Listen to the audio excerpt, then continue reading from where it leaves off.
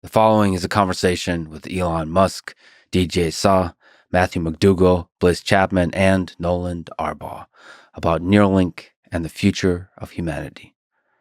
Elon, DJ, Matthew, and Bliss are, of course, part of the amazing Neuralink team, and Nolan is the first human to have a Neuralink device implanted in his brain. I speak with each of them individually, so use timestamps to jump around, or, as I recommend, go hardcore and listen to the whole thing. This is the longest podcast I've ever done. It's a fascinating, super technical, and wide-ranging conversation, and I loved every minute of it.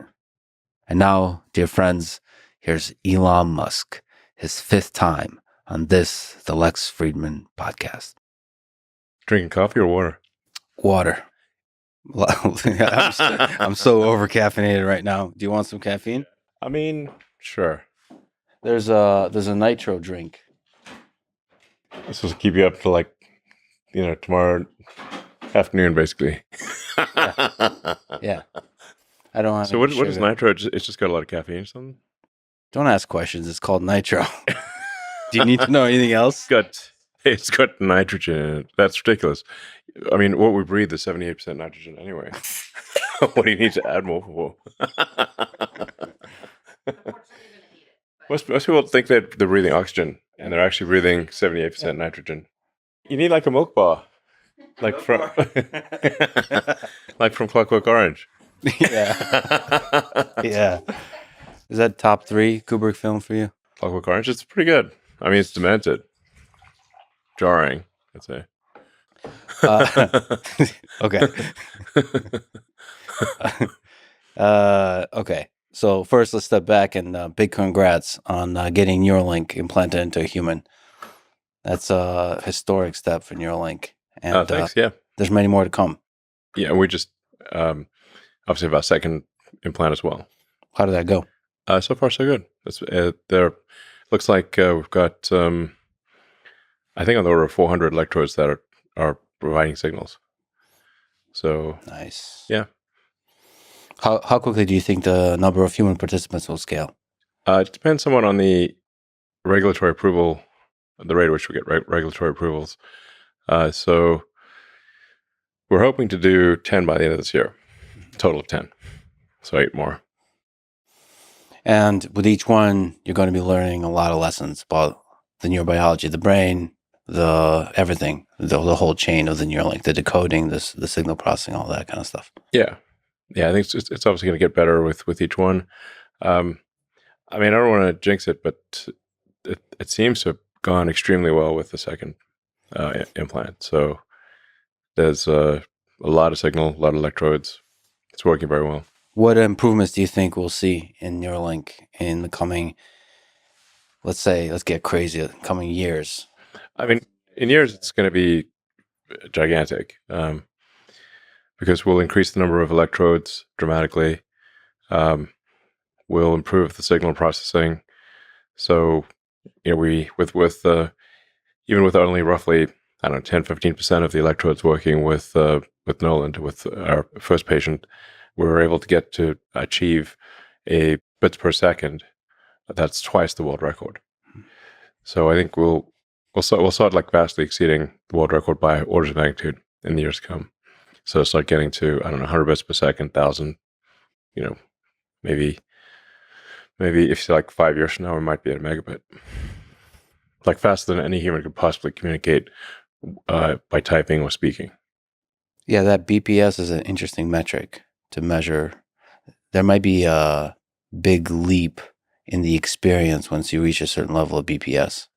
Yeah, like entire new ways of interacting with the computer might be unlocked. And with humans. With other humans. Provided they have they want a Neuralink too. Right. Otherwise, they won't be able to absorb the signals fast enough. Do you think they'll improve the quality of intellectual discourse? Well, I think you could think of it, if you were to slow down communication, how do you feel about that? If you'd only talk at, let's say, 1/10 of normal speed, you'd be like, wow, that's agonizingly slow. Yeah. So now imagine you could communicate clearly at 10 or 100 or 1,000 times faster than normal. Listen, I'm pretty sure nobody in their right mind listens to me at 1x. They listen at 2x. So I can only imagine what 10x would feel like, or I could actually understand it. I usually default to 1.5x. You can do 2x, but actually, if I'm trying to go, if I'm listening to somebody go to in like sort of 15, 20 minute segments to go to sleep, then I'll do it 1.5x. If I'm paying attention, I'll do 2x. Right. But actually, if you start actually listen to podcasts or sort of audiobooks or anything if you get used to doing it at 1.5, then 1 sounds painfully slow. I'm still holding on to 1 because I'm afraid. I'm afraid of myself becoming bored with the reality, with the real world where everyone's speaking in 1x. Well, it depends on the person. You can speak very fast. Like we can communicate very quickly, and also if you use a wide range of if your vocabulary is larger, your effective bit rate is higher. That's a good way to put it. Yeah, the effective bit rate. I mean, that is the question: is how much information is actually compressed in the low bit transfer of language. Yeah, if there's a single word that is able to convey something that would normally require I don't know 10 simple words, then you've got a maybe a 10x compression on your hands. And that's really like with memes. Memes are like data compression. It conveys a whole. You're simultaneously hit with a wide range of symbols that you can interpret, and it's you kind of get it faster than if it were words or a simple picture. And of course, you're referring to memes broadly, like ideas. Yeah, there's an entire idea structure that is like an idea template, and then you can add something to that idea template. But somebody has that pre-existing idea template in their head.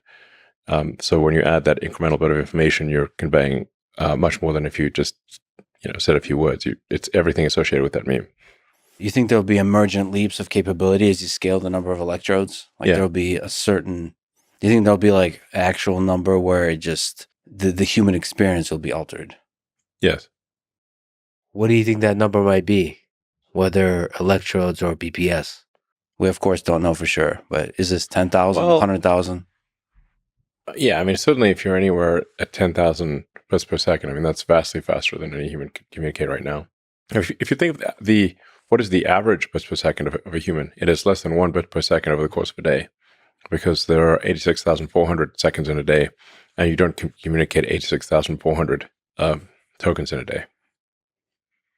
Therefore, your bits per second is less than 1, averaged over 24 hours. It's quite slow. And now, even if you're communicating very quickly, and you're talking to somebody who understands what you're saying, because in order to communicate, you have to, at least to some degree, model the mind state of the person to whom you're speaking. Then take the concept you're trying to convey, compress that into a small number of syllables, speak them, and hope that the other person decompresses them into a conceptual structure that is as close to what you have in your mind as possible. Yeah, I mean, there's a lot of signal loss there in that process. Yeah, very lossy compression and decompression, and a lot of what your neurons are doing is distilling the concepts down to a small number of symbols of say syllables that I'm speaking, or keystrokes, whatever the case may be. So that's a lot of what your brain computation is doing. Now, there is an argument that that's actually a healthy thing to do or a helpful thing to do, because as you try to compress complex concepts, you're perhaps forced to distill what is most essential in those concepts, as opposed to just all the fluff. So in the process of compression, you distill things down to what matters the most, because you can only say a few things. So that is perhaps helpful.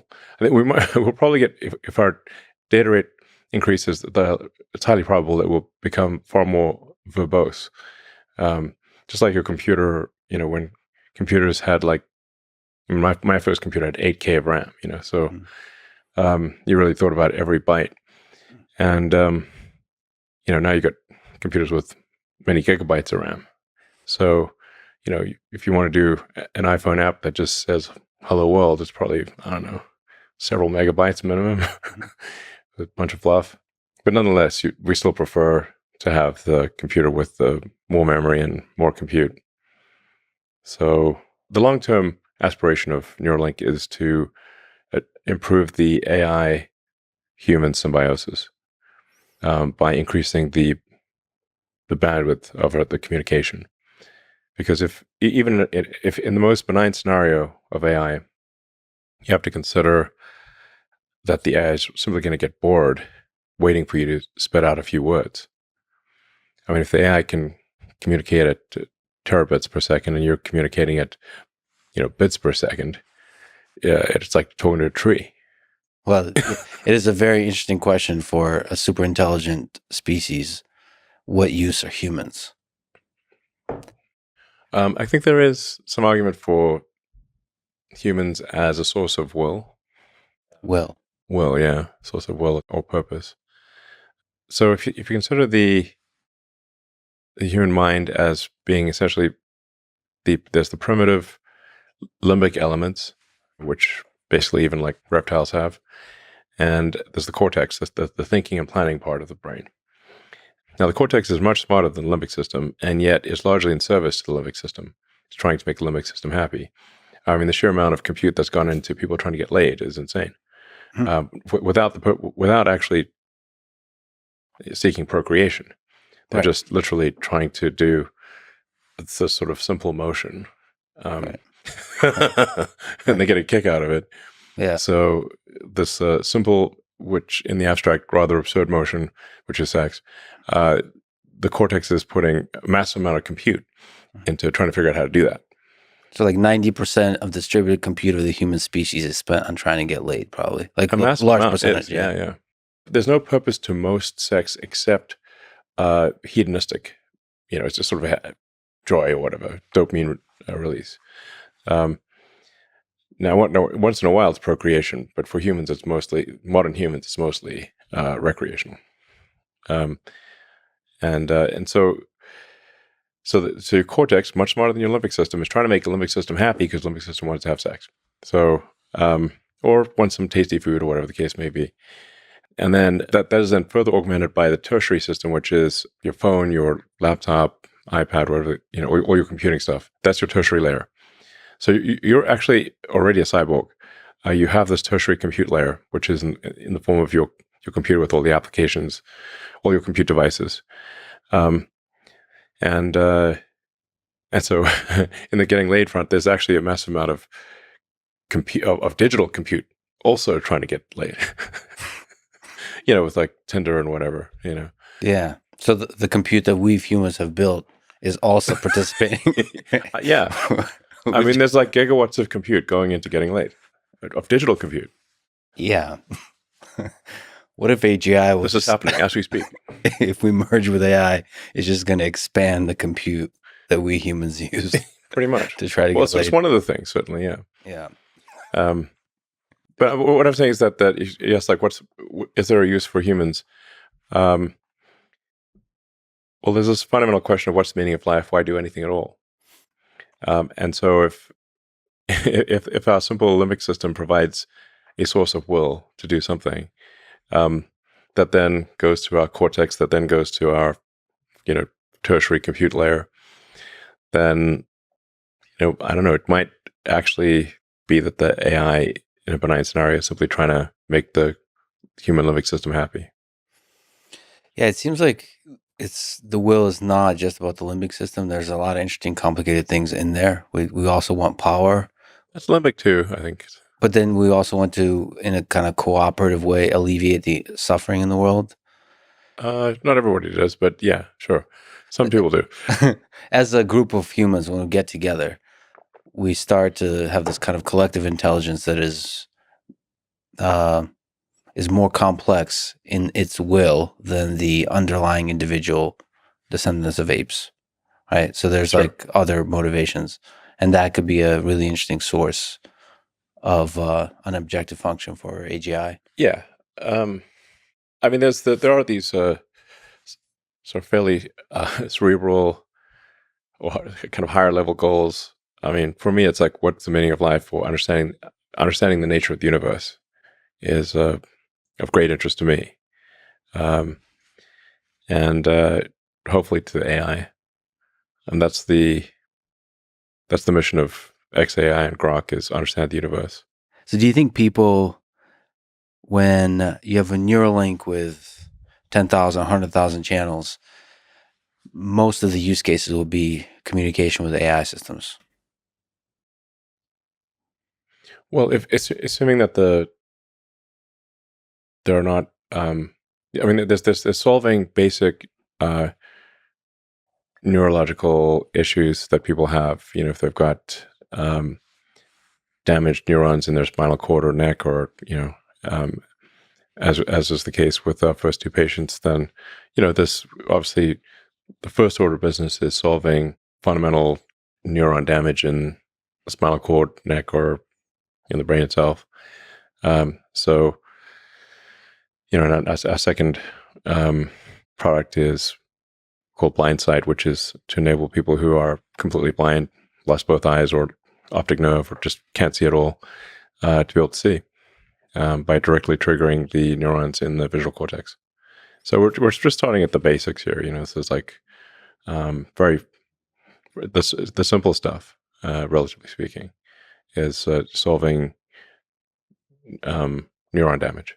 Mm-hmm. It can also solve, I think, probably schizophrenia. If people have seizures of some kind, it could probably solve that. It could help with memory. There's like a kind of a tech tree, if you will, of like, you got the basics. Like you need literacy before you can have, Lord of the Rings. Mm-hmm. Got it. Do you have letters and alphabet? Okay, great. Words, then eventually you get sagas.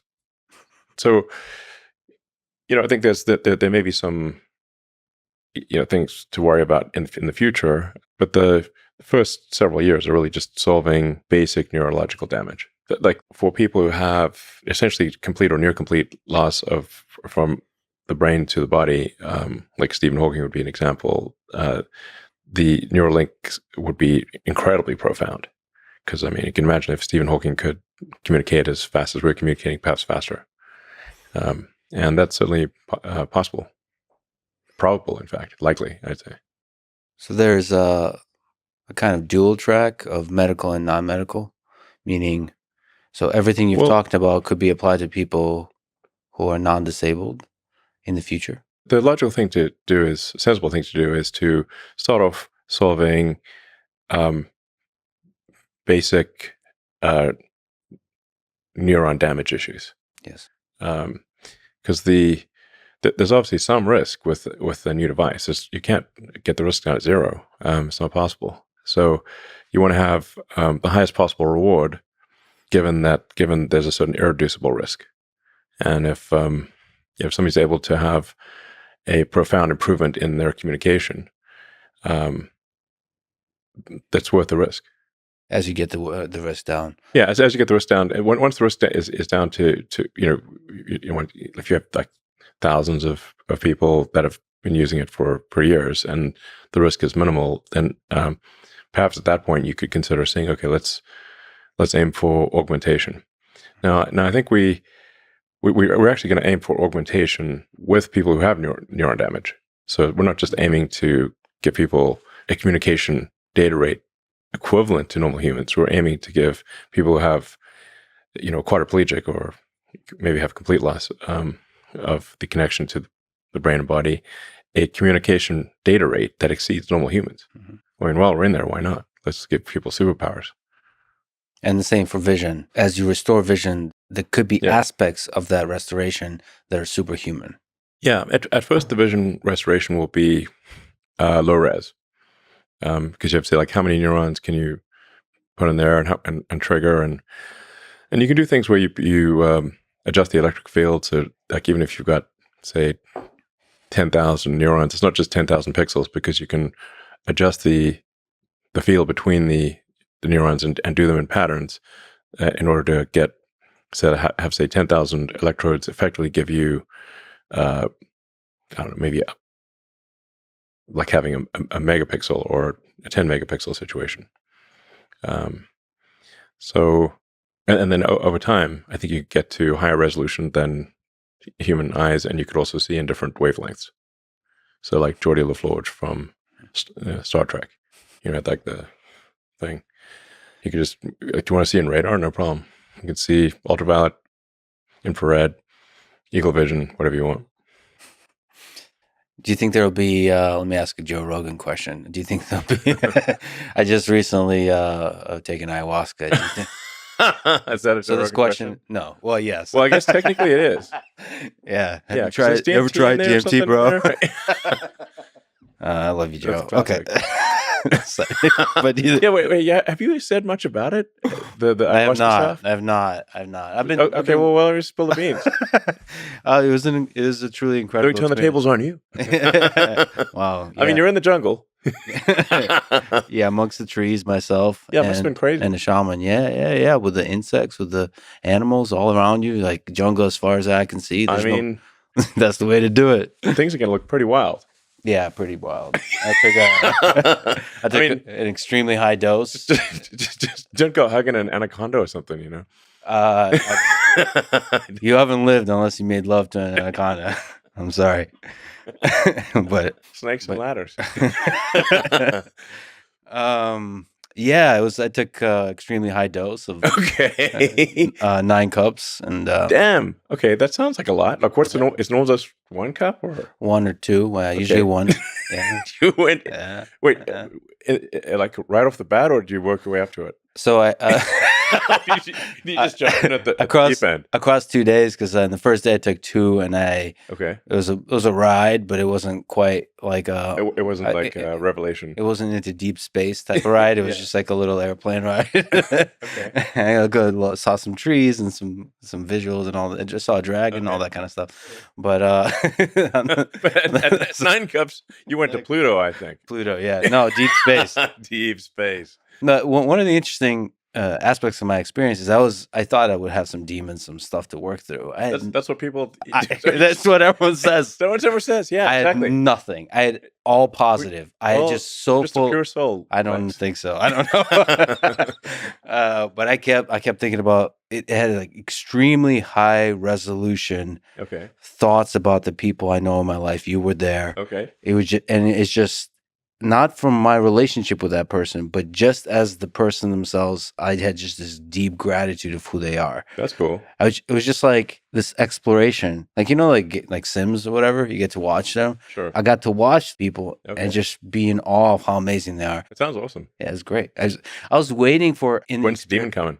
Exactly. Maybe I'll have some negative thoughts. Nothing. Yeah. Nothing. I had just extreme gratitude for them.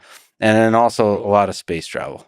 Space travel to where? So here's what it was. It was people, the human beings that I know, they had this kind of, the best way to can describe it is they had a glow to them. Okay. And then I kept flying out from them to see Earth, to see our solar system, to see our galaxy. And I saw that light, that glow all across the universe. Okay. Like that whatever that form is, All right. whatever that, did you go past the Milky Way? Yeah. Well, okay. Yeah. You're like intergalactic. Yeah, intergalactic. Okay, dang. Yeah. But always pointing in. Okay. Yeah. Past the Milky Way, I saw like a huge number of galaxies, intergalactic, and all of it was glowing. So, but I couldn't control that travel because I would actually explore near distances to the solar system, see if there's aliens or any of that kind of stuff. No, I didn't know. No. Zero aliens? Implication of aliens because they were glowing. They were glowing in the same way that humans were glowing. That like life force that I was seeing. The thing that made humans amazing was there throughout the universe. Like there was these glowing dots. So I don't know. It made me feel like there is life. No, not life, but something, whatever makes humans amazing all throughout the universe. Sounds good. Yeah, it was amazing. No demons. Awesome. No demons. I looked for the demons. There's no demons. There were dragons and they're pretty awesome. So the thing about trees. Was there anything scary at all? dragons, but they weren't scary. They were They were Sure. protective. So the thing Like is, Puff the Magic Dragon. no, it was more like Game of Thrones kind of dragons. They weren't very friendly. They were very big. So the thing is about giant trees at night, which is where I was. I mean, the jungle's kind of scary. Yeah. The trees started to look like dragons, and they were all like looking at me. Sure. Okay. And it didn't seem scary. They seemed like they were protecting me. And they, the shaman and the people didn't speak any English, by the way, which made it even scarier. Okay. Because we're not even like, we're worlds apart in many ways. It just, but yeah, there was not. They talk about the mother of the forest protecting you, and that's what I felt like. And you're way out in the jungle. Way out. This is not like a tourist retreat. Like 10 miles outside of Rio or something. No, we went. No, this is not a. You're this in is not deep a Amazon. So me and this guy named Paul Rosalie, who basically is Tarzan. He lives in the jungle. We went out deep and we just went crazy. Wow, yeah. Cool. Yeah. So anyway, can I get that same experience in a Neuralink? Probably, yeah. I guess that is the question for non-disabled people. Do you think that there's a lot in our perception, in our experience of the world that could be explored, that could be played with using Neuralink? Yeah, I mean, Neuralink it's really a generalized input-output device. It's reading electrical signals and generating electrical signals. And I mean, everything that you've ever experienced in your whole life, smell, emotions, all of those are electrical signals. So it's kind of weird to think that your entire life experience is distilled down to electrical signals from neurons, but that is in fact the case. If that's at least what all the evidence points to. So, I mean, if you trigger the right neuron, you could trigger a particular scent. You could certainly make things glow. I mean, do pretty much anything. I mean, really, you can think of the brain as a biological computer. So if there are certain, say, chips or elements of that biological computer that are broken, let's say your ability to, if you've got a stroke, if you've had a stroke, that means you've got some part of your brain is damaged. Let's say it's a speech generation or the ability to move your left hand, that's the kind of thing that a Neuralink could solve. If you've got like a massive amount of memory loss that's just gone, well, we can't get the memories back. We could restore your ability to make memories, but we can't, restore memories that are fully gone. Now I should say, if part of the memory is there, and the means of accessing the memory is the part that's broken, then we could re-enable the ability to access the memory.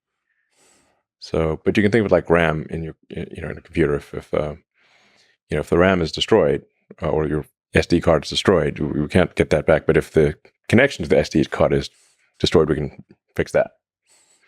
If it is fixable physically, then it can be fixed. Of course, with AI, you can repair photographs and fill in missing parts of photographs. Maybe you can do the same. You could say like create the most probable set of memories based on all information you have about that person. You could then it would be probabilistic restoration of memory. Now we're getting pretty esoteric here, but that is one of the most beautiful aspects of the human experience, is remembering the good memories. Like we live most of our life, as Danny Kahneman has talked about, in our memories, not in the actual moment. We're collecting memories and we kind of relive them in our head, and that's the good times. If you just integrate over our entire life, it's remembering the good times. Sure. That produces the largest amount of happiness. And so, yeah. Well, I mean, what are we but our memories, and what is death but the loss of memory? Loss of information. If you could say like, well, if you could you run a thought experiment, what if you were disintegrated painlessly and then reintegrated a moment later, like teleportation, I guess, provided there's no information loss. The fact that your one body was disintegrated is irrelevant. And memories is just such a huge part of that. Death is fundamentally the loss of information, the loss of memory. So if we can store them as accurately as possible, we basically achieve a kind of immortality. Yeah.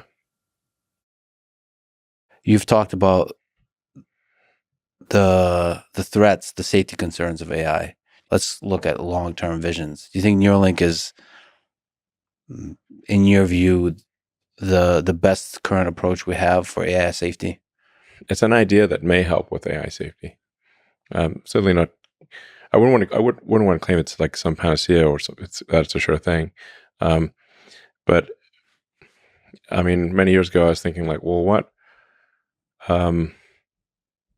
would inhibit alignment of collective human will with artificial intelligence? And the low data rate of humans, especially our slow output rate, would necessarily just because the communication is so slow, would diminish the link between humans and computers. Like the more you are a tree, the less you know what the tree is. Like, let's say you look at a tree, you look at this plant or whatever, and like, hey, I'd really like to make that plant happy, but it's not saying a lot, you know? Mm-hmm. So the more we increase the data rate that humans can intake and output, then that means the better, the higher the chance we have in a world full of AGIs. Yeah. We could better align collective human will with AI if the output rate especially was dramatically increased. And I think there's potential to increase the output rate by, I don't know, 3, maybe 6, maybe more orders of magnitude. So it's better than the current situation.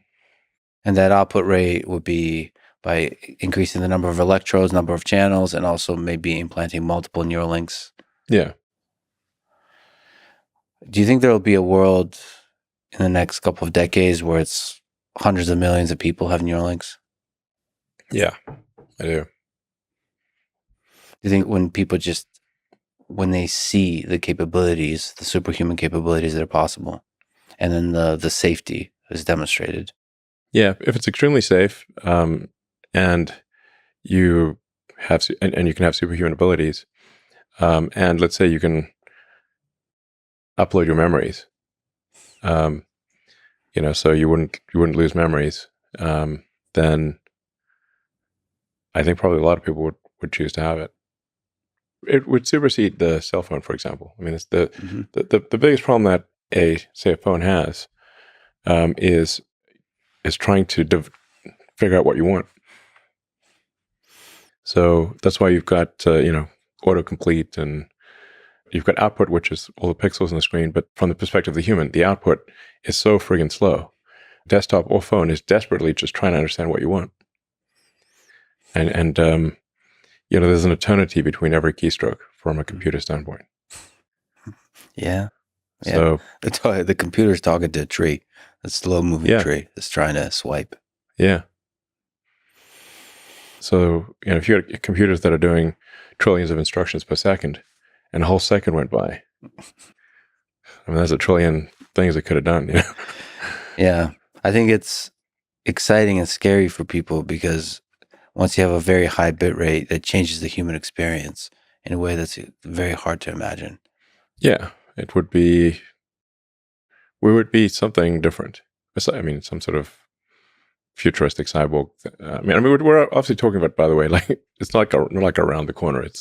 You asked me what the distant future is. Like maybe this is like, it's not super far away, but 10, 15 years, that kind of thing. When can I get one? 10 years? Probably less than 10 years. Depends what you want to do, Hey, if I can get like 1,000 BPS. 1,000 BPS. And it's safe, and I can just interact with the computer while laying back and eating Cheetos. I don't eat Cheetos. There's certain aspects of human-computer interaction when done more efficiently and more enjoyably, worth it. Well, we feel pretty confident that I think maybe within the next year or two that someone with a Neuralink implant will be able to outperform a pro gamer. Nice. Because the reaction time would be faster. I got to visit Memphis. Yeah. You're going big on compute. Yeah. And you've also said play to win or don't play at all. So Yeah. what does it take to win? For AI, that means you've got to have the most powerful training compute. And the rate of improvement of training compute has to be faster than everyone else, or you will not win. Your AI will be worse. So how can Grok, let's say 3, that might be available, like next year? Well, hopefully end of this year, Grok 3. if we're lucky. Yeah.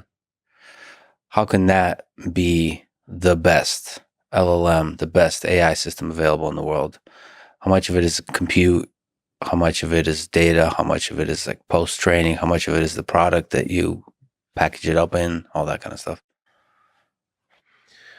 I mean, they won't matter. It's sort of like saying what let's say it's a Formula One race, like what matters more, the car or the driver? I mean, they both matter.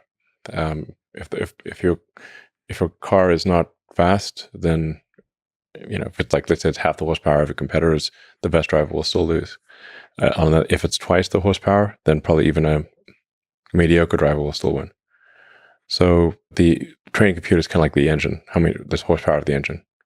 So you want to try to do the best on that, and then how efficiently do you use that training compute, and how efficiently do you do the inference, the use of the AI. So obviously that comes down to human talent, and then what unique access to data do you have? That's also plays a role. Do you think Twitter data would be useful? Yeah, I mean, I think most of the leading AI companies have already scraped all the Twitter data. Not I think they have. So I don't know, on a go forward basis, what's useful is the fact that it's up to the second. Yes. That's because it's hard for them to scrape in real time. So there's an immediacy advantage that Grok has already. I think with Tesla and the real time video coming from the several million cars, ultimately tens of millions of cars, with Optimus, there might be hundreds of millions of Optimus robots, maybe billions, learning a tremendous amount from the real world. That's the biggest source of data. I think ultimately is sort of Optimus. Optimus is going to be the biggest source of data because reality scales. Reality scales to the scale of reality. It's actually humbling to see how little data humans have actually been able to accumulate. Really, if you say how many trillions of usable tokens have humans generated, where on a non-duplicative, like discounting spam and repetitive stuff, it's not a huge number. You run out pretty quickly. And Optimus can go. So Tesla cars unfortunately have to stay on the road. Optimus robot can go anywhere. There's more reality off the road and go off road. I mean, like the Optimus robot can like pick up the cup and see, did it pick up the cup in the right way? Did it, say, pour water in the cup? Did the water go in the cup or not go in the cup? Did it spill water or not? Yeah. Simple stuff like that. I mean, but it can do at scale times a billion, so generate useful data from reality. So cause and effect stuff.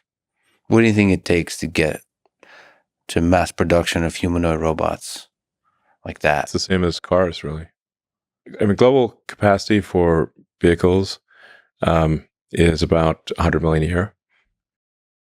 And it could be higher. It's just that the demand is on the order of 100 million a year. And then there's roughly 2 billion vehicles that are in use in some way. So, which makes sense. Like the life of a vehicle is about 20 years. So at steady state, you can have 100 million vehicles produced a year with a 2 billion vehicle fleet, roughly. Now, for humanoid robots, the utility is much greater. So my guess is humanoid robots are more like at a billion plus per year. But, until you came along and started building Optimus, it was thought to be an extremely difficult problem. I mean, it is an extremely difficult problem. So it's no walk in the park. I mean, Optimus currently would struggle to walk in the park. I mean, it can walk in a park. The park is not too difficult, but it will be able to walk over a wide range of terrain. Yeah, and pick up objects. Yeah. It can already do that. but like all kinds of objects. Yeah. All foreign objects. I mean, pouring water in a cup is not trivial, because then if you don't know anything about the container, it could be all kinds of containers. Yeah. There's going to be an immense amount of engineering just going into the hand.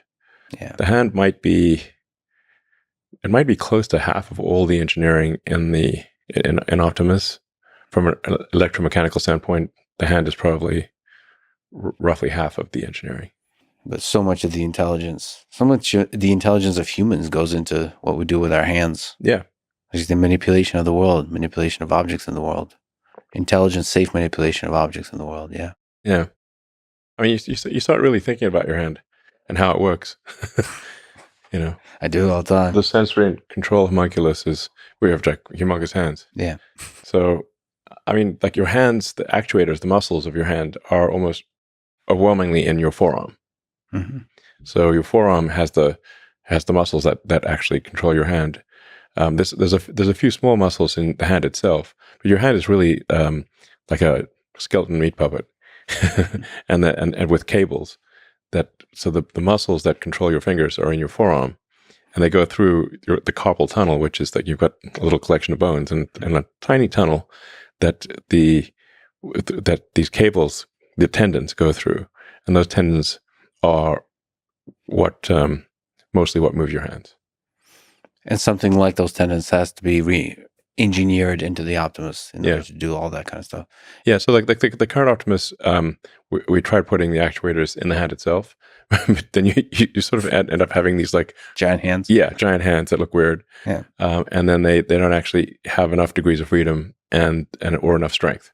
Mm-hmm. So then you realize, oh, okay, that's why you got to put the actuators in the forearm, and just like a human, you got to run cables through a narrow tunnel to operate the fingers. And then there's also a reason for not having all the fingers the same length. So it wouldn't be expensive from an energy or evolutionary standpoint to have all your fingers be the same length. So why aren't they the same length? Yeah, why not? Because it's actually better to have different lengths. Your dexterity is better if you've got fingers of different length.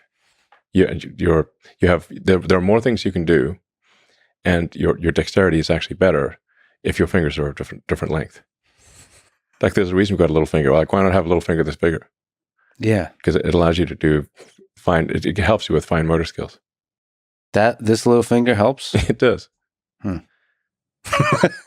If you lost your little finger, you'd have noticeably less dexterity. So as you're figuring out this problem, you have to also figure out a way to do it so you can mass manufacture it. So it's to be as simple as possible. It's actually going to be quite complicated. The as possible part is it's quite a high bar. If you want to have a humanoid robot that can do things that a human can do, it's a very high bar. So our new arm has 22 degrees of freedom instead of 11, and has the actuators in the forearm. And these all the actuators are designed from scratch. From physics first principles.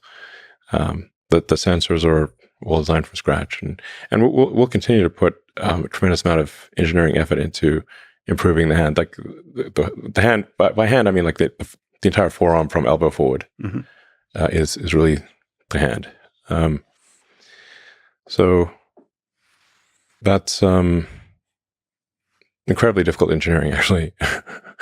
And so the simplest possible version of a humanoid robot that can do even most, perhaps not all, of what a human can do is actually still very complicated. It's not simple. It's very difficult.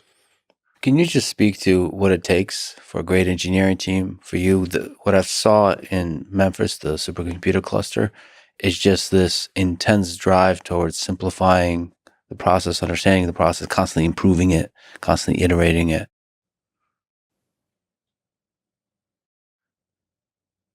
Well,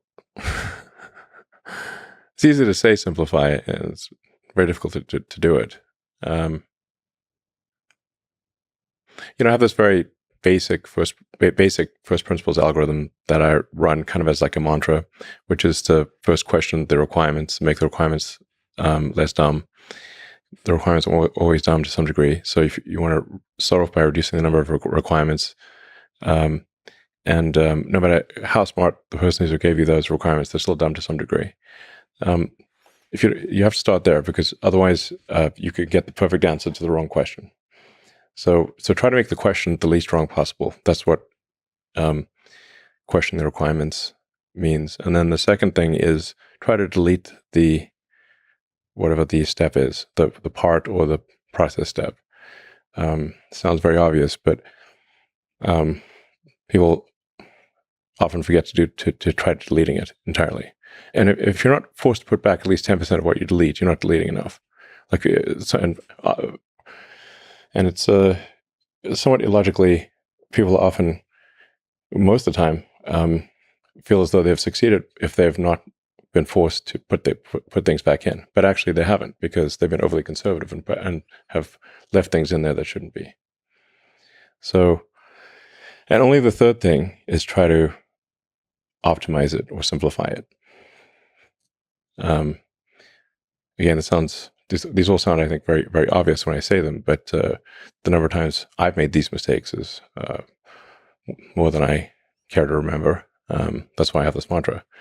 So, in fact, I'd say the most common mistake of smart engineers is to optimize a thing that should not exist. Right.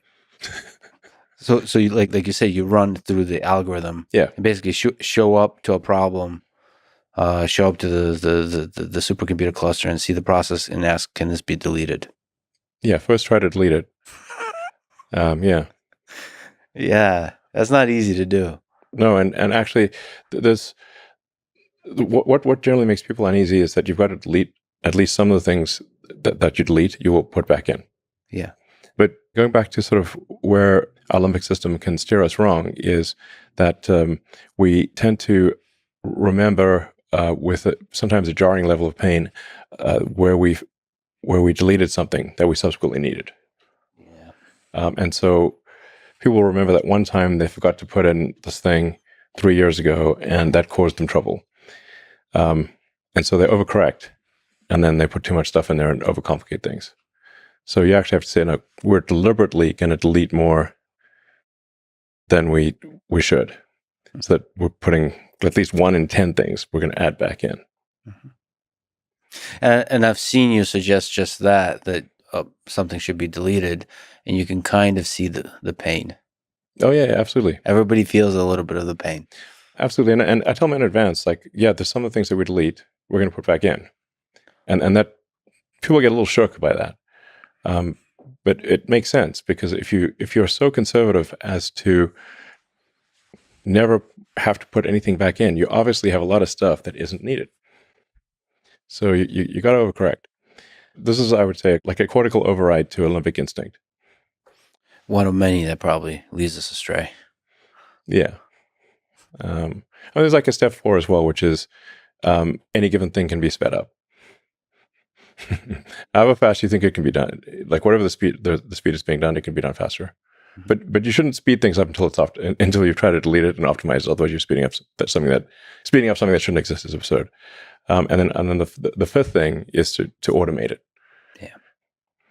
And I've gone backwards so many times where I've automated something, sped it up, simplified it, and then deleted it. Yeah.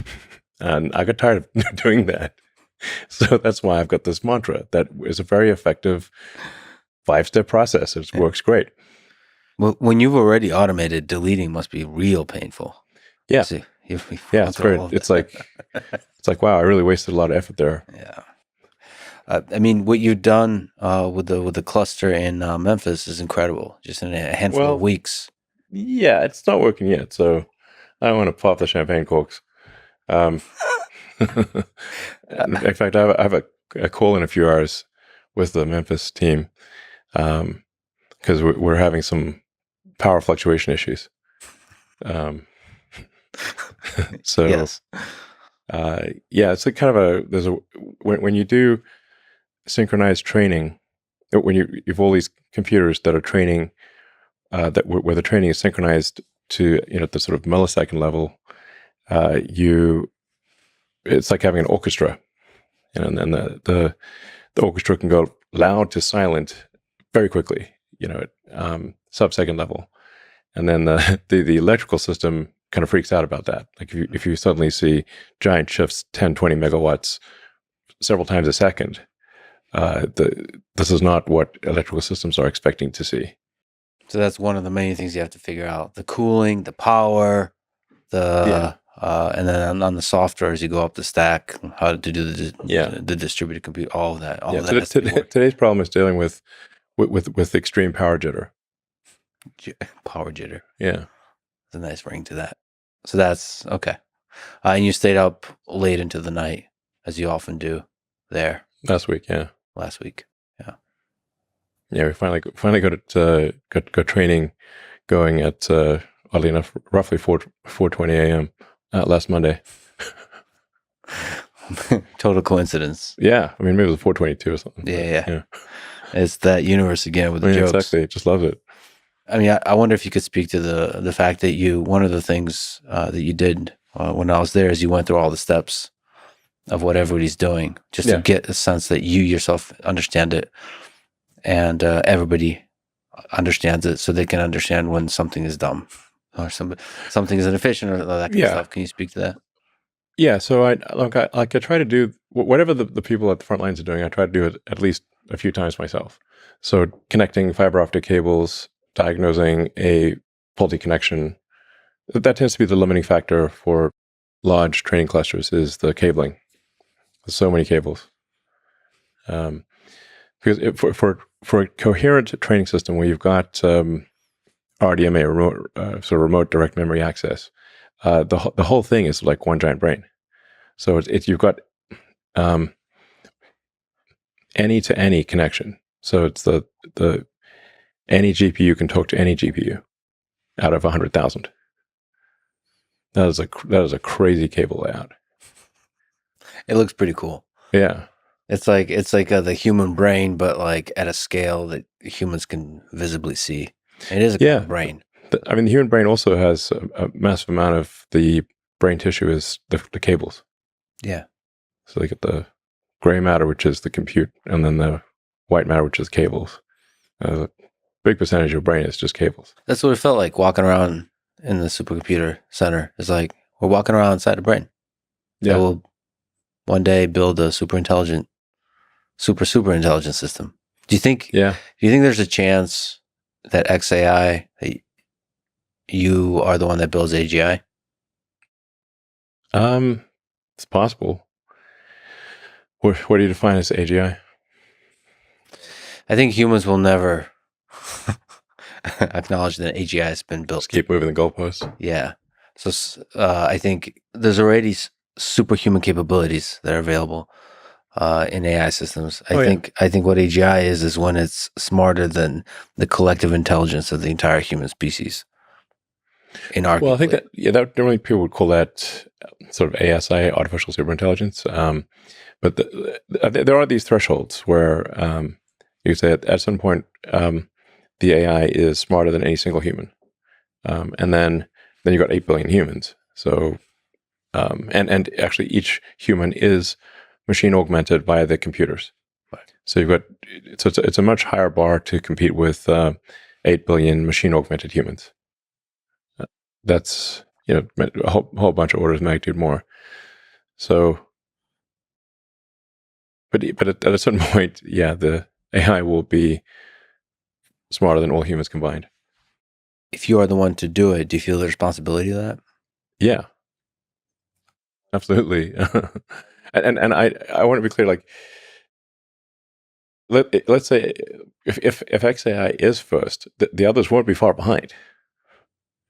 I mean, they might be 6 months behind or a year, maybe, not even that. So how do you do it in a way that doesn't hurt humanity, do you think?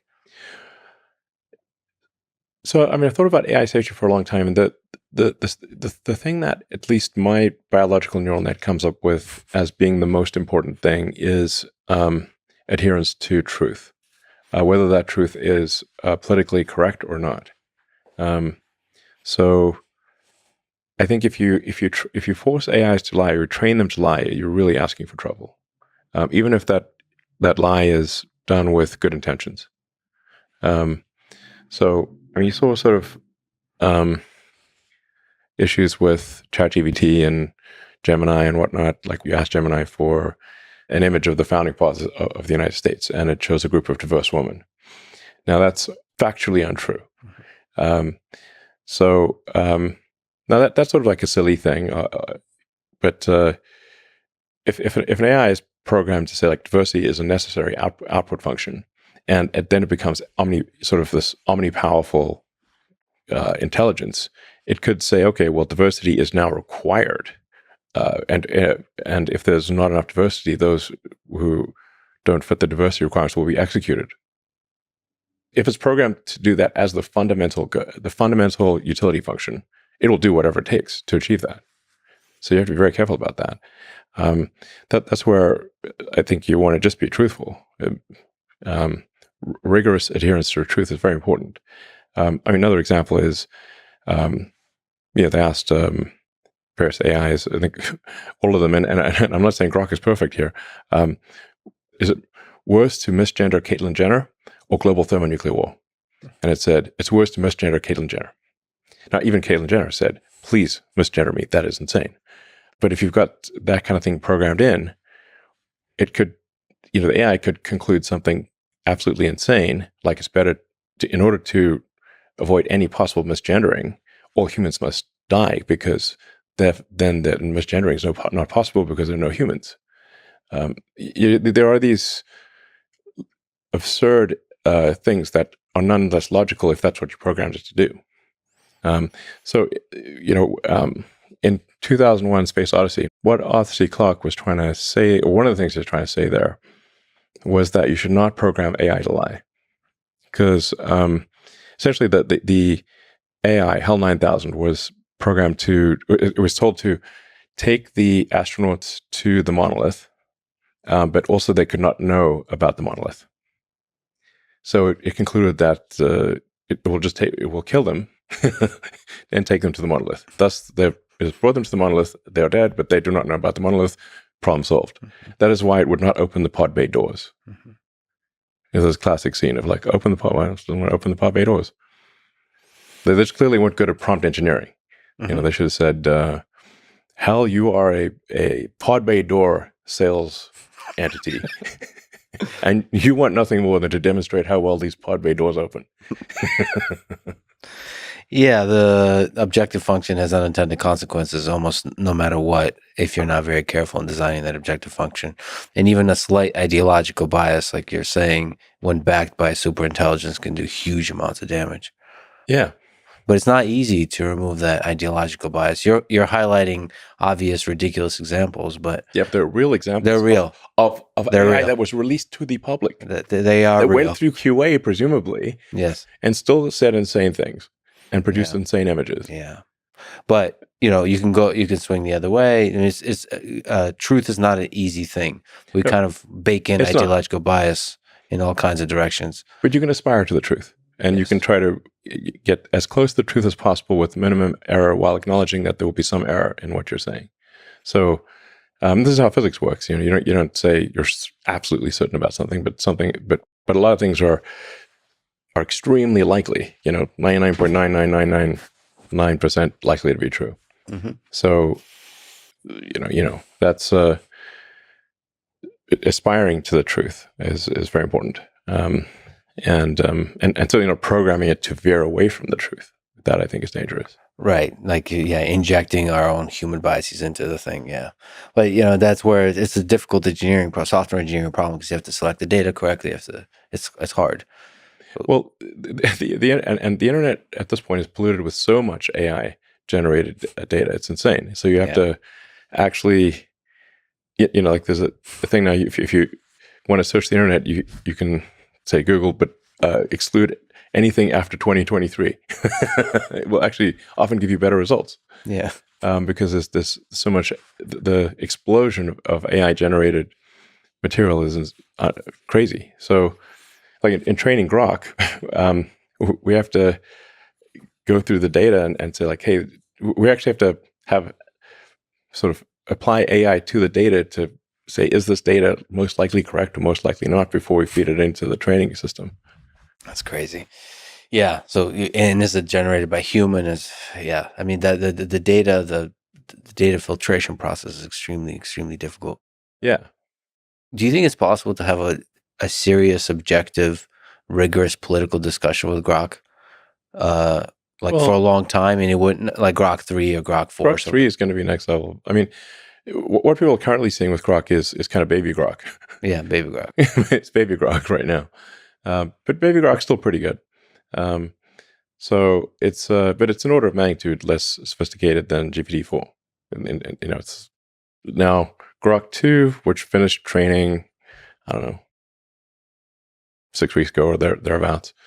Grok 2 will be a giant improvement, and then Grok 3 will be, I don't know, order of magnitude better than Grok 2.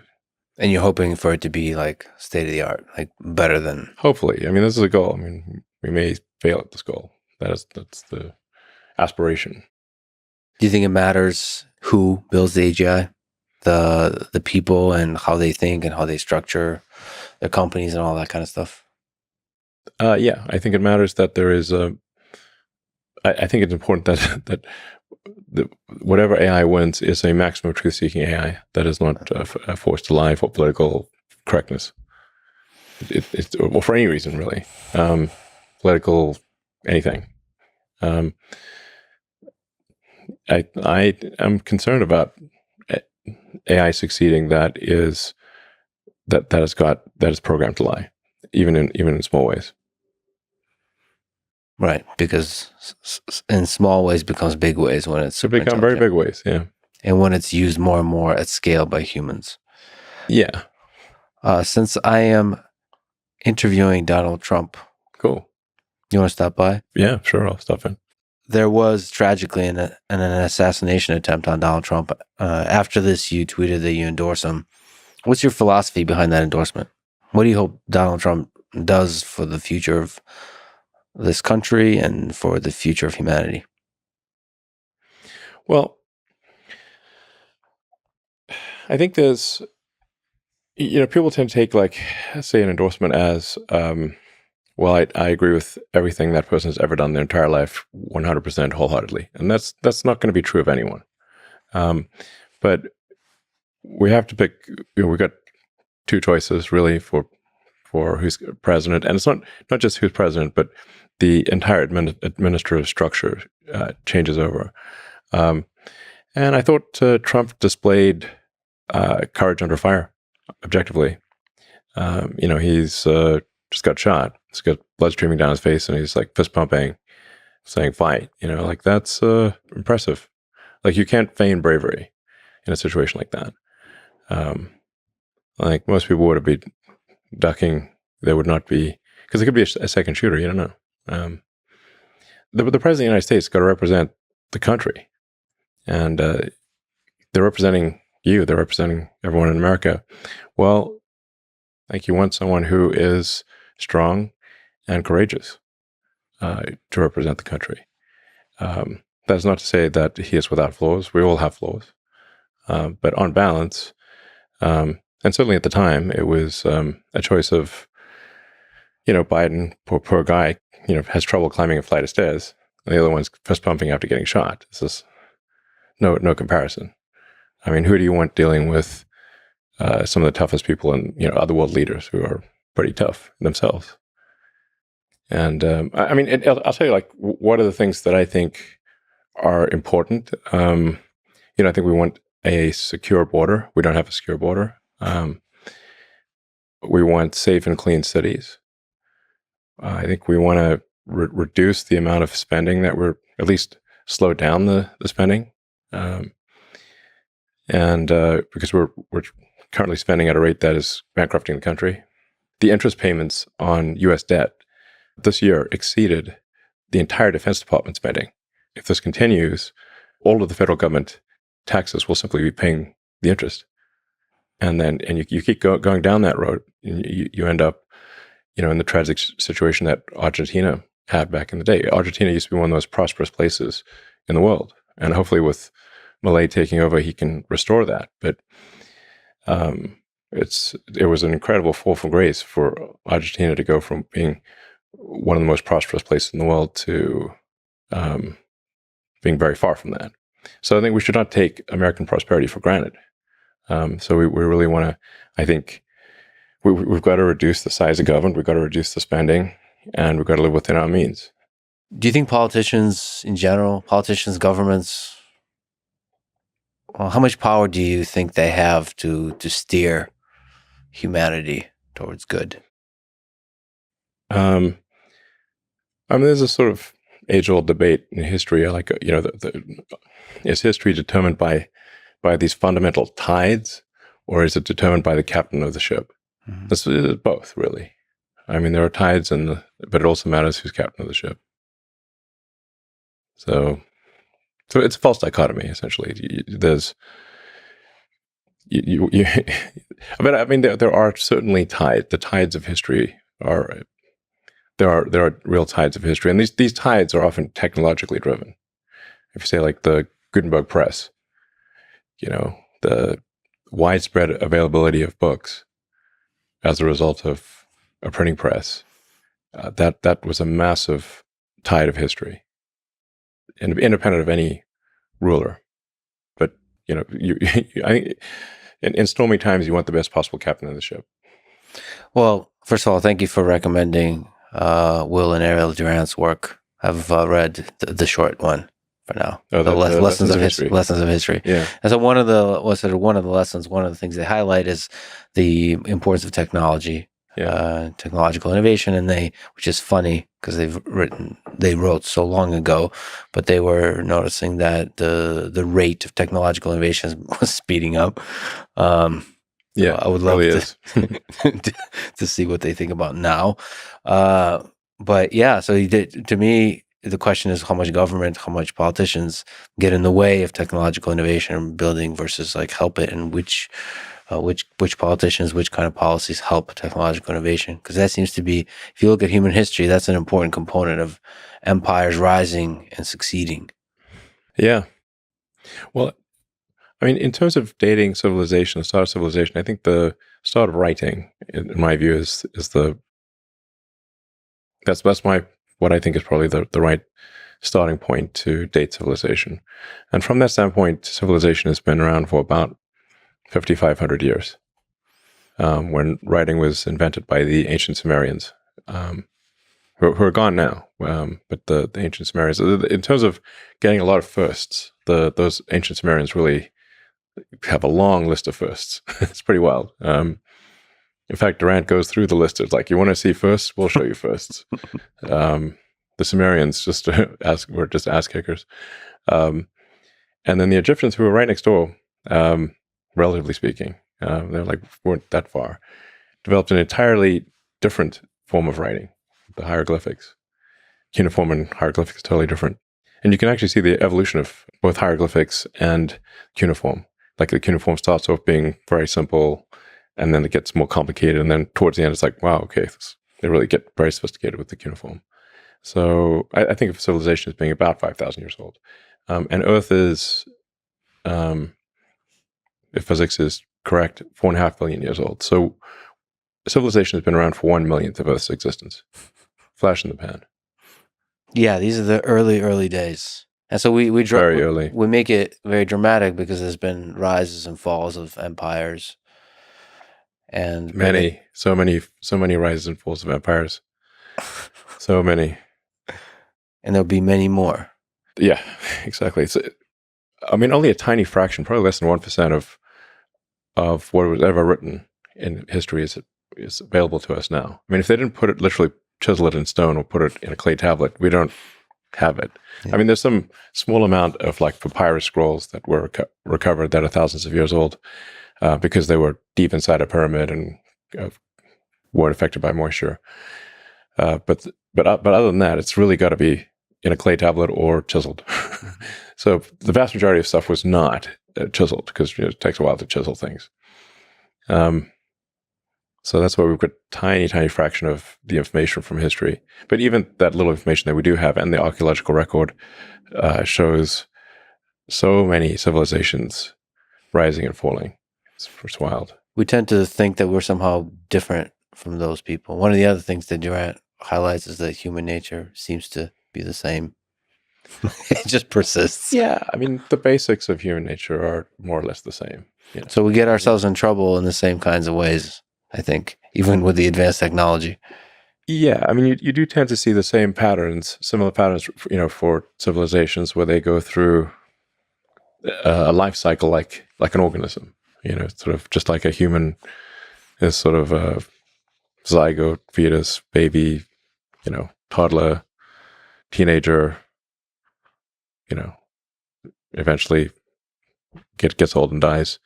The civilizations go through a life cycle. No civilization will last forever. What do you think it takes for the American empire to not collapse in the near-term future, in the next 100 years, to continue flourishing?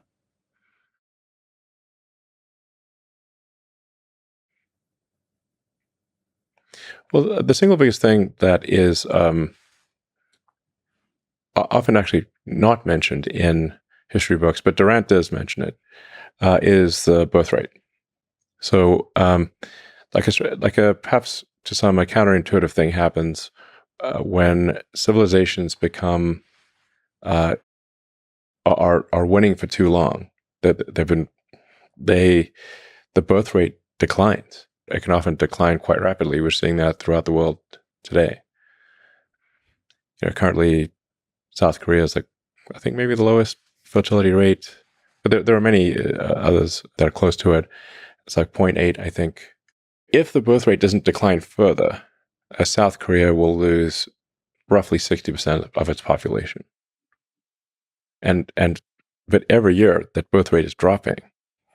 And this is true through most of the world. I don't mean to single out South Korea. It's been happening throughout the world. So as soon as any given civilization reaches a level of prosperity, the birth rate drops. And now you can go and look at the same thing happening in ancient Rome. So Julius Caesar took note of this, I think, around 50-ish BC, and tried to pass, I don't know if he was successful, tried to pass a law to give an incentive for any Roman citizen that would have a third child. And I think Augustus was able to, well, he was, the dictator, so the Senate was just for show. I think he did pass a tax incentive for Roman citizens to have a third child, but those efforts were unsuccessful. Rome fell because the Romans stopped making Romans. That's actually the fundamental issue. And there were other things. There was they had quite a series of malaria epidemics and plagues and whatnot. But they had those before. It's just that the birth rate was far lower than the death rate. It really is that simple. Well, I'm saying that's more people. That's required at a fundamental level. If a civilization does not at least maintain its numbers, it will disappear. So perhaps the amount of compute that the biological computer allocates to sex is justified. In fact, we should probably increase it. Well, I mean, there's this hedonistic sex, which is, that's neither here nor there. Yeah. It's not productive. It doesn't produce kids. Well, what matters. I mean, Durant makes this very clear because he's looked at one civilization after another, and they all went through the same cycle. When the civilization was under stress, the birth rate was high. But as soon as there were no external enemies, or they had a extended period of prosperity, the birth rate inevitably dropped every time. I don't believe there's a single exception. So that's like the foundation of it. You need to have people. Yeah. I mean, it's at a base level, yeah. No humans, no humanity. And then there's other things like, human freedoms and just giving people the freedom to build stuff. Yeah, absolutely.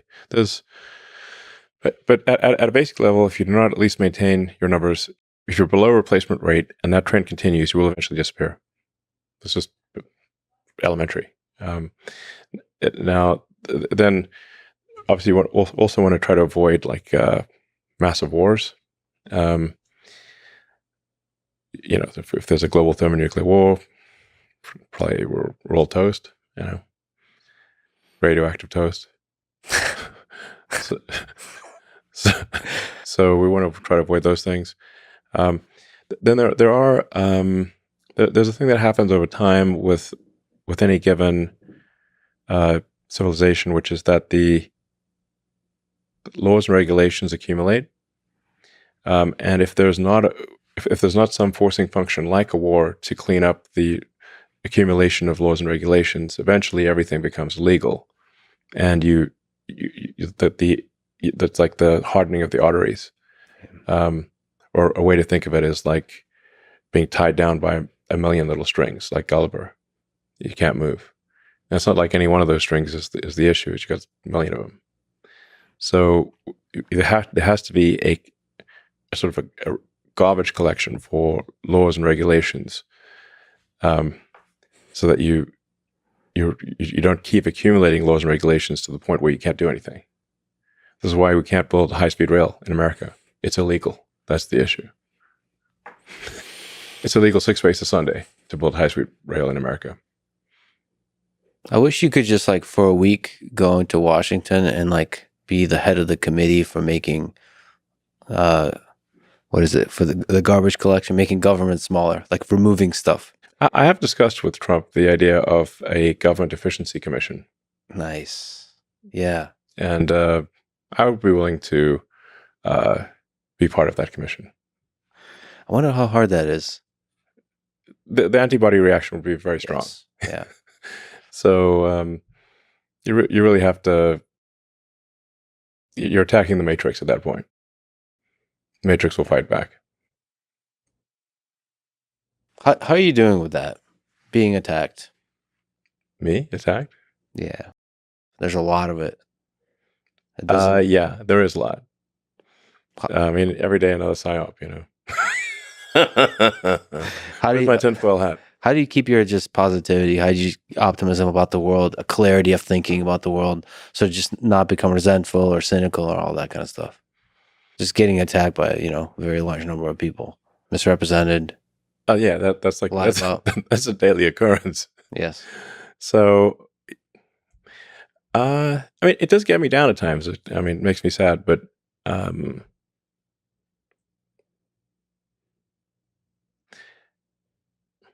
I mean, at a certain point, you have to sort of say, look, the attacks are by people that actually don't know me. They're trying to generate clicks. So if you can sort of detach yourself somewhat emotionally, which is not easy, and say, okay, look, this is not actually, from someone that knows me or is they're literally just writing to get, impressions and clicks. Then I guess it doesn't hurt as much. It's like it's not quite water off a duck's back. Maybe it's like acid off a duck's back. All right. Well, that's good. Just about your own life. What do you use as a measure of success in your life? Measure of success, I'd say, like how many useful things can I get done? Day-to-day basis. You wake up in the morning. How can I be useful today? Yeah. Maximize utility, area under the curve of usefulness. Very difficult to be useful at scale. At scale. Can you speak to what it takes to be useful for somebody like you, where there's so many amazing, great teams? Like, how do you allocate your time to being the most useful? Well, time is the true currency. Yeah. So it is tough to say what is the best allocation of time. I mean, there are, often say, if you look at, say, Tesla, Tesla this year will do over $100 billion in revenue. So that's $2 billion a week. If I make slightly better decisions, I can affect the outcome by $1 billion. So then, I try to do the best decisions I can. And on balance, at least compared to the competition, pretty good decisions. But the marginal value of a better decision can easily be, in the course of an hour, $100 million. Given that, how do you take risks? How do you do the algorithm that you mentioned? I mean, deleting, given that a small thing can be $1 billion. How do you decide to? Yeah. Well, I think you have to look at it on a percentage basis, because if you look at it in absolute terms, it's It's just I would never get any sleep. I would just be like, I need to just keep working and work my brain harder, And I'm not trying to get as much as possible out of this meat computer. So it's not. It's pretty hard because you can just work all the time, and at any given point, like I said, a slightly better decision could be $100 million impact for Tesla or SpaceX, for that matter. But it is wild when considering the marginal value of time can be $100 million an hour at times, or more. Is your own happiness part of that equation of success? It has to be to some degree. If I'm sad, if I'm depressed, I make worse decisions. So I can't have if I have zero recreational time, then I make worse decisions. So I don't have a lot, but it's above zero. I mean, my motivation, if I've got a religion of any kind, is a religion of curiosity, of trying to understand. It's really the mission of Grok, understand the universe. I'm trying to understand the universe, or let's at least set things in motion such that at some point civilization understands the universe or far better than we do today, and even what questions to ask. As Douglas Adams pointed out in his book, sometimes the answer is arguably the easy part. Trying to frame the question correctly is the hard part. Once you frame the question correctly, the answer is often easy. So I'm trying to set things in motion such that we are at least at some point able to understand the universe. So for SpaceX, the goal is to make life multiplanetary, and which is, if you go to the Fermi paradox of where are the aliens, you've got these sort of great filters. It's like why have we not heard from the aliens? Now a lot of people think there are aliens among us. I often claim to be one. Nobody believes me, but it did say alien registration card at one point on my immigration documents. So I've not seen any evidence of aliens. So it suggests that at least one of the explanations is that intelligent life is extremely rare. And again, if you look at the history of Earth, civilization has only been around for 1/1,000,000th of Earth's existence. So if aliens had visited here, say 100,000 years ago, they would be like, well, they don't even have writing, just hunter-gatherers, basically. So, so how long does a civilization last? So for SpaceX, the goal is to establish a self-sustaining city on Mars. Mars is the only viable planet for such a thing. The moon is close, but it lacks resources, and I think is probably vulnerable to any calamity that takes out Earth. The moon is too close.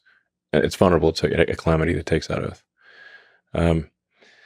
So I'm not saying we shouldn't have a moon base, but Mars would be far more resilient. The difficulty of getting to Mars is what makes it resilient. In going through these various explanations of why don't we see the aliens, why one of them is that they failed to pass these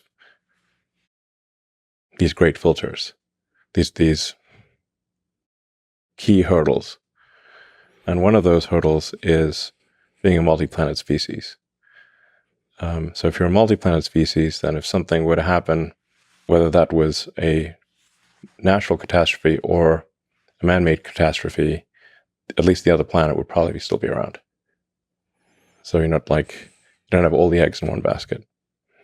And once you are sort of a two-planet species, you can obviously extend life paths to the asteroid belt, to maybe to the moons of Jupiter and Saturn, and ultimately to other star systems. But if you can't even get to another planet, definitely not getting to star systems. And the other possible great filters, super powerful technology like AGI, for example. So you're basically trying to knock out one great filter at a time. Digital superintelligence is possibly a great filter. I hope it isn't, but it might be. Guys like, say, Jeff Hinton would say, he invented a number of the key principles in artificial intelligence. I think he puts the probability of AI annihilation around 10 to 20%, something like that. So, so it's not like, look on the bright side, it's 80% likely to be great. But I think AI risk mitigation is important. Being a multi-planet species would be a massive risk mitigation. And I do want to sort of, once again, emphasize the importance of having enough children to sustain our numbers and not plummet into population collapse, which is currently happening. Population collapse is a real and current thing. So the only reason it's not being reflected in the total population numbers is that as much is because people are living longer. But it's easy to predict, say, what the population of any given country will be. You just take the birth rate last year, how many babies were born, multiply that by life expectancy, and that's what the population will be steady state, unless if the birth rate continues at that level. But if it keeps declining, it will be even less and eventually dwindle to nothing.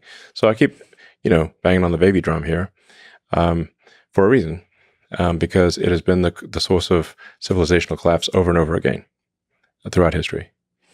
And so why don't we just not try to stave off that day? Well, in that way, I have miserably failed civilization, and I'm hoping to fix that. I would love to have many kids. Great. Hope you do.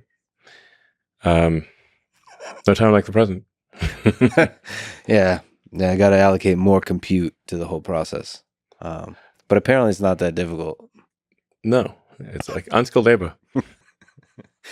Well, one of the things you do for me, for the world, is to inspire us with what the future could be. And so some of the things we've talked about, some of the things you're building, alleviating human suffering with Neuralink and expanding the capabilities of the human mind, trying to build a colony on Mars.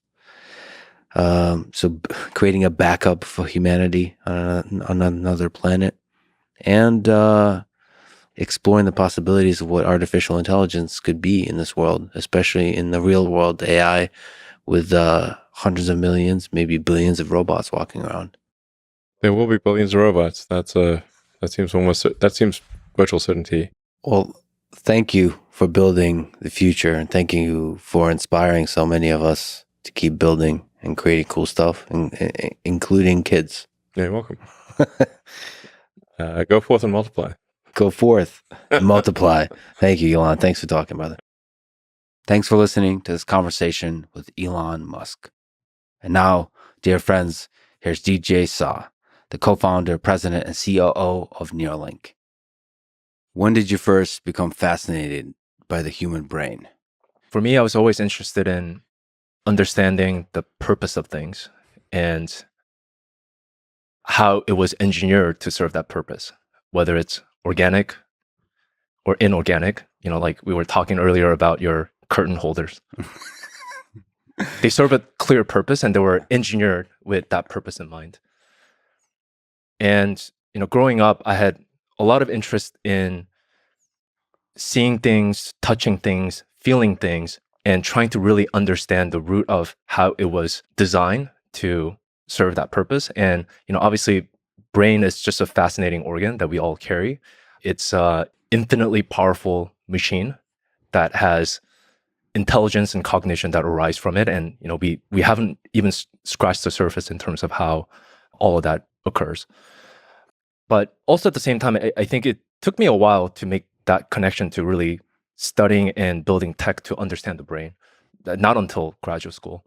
There were a couple key moments in my life where some of those, I think, influence how the trajectory of my life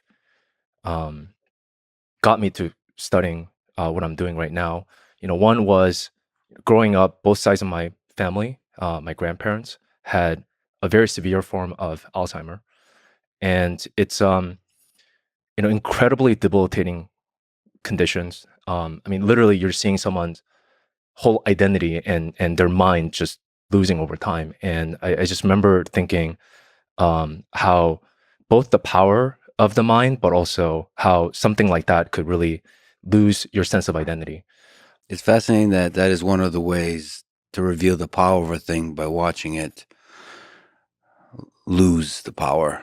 Yeah, a lot of what we know about the brain actually comes from these cases where there are trauma to the brain or some parts of the brain that led someone to lose certain abilities. And as a result, there's some correlation and understanding of that part of the tissue being critical for that function. And it's an incredibly fragile organ, if you think about it that way, but also it's incredibly plastic and incredibly resilient in many different ways. And by the way, the term plastic, as we'll use a bunch, means that it's adaptable. So neuroplasticity refers to the adaptability of the human brain. Correct.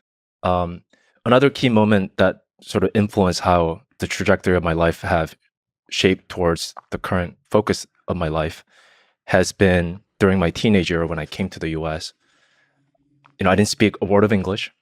There was a huge language barrier, and there was a lot of struggle to kind of connect with my peers around me because I didn't understand the artificial construct that we have created called language, specifically English in this case.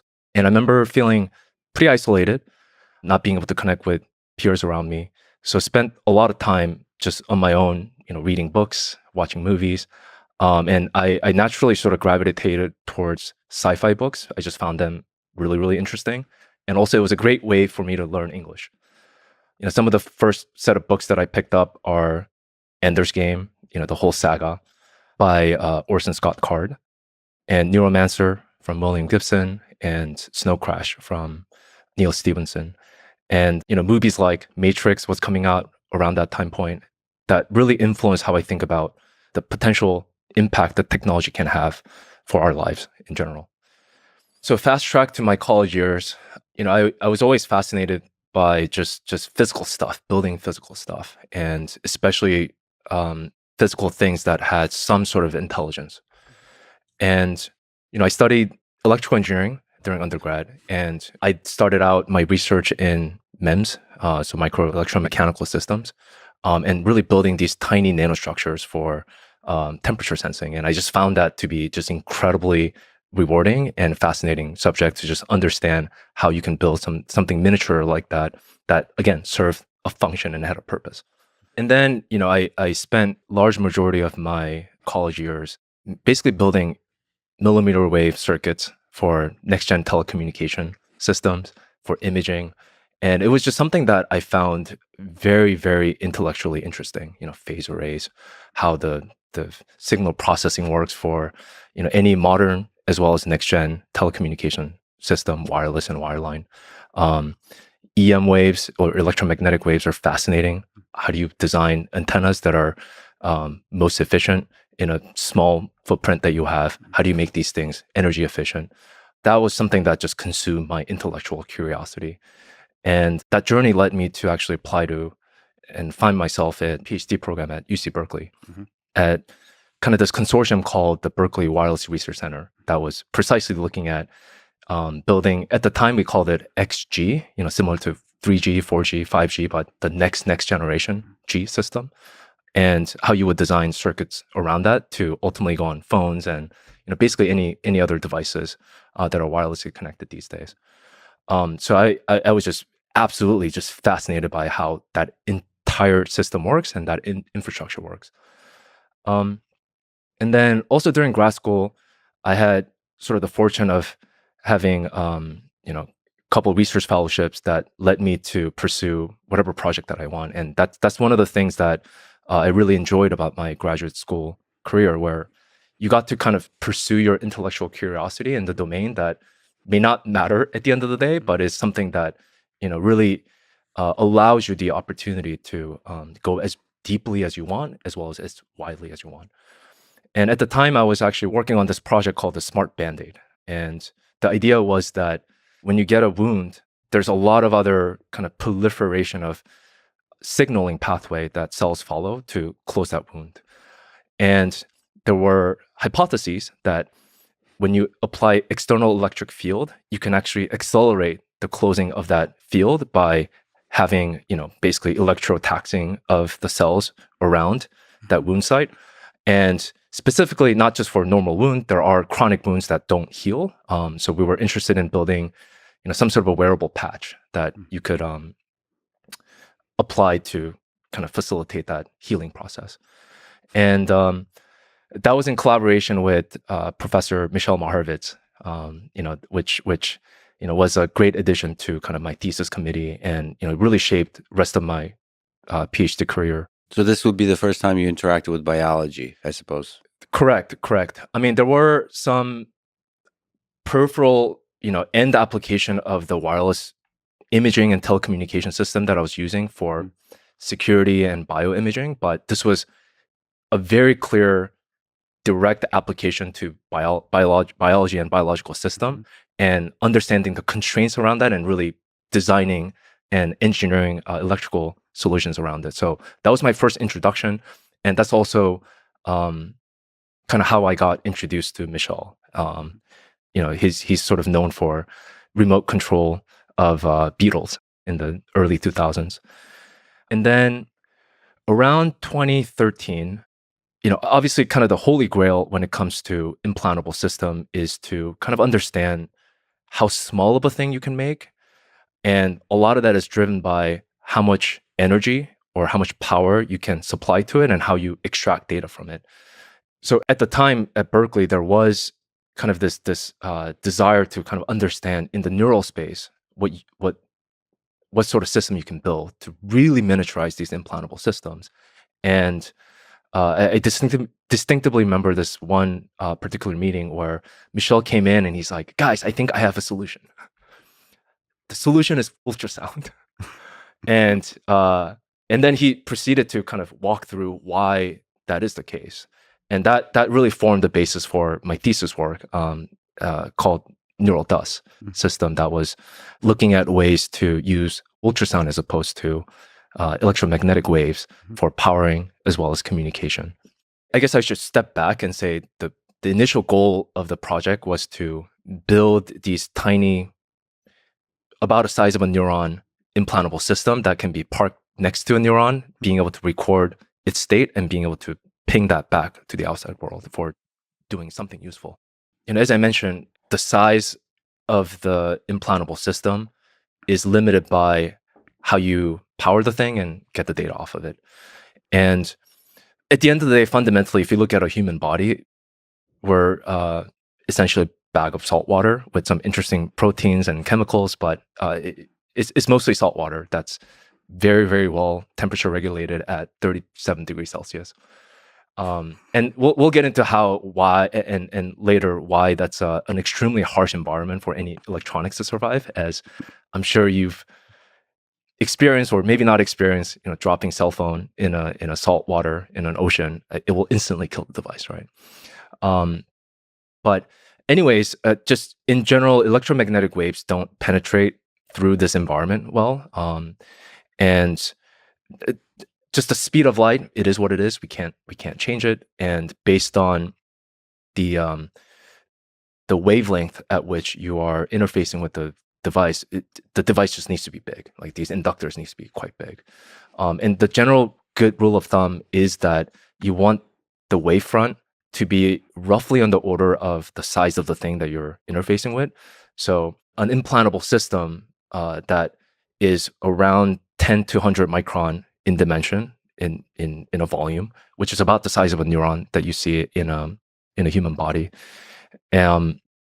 You would have to operate at like hundreds of gigahertz, which, number one, not only is it difficult to build electronics operating at those frequencies, but also the body just attenuates that very, very significantly. So the interesting kind of insight of this ultrasound was the fact that ultrasound just travels a lot more effectively in the human body tissue compared to electromagnetic waves. And this is something that you encounter, and I'm sure most people have encountered in their lives when you go to, hospitals that are medical ultrasound, sonograph, right? And they go into very, very deep depth without attenuating too much of the signal. So all in all, ultrasound, the fact that it travels through the body extremely well, and the mechanism to which it travels to the body really well is that just the wavefront is very different. It's electromagnetic waves are transverse, whereas in ultrasound waves are compressive. So it's just a completely different mode of wavefront propagation. And as well as speed of sound is orders and orders of magnitude less than speed of light, which means that even at 10 megahertz ultrasound wave, your wavefront ultimately is a very, very small wavelength. Mm-hmm. So if you're talking about interfacing with the 10 micron or 100 micron type structure, you would have 150 micron wavefront at 10 megahertz, and building electronics at those frequencies are much, much easier, and they're a lot more efficient. So the basic idea kind of was born out of using ultrasound as a mechanism for powering the device, and then also getting data back. So now the question is, how do you get the data back? The mechanism to which we landed on is what's called backscattering. This is actually something that is very common and that we interface on a day-to-day basis with our RFID cards, our radio frequency ID tags, where there's actually rarely, in your ID, a battery inside. There's an antenna and there's some sort of coil that has your serial identification ID. And then there's an external device called a reader that then sends a wavefront. And then you reflect back that wavefront with some sort of modulation that's unique to your ID. Mm-hmm. That's what's called backscattering, fundamentally. So the tag itself actually doesn't have to consume that much energy. And that was the mechanism to which we were kind of thinking about sending the data back. So when you have an external ultrasonic transducer that's sending ultrasonic wave to your implant, the neural dust implant, and it records some information about its environment, whether it's a neuron firing or some other state of the tissue that it's interfacing with, and then it just amplitude modulates the wavefront that comes back to the source. And the recording step would be the only one that requires any energy. So what would require energy in that little step? Correct. So it is that initial kind of startup circuitry to get that recording, amplifying it, and then just modulating. Mm-hmm. And the mechanism to which that you can enable that is there is this specialized crystal called piezoelectric crystals that are able to convert sound energy into electrical energy and vice versa. So you can kind of have this interplay between the ultrasonic domain and electrical domain that is the biological tissue. So on the theme of parking very small computational devices next to neurons, that's the dream, the vision of brain-computer interfaces. Maybe before we talk about Neuralink, can you give a sense of the history of the field of BCI? What has been maybe the continued dream, and also some of the milestones along the way with the different approaches and the amazing work done at the various labs? I think a good starting point is going back to 1790s. I did not expect that.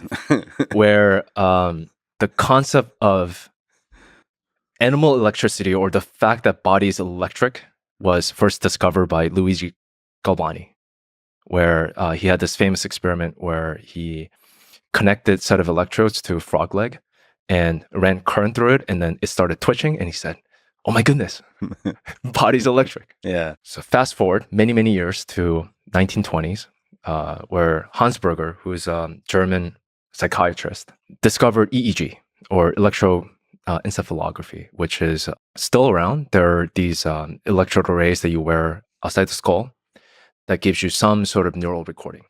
That was a very, very big milestone that you can record some sort of activities about the human mind. And then in the 1940s, there were these group of scientists, Renshaw, Forbes, and Morrison, that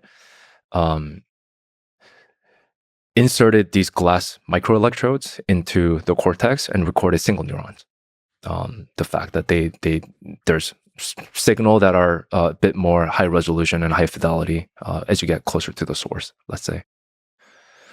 And in the 1950s, these two scientists, Hodgkin and Huxley, showed up, and they built this beautiful models of the cell membrane and the ionic mechanism, and had these like circuit diagram. And as someone who's an electrical engineer, it's a beautiful model that's built out of these partial differential equations, talking about flow of ions and how that really leads to how neurons communicate.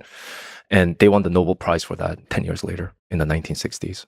So in 1969, Ev Fetz from University of Washington published this beautiful paper called Operant Conditioning of Cortical Unit Activity, where he was able to record a single unit neuron from a monkey and was able to have the monkey modulated based on its activity and reward system. So I would say this is the very, very first example, as far as I'm aware, of closed loop, brain-computer interface, or BCI. The abstract reads, the activity of single neurons in precentral cortex of anesthetized monkeys was conditioned by reinforcing high rates of neuronal discharge with delivery of a food pellet. Auditory and visual feedback of unit firing rates was usually provided in addition to food reinforcement. Cool. So they actually got it done. They got it done. This is back in 1969. After several training sessions, monkeys could increase the activity of newly isolated cells by 50 to 500% above rates before reinforcement. Fascinating. Brain is very plastic. and so from here, the number of experiments grew. Yeah, number of experiments as well as set of tools to interface with the brain have just exploded. I think, and also just understanding the neural code and how some of the cortical layers and the functions are organized. So the other paper that is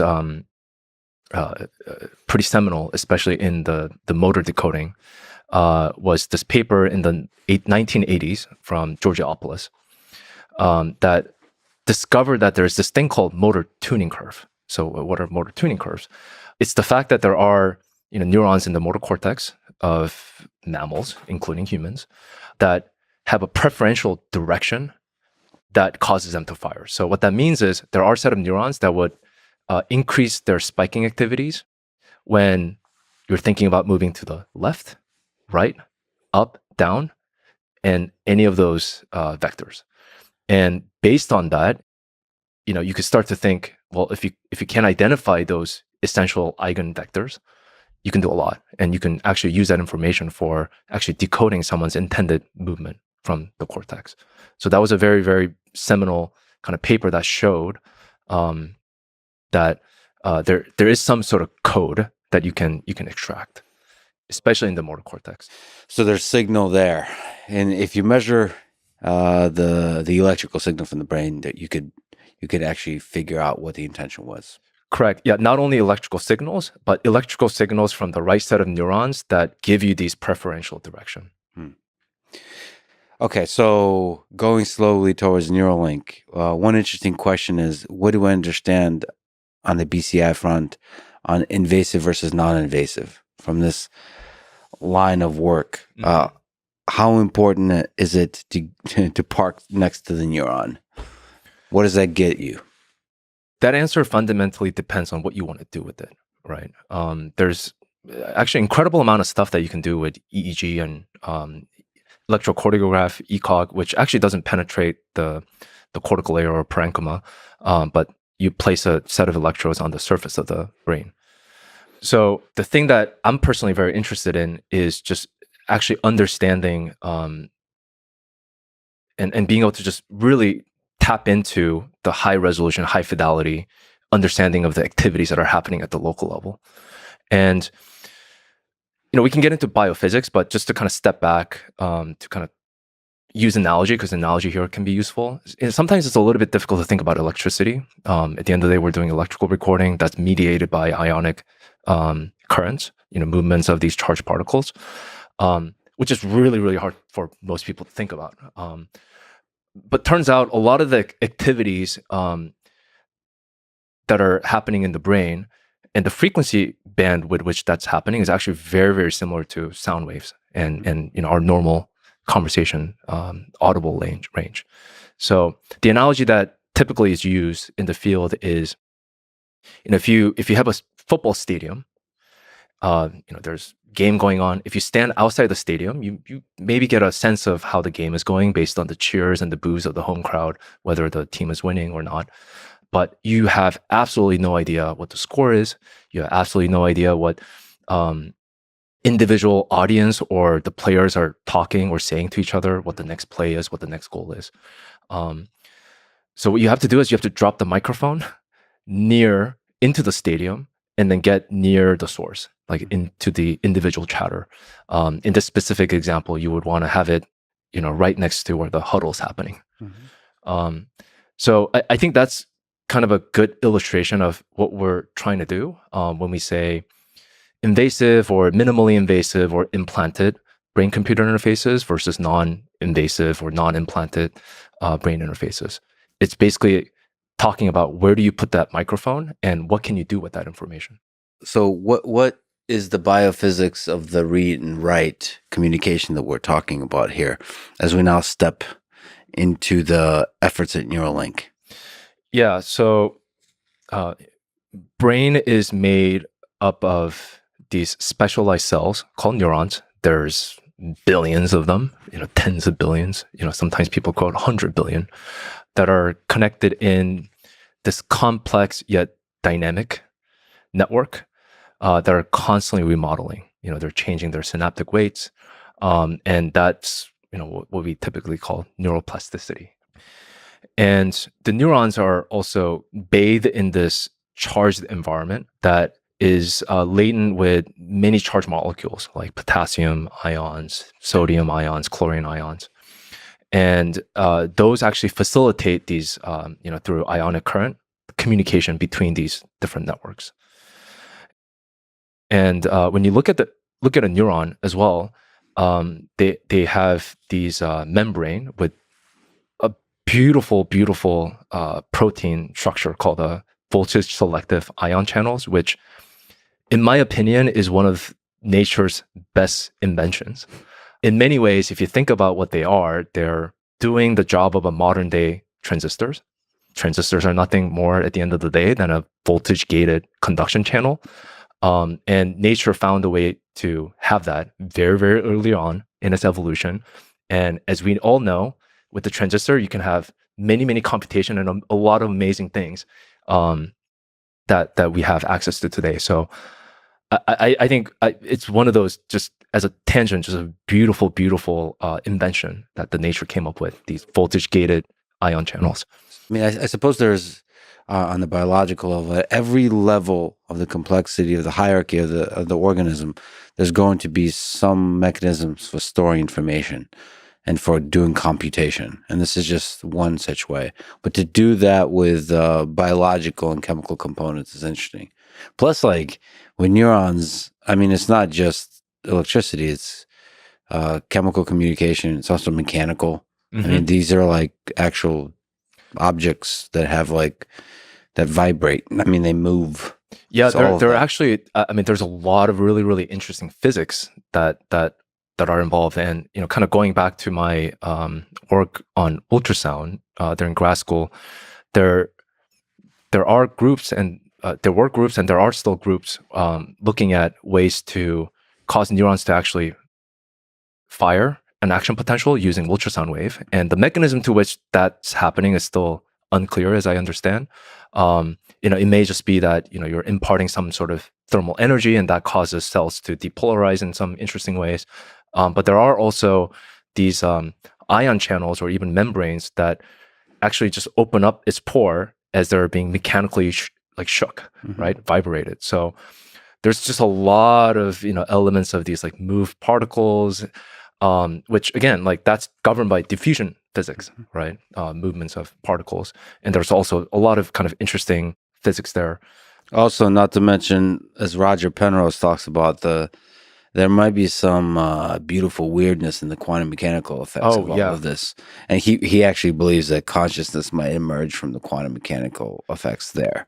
So, like, there's physics, there's chemistry, there's biology, all of that is going on there. oh yeah, yeah. I mean, you can yes, there's a lot of levels of physics that you can dive into.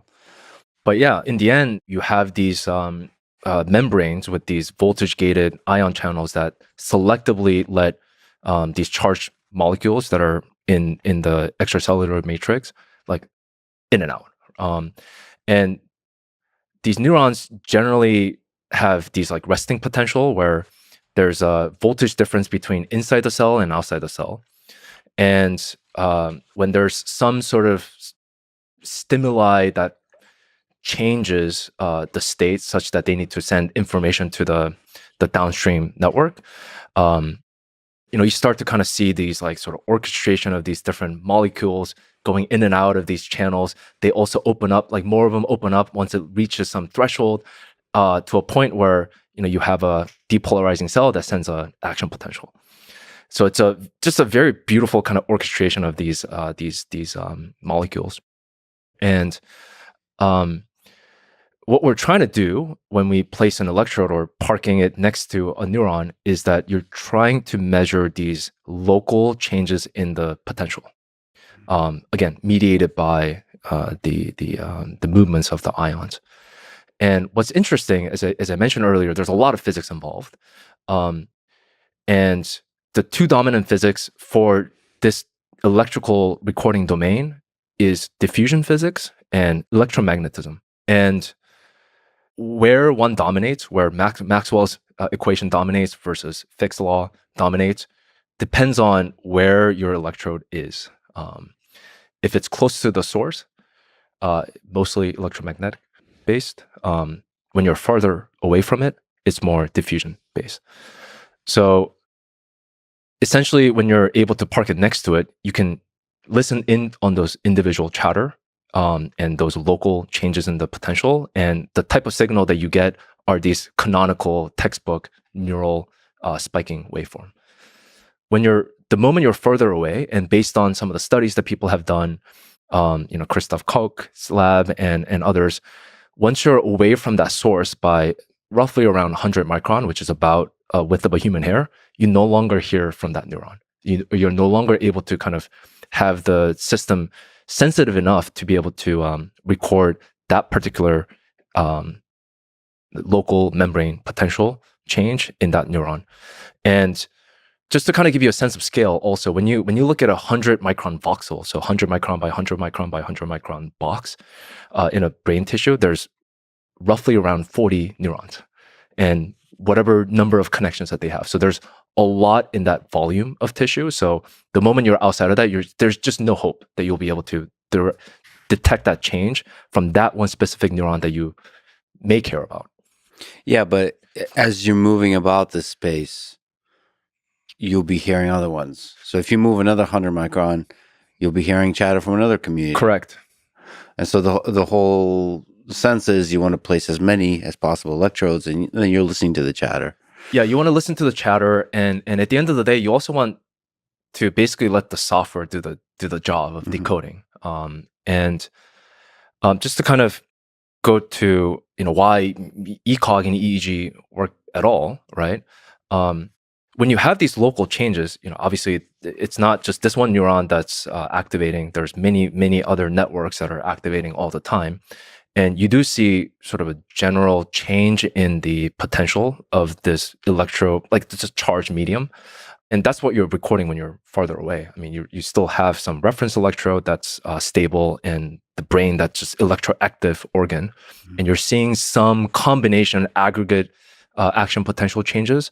And then you can pick it up, right? It's a much slower changing signals, but there are these like canonical kind of oscillations and waves, like gamma waves, beta waves, like when you sleep, that can be detected because there's sort of a synchronized kind of global effect of the brain that you can detect.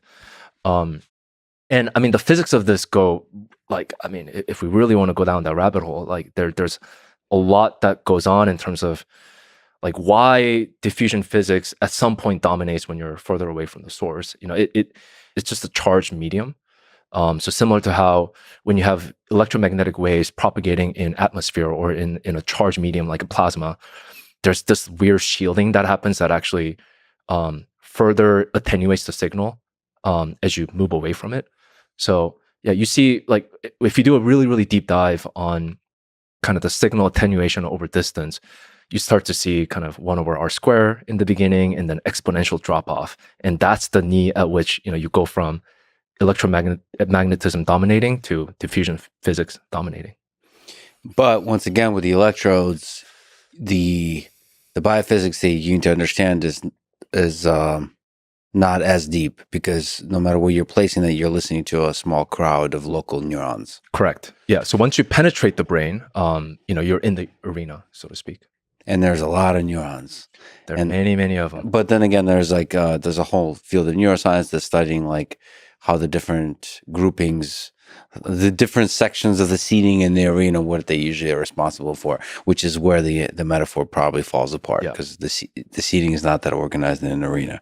Also, most of them are silent. They don't really do much, or their activities are, you have to hit it with just the right set of stimulus. So they're usually quiet. They're usually very quiet. Yeah. Quiet. There's, similar to dark energy and dark matter, there's dark neurons. What are they all doing? When you place these electrode, again, like within this 100 micron volume, you have 40 or so neurons. Like, why do you not see 40 neurons? Why do you see only a handful? What is happening there? Well, they're mostly quiet, but like when they speak, they say profound shit, I think. That's the way I'd like to think about it. Anyway, before we zoom in even more, let's zoom out. So how does Neuralink work? From the surgery to the implant to the signal and the decoding process, and the human being able to use the implant to actually affect the world outside. And all of this I'm asking in the context of there's a gigantic historic milestone that Neuralink just accomplished in January of this year, putting a Neuralink implant in the first human being, Nolan. And there's been a lot to talk about there about his experience, because he's able to describe all the nuance and the beauty and the fascinating complexity of that experience, of everything involved. But on the technical level, how does Neuralink work?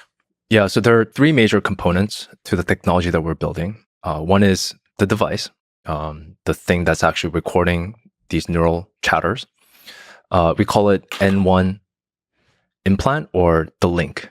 And we have a surgical robot that's actually doing an implantation of these tiny, tiny wires that we call threads that are smaller than human hair. And once everything is surgerized, you have these neural signals, these spiking neurons that are coming out of the brain, and you need to have some sort of software to decode what the users intend to do with that. So there's what's called a Neuralink application, or B1 app, that's doing that translation. It's running the very, very simple machine learning model that decodes these inputs that are neural signals, and then convert it to a set of outputs that allows our participant, first participant Nolan, to be able to control a cursor on the screen. And this is done wirelessly. So we our implant is actually a 2-part. The link has these flexible tiny wires called threads that have multiple electrodes along its length, and they're only inserted into the cortical layer, which is about 3 to 5 millimeters in a human brain, in the motor cortex region. That's where the kind of the intention for movement lies in. And we have 64 of these threads, each thread having 16 electrodes along, the span of 3 to 4 millimeters, separated by 200 microns. So you can actually record along the depth of the insertion. And based on that signal, there's custom, integrated circuit or ASIC that we built that amplifies the neural signals that you're recording and then digitizing it, and then has some mechanism for detecting whether there was an interesting event, that is a spiking event, and decide to send that or not send that through Bluetooth to an external device, whether it's a phone or a computer that's running this Neuralink application. So there's onboard signal processing already just to decide whether this is an interesting event or not. So there is some computational power on board in addition to the human brain. Yeah, so it does the signal processing to kind of really compress the amount of signal that you're recording. So we have a total of 1,000 electrodes sampling at just under 20 kilohertz with 10 bit each. So Wow. that's 200 megabits that's coming through to the chip from 1,000 channel simultaneous neural recording. And that's quite a bit of data. And there are technology available to send that off wirelessly, but being able to do that in a very, very thermally constrained environment that is a brain. So there has to be some amount of compression that happens to send off only the interesting data that you need, which in this particular case for motor decoding is occurrence of a spike or not, and then being able to use that to decode the intended cursor movement. So the implant itself processes it, figures out whether a spike happened or not with our spike detection algorithm, and then sends it off, packages it, send it off through Bluetooth to an external device that then has the model to decode, okay, based on these spiking inputs, did Nolan wish to go up, down, left, right, or click, or right click, or whatever? All of this is really fascinating, but let's stick on the N1 implant itself. So the thing that's in the brain. So I'm looking at a picture of it. There's an enclosure. There's a charging coil. So we didn't talk about the charging, which is fascinating. The battery, the power electronics, the antenna. Then there's the signal processing electronics. I wonder if there's more kinds of signal processing you can do. That's another question. And then there's the threads themselves with the enclosure on the bottom. So maybe to ask about the charging. So there's a external charging device. Mm-hmm. Yeah, there's an external charging device. The second part of the implant, the threads are the ones, again, just the last 3 to 5 millimeters are the ones that are actually penetrating the cortex. Yeah. Rest of it is, actually most of the volume is occupied by the battery, rechargeable battery. It's about the size of a quarter. I actually have a device here if you want to take a look at it. This is the flexible thread component of it, and then this is the implant. So it's about the size of a US quarter. It's about 9 millimeter thick. So basically, this implant, once you have the craniectomy and the thoracotomy, threads are inserted, and the hole that you created, this craniectomy, gets replaced with that. So basically, that thing plugs that hole, and you can screw in these self-drilling cranial screws to hold it in place. And at the end of the day, once you have the skin flap over, there's only about 2 to 3 millimeters that's, obviously transitioning off of the top of the implant to where the screws are. And that's the minor bump that you have. Those threads look tiny. That's incredible. That is really incredible. And also, as you're right, most of the actual volume is the battery. Yeah. Wow, this is way smaller than I realized. They are also, the threads themselves are quite strong. They look strong. And the thread themselves also has a very interesting feature at the end of it called the loop. And that's the mechanism to which the robot is able to interface and manipulate this tiny hair-like structure. And they're tiny. So what's the width of a thread? Yeah, so the width of a thread starts from 16 micron and then tapers out to about 84 micron. So, average human hair is about 80 to 100 micron in width. This thing is amazing. Yes, so most of the volume is occupied by the battery, rechargeable lithium-ion cell.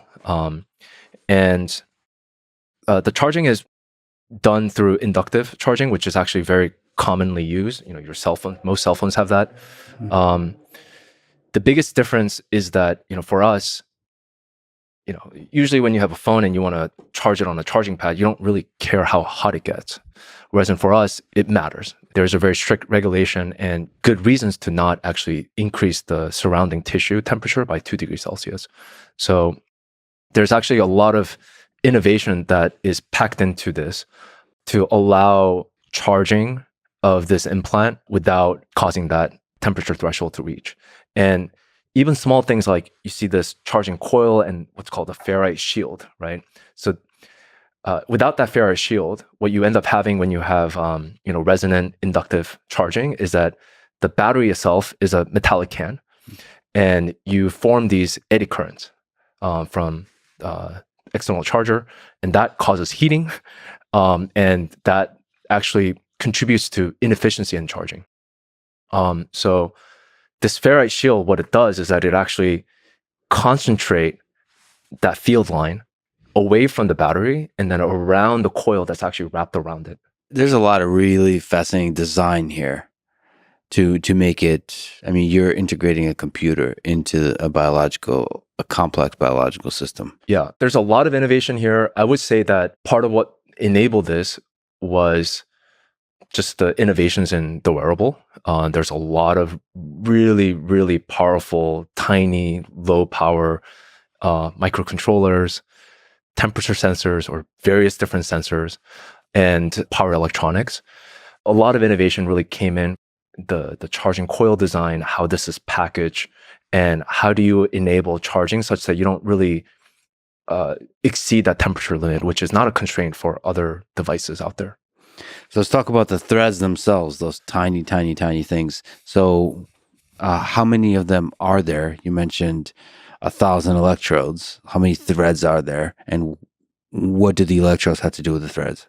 Yeah, so the current instantiation of the device has 64 threads, and each thread has 16 electrodes for a total of 1,024 electrodes that are capable of both recording and stimulating. And the thread is basically this polymer insulated wire. The metal conductor is the kind of a tiramisu cake of gold plat tie. And they're very, very tiny wires, 2 micron in width, so 2/1 millionth of meter. It's crazy that thing I'm looking at has the polymer insulation, has the conducting material, and has 16 electrodes at the end of it. On each of those threads. Yeah, on each of those threads. Correct. 16. Each one of those. Yes, you're not going to be able to see it with naked eyes. And I mean, to state the obvious, or maybe for people who are just listening, they're flexible. Yes. That's also one element that was incredibly important for us. So each of these threads are, as I mentioned, 16 micron in width, and then they taper to 84 micron, but in thickness, they're less than 5 micron. Mm-hmm. And in thickness is mostly, a polyimide at the bottom and this metal track, and then another polyimide. So 2 micron of polyimide, 400 nanometer of this metal stack, and 2 micron of polyimide sandwiched together to protect it from the environment that is 37 degrees C bag of salt water. So maybe can you speak to some interesting aspects of the material design here? Like, what does it take to design a thing like this and to be able to manufacture a thing like this for people who don't know anything about this kind of thing? Yeah, so the material selection that we have is not, I don't think it was particularly unique. There were other labs, and there are other labs that are kind of looking at similar material stack. There's kind of a fundamental question and still needs to be answered around the longevity and reliability of these microelectrodes that we call, compared to some of the other more conventional neural interfaces devices that are intracranial, so penetrating the cortex, that are more rigid, like the Utah ray, that are these 4x4 millimeter kind of silicon shank that have exposed recording site at the end of it. That's been kind of the innovation from Richard Norman back in 1997. It's called the Utah array because he was at University of Utah. And what does the Utah array look like? So it's a rigid type of so we can actually look it up. Yeah. Yeah, so it's a bed of needle. There's Okay, go ahead. I'm sorry. Those are rigid shank. Rigid. Yeah, you weren't kidding. And the size and the number of shanks vary anywhere from 64 to 128. At the very tip of it is an exposed electrode that actually records neural signal. The other thing that's interesting to note is that unlike Neuralink threads that have recording electrodes that are actually exposed iridium oxide recording sites along the depth, this is only at a single depth. So these Utah array spokes can be anywhere between 0.5 millimeters to 1.5 millimeter. And they also have designs that are slanted, so you can have it inserted at different depth. But that's one of the other big differences. And then, the main key difference is the fact that there's no active electronics. These are just electrodes. And then there's a bundle of a wire that you're seeing. And then that actually then exits the craniectomy, that then has this port that you can connect to for any external electronic devices. They are working on or have the wireless telemetry device, but it still requires a through the skin port that actually is one of the biggest failure modes for infection for the system. What are some of the challenges associated with flexible threads? Like, for example, on the robotics side, R1, implanting those threads. How difficult is that task? Yeah. So as you mentioned, they're very, very difficult to maneuver by hand. These Utah arrays that you saw earlier, they're actually inserted by a neurosurgeon actually positioning it near the site that they want, and then there's a pneumatic hammer that actually pushes them in. So it's a pretty simple process, and they're easy to maneuver. But for these thin film arrays, they're very, very tiny and flexible, so they're very difficult to maneuver. So that's why we built an entire robot to do that. There are other reasons for why we built the robot, and that is ultimately we want this to help millions and millions of people that can benefit from this, and there just aren't that many neurosurgeons out there. Robots can be something that we hope can actually do large parts of the surgery. But the robot is this entire other sort of category of product that we're working on, and it's essentially this multi-axis gantry system that has the specialized robot head that has all of the optics and this kind of a needle retracting mechanism that maneuvers these threads via this loop structure that you have on the thread. So the thread already has a loop structure by which you can grab it. Correct. Okay. Correct. So this is fascinating. So you mentioned optics. So there's a robot, R1. So for now, there's a human that actually creates a hole in the skull. And then after that, there's a computer vision component that's finding a way to avoid the blood vessels. And then you're grabbing it by the loop, each individual thread, and placing it in a particular location to avoid the blood vessels. And also choosing the depth of placement, all that. Correct. Kind of stuff. So controlling the 3D geometry of the placement. Correct. So the aspect of this robot that is unique is that it's not surgeon assisted or human assisted. It's a semi-automatic or automatic robot. Once obviously there are human component to it when you're placing targets. You can always move it away from kind of major vessels that you see. But we want to get to a point where one click and it just does the surgery within minutes. So the computer vision component finds great targets, candidates, and the human kind of approves them. And the robot does it do like one thread at a time, or does it do? It does one thread at a time, and that's actually also one thing that we are looking at ways to do multiple threads at a time. There's nothing stopping from it. You can have multiple kind of engagement mechanisms, But right now it's one by one, and we also still do quite a bit of just kind of verification to make sure that it got inserted. If so, how deep? Did it actually match what was programmed in, and so on and so forth. And the actual electrodes are placed at differing depths in the it's very small differences, but differences. Yeah. And so that there's some reasoning behind that, as you mentioned, like it gets more varied signal. Yeah, we try to place them all around 3 or 4 millimeter from the surface, just because the span of the electrode, those 16 electrodes that we currently have in this version, spans roughly around 3 millimeters. So we want to get all of those in the brain.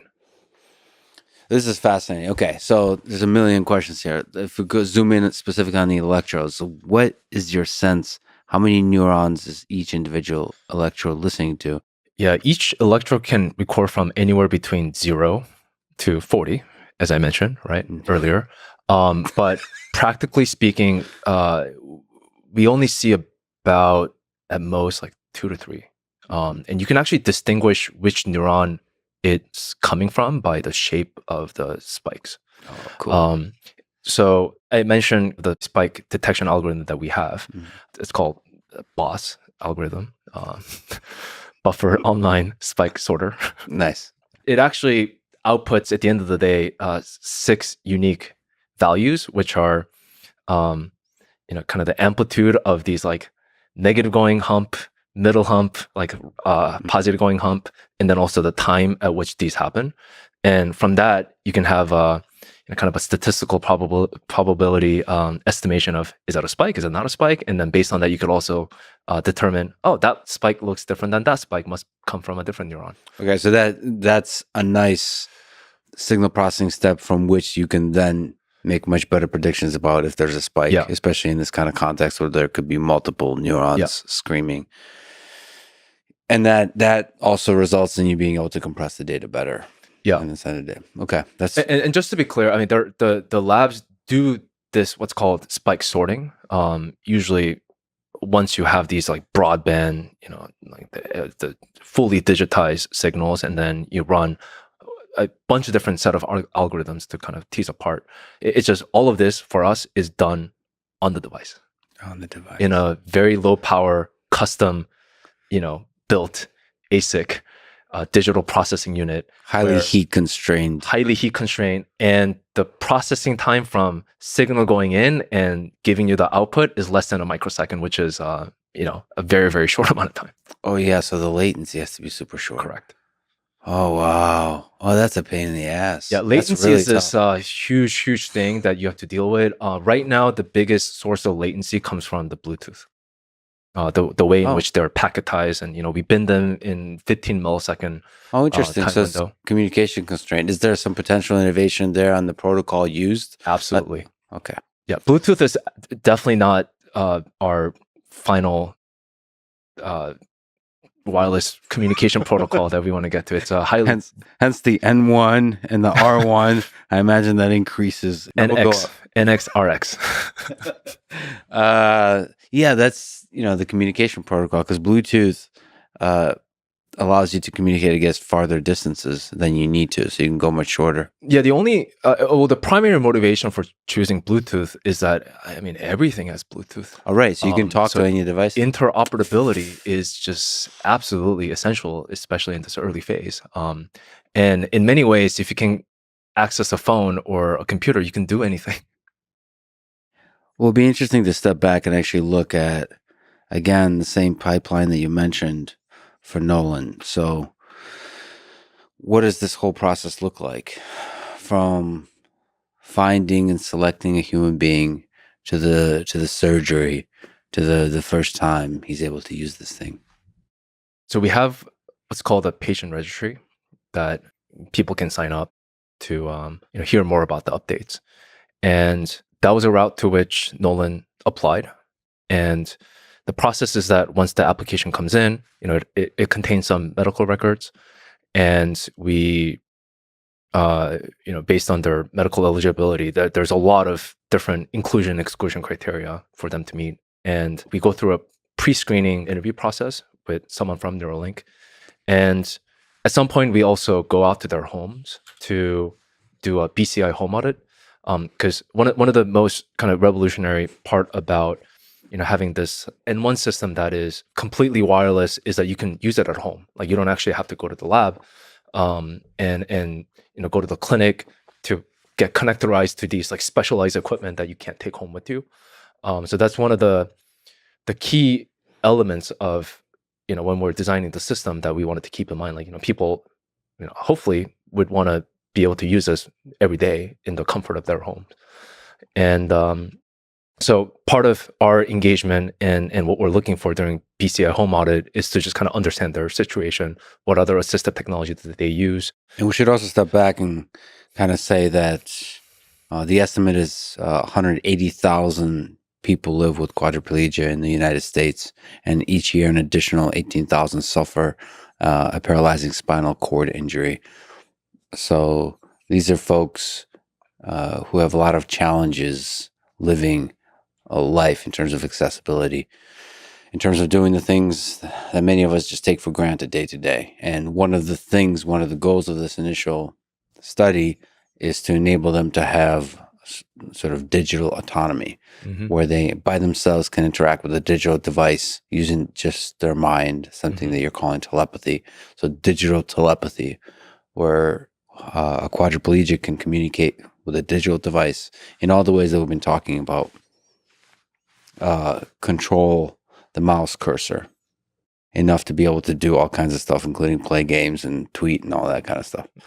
And there's a lot of people for whom the basics of life are difficult because of the things that have happened to them. So, yeah, I mean, movement is so fundamental to our existence. I mean, even speaking involves movement of mouth, lip, larynx, and without that, it's extremely debilitating.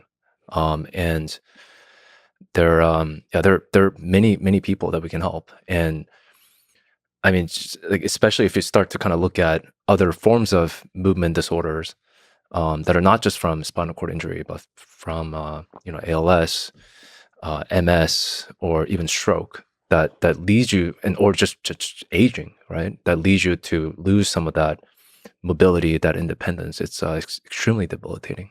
And all of these are opportunities to help people, to help alleviate suffering, to help improve the quality of life. But each of the things you mentioned is its own little puzzle that needs to have increasing levels of capability from a device like a Neuralink device. And so the first one you're focusing on is, it's just a beautiful word, telepathy. So being able to communicate using your mind wirelessly with a digital device. Can you just explain this? Exactly what we're talking about. Yeah, I mean, it's exactly that. I mean, I think if you are able to control a cursor and able to click and be able to get access to computer or phone, I mean, the whole world opens up to you.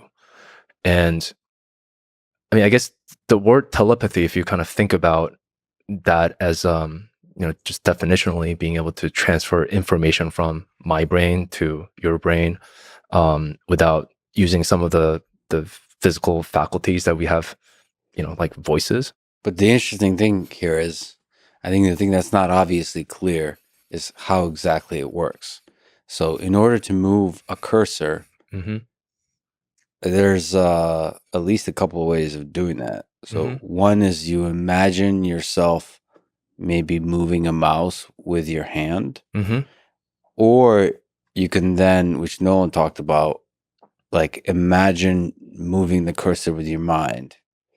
Like, but it's like there is a cognitive step here that's fascinating, because you have to use the brain, and you have to learn how to use the brain, and you kind of have to figure it out dynamically, like because you reward yourself if it works. So you there's a step that it's just a fascinating step, because you have to get the brain to start firing in the right way. Yeah, and you do that by imagining like fake it till you make it. And all of a sudden it creates the right kind of signal that if decoded correctly, can create the kind of effect. And then there's like noise around that you have to figure all of that out. But on the human side, imagine the cursor moving is what you have to do. Yeah, he says using the force. The force. I mean, isn't that just like fascinating to you that it works?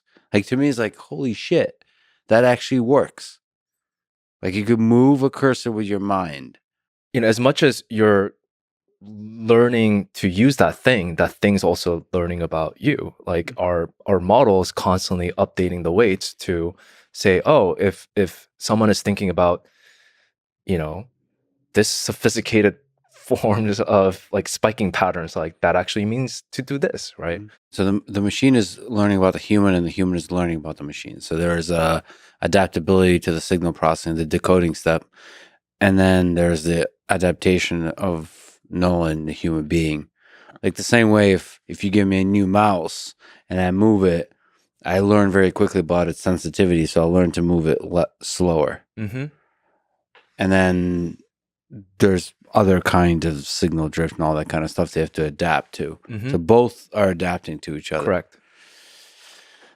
That's a fascinating like software challenge on both sides. The software on both, on the human software and The organic and the inorganic. the organic and the inorganic. Anyway, so sorry to rudely interrupt. So there's the selection that Nolan has passed with flying colors. So everything, including that it's a BCI friendly home, all of that. So what is the process of the surgery, the implantation, the first moment when he gets to use the system? The end to end, we say patient in to patient out, is anywhere between 2 to 4 hours. In particular case for Nolan, it was about 3.5 hours. And there's many steps leading to, the actual robot insertion, right? So there's anesthesia, induction, and we do intra-op CT imaging to make sure that we're, drilling the hole in the right location. And this is also pre-planned beforehand. Someone like Nolan would go through fMRI, and then they can think about wiggling their hand. Obviously due to their injury, it's not going to actually lead to any sort of intended output, but it's the same part of the brain that actually lights up when you're imagining moving your finger to actually moving your finger. And that's one of the ways in which we can actually know where to place our threads, because we want to go into what's called the hand knob area in the motor cortex, and as much as possible densely put our electrode threads. So yeah, we do intra-op CT imaging to make sure and double check the location of the craniectomy, and surgeon comes in, does their thing in terms of like skin incision, craniectomy, so drilling of the skull, and then there's many different layers of the brain. There's what's called the dura, which is a very, very thick layer that surrounds the brain. That gets actually resected in a process called thorectomy. And that then exposes the pia in the brain that you want to insert. And by the time it's been around anywhere between 1 to 1.5 hours, robot comes in, does this thing, placement of the target, inserting of the thread. That takes anywhere between 20 to 40 minutes. In the particular case for Nolan, it was just under or just over 30 minutes. And then after that, the surgeon comes in. There's a couple other steps of like actually inserting the dural substitute layer to protect the thread as well as the brain. And then screw in the implant, and then skin flap, and then suture, and then you're out. So when Nolan woke up, what was that like? What was the recovery like? And when was the first time he was able to use it? So he was actually immediately after the surgery, like an hour after the surgery, as he was waking up, we did turn on the device, make sure that we are recording neural signals. And we actually did have a couple signals that we noticed that he can actually modulate. And what I mean by modulate is that he can think about clenching his fist, and you could see the spike disappear and appear. That's awesome. And that was immediate, Yeah. right? Immediate after in the recovery room. How cool is that? Yeah. That's Absolutely a human amazing. being. I mean, what did that feel like for you? this device in a human being, a first step of a gigantic journey. I mean, it's a historic moment. Even just that spike, just to be able to modulate that. Obviously there have been other, as you mentioned, pioneers that have participated in these groundbreaking BCI, investigational early feasibility studies. So we're obviously standing in the shoulders of the giants here. We're not the first ones to actually put electrodes in a human brain. But I mean, just leading up to the surgery, there was I definitely could not sleep. It's the first time that you're working in a completely new environment. We had a lot of confidence based on our benchtop testing, or preclinical R&D studies that the mechanism, the threads, the insertion, all that stuff is very safe, and that it's obviously ready for doing this in a human. But there's still a lot of unknown about, can the needle actually insert? I mean, we brought something like 40 needles just in case they break, and we ended up using only one. But I mean, that was a level of just complete unknown, right? Because it's a very, very different environment, and I mean, that's why we do clinical trial in the first place, to be able to test these things out. So extreme nervousness and many sleepless night leading up to the surgery, and definitely the day before the surgery. And it was an early morning surgery. Like we started at 7 a.m. And by the time it was around 10:30, it was everything was done. But I mean, first time seeing that, well, number one, just huge relief that this thing is doing what it's supposed to do. And two, I mean, just immense amount of gratitude for Nolan and his family, and then many others that have applied and that we've spoken to and will speak to are, I mean, true pioneers in everywhere. And I sort of call them the neural astronauts or neural not. You're not, yeah. These amazing, just like in the 60s, right? Like these amazing just pioneers, right? Exploring the unknown outwards. In this case, it's inward. But an incredible amount of gratitude for them to, just participate and play a part. And it's a journey that we're embarking on together. But also, like, I think it was just that was a very, very important milestone, but our work was just starting. So a lot of just kind of anticipation for, okay, what needs to happen next? What are set of sequences of events that needs to happen for us to, make it worthwhile for, both Nolan as well as us. Just to linger on that, just a huge congratulations to you and the Thank team you. for that milestone. I know there's a lot of work left, but that's really exciting to see. There's that's a source of hope. It's this first big step, opportunity to help hundreds of thousands of people, and then maybe expand the realm of the possible for the human mind for millions of people in the future. So it's really exciting. So like the opportunities are all ahead of us, and to do that safely and to do that effectively was really fun to see. As an engineer, just watching other engineers come together and do an epic thing, that was awesome. So huge congrats. Thank you. It's could not have done it without the team. And I mean, that's the other thing that I told the team as well, of just this immense sense of optimism for the future. I mean, it's a very important moment for the company. Needless to say, as well as hopefully for many others out there that we can help. So speaking of challenges, Neuralink published a blog post describing that some of the threads are retracted, and so the performance as measured by bits per second dropped at first, but then eventually was regained. And that the whole story of how it was regained is super interesting. Mm-hmm. That's definitely something I'll talk to Bliss and to Nolan about. But in general, can you speak to this whole experience? How was the performance regained? And just the technical aspects of the threads being retracted and moving. The main takeaway is that in the end, the performance have come back, and it's actually gotten better than it was before.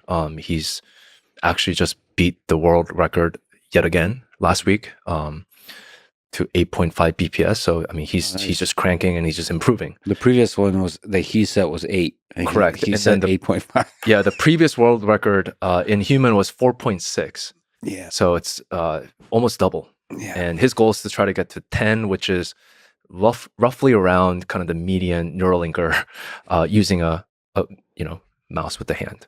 So it's getting there. So yes, so the performance was regained. Yeah, better than before. So that's a story on its own of what took the BCI team to recover that performance.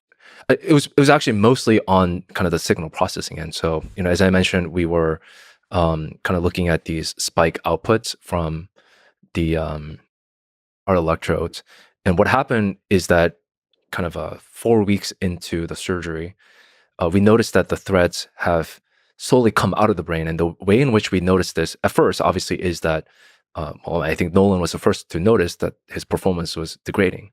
And I think at the time, we were also trying to do a bunch of different experimentation, different algorithms, different sort of UI, UX. So it was expected that there will be variability in the performance. But we did see kind of a steady decline. And then also the way in which we measure the health of the electrodes or whether they're in the brain or not is by measuring impedance of the electrode. So we look at kind of the interfacial, kind of the Randall circuit, they say, the capacitance and the resistance between the electrosurface and the medium. And if that changes in some dramatic ways, we have some indication. Or if you're not seeing spikes on those channels, you have some indications that something's happening there. And what we notice is that looking at those impedance plot and spike rate plots, and also because we have those electrodes recording along the depth, we were seeing some sort of movement that indicated that threads were being pulled out. And that obviously will have an implication on the model side, because if the number of inputs that are going into the model is changing because you have less of them, that model needs to get updated, right? And but there were still signals, and as I mentioned, similar to how even when you place the signals on the surface of the brain or farther away, like outside the skull, you still see some useful signals. What we started looking at is not just the spike occurrence through this BOSS algorithm that I mentioned, but we started looking at just the power of the frequency band that is interesting for Nolan to be able to modulate. So once we kind of changed the algorithm for the implant to not just give you the BOSS output, but also these spike band power output, that helped us sort of refine the model with the new set of inputs. And that was the thing that really ultimately gave us the performance back. In terms of, and obviously, like the thing that we want ultimately, and the thing that we are working towards, is figuring out ways in which we can keep those threads intact for as long as possible, so that we have many more channels going into the model. That's by far the number one priority that the team is currently embarking on, to understand how to prevent that from happening. The thing that I will say also is that, as I mentioned, this is the first time ever that we're putting these threads in a human brain. And human brain, just for size reference, is 10 times that of the monkey brain or the sheep brain. And it's just a very, very different environment. It moves a lot more. It's like actually moved a lot more than we expected when we did Nolan's surgery. And it's just a very, very different environment than what we're used to. And this is why we do clinical trial, right? We want to uncover some of these issues and failure modes earlier than later. So in many ways, it's provided us with this enormous amount of data and information to be able to solve this. And this is something that Neuralink is extremely good at. Once we have set of clear objective and engineering problem, we have enormous amount of talents across many, many disciplines to be able to come together and fix the problem very, very quickly. But it sounds like one of the fascinating challenges here is for the system on the decoding side to be adaptable across different timescales. So whether it's movement of threads or different aspects of signal drift, sort of on the software of the human brain, something changing. Like Nolan talks about cursor drift that could be corrected, and there's a whole UX challenge to how to do that. So it sounds like adaptability is like a fundamental property that has to be engineered in. It is, and I mean, I think, I mean, as a company, we're extremely vertically integrated. We make these thin film arrays in our own microfab.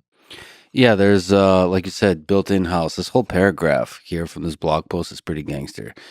Building the technologies described above has been no small feat. And there's a bunch of links here that I recommend people click on. We constructed in-house microfabrication capabilities to rapidly produce various iterations of thin film arrays that constitute our electrode threads. We created a custom femtosecond laser mill to manufacture components with micro-level precision. I think there's a tweet associated with this. That's a whole thing that we can get into. Yeah, this okay. What are we looking at here? This thing. This is so in less than 1 minute, our custom-made femtosecond laser mill cuts this geometry in the tips of our needles. So we're looking at this weirdly shaped needle.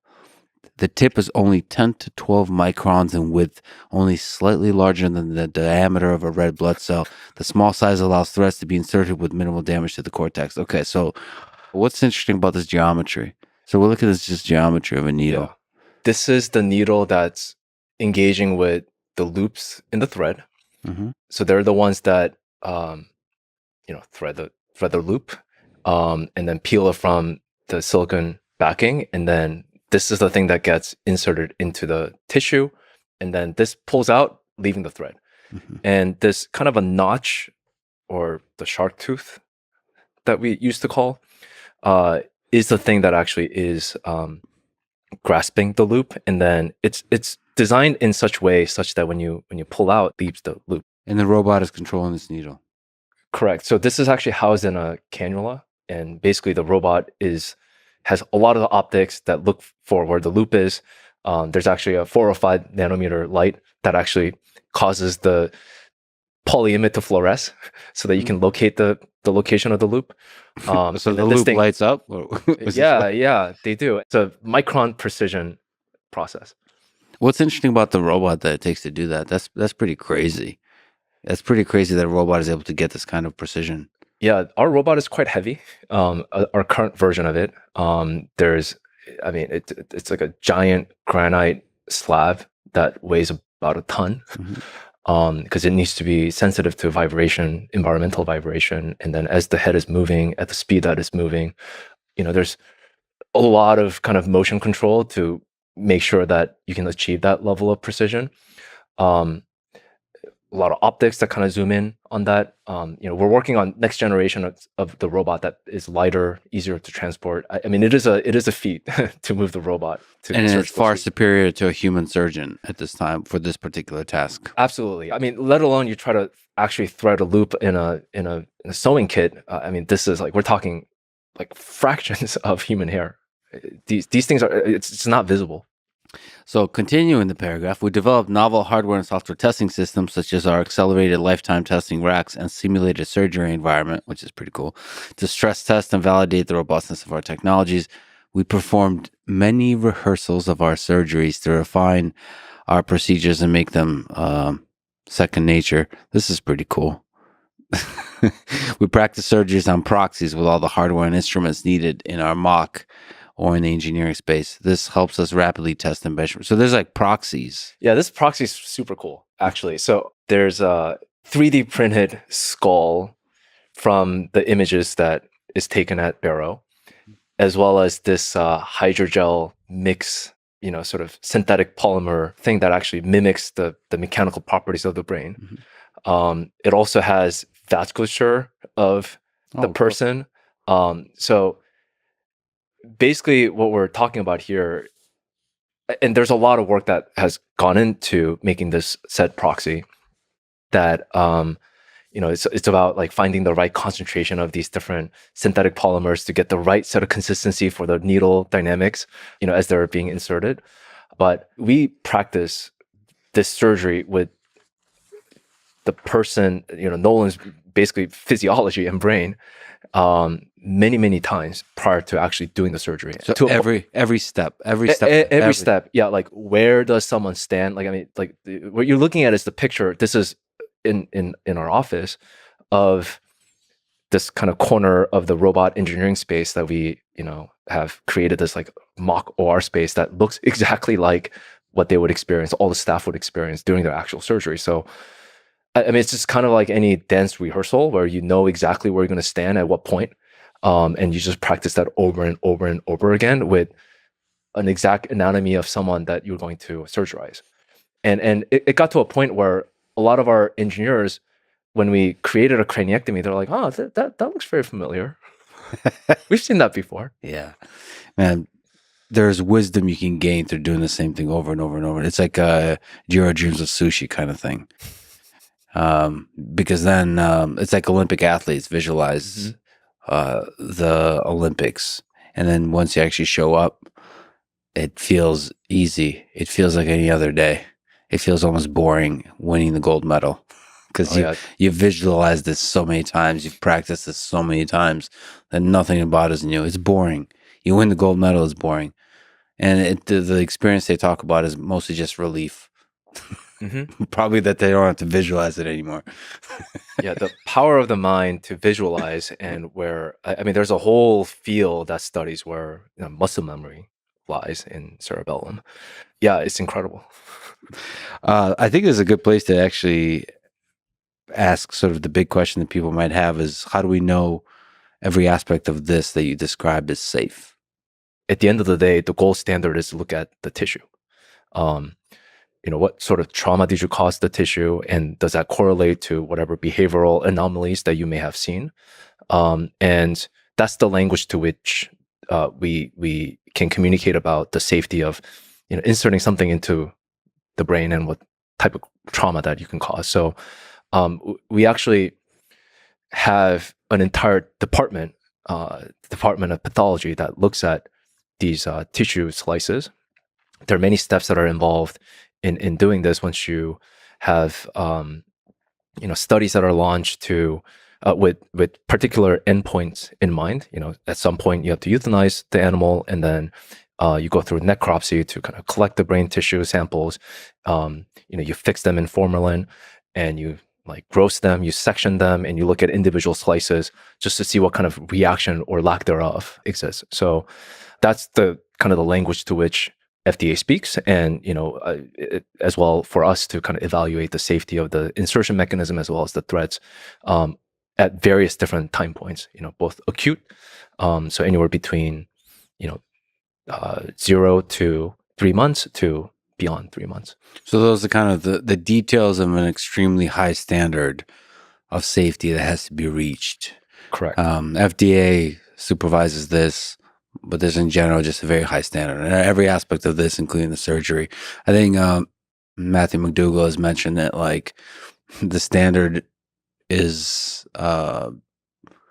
let's say, how to put it politely, higher than maybe some other operations that we take for granted. So the standard for all the surgical stuff here is extremely high. Very high. I mean, it's a highly, highly regulated environment with, the governing agencies that scrutinize every medical device that gets marketed. And I think it's a good thing. It's good to have those high standards, and we try to hold extremely high standards to kind of understand what sort of damage, if any, these innovative emerging technologies and new technologies that we're building are. And so far we have been extremely impressed by lack of immune response from these threads. Speaking of which, you you talked to me with excitement about the histology and some of the images that you're able to share. Can you explain to me what we're looking at? Yeah, so what you're looking at is a stained tissue image. So this is a sectioned tissue slice from an animal that was implanted for 7 months, so kind of a chronic time point. And you're seeing all these different colors, and each color indicates specific types of cell types. So purple and pink are astrocytes and microglia, respectively. They're types of glial cells. And yeah, the other thing that people may not be aware of is your brain is not just made up of soup of neurons and axons. There are other cells like glial cells that actually kind of is the glue and also react if there are any trauma or damage to the tissue. But the brown are the neurons The here. brown are the neurons and the blue is nuclei. So what you're seeing is in this kind of macro image, you're seeing these like circle highlighted in white, the insertion sites. And when you zoom into one of those, you see the threads. And then in this particular case, I think we're seeing about the 16 wires that are going into the page. And the incredible thing here is the fact that you have the neurons that are these brown structures or brown circular or elliptical thing that are actually touching and abutting the threads. So what this is saying is that there's basically zero trauma that's caused during this insertion. And with these neural interfaces, these microelectrodes that you insert, that is one of the most common mode of failure. So when you insert these threads, like the Utah array, it causes neuronal death around the site because you're inserting a foreign object, right? And that kind of elicit these like immune response through microglia and astrocytes. They form this like protective layer around it. Oh, not only are you killing the neuron cells, but you're also creating this protective layer that then basically prevents you from recording neural signals because you're getting further and further away from the neurons that you're trying to record. And that is the biggest mode of failure. And in this particular example, in that inset, it's about 50 micron with that scale bar. The neurons seem to be attracted to it. And so there's certainly no trauma. That's such a beautiful image, by the way. So the brown are the neurons. And for some reason, I can't look away. It's really cool. And the way that these things, your tissues generally don't have these beautiful colors. This is multiplex stain that uses these different proteins that are staining these at different colors. We use very standard set of staining techniques with HE, EBA1, and NUN, and GFAP. So if you go to the next image, this is also kind of illustrates the second point because you can make an argument. And initially, when we saw the previous image, we said, "Oh, are the threads just floating? Like, what is happening here? Like, are we actually looking at the right thing?" So what we did is we did another stain, and this is all done in-house, of this Masson's trichrome stain, which is in blue, that shows these collagen layers. So the blue basically, like, you don't want the blue around the implant threads because that means that there's some sort of scarring that's happened. And what you're seeing, if you look at individual threads, is that you don't see any of the blue, which means that there has been absolutely or very, very minimal to a point where it's not detectable amount of trauma in these inserted threads. So that presumably is one of the big benefits of having this kind of flexible thread. So we think this is primarily due to the size as well as the flexibility of the threads. Also the fact that R1 is avoiding vasculature, so we're not disrupting or we're not causing damage to the vessels and not breaking any of the blood-brain barrier has basically caused the immune response to be muted. But this is also a nice illustration of the size of things. So this is the tip of the thread. Yeah, those are neurons. They're neurons, and this is the thread listening, and the electrodes are positioned how? Yeah, so this is what you're looking at is not electrode themselves. Those are the conductive wires. So each of those should probably be 2 micron in width. So what we're looking at is we're looking at the coronal slice. So we're looking at some slice of the tissue. So as you go deeper, you'll obviously have less and less of the tapering of the thread. But yeah, the point basically being that there's just kind of cells around the inserted site, which is just an incredible thing to see. I've just never seen anything like this. How easy and safe is it to remove the implant? Yeah, so it depends on when. In the first 3 months or so after the surgery, there's a lot of kind of tissue modeling that's happening. Similar to when you get a cut. You obviously start over first couple weeks, or depending on the size of the wound, scar tissue forming, right? There are these like contracted, and then in the end they turn into scab, and you can scab it off. The same thing happens in the brain, and it's a very dynamic environment. And before the scar tissue or the neomembrane or the new membrane that forms, it's quite easy to just pull them out, and there's minimal trauma that's caused during that. Once the scar tissue forms, and with Nolan as well, we believe that that's the thing that's currently anchoring the threads. So we haven't seen any more movements since then. So they're quite stable. It gets harder to actually completely extract the threads. So our current method for removing the device is cutting the thread, leaving the tissue intact, and then unscrewing and taking the implant out. Mm-hmm. And that hole is now going to be plugged with either another Neuralink or just with kind of a PEEK-based, plastic-based cap. Is it okay to leave the threads in there forever? Yeah, we think so. We've done studies where we left them there, and one of the biggest concerns that we had is like, do they migrate and do they get to a point where they should not be? We haven't seen that. Again, once the scar tissue forms, they get anchored in place. And I should also say that when we say upgrades, like we're not just talking in theory here. Like we've actually upgraded many times. Most of our monkeys or non-human primates, NHP, have been upgraded. Pager, who you saw playing Mind Pong, has the latest version of the device since 2 years ago and is seemingly very happy and healthy and fat. So what's designed for the future, the upgrade procedure?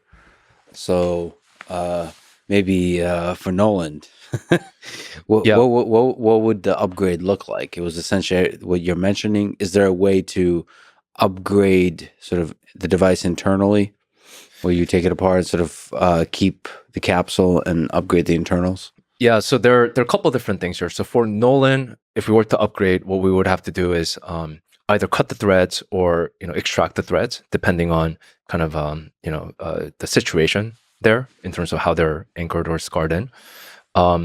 If you were to remove them with the dural substitute, you have an intact brain, so you can reinsert different threads with the updated implant package. There are a couple different other ways that we're thinking about the future of what the upgradable system looks like. One is, at the moment we currently remove the dura, this kind of thick layer that protects the brain, but that actually is the thing that actually proliferates the scar tissue formation.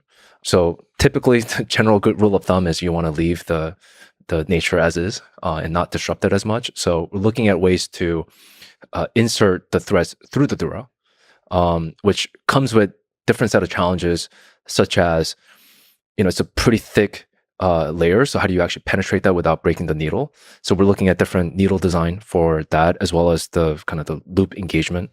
The other biggest challenges are it's quite opaque optically with white light illumination. So how do you avoid still this biggest advantage that we have of avoiding vasculature? How do you image through that? How do you actually still mediate that? So there are other imaging techniques that we're looking at to enable that. But the goal, our hypothesis is that, and based on some of the early evidence that we have, doing through the dura insertion will cause minimal scarring that causes them to be much easier to extract over time. And the other thing that we're also looking at, this is going to be a fundamental change in the implant architecture, is at the moment, it's a monolithic single implant that comes with a thread that's bonded together, so you can't actually separate the thing out. Mm-hmm. But you can imagine having two-part implant. Bottom part, that is the thread that are inserted, that has the chips and maybe a radio and some power source. And then you have another implant that has more of the computational heavy load, mm-hmm. and the bigger battery. And then one can be under the dura, one can be above the dura, like, being the plug for the skull. They can talk to each other, but the thing that you want to upgrade, the computer and not the threads, if you want to upgrade that, you just go in there, remove the screws and then put in the next version, and, you're off the, it's a very, very easy surgery too. Like you do a skin incision, slip this in, screw, probably be able to do this in 10 minutes. So that would allow you to reuse the threads, sort of. Correct.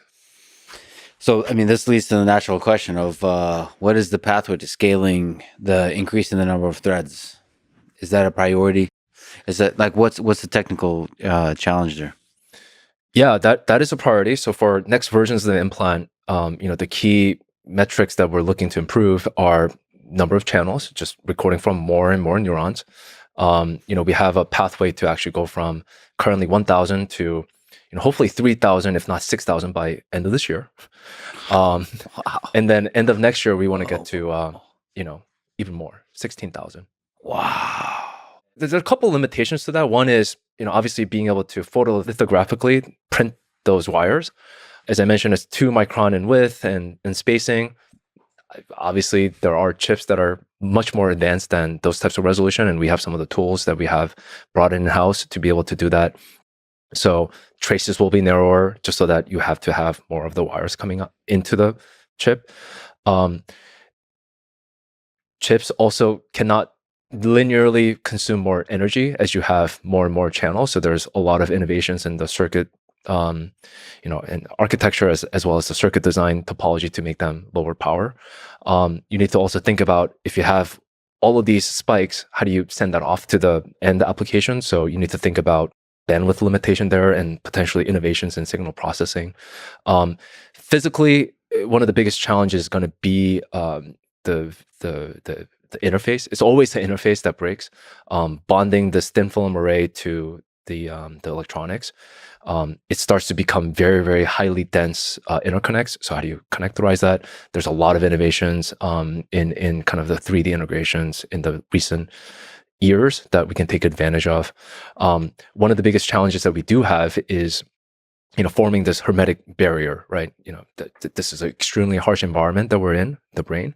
So how do you protect it from, like the brain trying to kill your electronics to also your electronics leaking things that you don't want into the brain, and that forming that hermetic barrier is going to be a very, very big challenge that we, I think are actually well suited to tackle.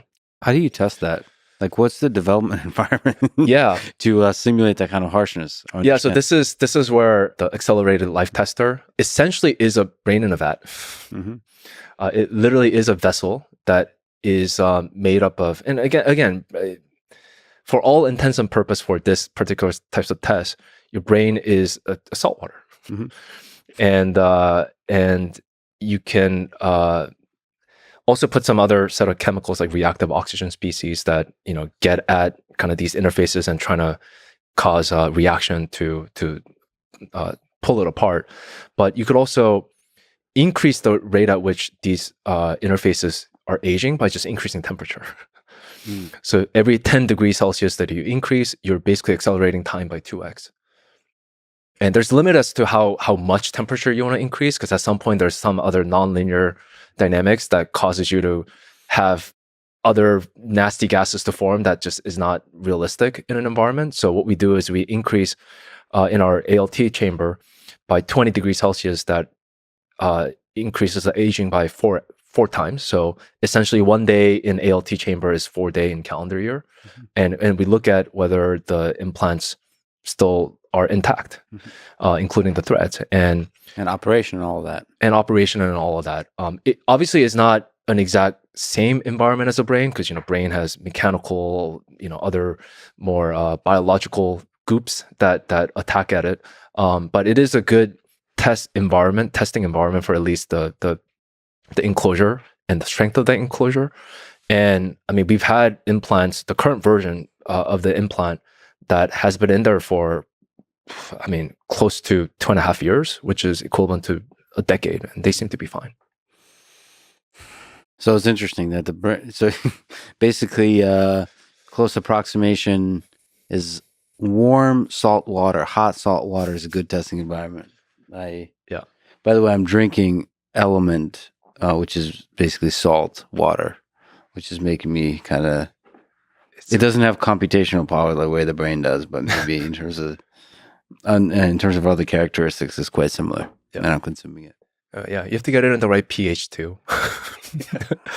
And then consciousness will emerge. Yeah. No. All right. But by the way, the other thing that also is interesting about our enclosure is, if you look at our implant, it's not your common looking medical implant that usually is encased in a titanium can that's laser welded. We use this polymer called PCTFE, polychlorotrifluoroethylene, which is actually commonly used in blister packs. So when you have a pill and you're trying to pop the pill, there's like kind of that plastic membrane. That's what this is. No one's actually ever used this except us. And the reason we wanted to do this is because it's electromagnetically transparent. So when we talked about the electromagnetic inductive charging with titanium can, usually if you want to do something like that, you have to have a sapphire window, and it's a very, very tough process to scale. So you're doing a lot of iteration here on every aspect of this: the materials, the software, the hard, all of the whole shebang. So you mentioned scaling. Is it possible to have multiple Neuralink devices as one of the ways of scaling? To have multiple Neuralink devices implanted? That's the goal. Yeah, we've had. I mean, our monkeys have had 2 Neuralinks, one in each hemisphere, and then we're also looking at potential of having one in motor cortex, one in visual cortex, and one in wherever other cortex. So focusing on a particular function, one Neuralink device. Correct. I mean, I wonder if there's some level of customization that can be done on the compute side. So for the motor cortex, absolutely.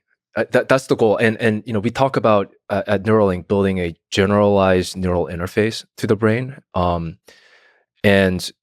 that also is strategically how we're approaching this with marketing and also with regulatory, which is, hey, look, we have the robot, and the robot can access any part of the cortex. Right now, we're focused on motor cortex with current version of the N1 that's specialized for motor decoding tasks. But also at the end of the day, there's kind of a general compute available there. But typically, if you want to really get down to kind of hyper optimizing for power and efficiency, you do need to get to some specialized function, right? But what we're saying is that, hey, you are now used to this robotic insertion techniques, which took many years of showing data and conversation with the FDA, and also internally convincing ourselves that this is safe. And now the difference is that if we go to other parts of the brain, like visual cortex, which we're interested in as our second product, obviously it's a completely different environment. The cortex is laid out very, very differently. It's going to be more stimulation focused rather than recording, just kind of creating visual percepts. But in the end, we're using the same thin film array technology. We're using the same robot insertion technology. We're using the same, packaging technology. Now it's more the conversation is focused around what are the differences and what are the implications of those differences in safety and efficacy. The way you said second product is both hilarious and awesome to me. That product being restoring sight for blind people. So can you speak to stimulating the visual cortex? I mean, the possibilities there are just incredible to be able to give that gift back to people who don't have sight or even any aspect of that. Can you just speak to the challenges of, there's several challenges here. Oh, many. One of which is, like you said, from recording to stimulation. Just any aspect of that you're both excited and see the challenges of. Yeah, I guess I'll start by saying that we actually have been capable of stimulating through our thin film array as well as our electronics for years. We have actually demonstrated some of that capabilities for reanimating the limb in the spinal cord. Obviously for the current EFS study, we've hardware disabled that, so that's something that we wanted to embark as a separate journey.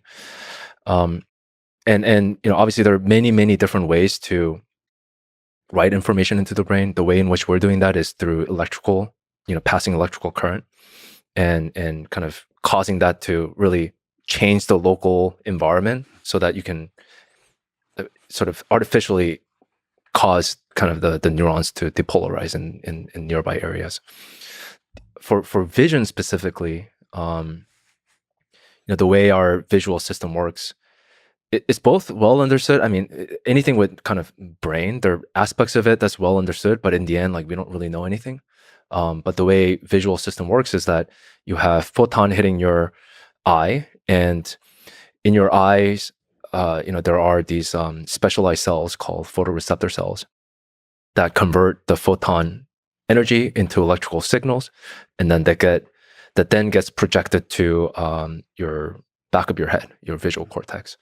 It goes through actually thalamic system called LGN that then projects it out, and then in the visual cortex there's visual area 1 or V1, and then there's bunch of other higher level processing layers like V2, V3. And there are actually kind of interesting parallels. And when you study the behaviors of these convolutional neural networks, like what the different layers of the network is detecting, first they're detecting like these edges, and they're then detecting some more natural curves, and then they start to detect like objects, right? Kind of similar thing happens in the brain. And a lot of that has been inspired, and also, it's been kind of exciting to see some of the correlations there. But things like from there, where does cognition arise, and where's color encoded? There's just not a lot of fundamental understanding there.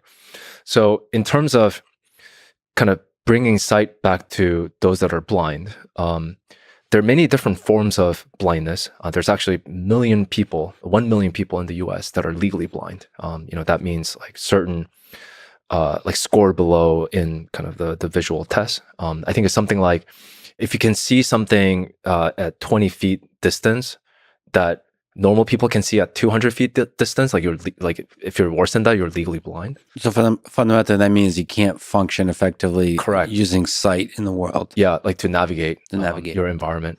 And yeah, there are different forms of blindness. There are forms of blindness where there's some degeneration of your retina, these photoreceptor cells, and rest of your visual processing that I described is intact.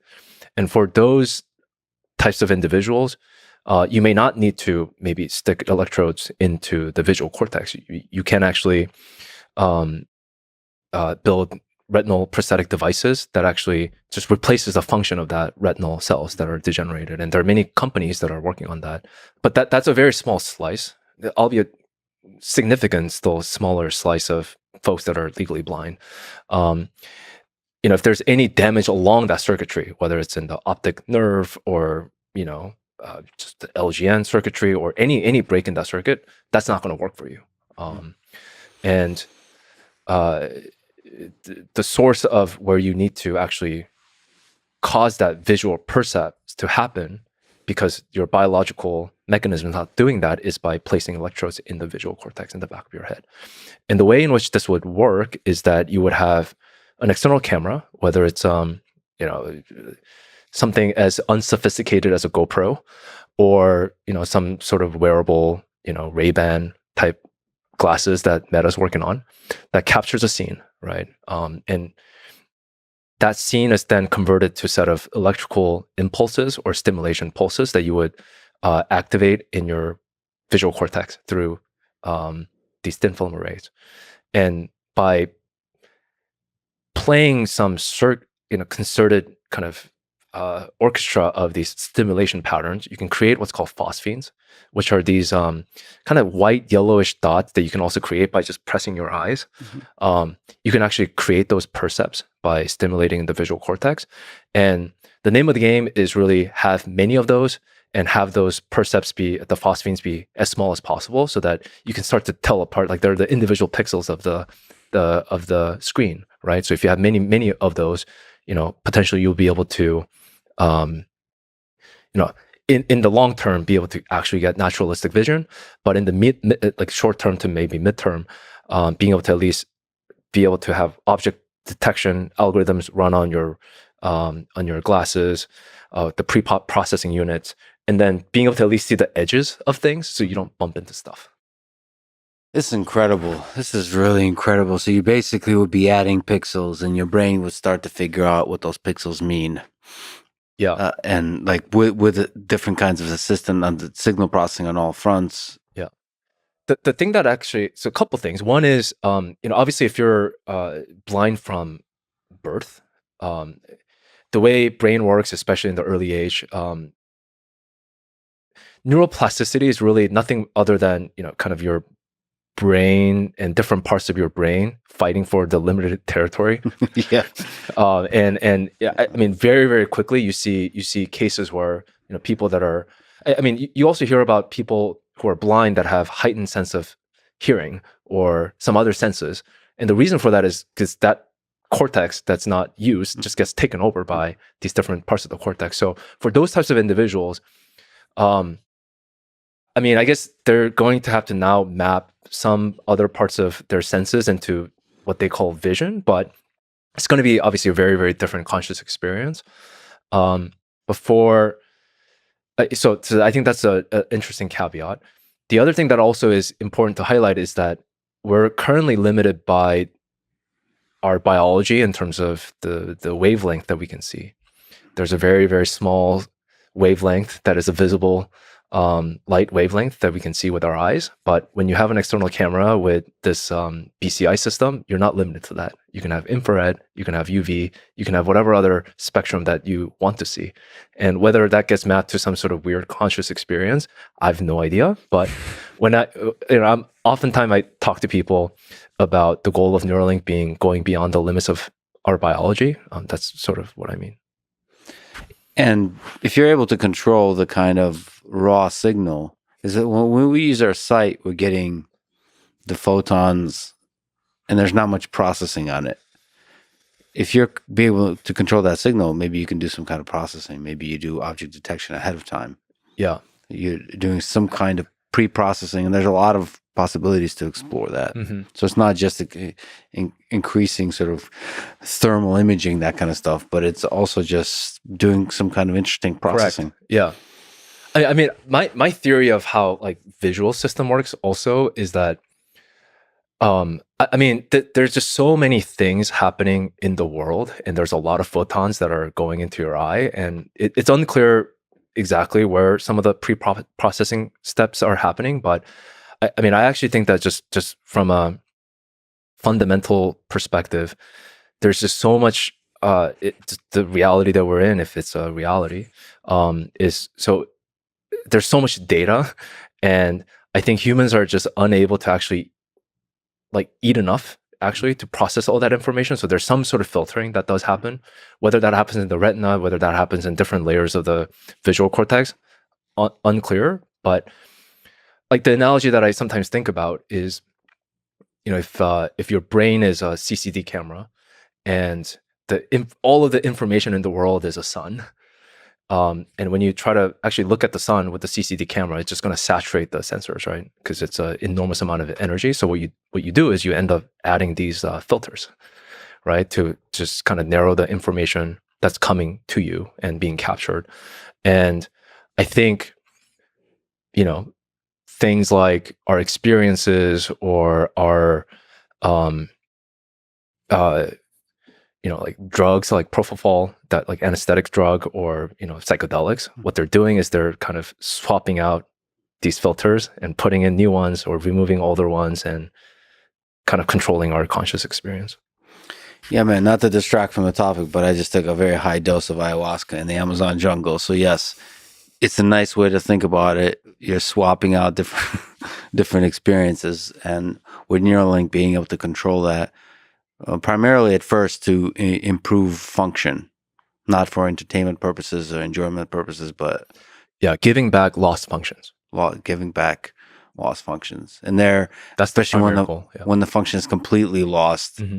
Anything is a huge help. Would you implant a Neuralink device in your own brain?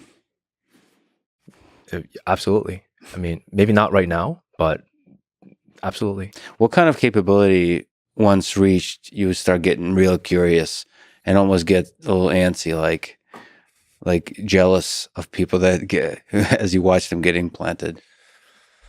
Yeah, I mean, even with our early participants, if they start to do things that I can't do, which I think is in the realm of possibility for them to be able to get 15, 20, if not like 100 bps, right? There's nothing that fundamentally stops us from being able to achieve that type of performance. um, I mean, I would certainly get jealous that they can do that. I should say that watching Nolan, I get a little jealous because he's having so much fun, and it seems like such a chill way to play video games. Yeah. So I mean, the thing that also is hard to appreciate sometimes is that he's doing these things while while talking, and talking. I mean, it's multitasking, right? So it's clearly, it's obviously cognitively intensive, but similar to how when we talk, we move our hands, like these things, like you like are multitasking. I mean, he's able to do that, and you won't be able to do that with other assistive technology, as far as I'm aware. If you're obviously using like an eye tracking device, you're very much fixated on that thing that you're trying to do. And if you're using voice control, I mean, like if you say some other stuff, yeah, you don't get to use that. Yeah, the multitasking aspect of that is really interesting. So it's not just the BPS for the primary task; it's the parallelization of multiple tasks. If you measure the BPS for the entirety of the human organism, so if you're talking and doing a thing with your mind and looking around, also. But I mean, there's just a lot of parallelization that can be happening. But I mean, I think at some point for him, like if he wants to really achieve those high level BPS, it does require like full attention, right? And that's a separate circuitry that is a big mystery, like how attention works, and Yeah, attention, like cognitive load. I've read a lot of literature on people doing two tasks. Like you have your primary task and a secondary task, and the secondary task is a source of distraction. And how does that affect the performance of the primary task? And there's, depending on the task, there's a lot of interesting. I mean, this is an interesting computational device, right? And I think there's, to say the least, a lot of novel insights that can be gained from everything. I mean, I personally am surprised that no one's able to do such incredible control of the cursor while talking, and also being nervous at the same time, because he's talking like all of us are. If you're talking in front of the camera, you get nervous. So all of those are coming into play, and he's able to still achieve high performance. Surprising. I mean, all of this is really amazing. And I think after researching this really in depth, I kind of want a Neuralink. Like get in the line. And also the safety, get in line. Well, we should say the registry is for people who have quadriplegia and all that kind of stuff. So there'll be a separate line for people. They're just curious, like myself. So now that Nolan, patient P1, is part of the ongoing Prime study, what's the high-level vision for P2, P3, P4, P5, and just the expansion into other human beings that are getting to experience this implant? Yeah, I mean, the primary goal is, for our study in the first place, is to achieve safety endpoints, just understand safety of this device as well as the implantation process. And also at the same time, understand the efficacy and the impact that it could have on the potential users' lives. And just because you have, and you're living with tetraplegia, it doesn't mean your situation is same as another person living with tetraplegia. It's widely varying. And it's something that we're hoping to also understand how our technology can serve not just a very small slice of those individuals, but broader group of individuals, and being able to get the feedback to just really build the best product for them.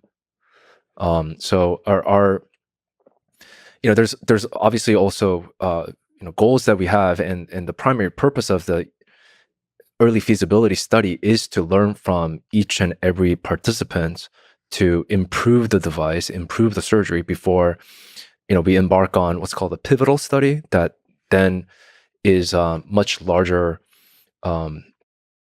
trial that starts to look at statistical significance of your endpoints. And that's required before you can then market the device. And that's how it works in the U.S. and just generally around the world. That's the process you follow. So our goal is to really just understand from people like Nolan, P2, P3, future participants, what aspects of our device needs to improve. If it turns out that people are like, I really don't like the fact that it lasts only 6 hours. I want to be able to use this computer for, like 24 hours. I mean, that is a, user needs and user requirements, which we can only find out from just being able to engage with them.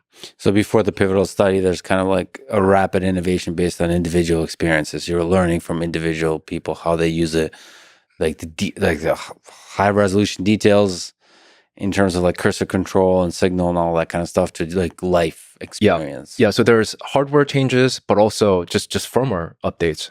So even when we had that sort of recovery event for Nolan, he now has the new firmware that he has been updated with, and it's similar to how like your phones get updated all the time with new firmwares for security patches, whatever new functionality, UI, right? And that's something that is possible with our implant. It's not a static one-time device that can only do the thing that it said it can do. I mean, similar to Tesla, you can do over-the-air firmware updates, and now you have completely new user interface and all this bells and whistles and improvements on everything, like the latest, right? That's when we say generalized platform, that's what we're talking about. Yeah, it's really cool how the app that Nolan is using. There's like calibration, all that kind of stuff, and then there's update. you just click and get an update. What other future capabilities are you kind of looking to? You said vision. That's a fascinating one. Mm-hmm. What about sort of accelerated typing or speech or this kind of stuff? So Yeah. What else is there? Those are still in the realm of movement program. So largely speaking, we have two programs. We have the movement program and we have the vision program. The movement program, currently is focused around the digital freedom. As you can easily guess, if you can control 2D cursor in the digital space, you could move anything in the physical space. So robotic arms, wheelchair, your environment, or even really like whether it's through the phone or just like directly to those interfaces. So like to those machines. So we're looking at ways to kind of expand those types of capability, even for Nolan. That requires conversation with the FDA and kind of showing safety data for if there's a robotic arm or a wheelchair that, we can guarantee that they're not going to hurt themselves accidentally, right? It's very different if you're moving stuff in the digital domain versus like in the physical space. You can actually potentially cause harm to the participants. So we're working through that right now. Speech does involve different areas of the brain. Speech prosthetic is very, very fascinating. And there's actually been a lot of really amazing work that's been happening in academia. Sergei Stavitsky at UC Davis, Jamie Henderson, and late Krishna Shenoy at Stanford are doing just some incredible amount of work in improving speech neuroprosthetics, and those are actually looking more at parts of the motor cortex that are controlling these vocal articulators, and being able to like even by mouthing the word or imagine speech, you can pick up those signals. The more sophisticated, higher level processing areas like the Broca's area or Wernicke's area, those are still very, very big mystery in terms of the underlying mechanism of how all that stuff works. But I think Neuralink's eventual goal is to kind of understand those things and be able to provide a platform and tools to be able to understand that and study that. This is where I get to the pothead questions. Do you think we can start getting insight into things like thought? So speech is, there's a muscular component, like you said. There's like the act of producing sounds. But then what about the internal things like cognition? Like low-level thoughts and high-level thoughts. Do you think we'll start noticing kind of signals that could be picked up, that could they could be understood, that could be maybe used in order to interact with the outside world? In some ways, like I guess this starts to kind of get into the hard problem of consciousness. Mm-hmm. And I mean, on one hand, all of these are at some point set of electrical signals that from there, maybe it in itself is giving you the cognition or the meaning, or somehow human mind is an incredibly amazing storytelling machine. So we're telling ourselves and fooling ourselves that there's some interesting meaning here. But I mean, I certainly think that BCI and really BCI at the end of the day is a set of tools that help you kind of study the underlying mechanisms in a both like local but also broader sense.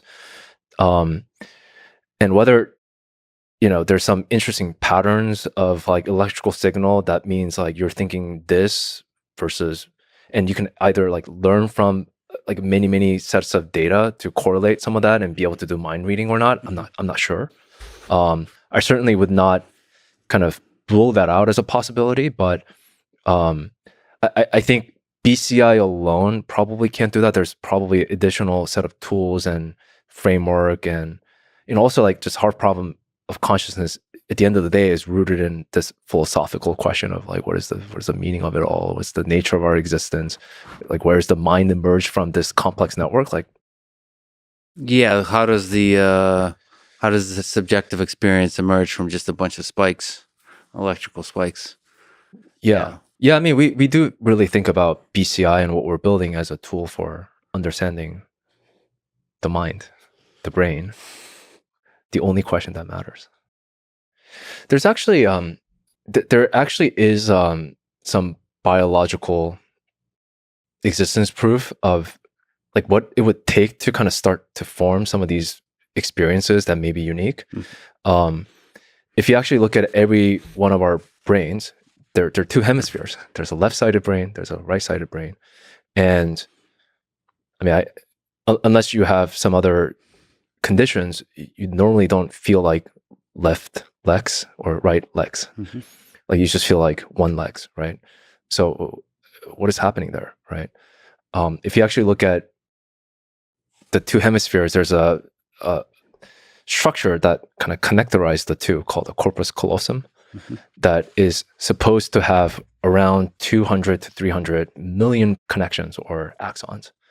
So whether that means that's the number of interface and electrodes that we need to create some sort of mind meld, or from that, like whatever new conscious experience that you can experience.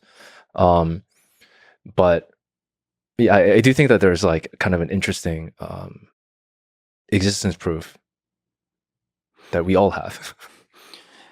And that threshold is unknown at this time. Oh yeah, these things, everything in this domain is speculation, right? And then there will be you'd be continuously pleasantly surprised. Do you see a world where there's millions of people, like tens of millions, hundreds of millions of people walking around with the Neuralink device or multiple Neuralink devices in their brain? I do. First of all, there are, like, if you look at worldwide, people suffering from movement disorders and visual deficits. I mean, that's in the tens, if not hundreds of millions of people. So that alone, I think there's a lot of benefit and potential good that we can do with this type of technology. And when you start to get into kind of like psychiatric application, depression, anxiety, hunger, or obesity, right? Like mood control of appetite. I mean, that starts to become very real to everyone. Not to mention that most people on Earth have a smartphone. And once BCI starts competing with a smartphone as a preferred methodology of interacting with the digital world, that also becomes an interesting thing. Oh yeah, I mean this is even before going to that, right? I mean, there's like the entire world that could benefit from these types of things. And then, like if we're talking about kind of next generation of how we interface with, machines or even ourselves, in many ways, I think BCI can play a role in that. And some of the things that I also talk about is I do think that there is a real possibility that you could see 8 billion people walking around with Neuralink. Well, thank you so much for pushing ahead. And I look forward to that exciting future. Thanks for having me. Thanks for listening to this conversation with DJ Saw. And now, dear friends, here's Matthew McDougall, the head neurosurgeon at Neuralink. When did you first become fascinated with the human brain? Since forever. As far back as I can remember, I've been interested in the human brain. I mean, I was, a thoughtful kid and a bit of an outsider. And you sit there thinking about what the most important things in the world are in your little tiny adolescent brain. And the answer that I came to, that I converged on, was that all of the things you can possibly conceive of as things that are important for human beings to care about are literally contained, in the skull, both the perception of them and their relative values, and the solutions to all our problems, and all of our problems are all contained in the skull. And if we knew more about how that worked, how the brain encodes information and generates desires and generates agony and suffering, we could do more about it. You think about all the really great triumphs in human history. You think about all the really horrific tragedies. You think about the Holocaust. You think about any prison full of human stories, and all of those problems boil down to neurochemistry. So if you get a little bit of control over that, you provide people the option to do better. And in the way I read history, the way people have dealt with having better tools is that they most often, in the end, do better, with huge asterisks. But I think it's an interesting, a worthy, and noble pursuit to give people more options, more tools. Yeah, that's a fascinating way to look at human history. You just imagine all these neurobiological mechanisms, Stalin, Hitler, all of these, Genghis Khan, all of them just had like a brain. It's just a bunch of neurons, like a few tens of billions of neurons, gaining a bunch of information over a period of time. They have a set of module that does language and memory and all that. And from there, in the case of those people, they're able to murder millions of people. Yeah. And all that coming from, there's not some glorified notion of a dictator of this enormous mind or something like this. It's just the brain. Yeah. Yeah. I mean, a lot of that has to do with how well people like that can organize those around them. Other brains. Yeah. And so I always find it interesting to look to primatology, look to our closest non-human relatives for clues as to how humans are going to behave and what particular humans are able to achieve. And so you look at chimpanzees and bonobos, and they're similar but different in their social structures, particularly. And I went to Emory in Atlanta and studied under Frans de Waal, the great Frans de Waal, who was kind of the leading primatologist, who recently died. And his work at looking at chimps through the lens of, how you would watch an episode of Friends and understand the motivations of the characters interacting with each other. He would look at a chimp colony and basically apply that lens. I'm massively oversimplifying it. If you do that, instead of just saying, subject 473, through his feces, it's subject 471, you talk about them in terms of their human struggles, accord them the dignity of themselves as actors with understandable goals and drives, what they want out of life. And primarily it's, the things we want out of life: food, sex, companionship, power. You can understand chimp and bonobo behavior in the same lights much more easily. And I think doing so gives you the tools you need to reduce human behavior from the kind of false complexity that we layer onto it with language, and look at it in terms of, oh, well, these humans are looking for companionship, sex, food, power. And I think that's a pretty powerful tool to have in understanding human behavior. And I just went to the Amazon jungle for a few weeks, and it's a very visceral reminder that a lot of life on Earth is just trying to get laid. Yeah. They're all screaming at each other. Yeah. Like I saw a lot of monkeys, and they're just trying to impress each other. Or maybe there's a battle for power, but a lot of the battle for power has to do with them getting laid. Right. Breeding rights often go with alpha status. And so if you can get a piece of that, then you're going to do okay. And would like to think that we're somehow fundamentally different, but especially when it comes to primates, we really aren't, we can use fancier poetic language, but maybe some of the underlying drives that motivate us are similar.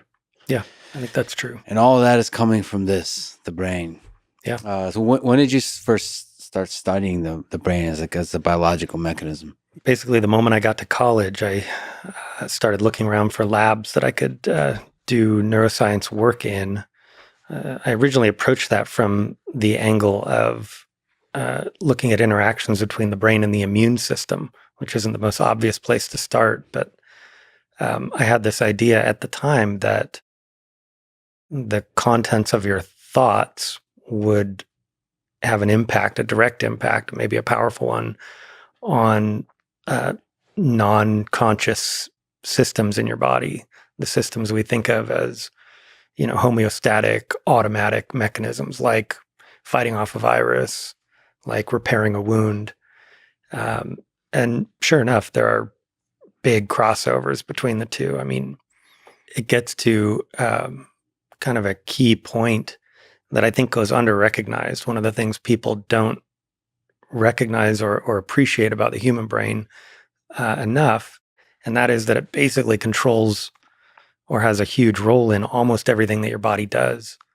Like you try to name an example of something in your body that isn't directly controlled or massively influenced by the brain, and it's pretty hard. I mean, you might say like bone healing or something, but even those systems, the hypothalamus and pituitary, end up playing a role in coordinating the endocrine system that does have a direct influence on, say, the calcium level in your blood that goes to bone healing. So non-obvious connections between those things implicate the brain as really a potent prime mover in all of health. One of the things I realized in the other direction too, how most of the systems in the body are integrated with the human brain, like they affect the brain also, like the immune system. I think there's just, people who study Alzheimer's and those kinds of things. It's just surprising how much you can understand of that from the immune system, from the other systems that don't obviously seem to have anything to do with sort of the nervous system. They all play together. Yeah, you could understand how that would be driven by evolution too, just in some simple examples. If you get sick, if you get a communicable disease, you get the flu, it's pretty advantageous for your immune system to tell your brain, hey, now be antisocial for a few days. Don't go be the life of the party tonight. In fact, maybe just cuddle up somewhere warm under a blanket and just stay there for a day or two. And sure enough, that tends to be the behavior that you see both in animals and in humans. If you get sick, elevated levels of interleukins in your blood and TNF-alpha in your blood ask the brain to cut back on social activity and even moving around. You have lower locomotor activity in animals that are infected with viruses. So from there, the early days in neuroscience to surgery, when did that step happen? Which is a leap. It was sort of an evolution of thought. I wanted to study the brain. So I started studying the brain in undergrad in this neuroimmunology lab. I, from there, realized at some point that I didn't want to just generate knowledge. I wanted to affect real changes in the actual world, in actual people's lives. And so after having not really thought about going into medical school, I was on a track to go into a PhD program. I said, well, I'd like that option. I'd like to actually potentially help tangible people in front of me. And doing a little digging, found that there exists these MD, PhD programs where you can choose not to choose between them and do both. And so I went to USC for medical school and had a joint PhD program with Caltech, where I met, actually chose that program particularly because of a researcher at Caltech named Richard Anderson, who's one of the godfathers of primate neuroscience, and has a macaque lab where Utah rays and other electrodes were being inserted into the brains of monkeys to try to understand how intentions were being encoded in the brain. So, I ended up there with the idea that maybe I would be a neurologist and study the brain on the side, and then discovered that neurology, again, I'm going to make enemies by saying this, but Yeah.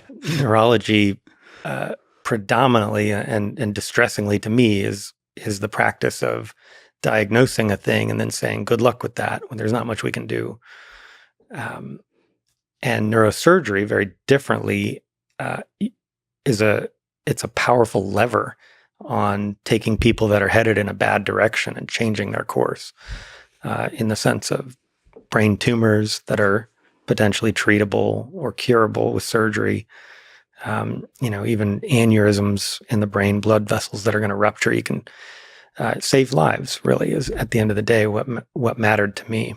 And so I was at USC, as I mentioned. That happens to be one of the great neurosurgery programs. And so I met these truly epic neurosurgeons, Alex Kalesi and Micah Puzzo and Steve Giannotta and Marty Weiss, these sort of epic people that were just human beings in front of me. And so it kind of changed my thinking from neurosurgeons are distant gods that live on another planet and occasionally come and visit us, to these are humans that have problems and are people, and there's nothing fundamentally preventing me from being one of them. And so at the last minute in medical school, I changed gears from going into a different specialty and switched into neurosurgery, which cost me a year. I had to do another year of research because I was so far along in the process that to switch into neurosurgery, the deadlines had already passed. So it was a decision that cost time, but absolutely worth it. What was the hardest part of the training on the neurosurgeon track? Yeah. Two things. I think that, residency in neurosurgery is sort of a competition of pain, of like how much pain can you eat and smile. Yeah. And so there's work hour restrictions that are not really, they're viewed at, I think, internally among the residents as weakness. Mm-hmm. And so most neurosurgery residents try to work as hard as they can.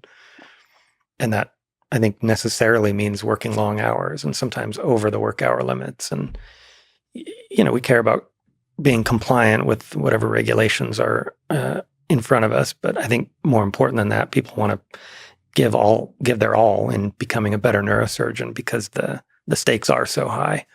And so it's a real fight to get residents to, say, go home at the end of their shift and not stay and do more surgery. Are you seriously saying like one of the hardest things is literally like forcing them to get sleep and rest and all this kind of stuff? Historically, that was the case. I think the next generation, I think the next generation is more compliant and more self-care. Weaker is what you mean. All right, I'm just kidding. I'm just kidding. I didn't say it. Now I'm making enemies. No, okay, I get it. Wow, that's fascinating. Yeah. So what was the second thing? The personalities, and maybe the two are connected. But so was it pretty competitive? competitive, and it's also, as we touched on earlier, primates like power. And I think neurosurgery has long had this aura of mystique and excellence and whatever about it. And so it's an invitation, I think, for people that are cloaked in that authority. A board certified neurosurgeon is basically a walking fallacious appeal to authority, right? You have license to walk into any room and act like you're, an expert on whatever. And fighting that tendency is not something that most neurosurgeons do well. Humility isn't the forte. Yeah, I have friends who know you, and whenever they speak about you, that yours have the surprising quality for a neurosurgeon of humility, which I think indicates that it's not as common as perhaps in other professions, because there is a kind of gigantic, sort of heroic aspect to neurosurgery, and I think it gets to people's head a little bit. Yeah.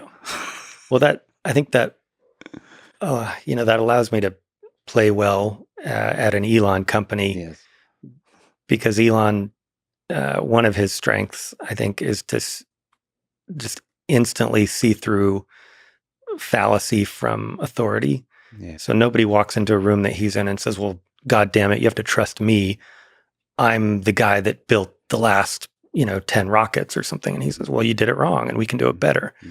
Or I'm the guy that, kept Ford alive for the last 50 years. You listen to me on how to build cars. And he says, no. And so you don't walk into a room that he's in and say, well, I'm a neurosurgeon. Let me tell you how to do it. He's going to say, well, I'm a human being that has a brain. I can think from first principles myself. Thank you very much. And here's how I think it ought to be done. Let's go try it and see who's right. And that's, proven, I think, over and over in his case to be a very powerful approach. If we just take that tangent, there's a fascinating interdisciplinary team at Neuralink that you get to interact with, including Elon. What do you think is the secret to a successful team? What have you learned from just getting to observe these folks? Yeah. World experts in different disciplines work together.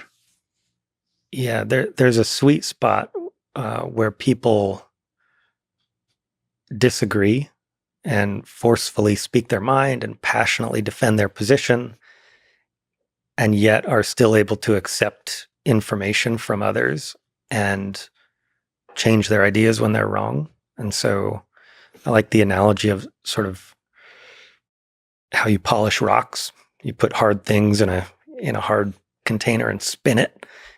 People bash against each other, and out comes a more refined product.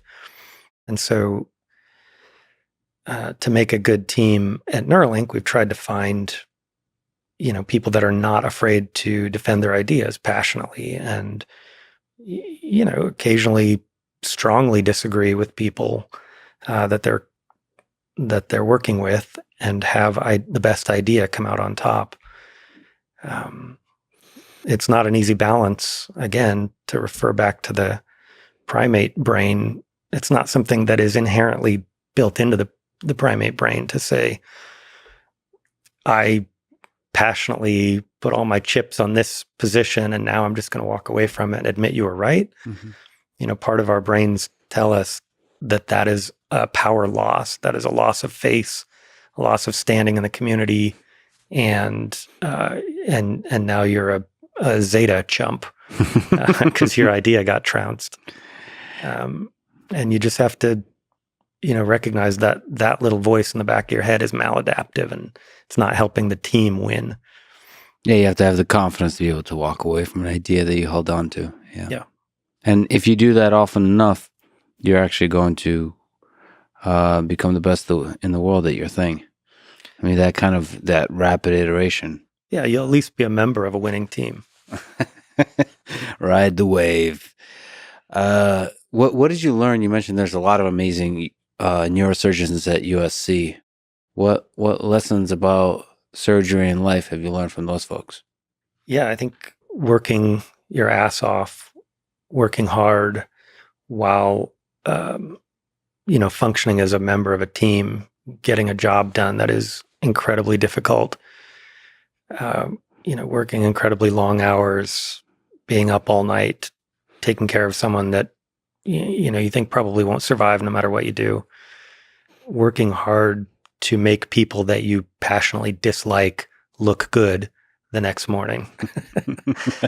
These folks were relentless in their pursuit of excellent neurosurgical technique, decade over decade, and I think we're well recognized for that excellence. So it's especially Marty Weiss, Steve Giannotta, Mike Capuzzo, they made huge contributions not only to surgical technique, but they built training programs that trained dozens or hundreds of amazing neurosurgeons. I was just lucky to kind of be in their wake. What's that like? You mentioned doing a surgery where the person is likely not to survive. Does that wear on you? Yeah.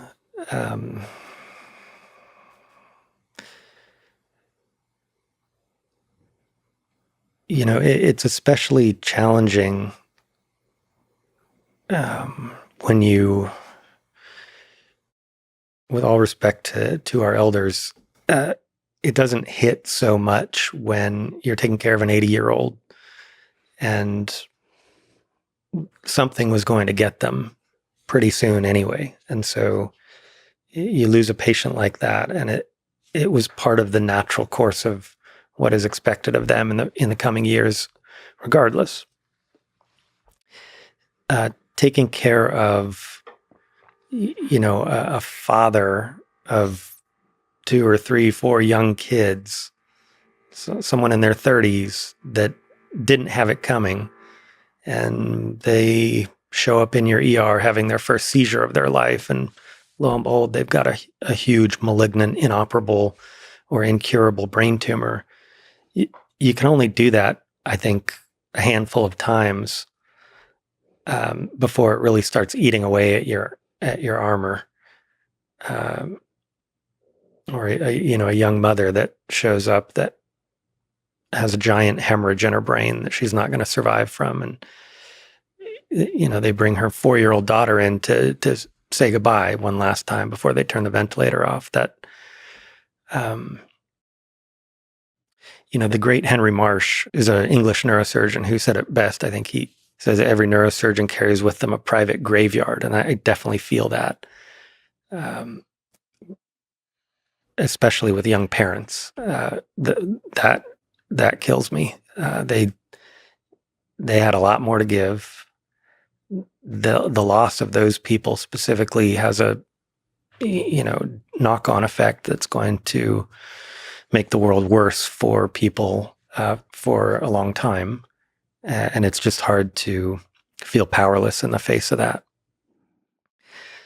And that's where I think you have to be borderline evil to fight against a company like Neuralink, or to constantly be taking pot shots at us, because what we're doing is to try to fix that stuff. We're trying to give people options to reduce suffering. We're trying to take the pain out of life that broken brains brings in. And this is just our little way that we're fighting back against entropy, I guess.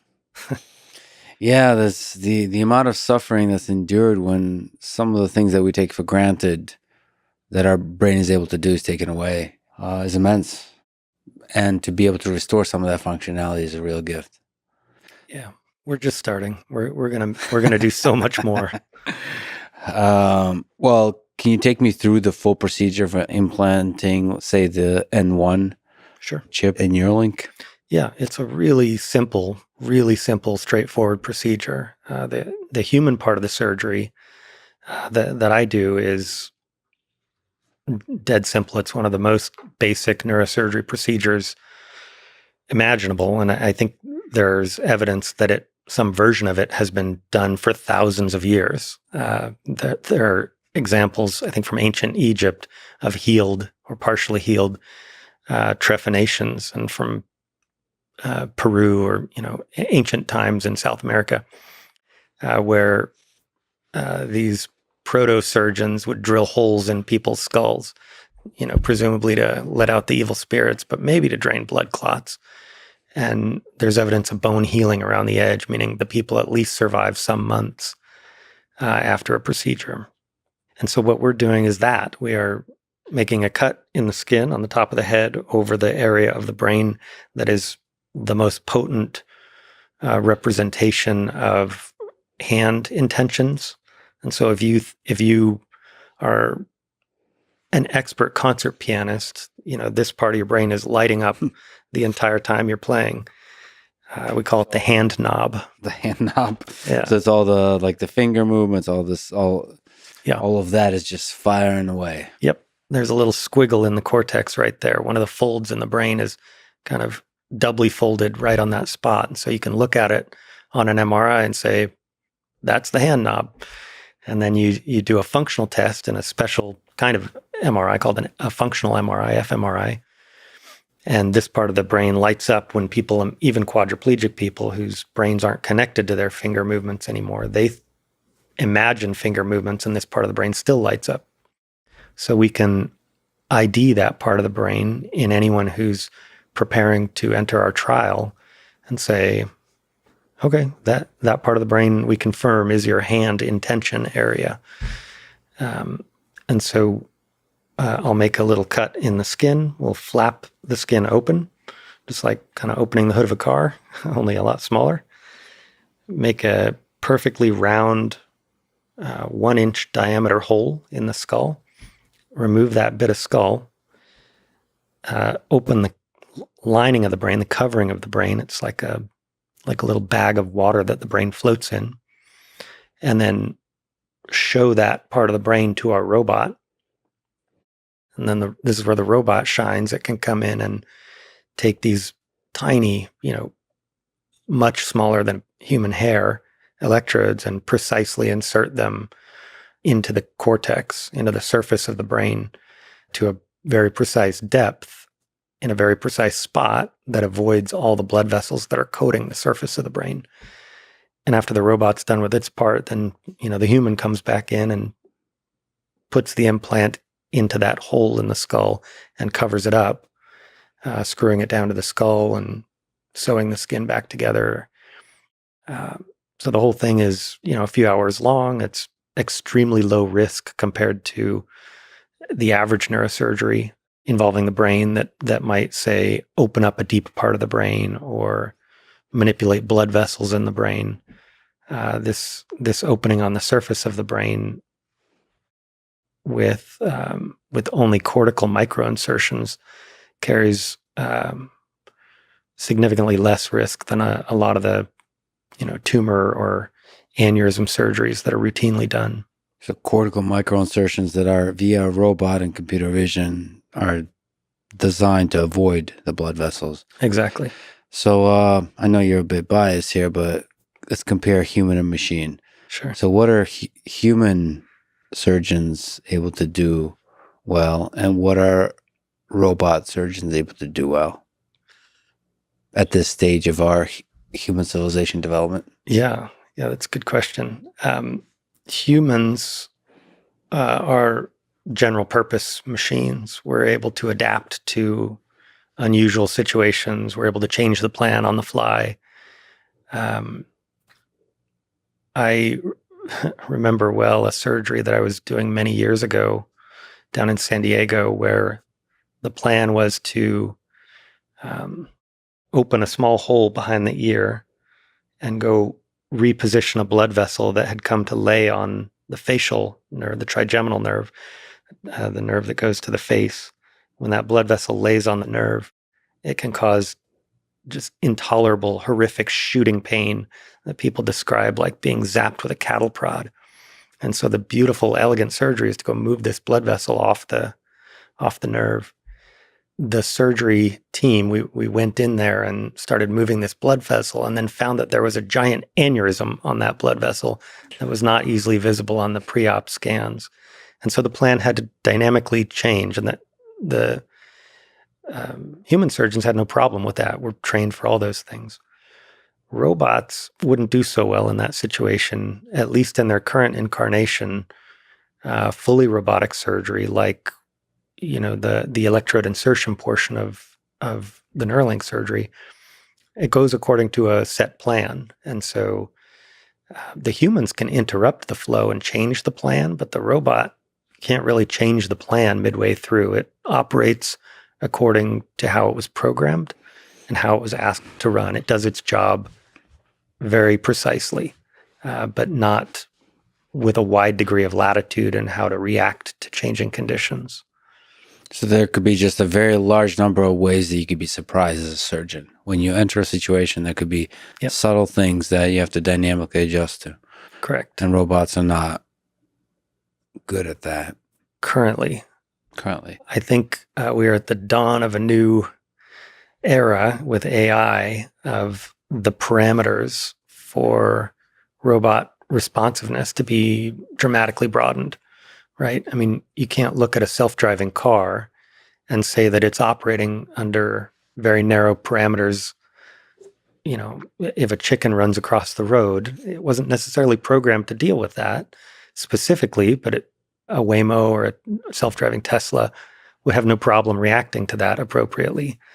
And so surgical robots aren't there yet, but give it time.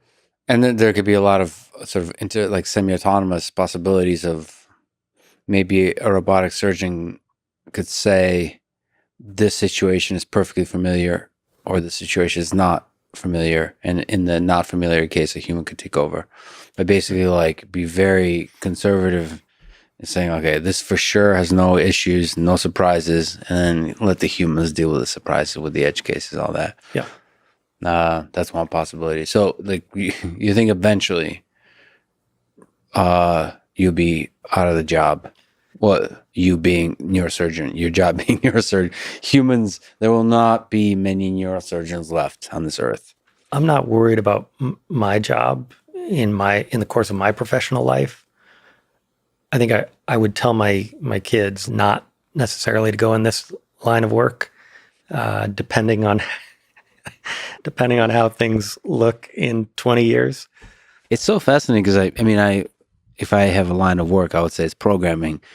And if you ask me for the last, 20 years, what I would recommend for people, I would tell them, go. You will always have a job if you're a programmer because there's more and more computers and all this kind of stuff, and it pays well.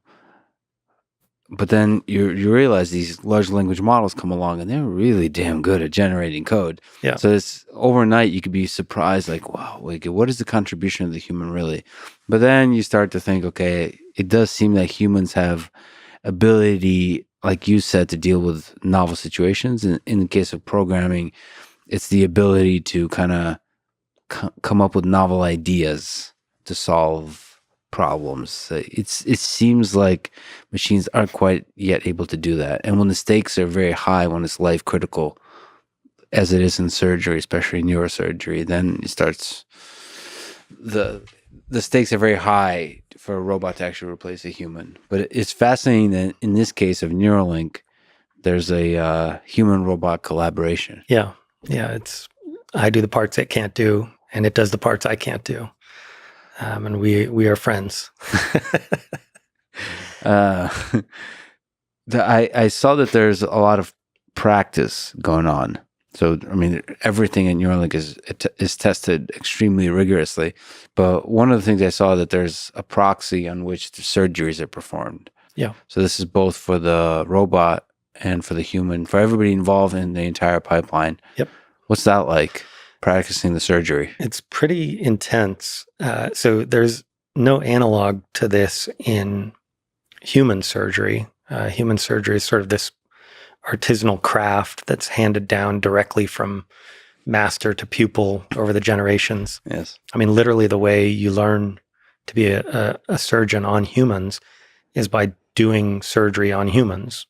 I mean, first you watch your professors do a bunch of surgery, and then finally they put, the trivial parts of the surgery into your hands, and then the more complex parts. And as your understanding of the point and the purposes of the surgery increases, you get more responsibility in the perfect condition. Doesn't always go well. In Neuralink's case, the approach is a bit different. We, of course, practiced as far as we could on animals. We did hundreds of animal surgeries. And when it came time to do the first human, we had just an amazing team of engineers build incredibly lifelike models. One of the engineers, Fran Romano in particular, built a pulsating brain in a custom 3D printed skull that matches exactly the patient's anatomy, including their face and scalp characteristics. And so when I was able to practice that, I mean, it's as close as it really reasonably should get to being the real thing in all the details, including, having a mannequin body attached to this custom head. And so when we were doing the practice surgeries, we'd wheel that body into the CT scanner and take a mock CT scan and wheel it back in and conduct all the normal safety checks, verbally, stop. This patient, we're confirming his identification is mannequin number, blah, blah, blah. And then opening the brain in exactly the right spot using standard operative neuronavigation equipment, standard surgical drills in the same OR that we do all of our practice surgeries in at Neuralink, and having the skull open and have the brain pulse, which adds a degree of difficulty for the robot to, perfectly, precisely plan and insert those electrodes to the right depth and location. And so, we kind of broke new ground on how extensively we practiced for this surgery. So there was a historic moment, a big milestone for Neuralink, in part for humanity, with the first human getting a Neuralink implant in January of this year. Take me through the surgery on Noland. What did it feel like to be part of this? Yeah. Well, we're lucky to have just incredible partners at the Barrow Neurologic Institute. They are, I think, the premier neurosurgical hospital in the world. They made everything as easy as possible for the trial to get going, and helped us immensely with their expertise on how to arrange the details. It was a much more high pressure surgery in some ways. I mean, even though the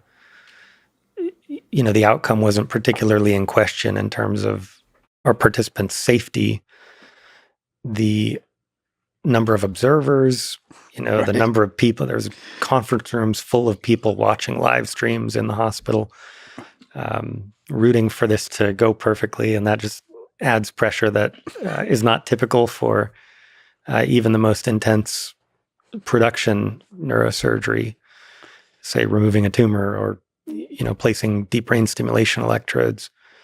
And it had never been done on a human before. There were unknown unknowns. And so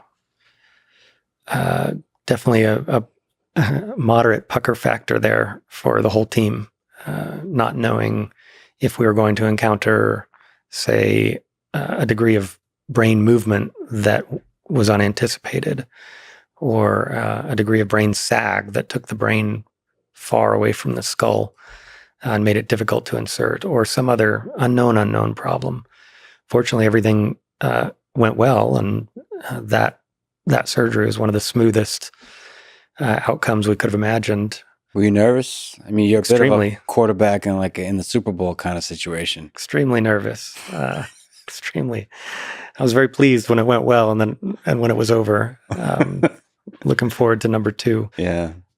Even with all that practice, all of that, just you've never been in a situation that's so high stakes in terms of people watching. Yeah. And we should also probably mention, given how the media works, a lot of people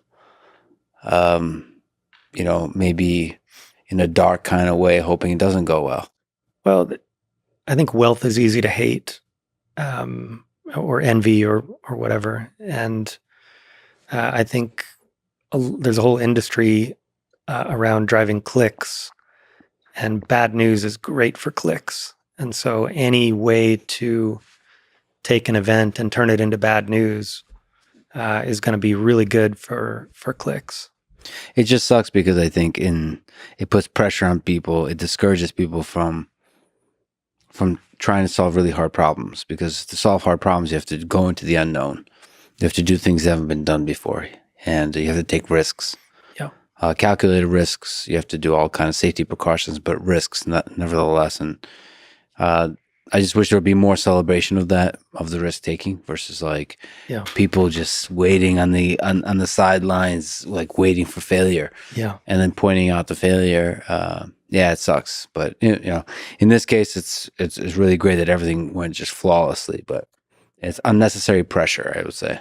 Now that there's a human with literal skin in the game, there's a participant whose well-being rides on this doing well. You have to be a pretty bad person to be rooting for that to go wrong. Yeah. And so, hopefully people look in the mirror and realize that at some point. So did you get to actually front row seat, like watch the robot work? Like what, you get to see the whole thing? Yeah. I mean, because an MD needs to be in charge of all of the medical decision-making throughout the process, I unscrubbed from the surgery after exposing the brain and presenting it to the robot, and placed the targets on the robot software interface that tells the robot where it's going to insert each thread. That was done with my hand on the mouse, for whatever that's worth. So you were the one placing the targets? Yeah. Oh, cool. So like the robot with the computer vision provides a bunch of candidates, and you kind of finalize the decision. Right. The software engineers are amazing on this team, and so they actually provided an interface where you can essentially use a lasso tool and select a prime area of brain real estate, and it will automatically avoid the blood vessels in that region and automatically place a bunch of targets. So that allows the human robot operator to select really good areas of brain and make dense applications of targets in those regions, the regions we think are going to have the most high fidelity representations of finger movements and arm movement intentions. I've seen like images of this, and for me with OCD, it's for some reason a really pleasant. I think there's a subreddit called Oddly Satisfying. Yeah, love that subreddit. So it's oddly satisfying to see the different target sites avoiding the blood vessels, and also maximizing like the usefulness of those locations for the signal. It just feels good. It's like As a person who has a visceral reaction to the brain bleeding, I can tell you especially it's extremely satisfying watching the electrodes themselves go into the brain and not cause bleeding. Yeah. So you said the feeling was of relief when everything went perfectly. Yeah. How deep in the brain can you currently go and eventually go? Let's say on the Neuralink side, it seems the deeper you go in the brain, the more challenging it becomes. Yeah. So talking broadly about neurosurgery, we can get anywhere. It's routine for me to put deep brain stimulating electrodes near the very bottom of the brain, entering from the top and passing about a 2 millimeter wire all the way into the bottom of the brain. And that's not revolutionary. A lot of people do that. And we can do that with very high precision. I use a robot from Globus to do that surgery, several times a month. It's pretty routine. What are your eyes in that situation? What are you seeing? What kind of technology can you use to visualize where you are to light your way? Yeah, so it's a cool process on the software side. You take a preoperative MRI that's extremely high resolution data of the entire brain. You put the patient to sleep, put their head in a frame that holds the skull very rigidly, and then you take a CT scan of their head while they're asleep with that frame on, and then merge the MRI and the CT in software. You have a plan based on the MRI where you can see these nuclei deep in the brain.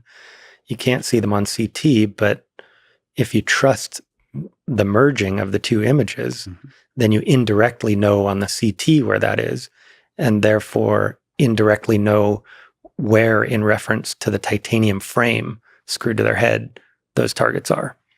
And so this is 60s technology to manually compute trajectories given the entry point and target, and dial in some goofy looking titanium actuators with manual actuators with little tick marks on them.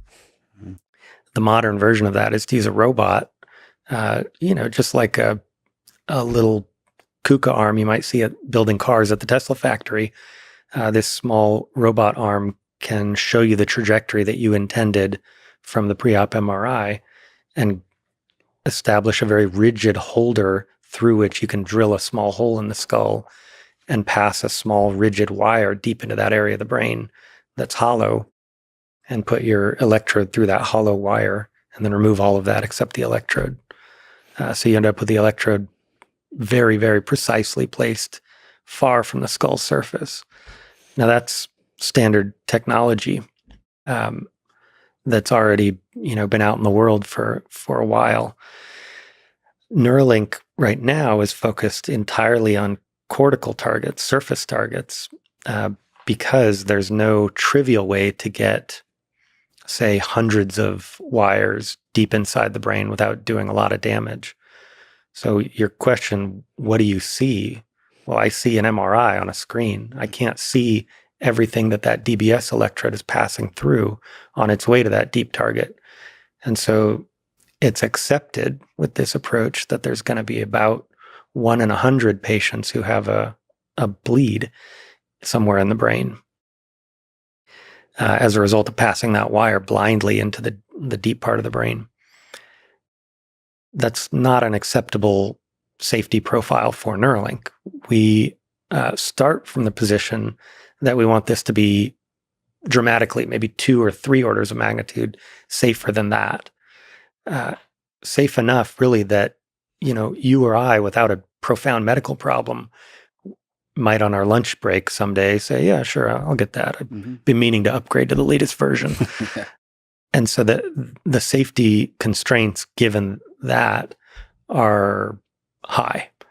And so we haven't settled on a final solution for arbitrarily approaching deep targets in the brain. It's interesting because you have to avoid blood vessels somehow.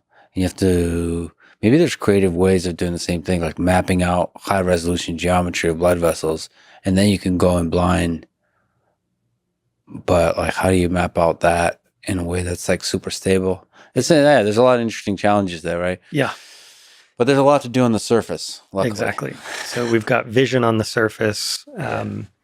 We actually have made a huge amount of progress sewing electrodes into the spinal cord as a potential workaround for a spinal cord injury that would allow a brain-mounted implant to translate motor intentions to a spine-mounted implant that can affect muscle contractions in previously paralyzed arms and legs. That's mind-blowing. That's just incredible. So the effort there is to try to bridge the brain to the spinal cord to the peripheral nervous system. So how hard is that to do? We have that working in very crude forms in animals. That's amazing. Yeah, we've done so similar to with Nolan, where he's able to digitally move the cursor. Here you're doing the same kind of communication, but with the actual effectors that you have. Yeah.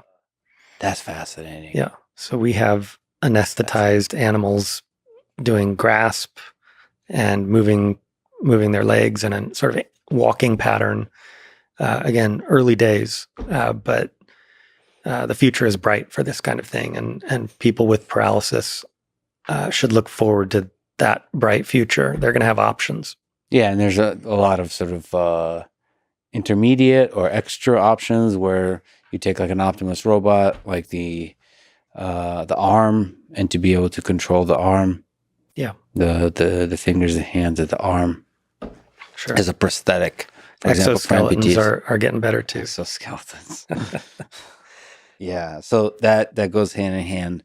Although I didn't quite understand until thinking about it deeply and doing more research about Neuralink, how much you can do on the digital side. So there's digital telepathy.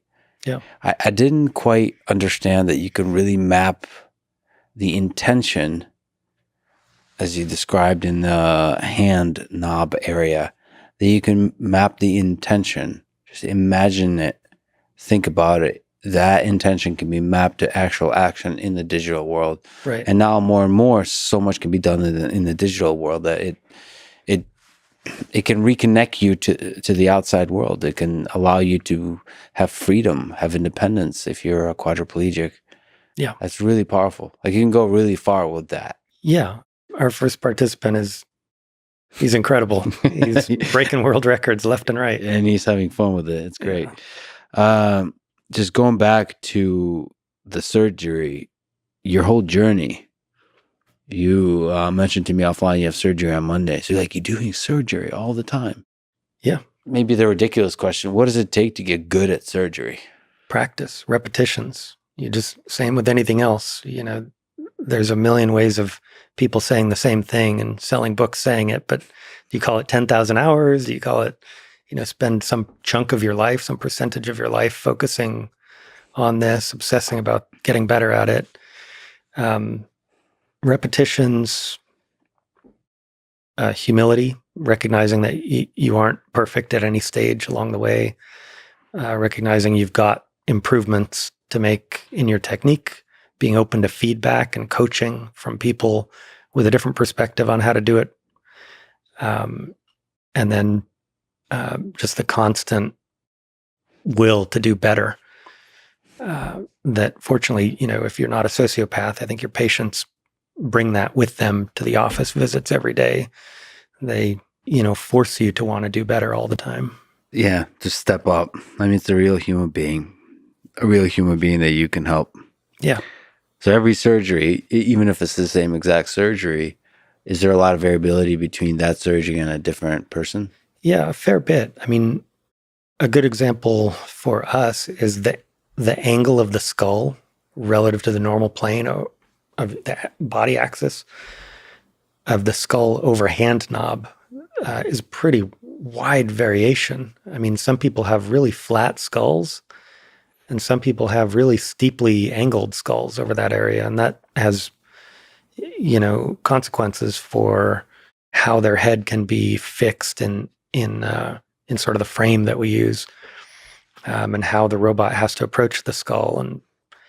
And people's bodies are built as differently as the people you see walking down the street. As much variability in body shape and size as you see there, we see in brain anatomy and skull anatomy. There are some people who we've had to kind of exclude from our trial for having skulls that are too thick or too thin, or scalp that's too thick or too thin. I think, we have like the middle 97% or so of people, but you can't account for all human anatomy variability. How much mushiness and mess is there? Because I, taking biology classes, the diagrams are always really clean and crisp. Neuroscience, the pictures of neurons are always really nice and very. Yeah. But whenever I look at pictures of real brains, they're all, I don't know what is going on. Yeah. So how much are biological systems in reality? How hard is it to figure out what's going on? Not too bad. Once you really get used to this, that's where experience and skill and education really come into play. Is if you stare at 1,000 brains, it becomes easier to kind of mentally peel back say, for instance, blood vessels that are obscuring the sulci and gyri, kind of the wrinkle pattern of the surface of the brain. occasionally when you're first starting to do this and you open the skull, it doesn't match what you thought you were going to see based on the MRI. And with more experience, you learn to kind of peel back that layer of blood vessels and see the underlying pattern of wrinkles in the brain, and use that as a landmark for where you are. The wrinkles are a landmark? So like... Yeah. So I was describing hand knob earlier. That's a pattern of the wrinkles in the brain. It's sort of this sort of Greek letter omega shaped area of the brain. So you could recognize the hand knob area, like if I show you 1,000 brains and give you like 1 minute with each, you'd be like, yep, that's that. Sure. And so there is some uniqueness to that area of the brain, like in terms of the geometry, the topology of the thing. Yeah. Where is it about in the... It's so you have this strip of brain running down the top, called the primary motor area. And I'm sure you've seen this picture of the homunculus laid over the surface of the brain, the weird little guy with huge lips and giant hands. That guy sort of lays with his legs up at the top of the brain, and face, arm areas farther down, and then some kind of mouth, lip, tongue areas farther down. And so the hand is right in there, and then the areas that control speech, at least on the left side of the brain, in most people are just below that. And so any muscle that you voluntarily move in your body, the vast majority of that references that strip, or those intentions come from that strip of brain, and the wrinkle for hand knob is right in the middle of that. And vision is back here. Yep. Also close to the surface. Vision's a little deeper. And so, this gets to your question about how deep can you get. To do vision, we can't just do the surface of the brain. We have to be able to go in, not as deep as we'd have to go for DBS, but maybe a centimeter deeper than we're used to for hand insertions. And so that's, work in progress. That's a new set of challenges to overcome. By the way, you mentioned the Utah array, and I just saw a picture of that, and that thing looks terrifying. Yeah, because it's because it's rigid, and then if you look at the threads, they're flexible. What can you say that's interesting to you about that kind of approach of the flexible threads to deliver the electrodes next to the neurons? Yeah, I mean, the goal there comes from experience. I mean, we stand on the shoulders of people that made Utah arrays and used Utah arrays for decades before we ever even came along. Neuralink arose partly, this approach to technology arose out of a need recognized after Utah arrays would fail routinely because the rigid electrodes, those spikes that are literally hammered using an air hammer into the brain, those spikes generate a bad immune response that encapsulates the electrode spikes in scar tissue, essentially.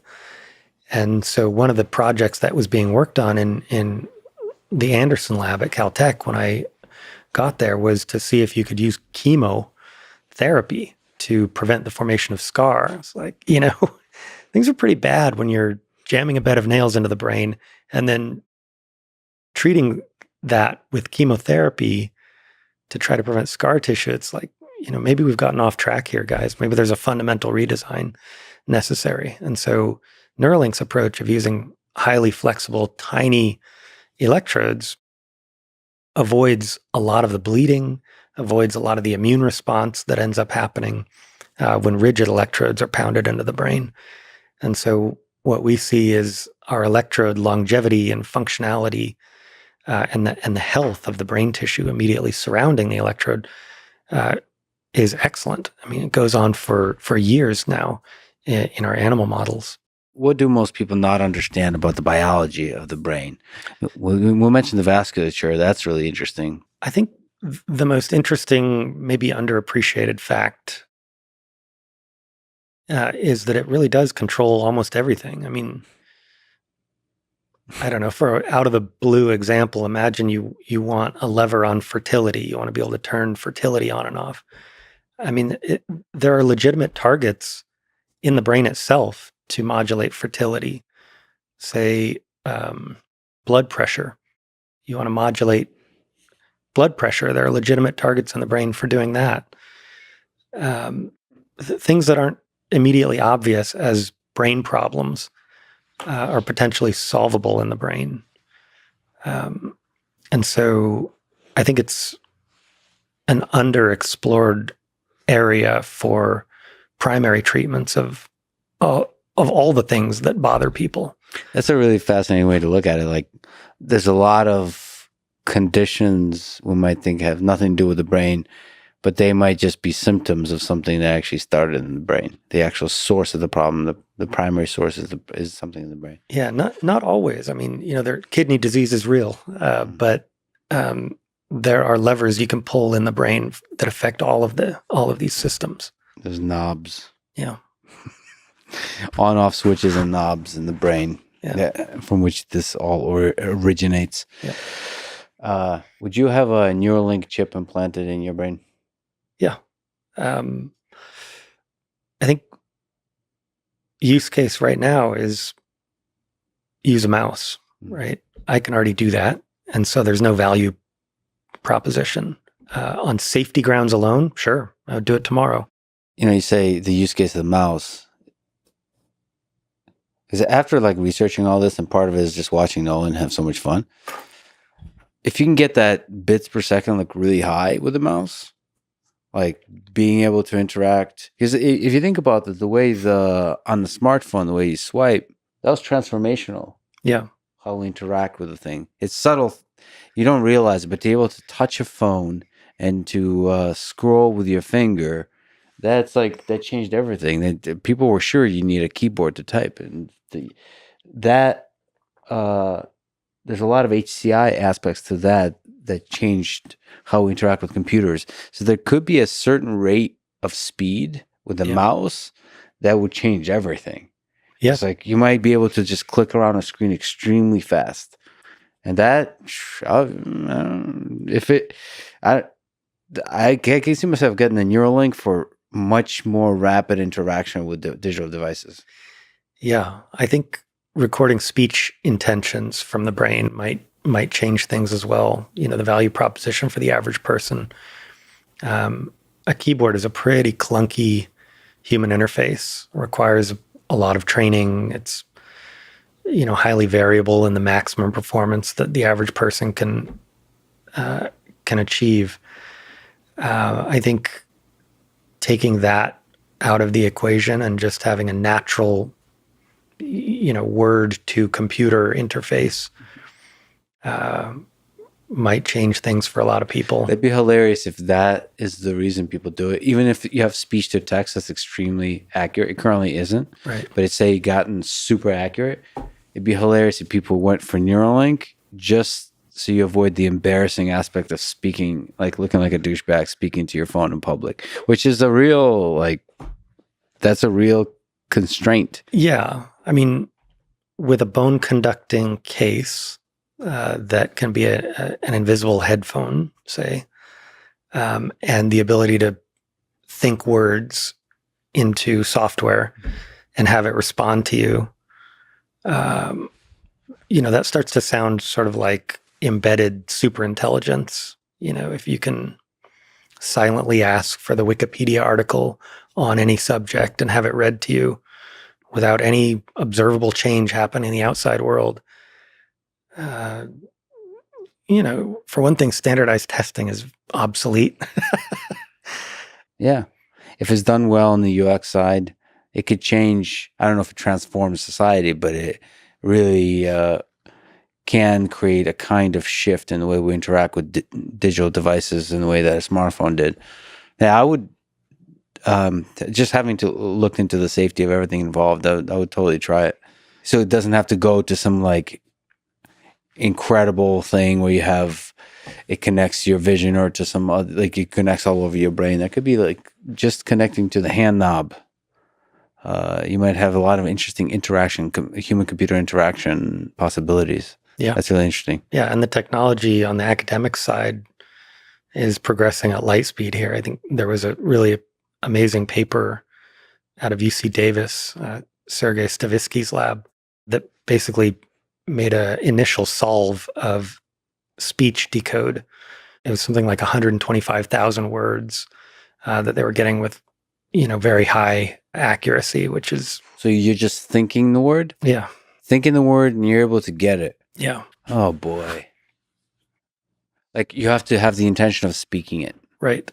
So, like, do that inner voice. Man, it's so amazing to me that you can do the intention to signal mapping. All you have to do is just imagine yourself doing it. And if you get the feedback that it actually worked, you can get really good at that. Like, your brain will first of all adjust, and you develop it like any other skill. Yeah. Like touch typing, you develop in that same kind of way. To me, it's just really fascinating. Yeah. To be able to play with that. Honestly, like, I would get a Neuralink just to be able to play with that. Just to play with the capacity, the capability of my mind to learn this skill. It's like learning the skill of typing or learning the skill of moving a mouse. It's another skill of moving the mouse, not with my physical body, but with my mind. I can't wait to see what people do with it. I feel like we're cavemen right now. We're like banging rocks with a stick and thinking that we're making music. At some point, when these are more widespread, there's going to be the equivalent of a piano that someone can make art with their brain in a way that we didn't even anticipate. I'm looking forward to it. Give it to like a teenager. Like, anytime I think I'm good at something, I'll always go to, like, I don't know, even with the bits per second of playing a video game, you realize you give it to a teenager, you give a Neuralink to a teenager, just a large number of them, the kind of stuff they get good at stuff. They're gonna get like hundreds of bits per second. Yeah, even just with the current technology. Probably. Just because it's also addicting. How the number go up aspect of it, of like improving and training, because it's almost like a skill.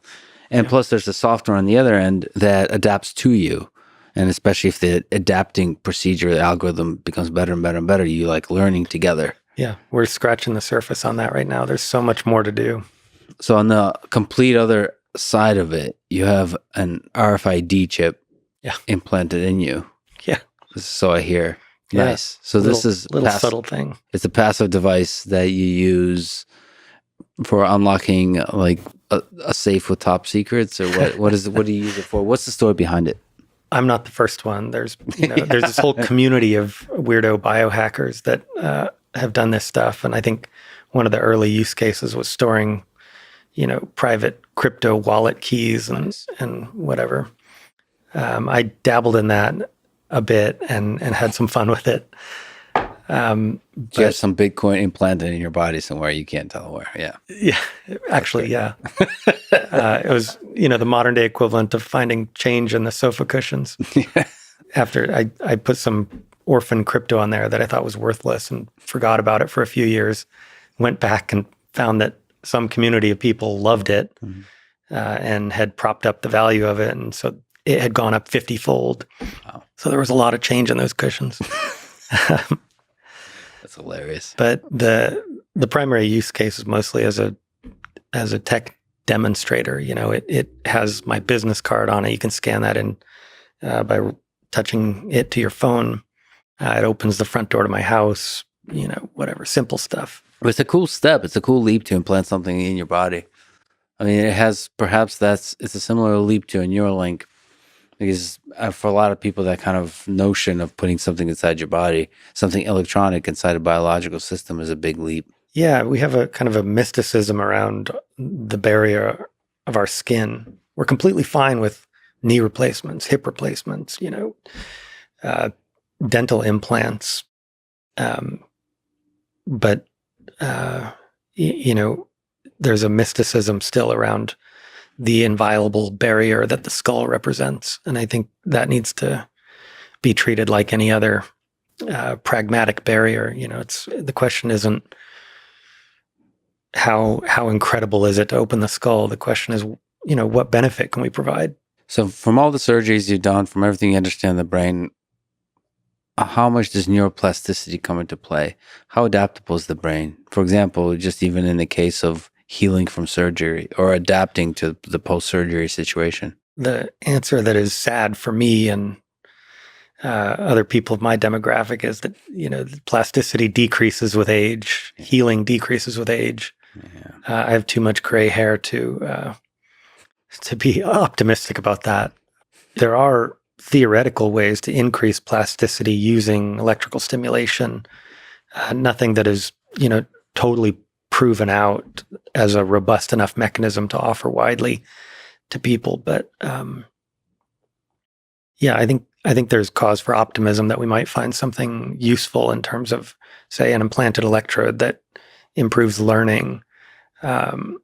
Certainly, there's been some really amazing work recently from Nicholas Schiff, Jonathan Baker, and others who have a cohort of patients with moderate traumatic brain injury who have had electrodes placed in the deep nucleus in the brain called the centromedian nucleus, or just near the centromedian nucleus. And when they apply small amounts of electricity to that part of the brain, it's almost like electronic caffeine. They're able to improve people's attention and focus.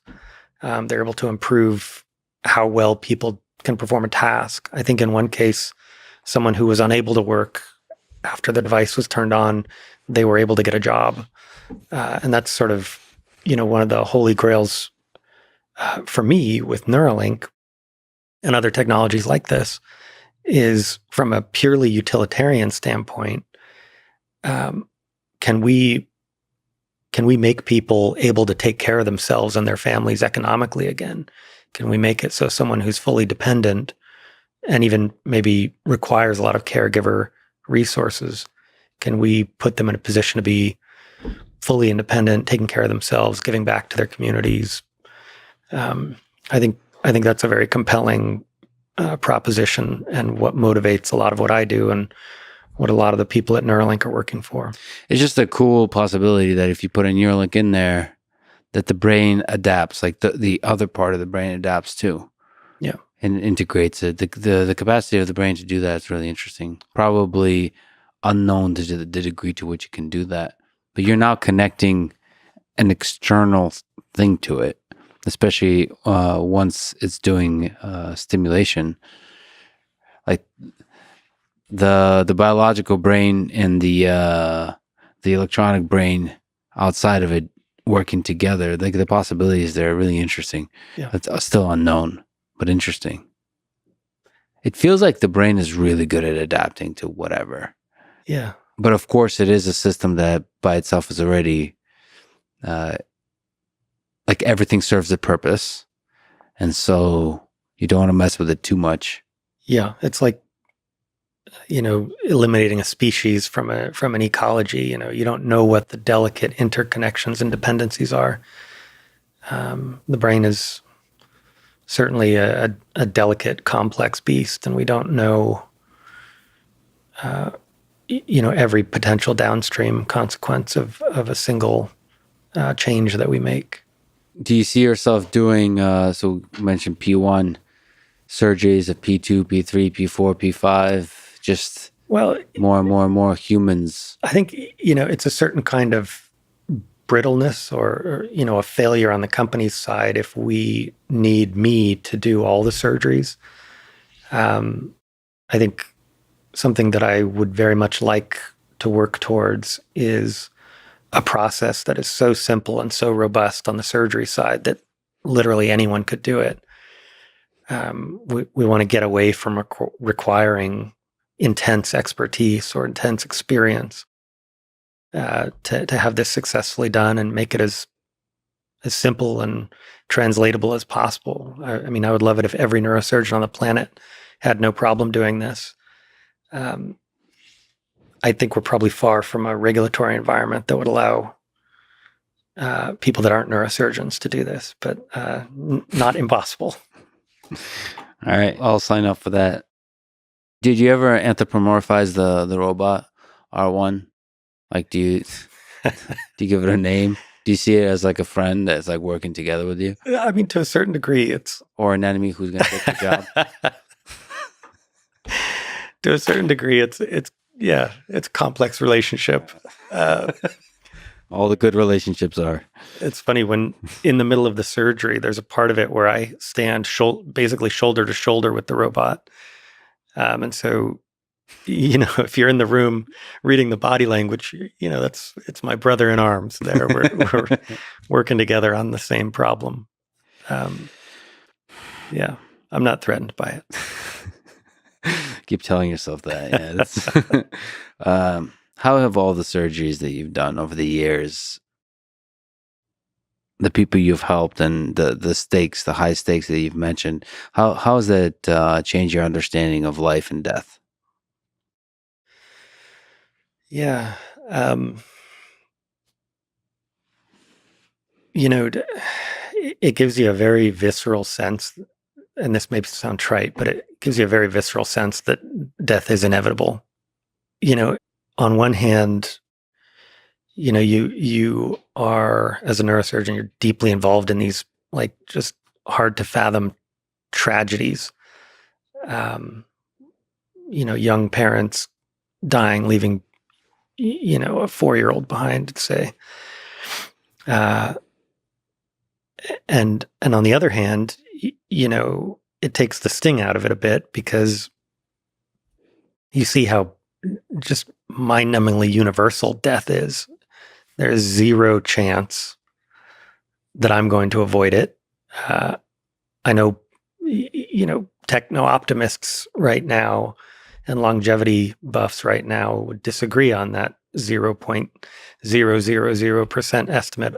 But I don't see any chance that our generation is going to avoid it. Entropy is a powerful force, and we are very ornate, delicate, brittle DNA machines that aren't up to the cosmic ray bombardment that we're subjected to. So, on the one hand, every human that has ever lived died or will die. On the other hand, it's just one of the hardest things to imagine inflicting on anyone that you love is having them gone. I mean, I'm sure you've had friends that aren't living anymore, and it's hard to even think about them. And so I wish I had, arrived at the point of nirvana where, death doesn't have a sting. I'm not worried about it, but I can at least say that I'm comfortable with the certainty of it. If not having found out how to take the tragedy out of it when I think about, my kids, either not having me or me not having them or my wife. Maybe I've come to accept the intellectual certainty of it, but it may be the pain that comes with losing the people you love. I don't think I've come to understand the existential aspect of it, like that this is going to end. And I don't mean like in some trite way. I mean like it certainly feels like it's not going to end. Like you live life like it's not going to end. Right. And the fact that this light that's shining, this consciousness is going to no longer be in one moment, maybe today. It's like it fills me when I really am able to load all that in with Ernest Becker's terror. Like it's a real fear. I think people aren't always honest with how terrifying it is. Yeah. I think the more you are able to really think through it, the more terrifying it is. It's not such a simple thing. Oh, well, it's the way life is. And if you really can load that in, it's hard. But I think that's why the Stoics did it, because it like helps you get your shit together and be like this. Well, the moment, every single moment you're alive is just beautiful. Yeah. And it's terrifying that it's gonna end. And it's like you're like almost like you're shivering in the cold, a child, helpless, this kind of feeling. Yeah. And then it makes you, when you have warmth, when you have the safety, when you have the love, to really appreciate it. I feel like sometimes in your position, when you mentioned armor, just to see death, it might make you not be able to see that, the finiteness of life, because if you kept looking at that, it might break you. So it's good to know that you're kind of still struggling with that. There's the neurosurgeon, and then there's a human. Yeah. And the human is still able to struggle with that and feel the fear of that and the pain of that. Yeah, it definitely makes you ask the question of how many of these can you see, and not say I can't do this anymore. But I mean, you said it well. I think it gives you an opportunity to just appreciate that you're alive today. And I've got 3 kids and an amazing wife, and I'm really happy. Things are good. I get to help on a project that I think matters. I think it moves us forward. I'm a very lucky person. It's the early steps of a potentially gigantic leap for humanity. It's a really interesting one. And it's cool because like you read about all this stuff in history where it's like the early days.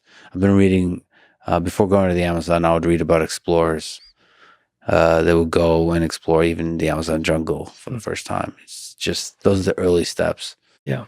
Or early steps into space, early steps in any discipline, in physics and mathematics. And it's cool because this is like on the grand scale, these are the early steps into delving deep into the human brain. So not just observing the brain, but be able to interact with the human brain. Yeah. It's going to help a lot of people, but it also might help us understand what the hell's going on in there. Yeah. I think ultimately we want to give people more levers that they can pull, right? Like you want to give people options. If you can give someone a dial that they can turn on how happy they are, I think that makes people really uncomfortable. But now talk about major depressive disorder, talk about people that are committing suicide at an alarming rate in this country, and try to justify that queasiness in that light of you can give people a knob to take away suicidal ideation, suicidal intention. I would give them that knob. I don't know how you justify not doing that. You can think about like all the suffering that's going on in the world. Like every single human being that's suffering right now, it's like it'll be a glowing red dot. The more suffering, the more it's glowing, and you just see the map of human suffering. And any technology that allows you to dim that light of suffering on a grand scale is pretty exciting. Because there's a lot of people suffering, and most of them suffer quietly. Yeah. And we turn we look away too often, and we should remember those that are suffering, because once again, most of them are suffering quietly. Well, and on a grander scale, the fabric of society. People have a lot of complaints about how our social fabric is working or not working, how our politics is working or not working. Those things are made of neurochemistry too, in aggregate, right? Like our politics is composed of individuals with human brains, and the way it works or doesn't work is potentially tunable, in the sense that, I don't know, say, remove our addictive behaviors or tune our addictive behaviors for social media, or our addiction to outrage, our addiction to sharing the most angry political tweet we can find. I don't think that leads to a functional society. And if you had options for people to moderate that maladaptive behavior, there could be huge benefits to society. Maybe we could all work together a little more harmoniously toward useful ends. There's a sweet spot, like you mentioned. You don't want to completely remove all the dark sides of human nature, because those kind of are somehow necessary to make the whole thing work. But there's a sweet spot. Yeah, I agree. You gotta suffer a little. Just not so much that you lose hope. Yeah. When all the surgeries you've done, have you seen consciousness in there ever? Was there like a glowing light? I have this sense that I never found it, Okay. never removed it, like a Dementor in Harry Potter. I have this sense that consciousness is a lot less magical than our instincts want to claim it is. It seems to me like a useful analog for thinking about what consciousness is in the brain. Is that we have a really good intuitive understanding of what it means to, say, touch your skin and know what's being touched. I think consciousness is just that level of sensory mapping applied to the thought processes in the brain itself. So what I'm saying is consciousness is the sensation of some part of your brain being active. So you feel it working. You feel the part of your brain that thinks of red things or winged creatures or the taste of coffee. You feel those parts of your brain being active the way that I'm feeling my palm being touched, right? And that sensory system that feels the brain working is consciousness. That's so brilliant. It's the same way, it's the sensation of touch when you're touching a thing. Consciousness is the sensation of you feeling your brain working, your brain thinking, your brain perceiving. Which isn't like a warping of space-time or some quantum field effect, right? It's nothing magical. People always want to ascribe to consciousness something truly different. And there's this awesome long history of people looking at whatever the latest discovery in physics is to explain consciousness, because it's the most magical, the most out there thing that you can think of. And people always, want to do that with consciousness. I don't think that's necessary. It's just a very useful and gratifying way of feeling your brain work. And as we said, it's one heck of a brain. Yeah. Everything we see around us, everything we love, everything that's beautiful came from brains like these. It's all electrical activity happening inside your skull. And I, for one, am grateful that there's people like you that are exploring all the ways that it works and all the ways it can be made better. Thanks, Matthew, Lex. thank you so much for talking today. It's been a joy. Thanks for listening to this conversation with Matthew McDougall. And now, dear friends, here's Bliss Chapman, Brain Interface Software Lead at Neuralink. You told me that you've met hundreds of people with spinal cord injuries or with ALS, and that your motivation for helping at Neuralink is grounded in wanting to help them. Can you describe this motivation? Yeah. First, just a thank you to all the people I've gotten a chance to speak with for sharing their stories with me. I don't think there's any world really in which I can share their stories in as powerful a way as they can. But just I think to summarize at a very high level, what I hear over and over again is that people with ALS or severe spinal cord injury in a place where they basically can't move physically anymore, really at the end of the day are looking for independence. And that can mean different things for different people. For some folks, it can mean the ability just to be able to communicate again independently without needing to wear something on their face, without needing a caretaker to be able to put something in their mouth. For some folks, it can mean independence to be able to work again, to be able to navigate a computer digitally efficiently enough to be able to get a job, to be able to support themselves, to be able to move out and ultimately be able to support themselves after their family maybe isn't there anymore to take care of them. And for some folks, it's as simple as just being able to respond to their kid in time before they, run away or get interested in something else. And these are deeply personal and sort of very human problems. And what strikes me again and again when talking with these folks is that this is actually an engineering problem. This is a problem that with the right resources, with the right team, we can make a lot of progress on. And at the end of the day, I think that's a deeply inspiring message and something that makes me excited to get up every day. So it's both an engineering problem in terms of a BCI, for example, that can give them capabilities where they can interact with the world.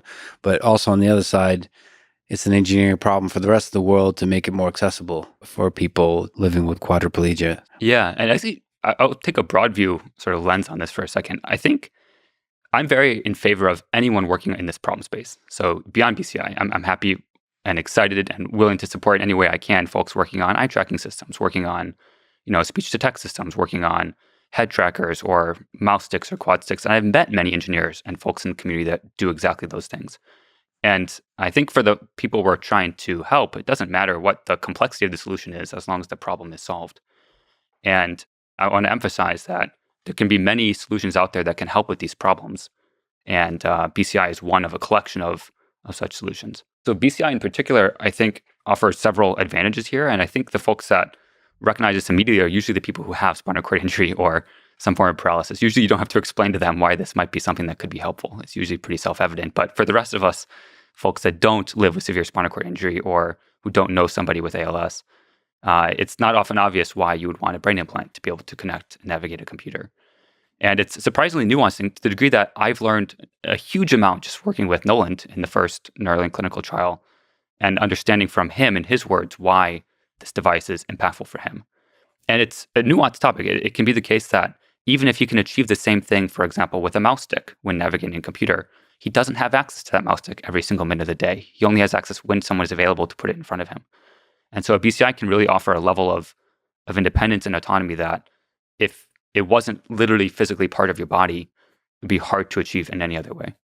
So there's a lot of fascinating aspects to what it takes to get Nolan to be able to control a cursor on the screen with his mind.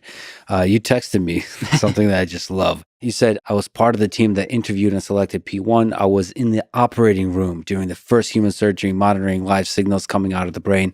I work with the user basically every day to develop new UX paradigms, decoding strategies, and I was part of the team that figured out how to recover useful BCI to new world record levels when the signal quality degraded. We'll talk about, I think, every aspect of that, but just zooming out, what was it like to be part of that, part of that team and part of that historic first? Yeah, I think for me, this is something I've been excited about for close to 10 years now. And so to be able to be even just some small part of making it a reality is extremely exciting. A couple maybe special moments during that whole process that I'll never really truly forget. One of them is during the actual surgery. At that point in time, I know Nolan quite well. I know his family. And so I think the initial reaction when Nolan is rolled into the operating room is just a, oh shit kind of reaction. But at that point, muscle memory kicks in and you sort of go into, you let your body just do all the talking. And I have the lucky job in that particular procedure to just be in charge of monitoring the implant. So my job is to sit there, to look at the signals coming off the implant, to look at the live brain data streaming off the device as threads are being inserted into the brain, and just to basically observe and make sure that nothing is going wrong or that there's no red flags or fault conditions that we need to go and investigate or pause the surgery to debug. And because I had that sort of spectator view of the surgery, I had a slightly removed perspective than I think most folks in the room. I got to sit there and think to myself, wow, that brain is moving a lot.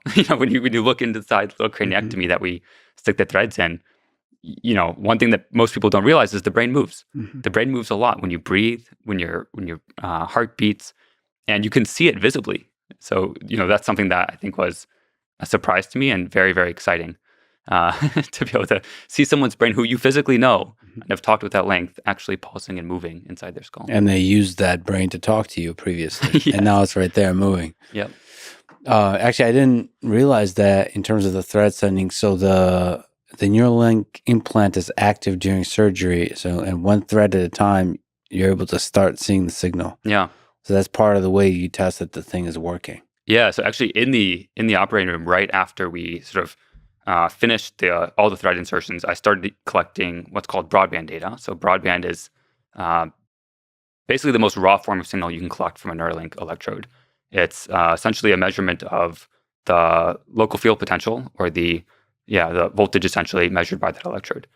And we have a certain mode in our application that allows us to visualize where detected spikes are. So it visualizes sort of where in the broadband signal, in its very, very raw form of the data, a neuron is actually spiking. And so one of these moments that I'll never forget as part of this whole clinical trial is seeing live in the operating room while he's still under anesthesia, beautiful spikes being shown in the application, just streaming live to a device I'm holding in my hand. So this is no signal processing, the raw data, and then the signals processing's on top of it. You're seeing the spikes detected. Right. Yeah. And that's a UX too. Yes. That looks beautiful as well. During that procedure, there was actually a lot of cameramen in the room. So they also were curious and wanted to see. There's several neurosurgeons in the room who are all just excited to see robots taking their job. And they're all, crowded around a small little iPhone watching this live brain data stream out of his brain. What was that like, seeing the robot do some of the surgery? So the computer vision aspect where it detects all the spots that avoid the blood vessels, and then obviously with human supervision, then actually doing the really high precision connection of the threads to the brain. Yeah, it's a good question. My answer is going to be pretty lame here, but it was boring. Yeah. I've seen it so many times. Yeah, that's exactly how you want surgery to be. You want it to be boring. Yeah. Because I've seen it so many times. I've seen the robot do the surgery literally hundreds of times. And so it was just one more time. Yeah, all the practice surgeries and the proxies. And this is just another day. Yeah. So what about when Nolan woke up? Well, do you remember a moment where he was able to move the cursor, not move the cursor, but get signal from the brain such that it was able to show that there's a connection? Yeah. Yeah. So we are quite excited to move as quickly as we can. And Nolan was really, really excited to get started. He wanted to get started actually the day of surgery. But we waited till the next morning very patiently. It's a long night. And the next morning in the ICU where he was recovering, he wanted to get started and actually start to understand what kind of signal we can measure from his brain. And maybe for folks who are not familiar with the Neuralink system, we implant the Neuralink system or the Neuralink implant in the motor cortex. So the motor cortex is responsible for representing things like motor intent. So if you imagine closing and opening your hand, that kind of signal representation would be present in the motor cortex. If you imagine moving your arm back and forth or wiggling a pinky, this sort of signal can be present in the motor cortex. So one of the ways we start to sort of map out what kind of signal do we actually have access to in any particular individual's brain is through this task called body mapping. And body mapping is where you essentially present a visual to the user and you say, hey, imagine doing this. And the visual is, a 3D hand opening and closing or index finger modulating up and down. And you ask the user to imagine that. And obviously you can't see them do this because they're paralyzed. So you can't see them actually move their arm. But while they do this task, you can record neural activity. And you can basically offline model and check, can I predict or can I detect the modulation corresponding with those different actions? And so we did that task and we realized, hey, there's actually some modulation associated with some of his hand motion, which was the first indication that, okay, we can potentially use that modulation to do useful things in the world. For example, control a computer cursor. And he started playing with it, the first time we showed him it. And we actually just took the same live view of his brain activity and put it in front of him. And we said, hey, you tell us what's going on. Mm-hmm. We're not you. You're able to imagine different things. And we know that it's modulating some of these neurons. So you figure out for us what that is actually representing. And so he played with it for a bit. He was like, I don't quite get it yet. He played for a bit longer and he said, oh, when I move this finger, I see this particular neuron start to fire more. And I said, okay, prove it. Do it again. And so he said, okay, 3, 2, 1, boom. Mm-hmm. And the minute he moved, you can see like instantaneously, this neuron is firing. Single neuron. I can tell you the exact channel number if you're interested. It's stuck in my brain now forever. But that single channel firing was a beautiful indication that it was behaviorally modulated neural activity that could then be used for downstream tasks like decoding a computer cursor. And when you say single channel, is that associated with a single electrode? Yeah, so channel and electrode are interchangeable. And there's 1,024 of those. 1,024, yeah. It's incredible that works.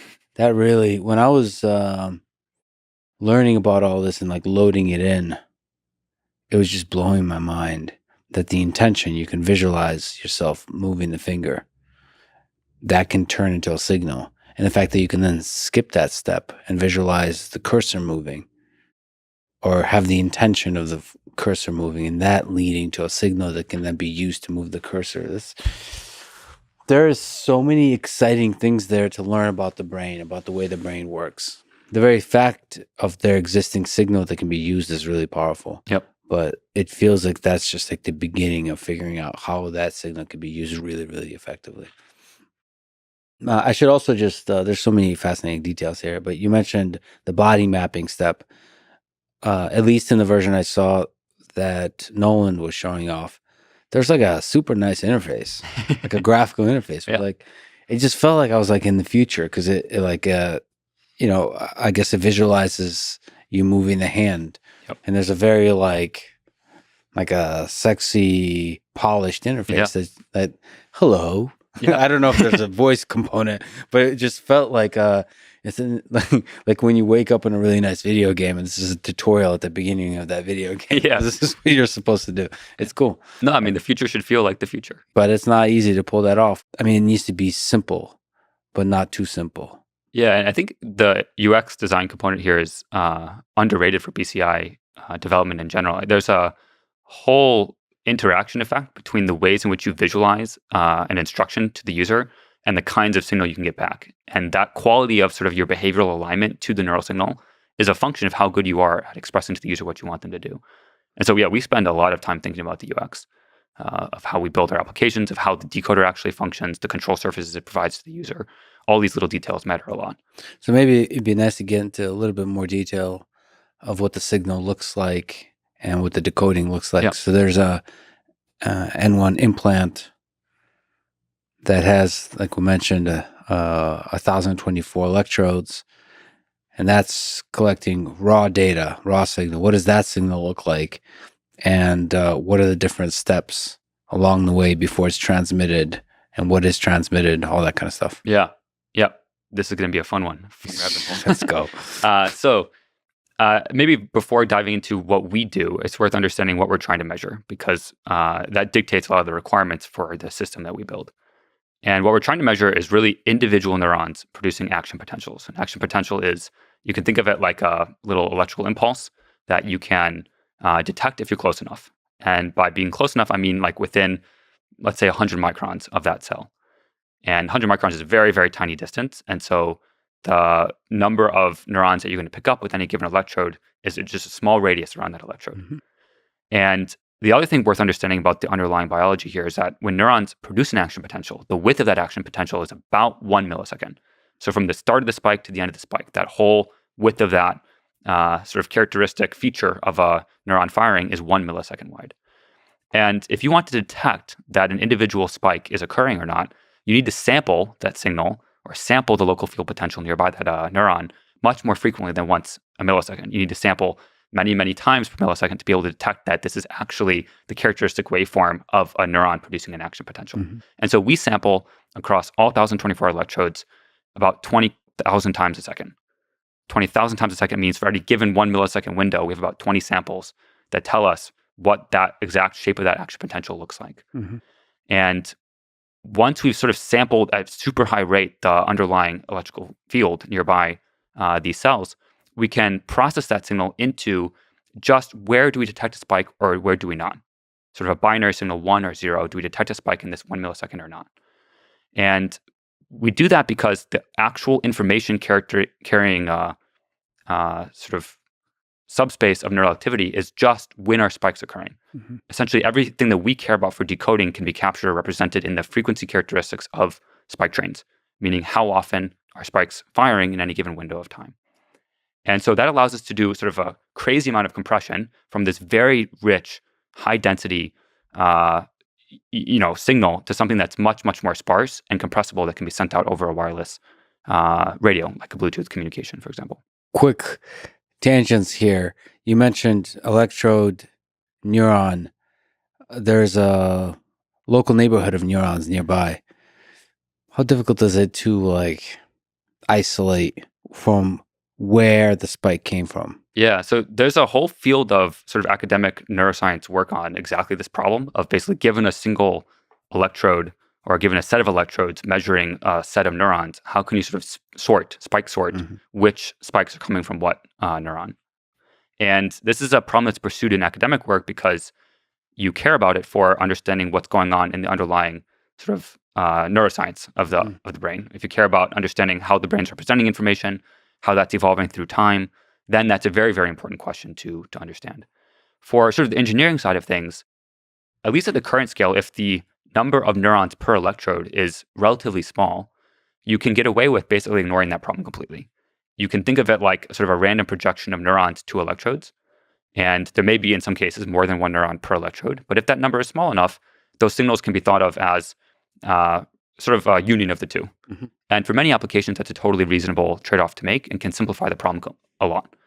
And as you sort of scale out channel count, the relevance of distinguishing individual neurons becomes less important because you have more overall signal and you can start to rely on sort of correlations or covariance structure in the data to help understand when that channel is firing, what does that actually represent? Because you know that when that channel is firing in concert with these other 50 channels, that means move left. But when that same channel is firing with concert with these other 10 channels, that means move right. Okay, so you have to do this kind of spike detection on board. And you have to do that super efficiently, so fast and not use too much power because you don't want to be generating too much heat. So it have to be a super simple signal processing step. Yeah. Is there some wisdom you can share about what it takes to overcome that challenge? Yeah. So we've tried many different versions of basically turning this raw signal into sort of a feature that you might want to send off the device. And I'll say that I don't think we're at the final step of this process. This is a long journey. We have something that works clearly today, but there can be many approaches that we find in the future that are much better than what we do right now. So some versions of what we do right now, and there's a lot of academic heritage to these ideas, so I don't want to claim that these are original Neuralink ideas or anything like that. But one of these ideas is basically to build a sort of like a convolutional filter almost, if you will, that slides across the signal and looks for a certain template to be matched. And that template consists of sort of how deep the spike modulates, how much it recovers, and what the duration and window of time is that the whole process takes. And if you can see in the signal that that template is matched within certain bounds, then you can say, okay, that's a spike. One reason that approach is super convenient is that you can actually implement that extremely efficiently in hardware, which means that you can run it in low power across 1,024 channels all at once. Another approach that we've recently started exploring, and this can be combined with the spike detection approach, is something called spike band power. And the benefits of that approach are that you may be able to pick up some signal from neurons that are maybe too far away to be detected as a spike, because the farther away you are from an electrode, the weaker that actual spike waveform will look like on that electrode. So you might be able to pick up population level activity of things that are maybe slightly outside the normal recording radius, what neuroscientists sometimes refer to as the hash of activity, the other stuff that's going on. Yeah. And you can look at sort of across many channels how that sort of background noise is behaving, and you might be able to get more juice out of the signal that way. But it comes at a cost. That signal is now a floating point representation, which means it's more expensive to send out over power. It means you have to find different ways to compress it that are different than what you can apply to binary signals. So there's a lot of different challenges associated with these different modalities. So also in terms of communication, you're limited by the amount of data you can send. Yeah. So, and also because you're currently using the Bluetooth protocol, you have to batch stuff together. But you have to also do this keeping the latency crazy low, like crazy low. Anything to say about the latency? Yeah, this is a passion project of mine. So I want to build the best mouse in the world. Yeah. I don't want to build like the Chevrolet Spark or whatever of electric cars. I want to build like the Tesla Roadster version of a mouse. And I really do think it's quite possible that within 5 to 10 years that most esports competitions are dominated by people with paralysis. This is like a very real possibility for a number of reasons. One is that they'll have access to the best technology to play video games effectively. The second is they have the time to do so. So those two factors together are particularly potent for esport competitors. Unless people without paralysis are also allowed to implant Neuralink, right? Which is another way to interact with a digital device. Mm-hmm.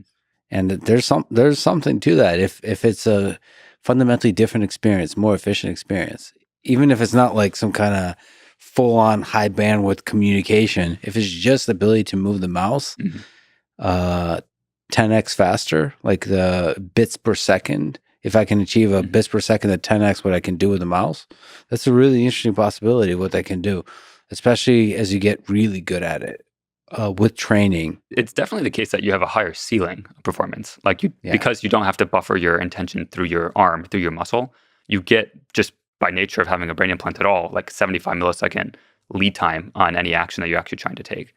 And there's some nuance to this. Like there's evidence that the motor cortex, you can sort of plan out sequences of actions, so you may not get that whole benefit all the time. But for sort of like reaction time style games where you just want to, somebody's over here, snipe them, that kind of thing. You actually do have just an inherent advantage because you don't need to go through muscle. So the question is just how much faster can you make it? And we're already, faster than, what you would do if you're going through muscle from a latency point of view. And we're in the early stages of that. I think we can push it. Sort of our end-to-end latency right now from brain spike to cursor movement is about 22 milliseconds. If you think about the best mice in the world, the best gaming mice, that's about 5 milliseconds-ish of latency, depending on how you measure, depending how fast your screen refreshes. There's a lot of characteristics that matter there. But yeah, and the rough time for like a neuron in the brain to actually impact your command of your hand is about 75 milliseconds. So if you look at those numbers, you can see that we're already competitive and slightly faster than what you'd get by actually moving your hand. And this is something that, if you ask Nolan about it, when he moved the cursor for the first time, we asked him about this. It was something I was super curious about. Like, what does it feel like when you're modulating, a click intention or when you're trying to just move the cursor to the right? He said it moves before he is like actually intending it to, which is kind of a surreal thing and something that, I would love to experience myself one day. What is that like to have the thing just be so immediate, so fluid that it feels like it's happening before you're actually intending it to move? Yeah, I suppose we've gotten used to that latency, that natural latency that happens. So is currently the bottleneck the communication? So like the Bluetooth communication, what's the actual bottleneck? I mean, there's always going to be a bottleneck, but what's the current bottleneck? Yeah, a couple things. So kind of hilariously, Bluetooth low energy protocol has some restrictions on how fast you can communicate. So the protocol itself establishes a standard of, the most frequent sort of updates you can send are on the order of 7.5 milliseconds. And as we push latency down to the level of sort of individual spikes impacting control, that level of resolution, that kind of protocol is going to become a limiting factor at some scale. Another sort of important nuance to this is that it's not just the Neuralink itself that's part of this equation. If you start pushing latency sort of below the level of how fast screens refresh, then you have another problem. Like you need your whole system to be able to be as reactive as the sort of limits of what the technology can offer. Yes. Like you need the screen, like 120 hertz just doesn't, work anymore if you're trying to have something respond at something that's, at the level of 1 millisecond. That's a really cool challenge. I also like that for a t-shirt, the best mouse in the world. Tell me on the receiving end, so the decoding step. Now we figured out what the spikes are. We got them all together. Now we're sending that over to the app. What's the decoding step look like? Yeah. So maybe first, what is decoding? I think there's probably a lot of folks listening that just have no clue what it means to decode brain activity. Actually, even if we zoom out beyond that, what is the app? So there's an implant that's wirelessly communicating with any digital device that has an app installed. Yep. So maybe can you tell me at high level what the app is, what the software is outside of the brain? Yeah. So maybe working backwards from the goal. The goal is to help someone with paralysis, in this case, Nolan, be able to navigate his computer independently. And we think the best way to do that is to offer them the same tools that we have to navigate our software, because we don't want to have to rebuild an entire software ecosystem for the brain, at least not yet. Maybe someday you can imagine there's UXs that are built natively for BCI, but in terms of what's useful for people today, I think most people would prefer to be able to just control mouse and keyboard inputs to all the applications that they want to use for their daily jobs, for communicating with their friends, etc. And so the job of the application is really to translate this wireless stream of brain data coming off the implant into control of the computer. And we do that by essentially building a mapping from brain activity to sort of the HID inputs to the actual hardware. So HID is just the protocol for communicating like input device events. So for example, move mouse to this position or press this key down. And so that mapping is fundamentally what the app is responsible for. But there's a lot of nuance of how that mapping works that we spend a lot of time to try to get right. And we're still in the early stages of a long journey to figure out how to do that optimally. So one part of that process is decoding. So decoding is this process of taking the statistical patterns of brain data that's being channeled across this Bluetooth connection to the application and turning it into, for example, a mouse movement. And that decoding step, you can think of it in a couple different parts. So similar to any machine learning problem, there's a training step and there's an inference step. The training step in our case is a very intricate behavioral process where the user has to imagine doing different actions. So for example, they'll be presented a screen with a cursor on it, and they'll be asked to push that cursor to the right. Then imagine pushing that cursor to the left, push it up, push it down. And we can basically build up a pattern, or using any sort of modern ML method, a mapping of given this brain data and that imagined behavior, map one to the other. And then at test time, you take that same pattern matching system. In our case, it's a deep neural network, and you run it, and you take the live stream of brain data coming off their implant, you decode it by pattern matching to what you saw at calibration time, and you use that for control of the computer. Now, a couple like sort of rabbit holes that I think are quite interesting. One of them has to do with how you build that best template matching system, because there's a variety of behavioral challenges and also debugging challenges when you're working with someone who's paralyzed. Because again, fundamentally, you don't observe what they're trying to do. You can't see them attempt to move their hand. And so you have to figure out a way to instruct the user to do something and validate that they're doing it correctly, such that then you can downstream build with confidence the mapping between the neural spikes and the intended action. And by doing the action correctly, what I really mean is at the level of resolution of what neurons are doing. So if in an ideal world, you could get a signal of behavioral intent that is ground truth accurate at the scale of sort of 1 millisecond resolution, then with high confidence, I could build a mapping from my neural spikes to that behavioral intention. But the challenge is, again, that you don't observe what they're actually doing. And so there's a lot of nuance to how you build user experiences that give you more than just sort of a coarse, on average, correct representation of what the user's intending to do. If you want to build the world's best mouse, you really want it to be as responsive as possible. You want it to be able to do exactly what the user's intending at every sort of step along the way, not just on average be correct when you're trying to move it from left to right. And building a behavioral sort of calibration game or sort of software experience that gives you that level of resolution is what we spend a lot of time working on. So the calibration process, the interface has to encourage precision, meaning like whatever it does, it should be super intuitive that the next thing the human is going to likely do is exactly that intention that you need and only that intention.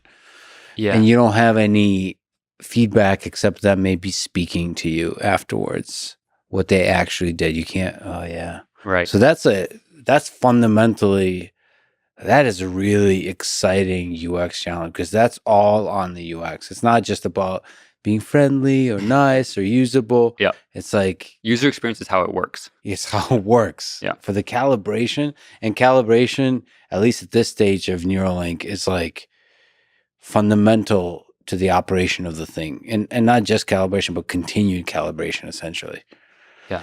And maybe you said something that I think is worth exploring there a little bit. You said it's, primarily a UX challenge. And I think a large component of it is, but there is also a very interesting machine learning challenge here, which is given some, data set, including some on average correct behavior of asking the user to move up or move down, move right, move left. And given a data set of neural spikes, is there a way to infer in some kind of semi-supervised or entirely unsupervised way what that high resolution version of their intention is? And if you think about it, like there probably is, because there are enough data points in the data set, enough constraints on your model, that there should be a way with the right sort of formulation to let the model figure out itself. For example, at this millisecond, this is exactly how hard they're pushing upwards. And at this millisecond, this is how hard they're trying to push upwards. It's really important to have very clean labels. Yes. So like the problem becomes much harder from the machine learning perspective if the labels are noisy. That's correct. And then to get the clean labels, that's a UX challenge. Correct. Although clean labels, I think maybe it's worth exploring what that exactly means. I think any given labeling strategy will have some number of assumptions it makes about what the user is attempting to do. Those assumptions can be formulated in a loss function, or they can be formulated in terms of heuristics that you might use to just try to estimate or guesstimate what the user is trying to do. And what really matters is how accurate are those assumptions. For example, you might say, hey, user, push upwards and follow the speed of this cursor. And your heuristic might be that they're trying to do exactly what that cursor is trying to do. Another competing heuristic might be they're actually trying to go slightly faster at the beginning of the movement and slightly slower at the end. And those competing heuristics may or may not be accurate reflections of what the user is trying to do. Another version of the task might be, hey, user, imagine moving this cursor a fixed offset. So rather than follow the cursor, just try to move it exactly 200 pixels to the right. So here's the cursor, here's the target. Okay, cursor disappears. Try to move that now invisible cursor 200 pixels to the right. And the assumption in that case would be that the user can actually modulate correctly that position offset. But that position offset assumption might be a weaker assumption, and therefore potentially you can make it more accurate than these heuristics that are trying to guesstimate at each millisecond what the user is trying to do. So you can imagine different tasks that make different assumptions about the nature of the user intention, and those assumptions being correct is what I would think of as a clean label. For that step, what are we supposed to be visualizing? There's a cursor, and you want to move that cursor to the right, the left, the up and down, or maybe move them by a certain offset. So that's one way. Is that the best way to do calibration? So for example, an alternative crazy way that probably is playing a role here is a game like WebGrid, where you're just getting a very large amount of data of the person playing a game, where if they are in a state of flow, maybe you can get clean signal as a side effect. Yep. Is that not an effective way for initial calibration? Yeah, great question. There's a lot to unpack there. So the first thing I would draw a distinction between is sort of open loop versus closed loop.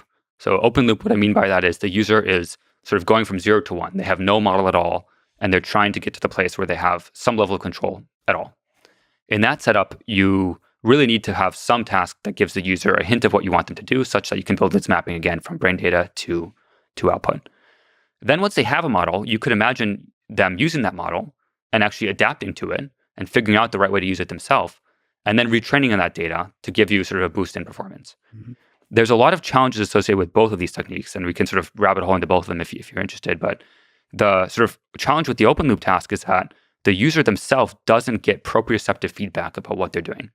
They don't, necessarily perceive themselves or feel, the mouse under their hand when they're using an open loop, or when they're trying to do an open loop calibration. They're being asked to perform something like, imagine if you sort of had your whole right arm numbed and you stuck it in a box and you couldn't see it. So you had no visual feedback and you had no proprioceptive feedback about what the position or activity of your arm was.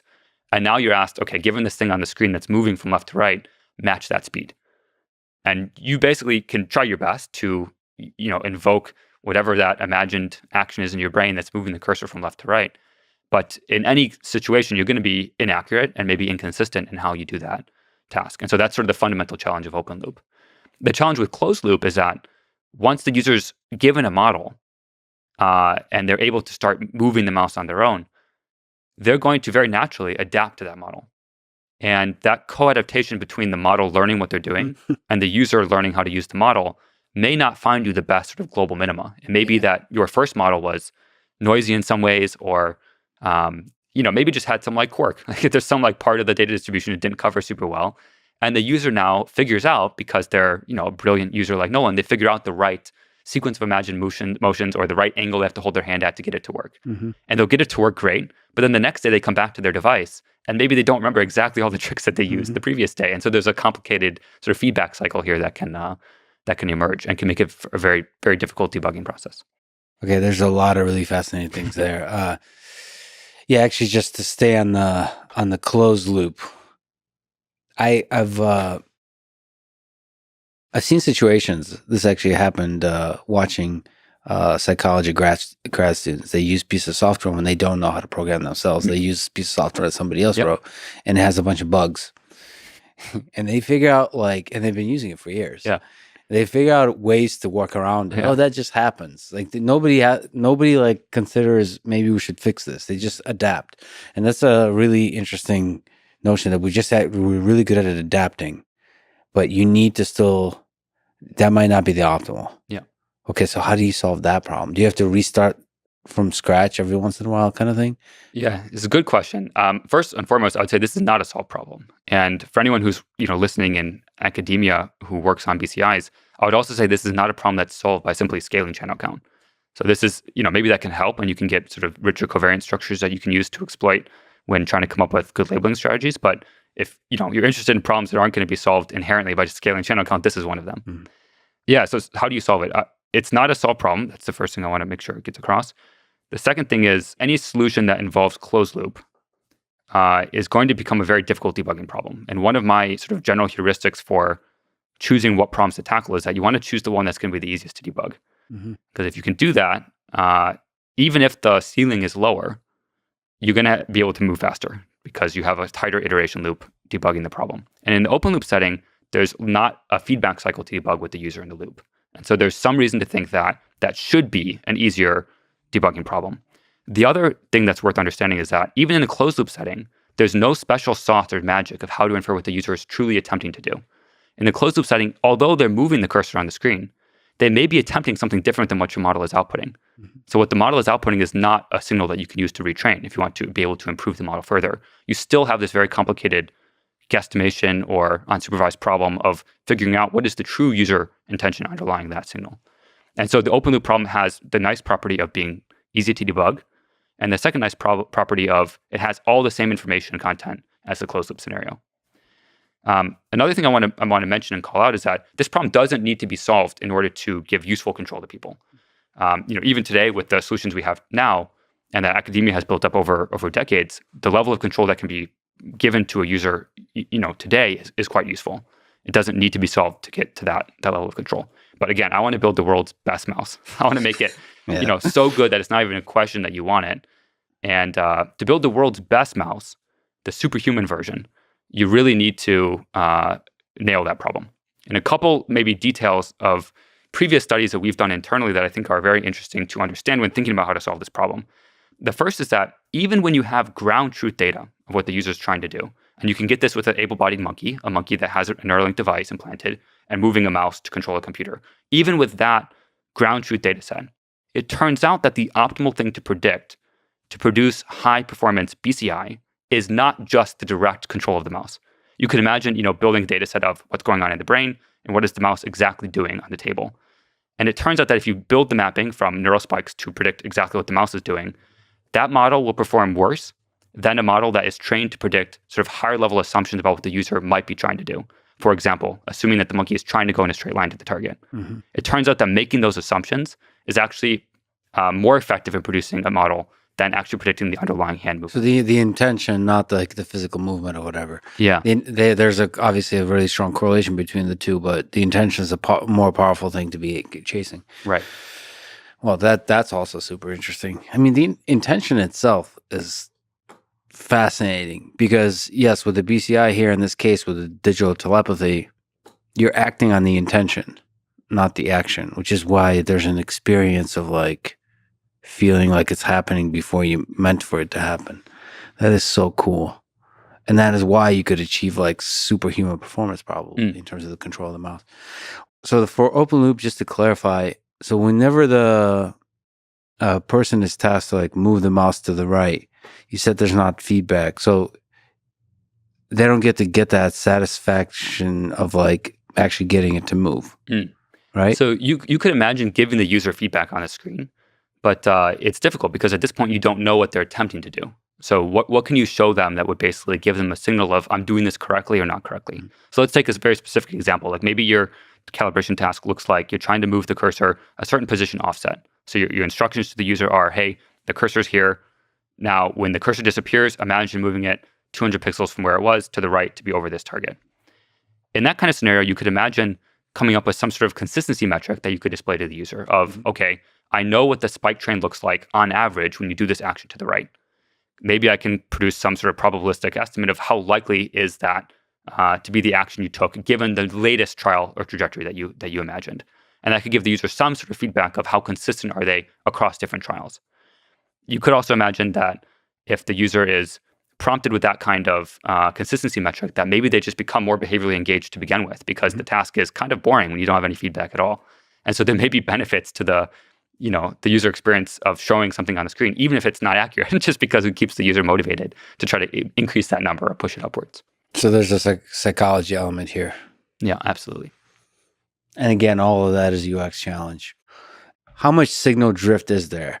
Hour to hour, day to day, week to week, month to month?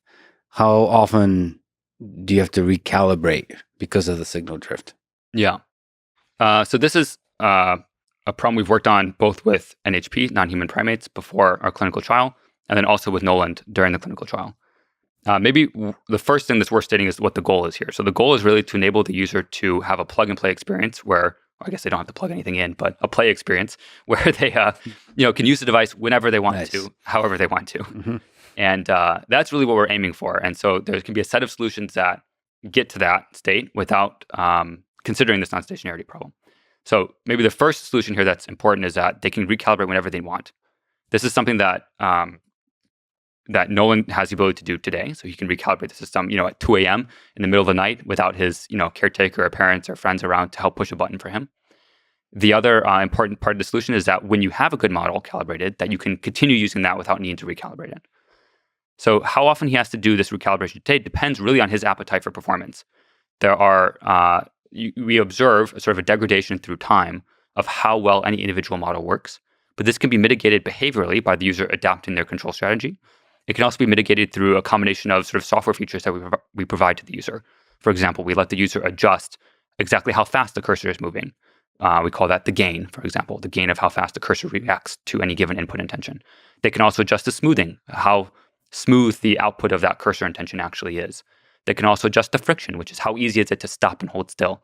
And all these software tools allow the user a great deal of flexibility and troubleshooting mechanisms to be able to solve this problem for themselves. By the way, all of this is done by looking to the right side of the screen, selecting the mixer, and in the mixer you have it's like DJ mode, DJ mode for your BCI. So I mean, it's a really well done interface. It's really, really well done.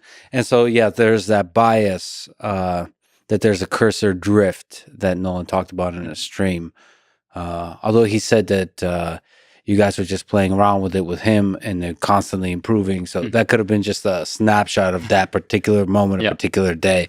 But he said that there was this cursor drift and this bias that could be removed by him, I guess, looking to the right side of the screen or left side of the screen to kind of adjust the bias. Yeah. That's one interface action, I guess, to adjust the bias. Yeah. So this is actually an idea that comes out of academia. There is some prior work with sort of brain gate clinical trial participants where they pioneered this idea of bias correction. The way we've done it, I think, is it's very productized, very beautiful user experience where the user can essentially flash the cursor over to the side of the screen and it opens up a window where they can actually sort of adjust or tune exactly the bias of the cursor. So bias, maybe for people who aren't familiar, is just sort of what is the default motion of the cursor if you're imagining nothing. Mm-hmm. And it turns out that that's one of the first sort of qualia of the cursor control experience that's impacted by neural non-stationarity. Qualia of the cursor experience. I mean, I don't know how else to describe it. Like, I'm not the guy moving. Very poetic. I love it. The quality of the cursor experience. Yeah, I mean, it sounds poetic, but it is deeply true. There is an experience when it works well. It is a joyful, a really pleasant experience, and when it doesn't work well, it's a very frustrating experience. That's actually the art of UX. It's like you have the possibility to frustrate people or the possibility to give them joy. And at the end of the day, it really is truly the case that UX is how the thing works. And so it's not just like what's showing on the screen. It's also, what control surfaces does a decoder provide the user? Like we want them to feel like they're in the F1 car, not like the, some like minivan, right? And that really truly is how we think about it. Nolan himself is an F1 fan. So we refer to ourselves as a pit crew. He really is truly the F1 driver. And there's different, control surfaces that different kinds of cars and airplanes provide the user. And we take a lot of inspiration from that when designing how the cursor should behave. And maybe one nuance of this is, even details like when you move a mouse on a MacBook trackpad, the sort of response curve of how that input that you give the trackpad translates to cursor movement is different than how it works with a mouse. Mm-hmm. When you move it on the trackpad, there's a different response function, a different curve to how much a movement translates to input to the computer than when you do it physically with a mouse. And that's because somebody sat down a long time ago when they're designing the initial input systems to any computer, and they thought through exactly how it feels to use these different systems. And now we're designing sort of the next generation of this input system to a computer, which is entirely done via the brain. And there's no proprioceptive feedback. Again, you don't feel the mouse in your hand. You don't feel the keys under your fingertips. And you want a control surface that still makes it easy and intuitive for the user to understand the state of the system and how to achieve what they want to achieve. And ultimately, the end goal is that UX is it fades into the background. It becomes something that's so natural and intuitive that it's subconscious to the user. And they just should feel like they have basically direct control over the cursor. It just does what they want it to do. They're not thinking about the implementation of how to make it do what they want it to do. It's just doing what they want it to do. Is there some kind of things along the lines of like Fitt's Law where you should move the mouse in a certain kind of way that maximizes your chance to hit the target? I don't even know what I'm asking, but I'm hoping the intention of my question will land on a profound answer. No. Is there some kind of understanding of the laws of UX when it comes to the context of somebody using their brain to control it? Like that's different than actual with a mouse. I think we're in the early stages of discovering those laws. So I wouldn't claim to have solved that problem yet. But there's definitely some things we've learned that make it easier for the user to get stuff done. Mm-hmm. And it's pretty straightforward when you verbalize it, but it takes a while to actually get to that point when you're in the process of debugging this stuff in the trenches. One of those things is that any machine learning system you build has some number of errors. And it matters how those errors translate to the downstream user experience. For example, if you're developing a search algorithm in your photos, if you search for your friend Joe and it pulls up a photo of your friend Josephine, maybe that's not a big deal because the cost of an error is not that high. In a different scenario where you're trying to detect insurance fraud or something like this, and you're directly sending someone to court because of some machine learning model output, then the errors make a lot more sense to be careful about. You want to be very thoughtful about how those errors translate to downstream effects. The same is true in BCI. So, for example, if you're building a model that's decoding a velocity output from the brain versus an output where you're trying to modulate the left click, for example, these have sort of different trade-offs of how precise you need to be before it becomes useful to the end user. For velocity, it's okay to be on average correct because the output of the model is integrated through time. So if the user's trying to click at position A and they're currently at position B, they're trying to navigate over time to get between those 2 points. And as long as the output of the model is on average correct, they can sort of steer it through time with the user control loop in the mix. They can get to the point they want to get to. The same is not true of a click. For a click, you're performing it almost instantly at the scale of neurons firing. And so you want to be very sure that click is correct because a false click can be very destructive to the user. They might accidentally close the tab that they're trying to do something in and lose all their progress. They might accidentally hit some send button on some text that is only like half composed and reads funny after. So there's different sort of cost functions associated with errors in this space, and part of the UX design is understanding how to build a solution that is, when it's wrong, still useful to the end user. That's so fascinating that assigning cost to every action when an error occurs. So every action, if an error occurs, has a certain cost. And incorporating that into how you interpret the intention, mapping it to the action, is really important. I didn't quite, until you said it, realize there's a cost to sending the text early. It's a very expensive cost. It's super annoying. If you accidentally, if your cursor, imagine if your cursor misclicked every once in a while. That's super obnoxious. And the worst part of it is, usually when the user's trying to click, they're also holding still because they're over the target they want to hit and they're getting ready to click, which means that in the data sets that we build, on average, it's the case that sort of low speeds or desire to hold still is correlated with when the user's attempting to click. Wow, that is really fascinating. It's also not the case, people think that, a click is a binary signal. This must be super easy to decode. Well, yes, it is, but the bar is so much higher for it to become a useful thing for the user. And there's ways to solve this. I mean, you can sort of take the cop-out approach of, let's just give let's take 5 seconds to click. Let's take a huge window of time so we can be very confident about the answer. Yeah. But again, world's best mouse. The world's best mouse doesn't take a second to click or 500 milliseconds to click. It takes 5 milliseconds to click or less. And so if you're aiming for that kind of high bar, then you really want to solve the underlying problem. So maybe this is a good place to ask about how to measure performance, this whole bits per second. What can you explain what you mean by that? Maybe a good place to start is to talk about WebGrid as a game, as a good illustration of the measurement of performance. Yeah. Maybe I'll take one zoom out step there, which is just explaining why we care to measure this at all. So again, our goal is to provide the user the ability to control the computer as well as I can, and hopefully better. And that means that they can do it at the same speed as what I can do. It means that they have access to all the same functionality that I have, including all those little details like command tab, command space, all this stuff. They need to be able to do it with their brain. And with the same level of reliability as what I can do with my muscles. And that's a high bar. And so we intend to measure and quantify every aspect of that to understand how we're progressing towards that goal. There's many ways to measure BPS, by the way. This isn't the only way. But we present the user a grid of targets, and basically we compute a score, which is dependent on how fast and accurately they can select, and then how small are the targets. And the more targets that are on the screen, the smaller they are, the more information you present per click. And so if you think about it from an information theory point of view, you can communicate across different information theoretic channels. And one such channel is a typing interface, you could imagine, that's built out of a grid, just like a software keyboard on the screen. And bits per second is a measure that's computed by taking the log of the number of targets on the screen. You can subtract 1 if you care to model a keyboard, because you have to subtract 1 for the delete key on the keyboard. But log of the number of targets on the screen times the number of correct selections minus incorrect, divided by some time window, for example, 60 seconds. And that's sort of the standard way to measure a cursor control task in academia. And all credit in the world goes to this great professor, Dr. Shenoy of Stanford, who came up with that task. And he's also one of my inspirations for being in the field. So all the credit in the world to him for coming up with a standardized metric to facilitate this kind of bragging rights that we have now to say that Nolan is the best in the world at this task with his BCI. It's very important for progress that you have standardized metrics that people can compare across different techniques and approaches. How well does this do? So yeah, big kudos to him and to all the team at Stanford. So for Noland and for me playing this task, there's also different modes that you can configure this task. So the WebGrid task can be presented as just sort of a left click on the screen, or you could have targets that you just dwell over, or you could have targets that you right click on. You could have targets that are left, right click, middle click, scrolling, clicking and dragging. You can do all sorts of things within this general framework. But the simplest, purest form is just blue targets show up on the screen. Blue means left click. That's the simplest form of the game.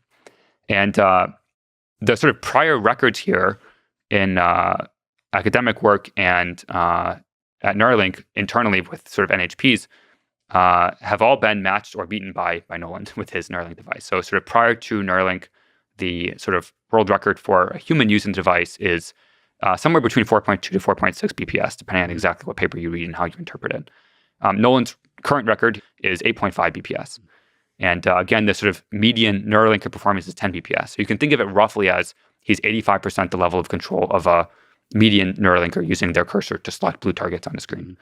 And I think there's a very interesting journey ahead to get us to that same level of 10 BPS performance. It's not the case that sort of the tricks that got us from 4 to 6 BPS and then 6 to 8 BPS are going to be the ones that get us from 8 to 10. And in my view, the core challenge here is really the labeling problem. It's how do you understand at a very, very fine resolution what the user is attempting to do. And I highly encourage folks in academia to work on this problem. What's the journey with Nolan on that quest of increasing the BPS on WebGrid? In March, you said that he selected 89,285 targets in WebGrid. Yep. So he loves this game. He's really serious about improving his performance in this game. So what is that journey of trying to figure out how to improve that performance? How much can that be done on the decoding side? How much can that be done on the calibration side? How much can that be done on the Nolan side of like figuring out how to convey his intention more cleanly? Yeah, no, this is a great question. So in my view, one of the primary reasons why Nolan's performance is so good is because of Noland. Noland is extremely focused and very energetic. He'll play WebGrid sometimes for like 4 hours in the middle of the night, like from 2 a.m. to 6 a.m. He'll be playing WebGrid just because he wants to push it to the limits of what he can do. And, this is not us like asking him to do that. I want to be clear. Like we're not saying, hey, you should play WebGrid tonight. We just gave him the game as part of our research, and he is able to play it independently and practice whenever he wants. And he really pushes hard to push the technology to the absolute limit. And he views it as like, his job really to make us be the bottleneck. And boy, has he done that well. And so that's the first thing to acknowledge is that, he is extremely motivated to make this work. I've also had the privilege to meet other clinical trial participants from BrainGate and other trials, and they very much share the same attitude of like they view this as their life's work to advance the technology as much as they can. And if that means selecting targets on the screen for 4 hours from 2 a.m. to 6 a.m., then so be it. And there's something extremely admirable about that that's worth calling out. Okay, so now how do you sort of get from where he started, which is no cursor control, to 8 BPS? So I mean, when he started, there's a huge amount of learning to do on his side and our side to figure out what's the most intuitive control for him. And the most intuitive control for him is you have to find the set intersection of what do we have the signal to decode. So we don't pick up, every single neuron in the motor cortex, which means we don't have representation for every part of the body. So there may be some signals that we have better sort of decode performance on than others. For example, on his left hand, we have a lot of difficulty distinguishing his left ring finger from his left middle finger. But on his right hand, we have a good control and good modulation detected from the neurons that we're able to record for his pinky and his thumb and his index finger. So you can imagine how these different, subspaces of modulated activity intersect with what's the most intuitive for him. And this has evolved over time. So once we gave him the ability to calibrate models on his own, he was able to go and explore various different ways to imagine controlling the cursor. For example, he could imagine controlling the cursor by wiggling his wrist side to side, or by moving his entire arm. I think at one point he did his feet. He tried like a whole bunch of stuff to explore the space of what is the most natural way for him to control the cursor that at the same time is easy for us to decode reliably. Just to clarify, it's through the body mapping procedure that you're able to figure out which finger he can move? Yes, that's one way to do it. Maybe one nuance of when he's doing it, he can imagine many more things than we represent in that visual on the screen. So we show him sort of abstractly, here's a cursor. You figure out what works the best for you. And we obviously have hints about what will work best from that body mapping procedure of, we know that this particular action we can represent well, but it's really up to him to go and explore and figure out what works the best.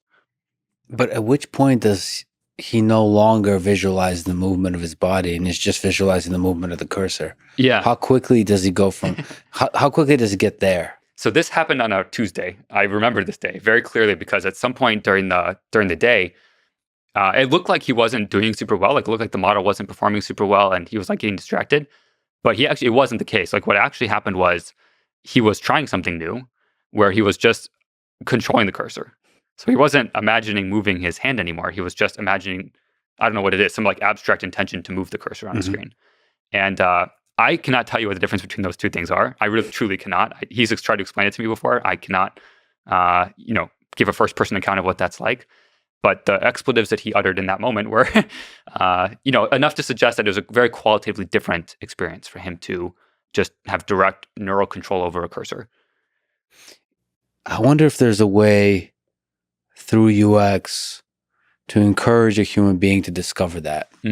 Because he discovered it, like you said to me, that he's a pioneer. So he discovered that on his own through all of this, the process of trying to move the cursor with different kinds of intentions. But that is clearly a really powerful thing to arrive at, which is to let go of trying to control the fingers and the hand and control the actual digital device with your mind. That's right. UX is how it works. And the ideal UX is one that the user doesn't have to think about what they need to do in order to get it done. It just does it.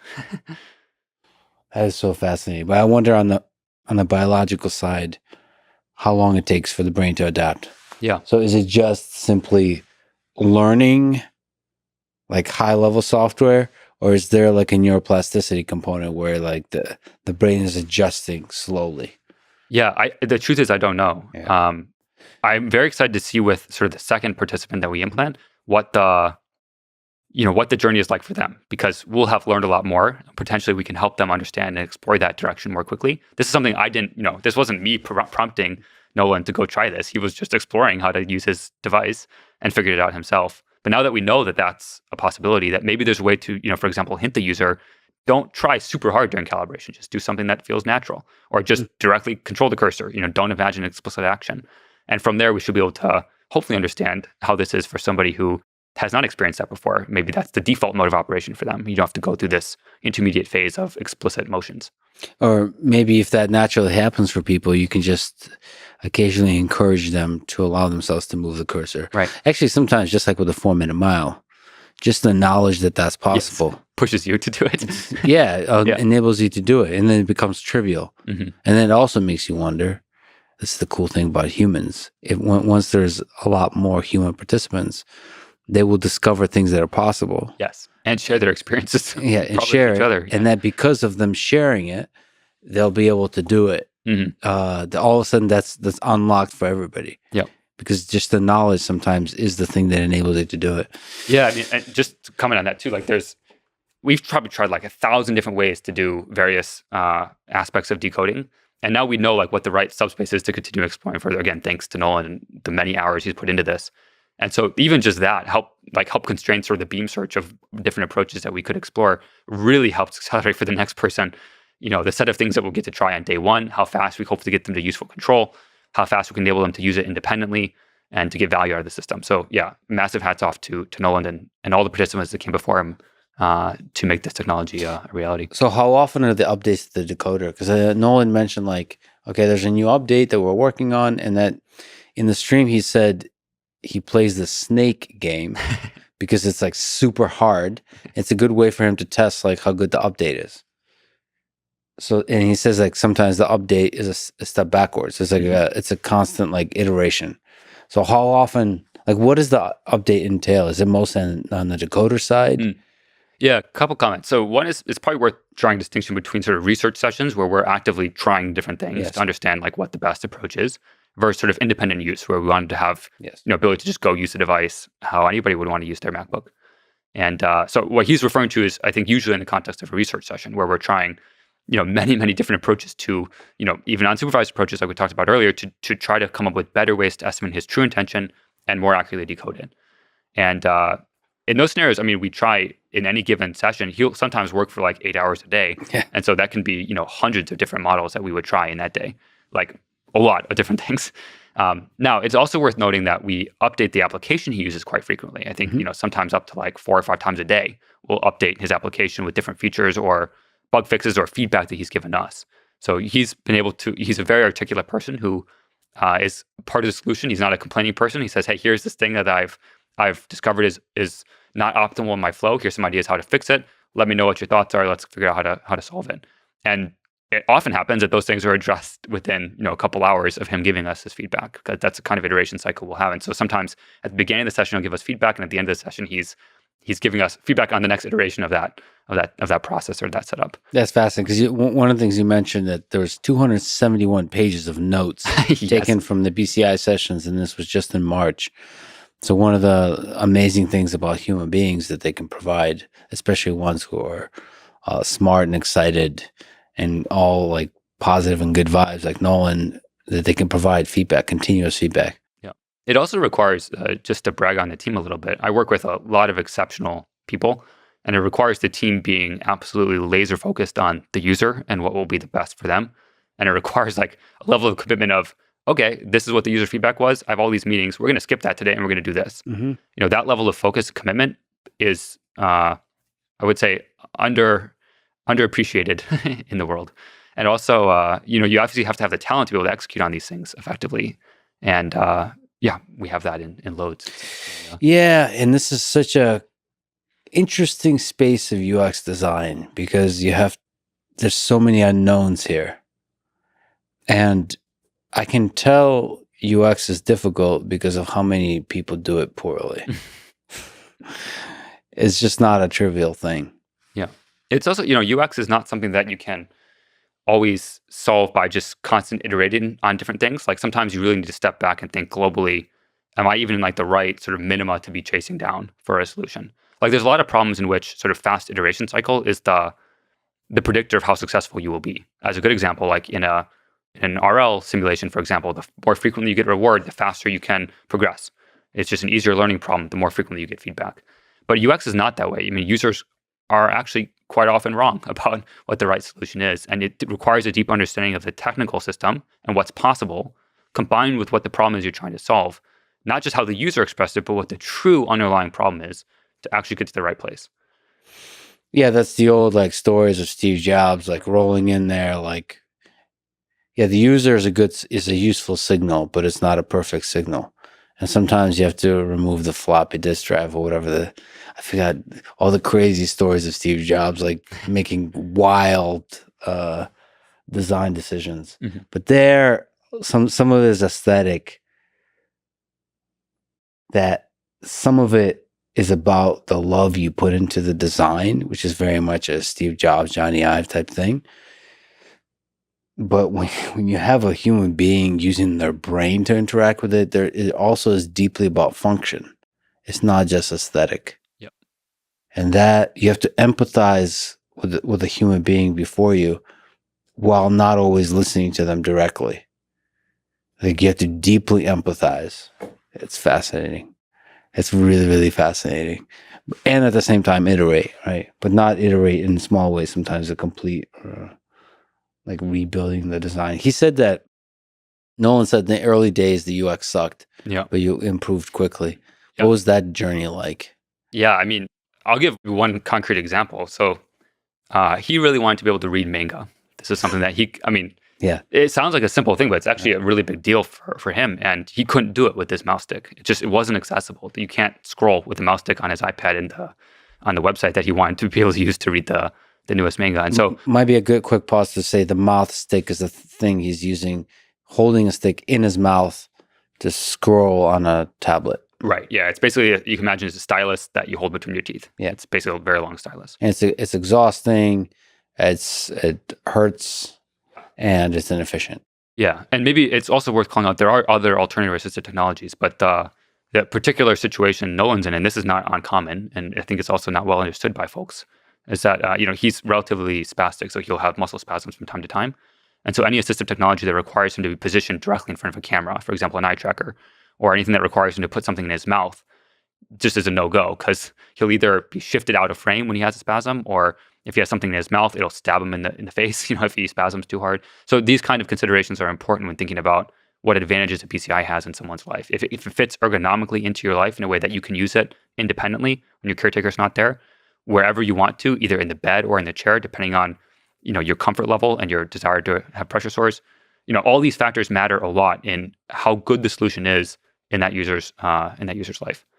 So one of these very fun examples is scroll. So again, manga is something he wanted to be able to read, and there's many ways to do scroll with the BCI. You can imagine like different gestures, for example, the user could do that would move the page. But scroll is a very fascinating control surface because it's a huge thing on the screen in front of you. Mm-hmm. So any sort of jitter in the model output, any sort of error in the model output causes like an earthquake on the screen. Like you really don't want to have your manga page that you're trying to read be shifted up and down a few pixels just because your scroll decoder is not completely accurate. And so this was an example where we had to figure out how to formulate the problem in a way that the errors of the system, whenever they do occur, and we'll do our best to minimize them, but whenever those errors do occur, that it doesn't interrupt the qualia, again, of the experience that the user is having. It doesn't interrupt their flow of reading their book. And so what we ended up building is this really brilliant feature. This is a teammate named Ruse who worked on this really brilliant work called Quick Scroll. And Quick Scroll basically looks at the screen and it identifies where on the screen are scroll bars. And it does this by deeply integrating with macOS to understand where are the scroll bars actively present on the screen using the sort of accessibility tree that's available to macOS apps. And we identified where those scroll bars are, and we provided a BCI scroll bar. And the BCI scroll bar looks similar to a normal scroll bar, but it behaves very differently in that once you sort of move over to it, your cursor sort of morphs onto it. It sort of attaches or latches onto it. And then once you push up or down in the same way that you would use a push to control, the normal cursor, it actually moves the screen for you. So it's basically like remapping the velocity to a scroll action. And the reason that feels so natural and intuitive is that when you move over to attach to it, it feels like magnetic. So you're like sort of stuck onto it. And then it's one continuous action. You don't have to like switch your imagined movement. You sort of snap onto it and then you're good to go. You just immediately can start pulling the page down or pushing it up.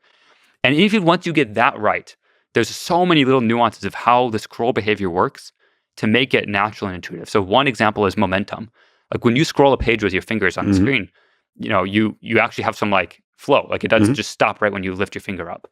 The same is true with BCI scroll. So we had to spend some time to figure out what are the right nuances when you don't feel the screen under your fingertip anymore.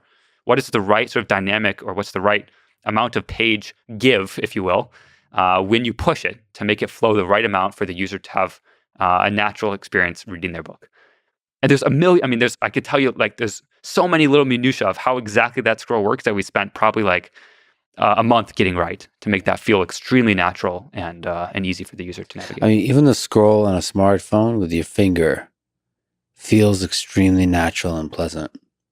And it probably takes an extremely long time to get that right. And actually the same kind of visionary UX design that we're talking about. Don't always listen to the users, but also listen to them, and also have like visionary, big, like throw everything out, think from first principles, but also not. Yeah. By the way, it just makes me think that scroll bars on the desktop probably have stagnated and never taken that, like, because the snap, same as it's like snap to grid, snap to scroll bar action you're talking about is something that could potentially be extremely useful in the desktop setting. Yeah. Even just for users to just improve the experience. Because the current scroll bar experience in the desktop is horrible. Yeah. It's hard to find, hard to control. There's not a momentum. There's and the intention should be clear. When I start moving towards the scroll bar, there should be a snapping to the scroll bar action. But of course, maybe I'm okay paying that cost, but there's hundreds of millions of people paying that cost nonstop. But anyway, But in this case, this is necessary because there's an extra cost paid by Nolan for the jitteriness. So you have to switch between the scrolling and the reading. There has to be a phase shift between the two. Like when you're scrolling, you're scrolling. Right. So that is one drawback of the current approach. Maybe one other just sort of case study here. So again, UX is how it works, and we think about that holistically from like even the feature detection level of what we detect in the brain to how we design the decoder, what we choose to decode, to then how it works once it's being used by the user. So another good example in that sort of how it works once they're actually using the decoder, the output that's displayed on the screen is not just what the decoder says. It's also a function of, what's going on the screen. Mm-hmm. So we can understand, for example, that, when you're trying to close a tab, that very small, stupid little X that's extremely tiny, which is hard to get precisely hit if you're dealing with sort of a noisy output of the decoder, we can understand that that is a small little X you might be trying to hit and actually make it a bigger target for you. Similar to how when you're typing on your phone, if you're used to like the iOS keyboard, for example, it actually adapts the target size of individual keys based on an underlying language model. So it'll actually understand that if I'm typing, hey, I'm going to see L, it'll make the E key bigger because it knows Lex is the person I'm going to go see. Mm-hmm. And so that kind of predictiveness can make the experience much more smooth, even without improvements to the underlying decoder or feature detection part of the stack. So we do that with a feature called magnetic targets. We actually index the screen and we understand, okay, these are the places that are very small targets that might be difficult to hit.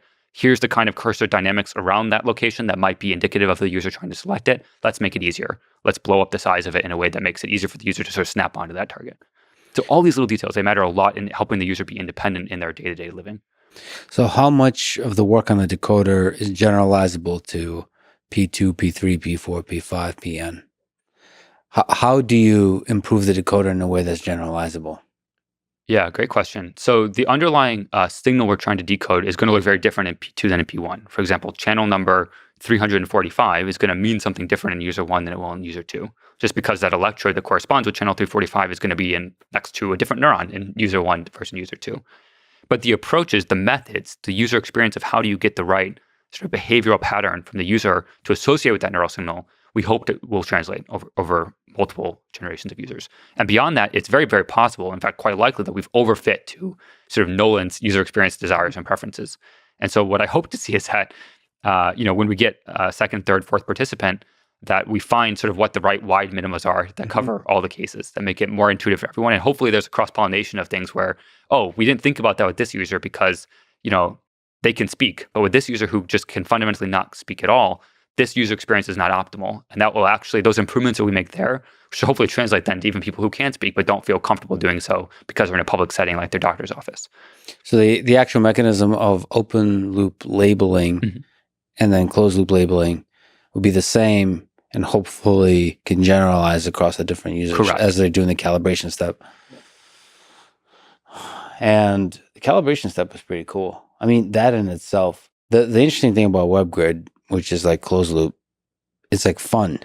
I love it when there's like, there used to be kind of an idea of human computation, which is using actions a human would want to do anyway to get a lot of signal from. Yeah. And like WebGrid is that, like a nice video game that also serves as great calibration. It's so funny. I've heard this reaction so many times. Before sort of the first user was implanted, we had an internal perception that the first user would not find this fun. Yeah. And so we thought really quite a bit actually about like, should we build other games that like are, more interesting for the user so we can get this kind of data and help facilitate research that's, for long durations and stuff like this. It turns out that like people love this game. Yeah. I always loved it, but I didn't know that was a shared perception. Yeah. And just in case it's not clear, WebGrid there's a grid of, let's say 35 by 35 cells, and one of them lights up blue, and you have to move your mouse over that and click on it. And if you miss it, and it's red, and I played this game for so many hours, so many hours. And what's your record? You said I think I have the highest at Neuralink right now. My record's 17 BPS. 17 BPS, which is about, if you imagine that 35 by 35 grid, you're hitting about 100 trials per minute. So 100 correct selections in that 1 minute window. So you're averaging about between 500 and 600 milliseconds per selection. So one of the reasons that I think I struggle with that game is I'm such a keyboard person. So everything is done with via keyboard. If I can avoid touching the mouse, it's great. So how can you explain your high performance? I have like a whole ritual I go through when I play WebGrid. So there's actually like a diet plan associated with this. Like it's a whole thing. So Great. the first I thing have to fast for 5 days. I have to go up to the mountains. actually, the fasting thing is important. So this is like, focuses the mind. Yeah. It's true. Yeah. It's true. So what I do is I don't eat for a little bit beforehand. And then I'll actually eat like a ton of peanut butter right before I play. And I get like This is a real thing. This is a real thing, yeah. And then it has to be really late at night. This is again a night owl thing I think we share, but it has to be like, midnight, 2 a.m. kind of time window. And I have a very specific like physical position I'll sit in, which is I was homeschooled growing up, and so I did most of my work like on the floor, just like in my bedroom or whatever. And so I have a very specific situation On the floor that I sit and play. And then you have to make sure like there's not a lot of weight on your elbow when you're playing so that you can move quickly. And then I turn the gain of the cursor, so the speed of the cursor way up. So it's like small motions that actually move the cursor. Are you moving with your wrist, or you're never? I move with my fingers. So my wrist is almost completely still. I'm just moving my fingers. Yeah. Those, just on a small tangent. Yeah. Which I've been meaning to go down this rabbit hole of people that set the world record in Tetris. Those folks, they're playing. There's a way to. Did you see this? I've seen like the three, like all the fingers are moving. Yeah, you could find a way to do it where like it's using a loophole, like a bug that you can do some incredibly fast stuff. So it's along that line, but not quite.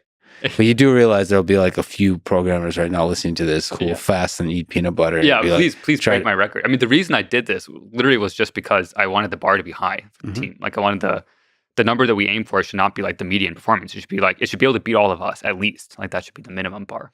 What do you think is possible? Like 20? Yeah, I don't know what the limits. I mean, the limits you can calculate just in terms of like screen refresh rate and like cursor immediately jumping to the next target. But I'm sure there's limits before that with just sort of reaction time and visual perception and things like this. I'd guess it's in the below 40, but above 20, somewhere in there. It's probably the right number to be thinking about. It also matters like how difficult the task is. You can imagine like some people might be able to do like 10,000 targets on the screen, and maybe they can do better that way. So there's some like task optimizations you could do to try to boost your performance as well. What do you think it takes for Nolan to be able to do above 8.5 to keep increasing that number? You said like every increase in the number might require different improvements in the system. Yeah, I think the nature of this work is, the first answer that's important to say is I don't know. This is edge of the research. So again, nobody's gotten to that number before. So what's next is going to be a heuristic, a guess from my part. What we've seen historically is that different parts of the stack become bottlenecks at different time points. So when I first joined Neuralink like 3 years ago or so, one of the major problems was just the latency of the Bluetooth connection. It was just like the radio on the device wasn't super good. It was an earlier version of the implant. And it just like, no matter how good your decoder was, if your thing is updating every 30 milliseconds or 50 milliseconds, it's just going to be choppy. And no matter how good you are, that's going to be frustrating and lead to challenges. So, at that point, it was very clear that the main challenge is just get the data off the device in a very reliable way such that you can enable the next challenge to be tackled. And then at some point it was, actually the modeling challenge of how do you just build a good mapping, like the supervised learning problem of you have a bunch of data and you have a label you're trying to predict. Just what is the right like neural decoder architecture and hyperparameters to optimize that? And that was a problem for a bit. And once you solved that, it became a different bottleneck. I think the next bottleneck after that was actually just sort of software stability and reliability. If you have widely varying sort of inference latency in your system, or your app just lags out every once in a while, it decreases your ability to maintain and get in a state of flow, and it basically just disrupts your control experience. And so there's a variety of different software bugs and improvements we made that basically increased the performance of the system, made it much more reliable, much more stable, and led to a state where we could reliably collect data to build better models with. So that was a bottleneck for a while. It's just sort of like the software stack itself. If I were to guess right now, there's sort of two major directions you could think about for improving BPS further. The first major direction is labeling. So labeling is, again, this fundamental challenge of given a window of time where the user is expressing some behavioral intent, what are they really trying to do at the granularity of every millisecond? And that, again, is a task design problem. It's a UX problem. It's a machine learning problem. It's a software problem. It sort of touches all those different domains. The second thing you can think about to improve BPS further is either completely changing the thing you're decoding or just extending the number of things that you're decoding. So this is sort of in the direction of functionality. Basically, you can imagine giving more clicks. For example, a left click, a right click, a middle click, different actions like click and drag, for example, and that can improve the effective bitrate of your communication prosthesis. If you're trying to allow the user to express themselves through any given communication channel, you can measure that with bits per second. But what actually matters at the end of the day is how effective are they at navigating their computer. And so from the perspective of the downstream tasks that you care about, functionality and extending functionality is something we're very interested in, because not only can it improve the sort of number of BPS, but it can also improve the downstream sort of independence that the user has and the skill and efficiency with which they can operate their computer. Would the number of threads increasing also potentially help? Yes. Short answer is yes. It's a bit nuanced how that curve or how that manifests in the numbers. So what you'll see is that if you sort of plot a curve of number of channels that you're using for decode versus either the offline metric of how good you are at decoding or the online metric of sort of in practice how good is the user at using this device, you see roughly a log curve. So as you move further out in number of channels, you get a corresponding sort of logarithmic improvement in control quality and offline validation metrics. The important nuance here is that each channel corresponds with a specific, represented intention in the brain. So, for example, if you have a channel 254, it might correspond with moving to the right. Channel 256 might mean move to the left. If you want to expand the number of functions you want to control, you really want to have a broader set of channels that covers a broader set of imagined movements. You can think of it like kind of like Mr. Potato Man, actually. Like if you had a bunch of different imagined movements you could do, how would you map those imagined movements to input to a computer? You could imagine, handwriting to output characters on the screen. You could imagine just typing with your fingers and have that output text on the screen. You could imagine different finger modulations for different clicks. You can imagine wiggling your big nose for opening some menu, or wiggling your big toe to have like Command Tab occur or something like this. So it's really the amount of different actions you can take in the world depends on how many channels you have and the information content that they carry. Right. So that's more about the number of actions. So actually, as you increase the number of threads, that's more about increasing the number of actions you're able to perform. One other nuance there that is worth mentioning. So again, our goal is really to enable a user with paralysis to control their computer as fast as I can. So that's BPS. With all the same functionality I have, which is what we just talked about, but then also as reliably as I can. Yeah. And that last point is very related to channel count discussion. So as you scale out number of channels, the relative importance of any particular feature of your model input to the output control of the user diminishes, which means that if the sort of neural non-stationarity effect is per channel, or if the noise is independent such that more channels means on average less output effect, then your reliability of your system will improve. So one sort of core thesis that at least I have is that scaling channel count should improve the reliability of the system without any work on the decoder itself. Can you linger on the reliability here? So first of all, when you say non-stationarity of the signal, which aspect are you referring to? Yeah, so maybe let's talk briefly what the actual underlying signal looks like. So again, I spoke very briefly at the beginning about how when you imagine moving to the right or imagine moving to the left, neurons might fire more or less. And the frequency content of that signal, at least in the motor cortex, is very correlated with the output intention, the behavioral task that the user is doing. You could imagine, actually, this is not obvious, that rate coding, which is the name of that phenomenon, is like the only way the brain can represent information. You can imagine many different ways in which the brain could encode intention. And there's actually evidence, like in bats, for example, that there's temporal codes, so timing codes of like exactly when particular neurons fire is the mechanism of information representation. But at least in the motor cortex, there's substantial evidence that it's rate coding, or at least one like first order effect is that it's rate coding. So then if the brain is representing information by changing the sort of frequency of a neuron firing, what really matters is sort of the delta between sort of the baseline state of the neuron and what it looks like when it's modulated. And what we've observed, and what has also been observed in academic work, is that baseline rate, sort of if you're to tar the scale, if you imagine that analogy for like measuring, flour or something when you're baking, that baseline state of how much the pot weighs is actually different day to day. And so if what you're trying to measure is how much rice is in the pot, you're going to get a different measurement different days because you're measuring with different pots. So that baseline rate shifting is really the thing that, at least from a first order description of the problem, is what's causing this downstream bias. There can be other effects, nonlinear effects on top of that, but at least at a very first order description of the problem, that's what we observe day to day, is that the baseline firing rate of any particular neuron or observed on a particular channel is changing. So can you just adjust to the baseline to make it relative to the baseline nonstop? Yeah, this is a great question. So, with monkeys, we have found various ways to do this. One example way to do this is you ask them to do some behavioral task, like play the game with a joystick. Mhm. You measure what's going on in the brain. You compute some mean of what's going on across all the input features, and you subtract that in the input when you're doing your BCI session. Works super well. For whatever reason, that doesn't work super well with Noland.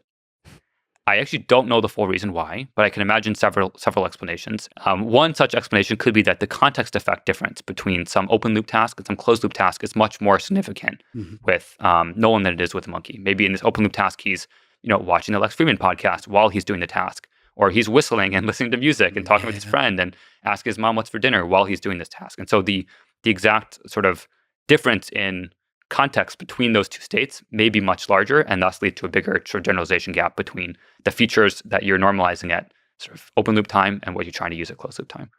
That's interesting. Just on that point, it's kind of incredible to watch Nolan be able to do to multitask, to do multiple tasks at the same time, to be able to move the mouse cursor effectively while talking and while being nervous because he's talking in front Kicking of my ass in chess too, yeah. kicking your ass and not worry and talk trash while doing it. Yes.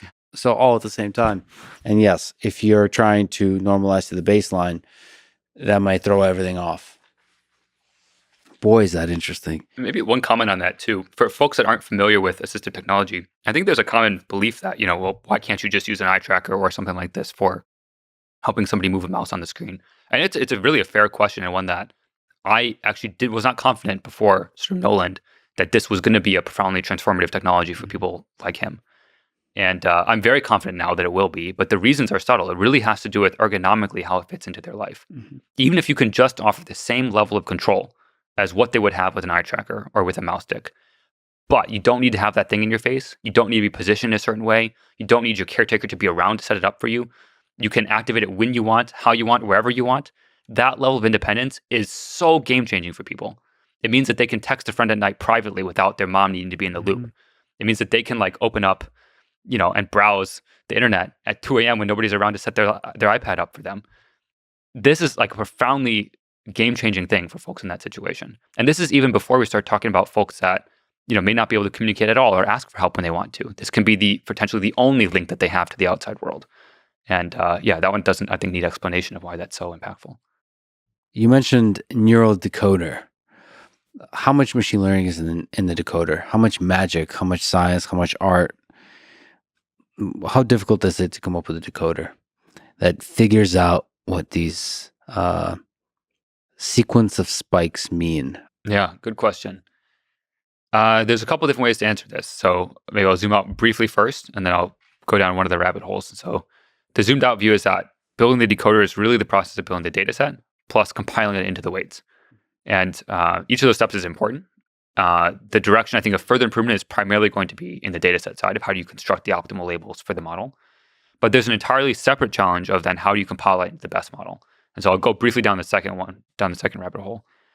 One of the main challenges with designing the optimal model for BCI is that offline metrics don't necessarily correspond to online metrics.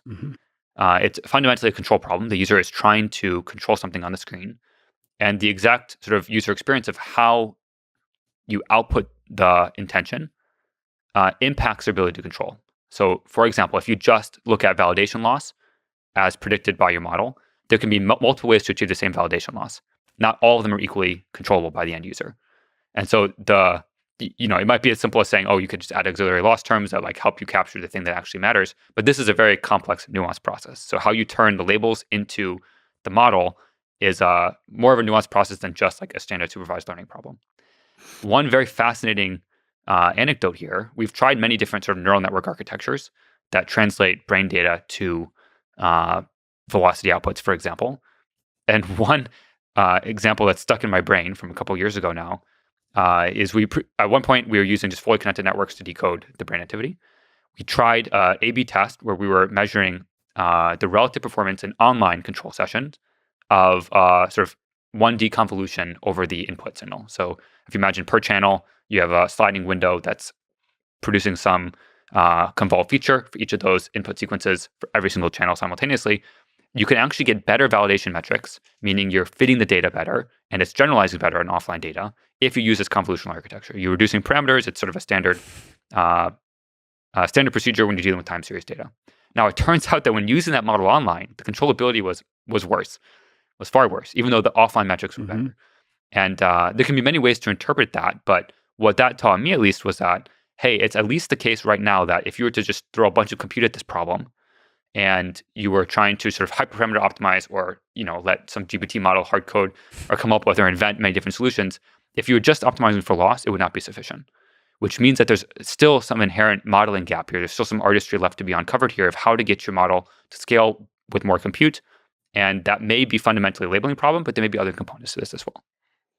Is it data constraint at this time? Which is what it sounds like. Like, how do you get a lot of good labels? Yeah, I think it's data quality constrained, not necessarily data quantity constrained. But even just the quantity, I mean, because it has to be trained on the interactions. I guess there's not that many interactions. Yeah, so it depends what version of this you're talking about. So if you're talking about, let's say the simplest example of just 2D velocity, then I think, data quality is the main thing. If you're talking about how to build a sort of multifunction output that lets you do all the inputs to the computer that you and I can do, then it's actually a much more sophisticated and nuanced modeling challenge, because now you need to think about not just when the user is left-clicking, but when you're building the left-click model, you also need to be thinking about how to make sure it doesn't fire when they're trying to right-click or when they're trying to move the mouse. So one example of an interesting bug from sort of week 1 of a PCI with Nolan was when he moved the mouse, the click signal sort of dropped off a cliff, and when he stopped, the click signal went up. So again, there's a contamination between the two inputs. Another good example was at one point he was trying to do sort of a left click and drag, and the minute he started moving, the left click signal dropped off a cliff. So again, because there's some contamination between the two signals, you need to come up with some way to either in the data set or in the model build robustness against this kind of you think of it like overfitting, but really it's just that the model has not seen this kind of variability before. So you need to find some way to help the model with that. This is super cool because it feels like all of this is very solvable, but it's hard. Yes, it is fundamentally an engineering challenge. This is important to emphasize, and it's also important to emphasize that it may not need fundamentally new techniques, which means that people who work on, let's say, unsupervised speech classification using CTC loss, for example, with internal to Siri, they could potentially have very applicable skills to this. So what things are you excited about in the future development of the software stack on the Neuralink? So everything we've been talking about, the decoding, the UX. I think there's some I'm excited about, like something I'm excited about from the technology side, and some I'm excited about for understanding how this technology is going to be best situated for entering the world. So I'll work backwards. On the technology entering the world side of things, I'm really excited to understand how this device works for folks that cannot speak at all, that have no ability to sort of bootstrap themselves into useful control by voice command, for example, and are extremely limited in their current capabilities. I think that will be an incredibly useful signal for us to understand, really what is an existential threat for all startups, which is product market fit. Does this device have the capacity and potential to transform people's lives in the current state? And if not, what are the gaps? And if there are gaps, how do we solve them most efficiently? So that's what I'm very excited about for the next sort of year or so of clinical trial operations. On the technology side, I'm quite excited about basically everything we're doing. I think it's going to be awesome. The most prominent one I would say is scaling channel count. So right now we have a 1,000 channel device. The next version will have between 3,000 and 6,000 channels, and I would expect that curve to continue in the future. And it's unclear what set of problems will just disappear completely at that scale, and what set of problems will remain and require further focus. And so I'm excited about the clarity of gradient that gives us in terms of the user experiences we choose to focus our time and resources on, and also in terms of the even things as simple as non-stationarity. Like, does that problem just completely go away at that scale? Or do we need to come up with new creative UXs still, even at that point? And also, when we get to that time point, when we start expanding out dramatically the set of functions that you can output from one brain, how to deal with all the nuances of both the user experience of not being able to feel the different keys under your fingertips, but still needing to be able to modulate all of them in synchrony to achieve the thing you want. And again, you don't have that proprioceptive feedback loop, so how can you make that intuitive for a user to control a high-dimensional control surface without feeling the thing physically? I think that's going to be a super interesting problem. I'm also quite excited to understand, do these scaling laws continue? Like, as you scale channel count, how much further out do you go? before that saturation point is truly hit. And it's not obvious today. I think we only know what's in the sort of interpolation space. We only know what's between 0 and 1024, but we don't know what's beyond that. And then there's a whole sort of like range of interesting sort of neuroscience and brain questions, which is when you stick more stuff in the brain in more places, you get to learn much more quickly about what those brain regions represent. And so I'm excited about that fundamental neuroscience learning, which is also important for figuring out how to most efficiently insert electrodes in the future. So yeah, I think all those dimensions I'm really, really excited about. And that doesn't even get close to touching the sort of software stack that we work on every single day and what we're working on right now. Yeah, it seems virtually impossible to me that 1,000 electrodes is where it saturates. It feels like this would be one of those silly notions in the future where obviously you should have millions of electrodes, and this is where like the true breakthroughs happen. Yep. You tweeted, Oh, some thoughts are most precisely described in poetry. Why do you think that is? I think it's because the information bottleneck of language is pretty steep, and yet you're able to reconstruct in the other person's brain more effectively without being literal. Like if you can express a sentiment such that in their brain they can reconstruct the actual true underlying meaning and beauty of the thing that you're trying to get across, the generator function in their brain is more powerful than what language can express. And so the mechanism of poetry is really just to feed or seed that generator function. So being literal sometimes is a suboptimal compression for the thing you're That's trying right. to convey. And it's actually in the process of the user going through that generation that they understand what you mean. Like that's the beautiful part. It's also like when you look at a beautiful painting, like it's not the pixels of the painting that are beautiful. It's the thought process that occurs when you see that, the experience of that actually is the thing that matters. Yeah, it's resonating with some deep Yeah. thing within you that the artist also experienced and was able to convey that through the Right. pixels. Right. And that's actually going to be relevant for full-on telepathy. You know, it's like if you just read the poetry literally, that doesn't say much of anything interesting. It requires a human to interpret it. So it's the combination of the human mind and all the experiences the human being has within the context of the collective intelligence of the human species that makes that poem make sense. And they load that in. And so in that same way, the signal that carries from human to human meaning may seem trivial, but may actually carry a lot of power because of the complexity of the human mind and the receiving end. Yeah, that's interesting. Poetry still doesn't. Who was it? I think Yoshibako first partially said something about all the people that think we've achieved AGI explain why humans like music. Oh yeah.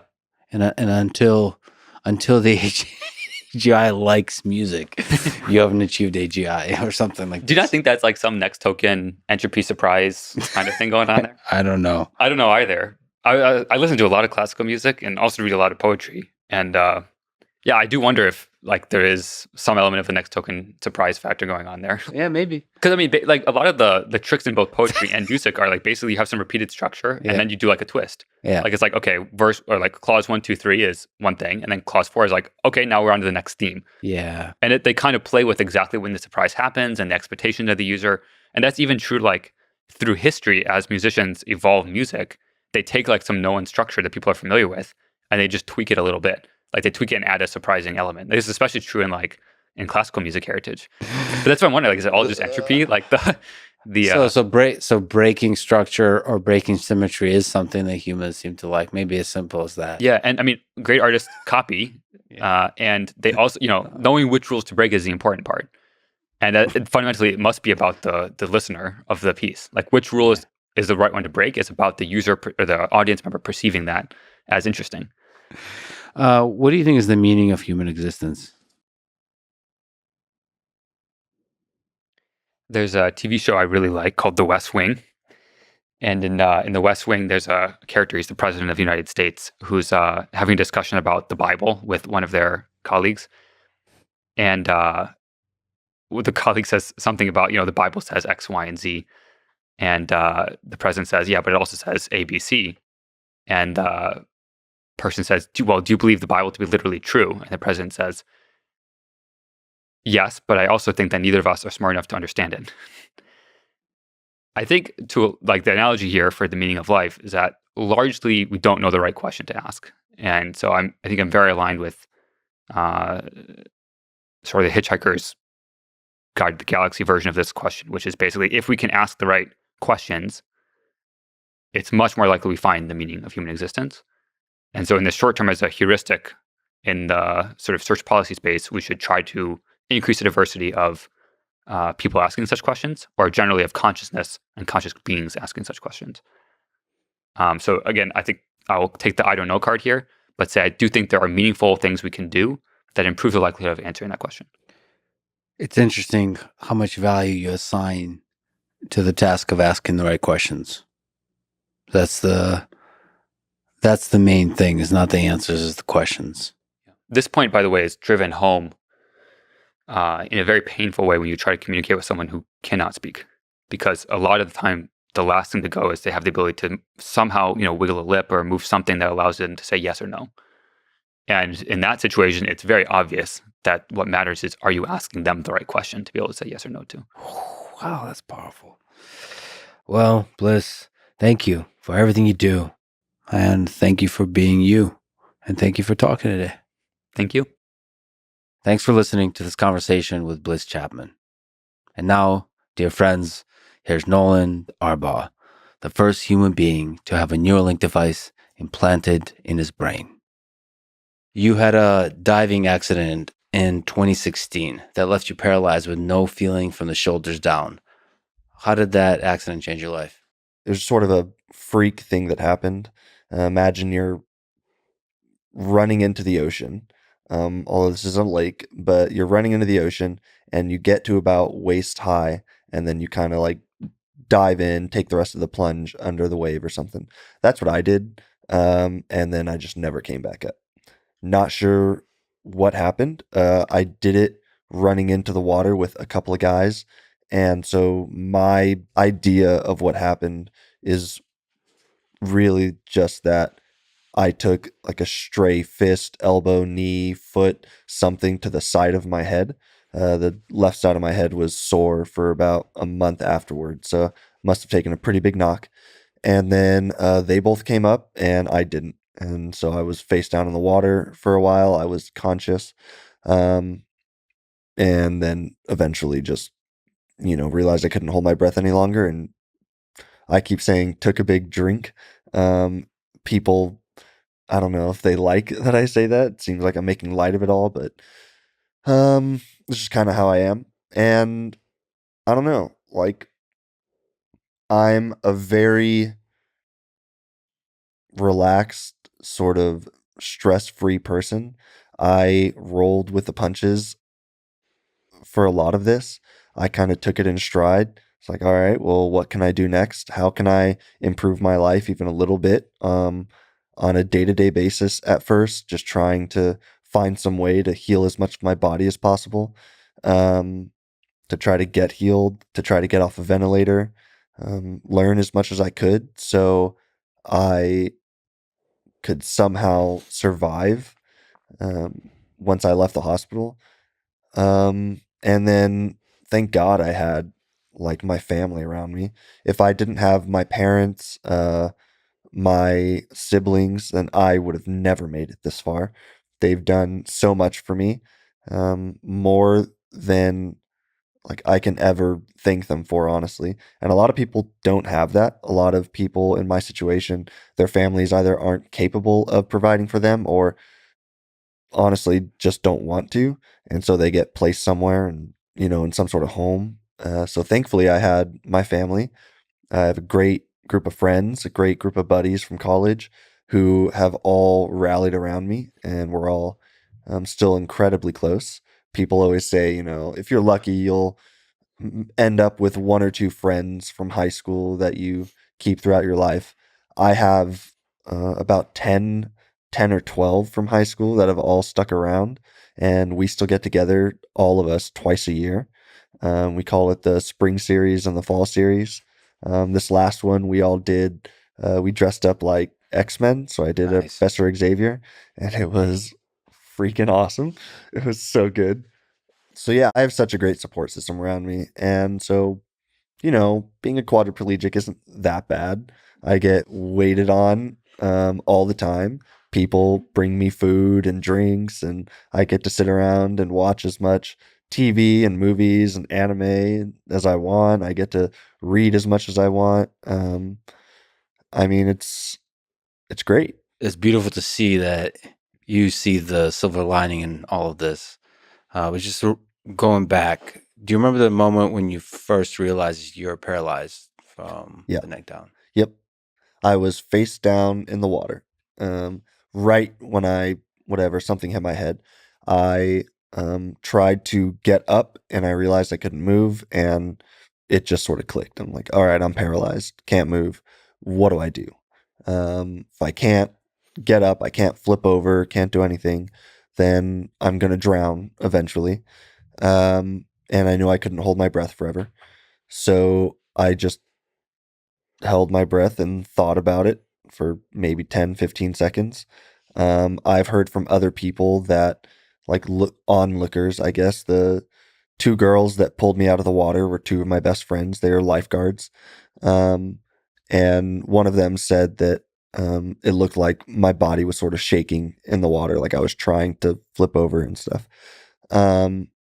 But I knew immediately.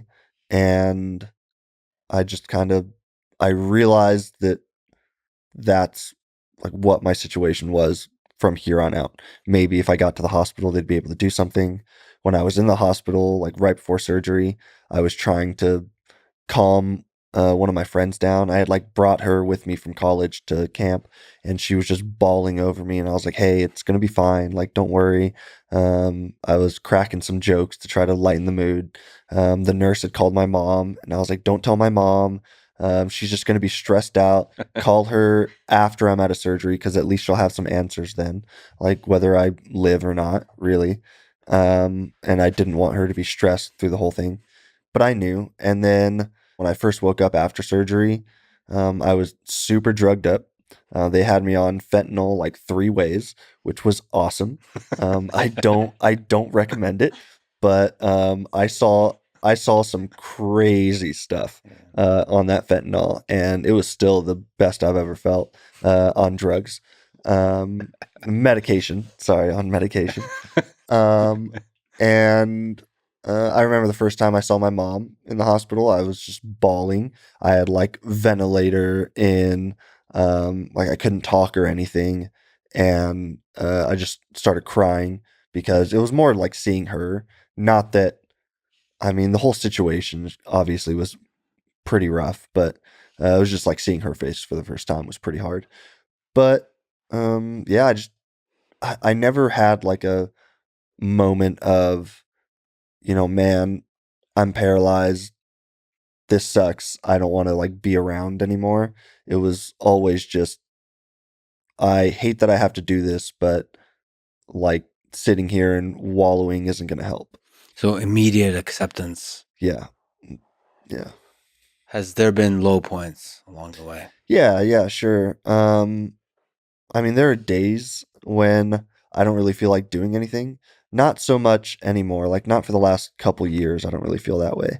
I've um more so just wanted to try to do anything possible to make my life better at this point. But at the beginning, there were some ups and downs. There were some really hard things to adjust to. Um, First off, just like the first couple months, the amount of pain I was in was really, really hard. I mean, I remember screaming at the top of my lungs in the hospital because I thought my legs were on fire. And obviously, I can't feel anything, but it's all nerve pain. And so that was a really hard night. I asked them to give me as much pain meds as possible. They're like, you've had as much as you can have, so just kind of deal with it. Go to a happy place, sort of thing. So that was a pretty low point. And then every now and again, it's hard, like realizing things that I wanted to do in my life that I won't be able to do anymore. I always wanted to be a husband and father, and I just don't think that I could do it now as a quadriplegic. Maybe it's possible, but I'm not sure I would ever put, someone I love through that, like having to take care of me and stuff. Um, Not being able to, go out and play sports. I was a huge athlete growing up, so that was pretty hard. Just little things too, when I realize I can't do them anymore. Like, there's something really special about being able to hold a book and smell a book, like the feel, the texture, the smell, like as you turn the pages. Like, I just love it. I can't do it anymore. And it's little things like that. The 2 year mark was pretty rough. 2 years is when they say you will um, get back basically as much as you're ever going to get back as far as movement and sensation goes. And so for the first 2 years, that was the only thing on my mind, was like, try as much as I can to move my fingers, my hands, my feet, everything possible to try to get sensation and movement back. And then when the 2 year mark hit, so June 30th, 2018, I was really sad that that's kind of where I was. And then just randomly here and there, but I was never like depressed for long periods of time. Just, it never seemed worthwhile to me. What gave you strength? My faith in God was a big one. My understanding that it was all for a purpose, and even if that purpose wasn't anything involving Neuralink, even if that purpose was, you know, there's a story in the Bible about Job, and I think it's a really, really popular story about how Job, has all of these terrible things happen to him, and he praises God throughout the whole situation. I thought, and I think a lot of people think for most of their lives, that they are Job, that they're the ones going through something terrible, and they just need to, praise God through the whole thing, and everything will work out. At some point after my accident, I realized that I might not be Job, that I might be, one of his children that gets killed or kidnapped or taken from him. And so it's about terrible things that happen to those around you who you love. So maybe, in this case, my mom would be Job, and she has to get through something extraordinarily hard. And I just need to try and make it as best as possible for her, because she's the one that's really going through this massive trial. And that gave me a lot of strength. And obviously my family and my friends, they give me all the strength that I need on a day-to-day basis. So it makes things a lot easier having that great support system around me. From everything I've seen of you online, your streams, and the way you are today, I really admire, let's say, your unwavering positive outlook on life. Has that always been this way? Yeah. I've just always thought I could do anything I ever wanted to do. There was never anything too big. Like, whatever I set my mind to, I felt like I could do it. I didn't want to do a lot. I wanted to like travel around and be sort of like a gypsy and like go work odd jobs. I had this dream of traveling around Europe and being like, I don't know, a shepherd in like Wales or Ireland, and then going and being a fisherman in Italy, doing all of these things for like a year. Like, it's such like cliche things, but I just thought it would be so much fun to go and travel and do different things. And so I've always just seen the best in people around me too. And I've always tried to be good to people. And growing up with my mom too, she's like the most positive, energetic person in the world. And we're all just people. Like, I just get along great with people. I really enjoy meeting new people. And so I just wanted to do everything. This is just kind of just how I've been. It's just great to see that cynicism didn't take over, given everything you've been through. Yeah. That's was that like a deliberate choice you made, that you're not going to let this keep you down? Yeah, a bit. Also, like, it's just kind of how I am. I just, like I said, I roll with the punches with everything. I always used to tell people, Like, I don't stress about things much. And whenever I'd see people getting stressed, I would just say, like, it's not hard. Just don't stress about it. And like, that's all you need to do. And they're like, that's not how that works. I'm like, it works for me. Like, just don't stress and everything will be fine. Like, everything will work out. Obviously, not everything always goes well. And it's not like it all works out for the best all the time. But I just don't think stress has had any place in my life since I was a kid. What was the experience like of you being selected to be the first human being to have a Neuralink device implanted in your brain? Were you scared? Excited? No, it was cool. Um, like I was never afraid of it. I had to think through a lot.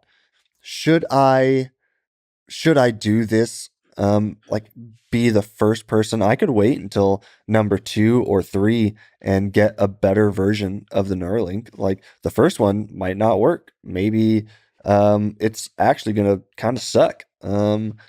It's going to be the worst version ever in a person. So why would I do the first one? Like, I've already kind of been selected. I could just tell them, like, okay, find someone else and then I'll do number 2 or 3. Like, I'm sure they would let me. They're looking for a few people anyways. But ultimately, I was like, I don't know. There's something about being the first one to do something. It's pretty cool. I always thought that if I had the chance that I would like to do something for the first time, this seemed like a pretty good opportunity. And I was never scared. I think my like faith had a huge part in that. I always felt like God was preparing me for something. I almost wish it wasn't this, because I had many conversations with God about not wanting to do any of this as a quadriplegic. I told him, I'll go out and talk to people. I'll go out and travel the world and talk to, stadiums, thousands of people, give my testimony. I'll do all of it, but like, heal me first. Don't make me do all of this in a chair. That sucks. And I guess he won that argument. I didn't really have much of a choice.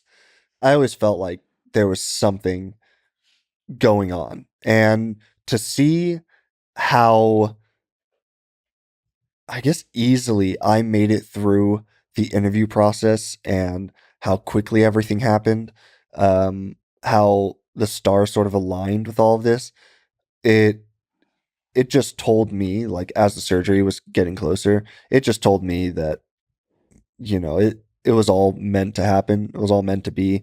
And so I shouldn't be afraid of anything that's to come. And so I wasn't. I kept telling myself, like, you say that now, but as soon as the surgery comes, you're probably going to be freaking out. Like, you're about to have brain surgery, and brain surgery is a big deal for a lot of people, but it's a even bigger deal for me. Like, it's all I have left. The amount of times I've been like, thank you, God, that you didn't take my brain and my personality and my ability to think, my like love of learning, like my character, everything. Like, thank you so much. Like, as long as you left me that, then I think I can get by. And I was about to let people go, like, root around in there, like, hey, we're gonna go like put some stuff in your brain, like, hopefully it works out. And so it was something that gave me pause. But like I said, how smoothly everything went, I never expected for a second that anything would go wrong. Plus, the more people I met on the Barrows side and on the Neuralink side, they're just the most impressive people in the world. Like, I can't speak enough to how much I trust these people with my life and how impressed I am with all of them. And to see the excitement on their faces, to like walk into a room and roll into a room and see all of these people looking at me like, we're so excited. Like, we've been working so hard on this and it's finally happening. It's super infectious. And it just makes me want to do it even more and to help them achieve their dreams. Like, I don't know, it's so rewarding, and I'm so happy for all of them, honestly. What was the day of surgery like? When did you wake up? What did you feel? Yeah. Minute by minute. Yeah. Were you freaking out? No. I thought I was going to, but as surgery approached the night before, the morning of, I was just excited. Like, I was like, let's make this happen. I think I said that, something like that to Elon on the phone. Beforehand, we were like FaceTiming, and I was like, let's rock and roll. And he's like, let's do it. I don't know. I wasn't scared. So we woke up. I think we had to be at the hospital at like 5:30 a.m. I think surgery was at like 7 a.m. So we woke up pretty early. I'm not sure much of us slept that night.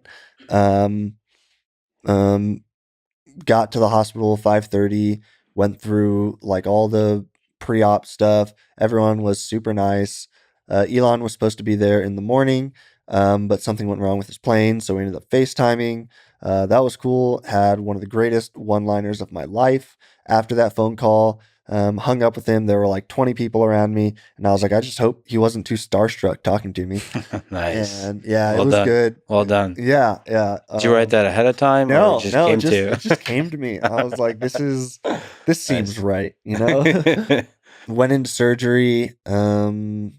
I asked if I could pray right beforehand, so I like prayed over the room. I asked God if he would like be with my mom in case anything happened to me, and just to like calm her nerves out there. Woke up, mm, played a bit of a prank on my mom. I don't know if you've heard about it. Yeah, I read about it. Yeah, she was not happy.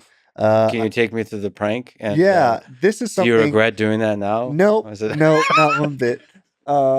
It was something. It was something I had talked about ahead of time with my buddy Bane. I was like, I would really like to play a prank on my mom.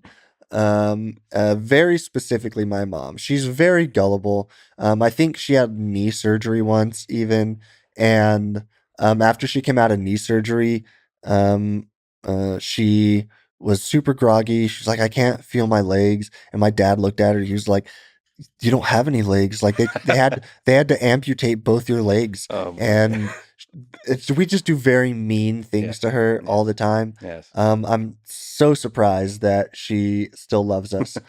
But right after surgery, I was really worried that I was going to be too like groggy, like not all there. I had anesthesia once before, and it messed me up. Like I could not function for a while afterwards, and I like said a lot of things that I was really worried that I was gonna start, I don't know, like dropping some bombs, and I wouldn't even know, I wouldn't remember.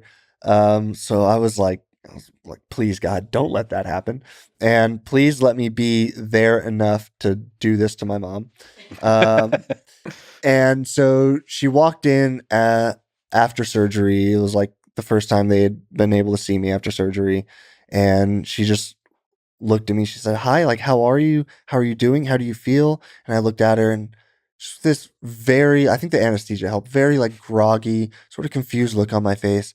It's like, who are you? And she just started looking around the room, like at the surgeons, at the doctors, like, what did you do to my son? Like, you need to fix this right now. Tears started streaming. I saw how much she was freaking out. I was like, I can't let this go on. And so I was like, Mom, I'm fine. Like, it's all right. And still, she was not happy about it. She still says she's gonna get me back someday, but I mean, I don't know. I don't know what that's gonna look like. It's a But I think- lifelong battle. Yeah. Yeah. But it was good. In some sense, it was a demonstration that you still got. That's still all got I that wanted it sense to of be. humor. That's all I wanted it to be. And I knew that doing something super mean to her like that would show There's her. actually a that- way Yeah. to show that you're still there, that you love her. Yeah, exactly. It's a Exactly. dark way to do it, but I love it. Yeah. What was the first time you were able to feel that you can use the Neuralink device to affect the world around you? Yeah, the first little taste I got of it was actually not too long after surgery. Some of the Neuralink team had brought in like a little iPad, a little tablet screen, and they had put up 8 different channels that were recording some of my neuron spikes. And they put it in front of me. They're like, this is like real time, your brain firing. I was like, that's super cool. My first thought was, I mean, if they're firing now, let's see if I can affect them in some way. So I started trying to like wiggle my fingers, and I just started like scanning through the channels. And one of the things I was doing was like moving my index finger up and down, and I just saw this yellow spike on like top row, like third box over or something. I saw this yellow spike every time I did it, and I was like, "Oh, that's cool." And everyone around me was just like, What are you seeing?" I was like, Look at this one. Look at like this top row, third box over, this yellow spike. Like that's me right there, there." And everyone was freaking out. They started like clapping. Mhm. I was like, "That's super unnecessary." Like That's this is what's awesome, though. supposed to happen, right? Like, So you're imagining yourself moving each individual finger one at a time, yeah, and then seeing like that you can notice something. And then when you did just the index finger, you're like, oh, yeah, cool. I was wiggling kind of all of my fingers to see if anything would happen. There was a lot of other things going on, but that big yellow spike was the one that stood out to me. Like I'm sure that if I would have stared at it long enough, I could have mapped out maybe 100 different things, but the big yellow spike was the one that I noticed. Maybe you could speak to what it's like to sort of wiggle your fingers, to like Yeah. to imagine that the mental, the cognitive effort required to sort of wiggle your index finger, for example. How easy is that to do? Pretty easy for me. It's something that at the very beginning after my accident, they told me to try and move my body as much as possible, even if you can't. Just keep trying because that's going to create new like neural pathways or pathways in my spinal cord to like reconnect these things, um, to hopefully regain some movement someday. That's fascinating. Yeah, I know it's bizarre, but So that's part of the recovery process, is It to is. keep trying to move your body, yep. and Just every that's day as much as you can. And the nervous system does its thing. It Yeah. starts reconnecting. It'll start reconnecting. For some people. Some people it never works. Some people they'll do it. Like for me, I got some bicep control back. And that's about it. I can, if I try enough, I can wiggle some of my fingers, not like on command. It's more like if I try to move, say, my right pinky and I just keep trying to move it, after a few seconds, it'll wiggle. So I know there's stuff there. Like I know, like, and that happens with, a few different of my fingers and stuff. But yeah, that's what they tell you to do. One of the people at the time when I was in the hospital came in and told me, for one guy who had recovered most of his control, what he thought about every day was actually walking, like the act of walking, just over and over again. So I tried that for years. I tried just imagining walking, which is, it's hard. It's hard to imagine like all of the steps that go into, well, taking a step, like all of the things that have to move, like all of the activations that have to happen along your leg in order for one step to occur. But you're not just imagining, you're like doing it, right? I'm trying, yeah. Right. So it's like, it's imagining over again what I had to do to take a step, because it's not something any of us think about. You want to walk and you take a step. You don't think about all of the different things that are going on in your body. So I had to recreate that in my head as much as I could, and then I practice it over and over and over. So it's not like a third person perspective, it's a first person perspective. You're like, it's not like you're imagining yourself walking. You're like literally doing this, everything, all the same stuff as if you're walking. Yeah. Which was hard. It was hard at the beginning. Like frustrating hard, or like actually cognitively hard? Like which way? It was both. There's a scene in one of the Kill Bill movies, actually, oddly enough, where she is like paralyzed. I don't know, from like a drug that was in her system, and then she like finds some way to get into the back of a truck or something, and she stares at her toe and she says, "Move, like move your big toe," and after a few seconds on screen, she does it, and she did that with every one of her like body parts until she can move again. I did that for years. Just stared at my body and said, "Move your index finger, move your big toe." Sometimes vocalizing it like out loud, but sometimes just thinking it. I tried every different way to do this to try to get some movement back.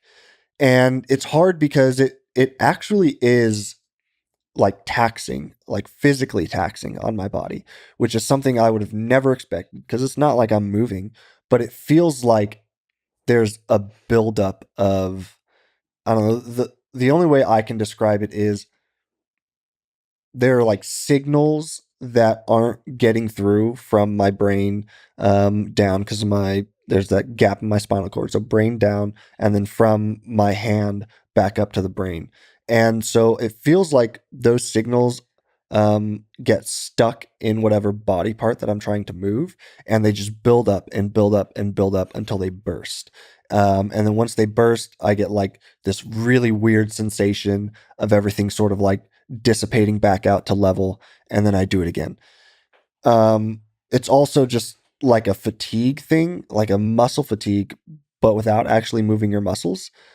It's very, very bizarre. And then, if you try to stare at a body part or think about a body part and move for 2, 3, 4, sometimes 8 hours, it's very taxing on your mind. It takes a lot of focus. It was a lot easier at the beginning because I wasn't able to like control a TV in my room or anything. I wasn't able to control any of my environment. So for the first few years, a lot of what I was doing was staring at walls. And so obviously I did a lot of thinking and I tried to move a lot, just over and over and over again. So you never gave up sort of hope there. No. Just training hard, essentially. Yep. And I still do it. I do it like subconsciously. And I think that that helped a lot with things with Neuralink, honestly. Yeah. It's something that I talked about the other day at the all hands that I did at Neuralink's Austin facility. Welcome to Austin, by the way. Yeah. Hey, thanks, man. I went to Nice school. hat. Hey, thanks, man. The Gigafactory was super cool. I went to school at Texas A&M, so I've been around before. So you should be saying, welcome to me. Yeah. Welcome to Texas, Lex. Yeah. I get you. But yeah, I was talking about how a lot of what they've had me do, especially at the beginning, well, I still do it now, is body mapping. So like there will be a visualization of a hand or an arm on the screen, and I have to do that motion, and that's how they sort of train the algorithm to like understand what I'm trying to do. And so it made things very seamless for me, I think. That's really, really cool. So Yeah. it's amazing to know because I've learned a lot about the body mapping procedure. Yeah. With the interface and everything like that. It's cool to know that you've been essentially like training to be like world class at that task. Yeah. Yeah. I don't know if other quadriplegics, like other paralyzed people, give up. I hope they don't. I hope they keep trying because I've heard other paralyzed people say, like, don't ever stop. They tell you 2 years, but you just never know. The human body's capable of amazing things.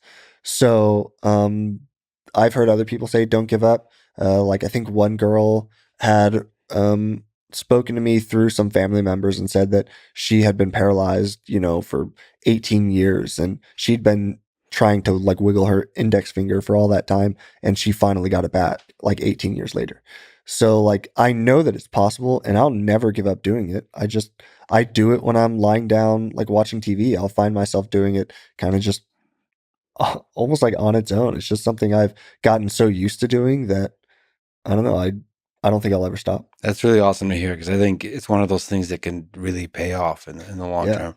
Because like it is training, you're not visibly seeing the results of that training at the moment, but like there's that like Olympic level nervous system getting ready for Which something. honestly was like something that I think Neuralink gave me that I can't thank them enough for. Like I can't show my appreciation for it enough.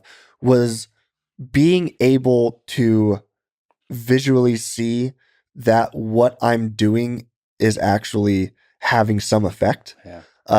It's a huge part of the reason why, like, I know now that I'm going to keep doing it forever. Because before Neuralink, I was doing it every day, and I was just assuming that Right. things were happening. Like, it's not like I knew. I wasn't getting back any mobility or sensation or anything. So I could have been running up against a brick wall for all I knew. Mhm. And with Neuralink, I get to see like all the signals happening real time.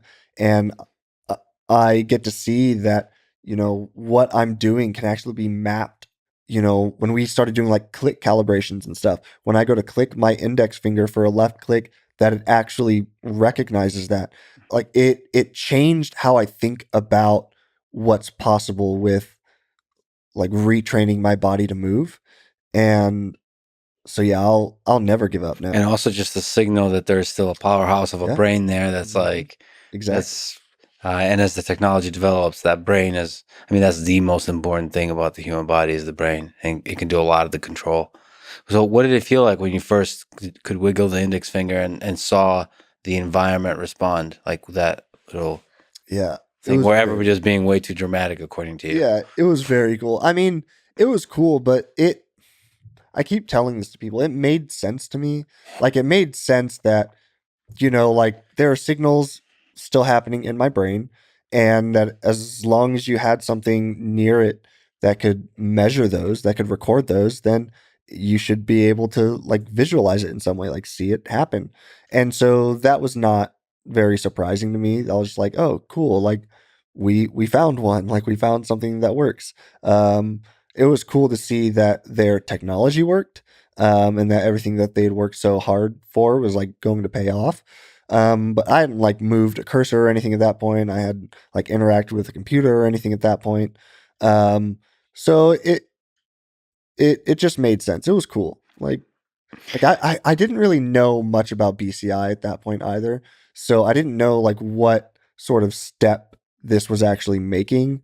Like I didn't know if this was like a huge deal or if this was just like, okay, this is, it's cool that we got this far, but we're actually hoping for something like much better down the road. It's like, okay, I just thought that they knew that it turned on. So I was like, cool. Like this is cool. Well, did you like read up on the specs of the hardware you get installed, like the number of threads? Yeah, this kind yeah, of I stuff? knew all of that, Okay. but it's all Greek to me. Like, I was like, okay, threads, 64 threads, 16 electrodes, 1024 channels. Okay, like that math checks out. Sounds right. Yeah. When was the first time you were able to move a mouse cursor? I know it must have been within the first maybe week or 2 weeks that I was able to like first move the cursor. And again, like it kind of made sense to me. Like it didn't seem like that big of a deal. Like it was like, okay, well, how do I explain this? When everyone around you starts clapping for something that you've done, Yeah. it's easy to say, okay, like I did something cool. Yeah. Like that was impressive in some way. What exactly that meant, what it was, hadn't really like set in for me. So again, I knew that me trying to move a body part, and then that being mapped in some sort of like machine learning algorithm to be able to identify like my brain signals and then take that and give me cursor control. That all kind of made sense to me. I don't know like all the ins and outs of it, but I was like, there are still signals in my brain firing. They just can't get through because there's like a gap in my spinal cord. And so they can't get all the way down and back up, but they're still there. So when I moved the cursor for the first time, I was like, that's cool, but I expected that should happen. Like it made sense to me. When I moved the cursor for the first time, with just my mind without like physically trying to move. So I guess I can get into that just a little bit, like the difference between attempted movement and imagined movement. Yeah, that's a fascinating difference. Yeah. Leap from one to the other. Yeah. So like attempted movement is me physically trying to attempt to move, say, my hand. I try to attempt to move my hand to the right, to the left, forward, and back. And that's all attempted. Attempt to, like lift my finger up and down, attempt to kick or something. I'm physically trying to do all of those things, even if you can't see it. Like this would be like me attempting to like shrug my shoulders or something. That's all attempted movement. That all that's what I was doing for the first couple of weeks when they were going to give me cursor control. When I was doing body mapping, it was attempt to do this, attempt to do that. When Near was telling me to like imagine doing it, it like kind of made sense to me, but it's not something that people practice. Like if you started school as a child and they said, okay, write your name with this pencil. And so you do that. Like, okay, now imagine writing your name with that pencil. Kids would think, like, I guess, like that kind of makes sense. And they would do it. But that's not something we're taught. It's all like how to do things physically. We think about like thought experiments and things, but that's not like a physical action of doing things. It's more like what you would do in certain situations. So imagine movement, it never really connected with me. Like I guess you could maybe describe it as like a professional athlete, like swinging a baseball bat or swinging like a golf club. Like imagine what you're supposed to do, but then you go right to that and physically do it. Like then you get a bat in your hand and then you do what you've been imagining. And so I don't have that like connection. So telling me to imagine something versus attempting it, there wasn't a lot that I could do there mentally. I just kind of had to accept what was going on and try. But the attempted moving thing, it all made sense to me. Like if I try to move, then there's a signal being sent in my brain. And as long as they can pick that up, then they should be able to map it to what I'm trying to do. And so when I first moved the cursor like that, it was just like, yes, this should happen. Like I'm not surprised by that. But can you clarify, is there supposed to be a difference between imagined movement and attempted movement? Yeah, just that in imagined movement, you're not attempting to move at all. So you're like visualizing yourself doing it. And then theoretically, is that supposed to be a different part of the brain that lights up in those two different situations? Yeah, not necessarily. I think all these signals can still be represented in motor cortex, but the difference I think has to do with the naturalness of imagining something versus attempting it, and sort of the fatigue of that over time. And by the way, on the mic is Bliss. So like this is just different ways to prompt you to kind of get to the thing that you arrived at. Yeah. Attempted movement does sound like the right thing to try. Yeah. I mean, it makes sense to me. Because imagine for me, I would start visualizing, like in my mind, visualizing. Attempted, I would actually start trying to like. Yeah. I did like combat sports my whole life, like wrestling. When I'm imagining a move, I'm like moving my muscle. Exactly. Like there is a bit of an activation almost versus like visualizing yourself like a picture doing it. Yeah, it's something that I feel like naturally anyone would do. Mm-hmm. If you try to tell someone to imagine doing something, they might close their eyes and then start physically doing it.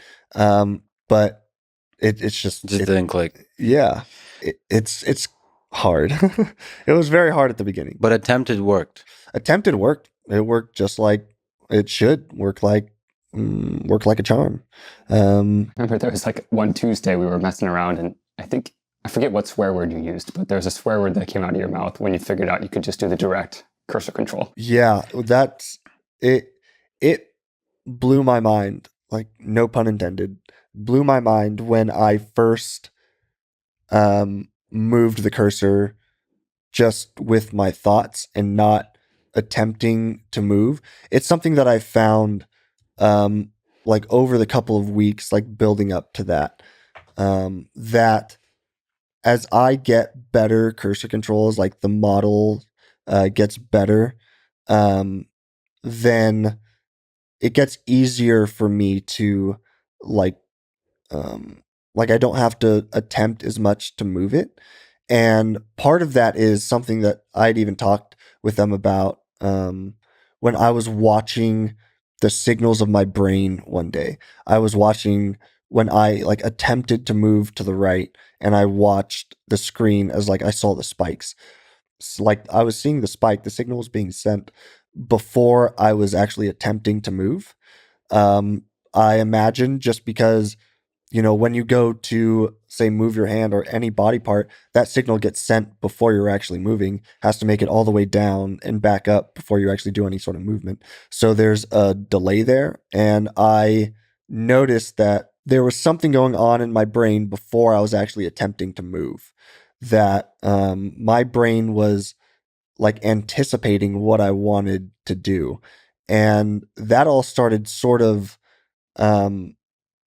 I don't know, like percolating in my brain. Like it was just sort of there, like always in the back. Like, that's so weird that it could do that. It kind of makes sense, but I wonder what that means as far as like using the Neuralink. And, and then as I was playing around with the attempted movement and playing around with the cursor, and I saw that like as the cursor control got better, that it was anticipating my movements and what I wanted it to do, like cursor movements, what I wanted it to do a bit better and a bit better. And then one day I just randomly, as I was playing WebGrid, I like looked at a target before I had started like attempting to move. I was just trying to like get over, like train my eyes to start looking ahead, like, okay, this is the target I'm on, but if I look over here to this target, Yeah. I know I can like maybe be a bit quicker getting there. And I looked over and the cursor just shot over. It was wild. Like I had to take a step back. Like I was like, this should not be happening. All day I was just smiling. I was so giddy. I was like, guys, do you know that this works? Like I can just think it and it happens.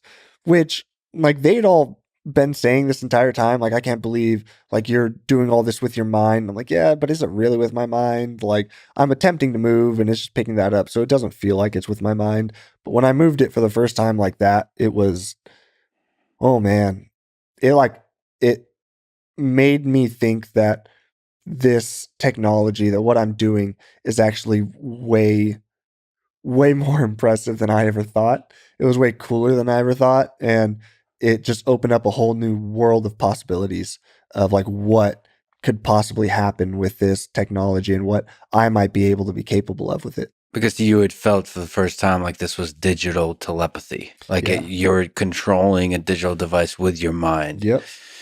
I mean, that's a real moment of discovery. That's really cool. Like you've discovered something. I've seen like scientists talk about like a big aha moment, like Nobel Prize winning. They'll have this like, holy crap.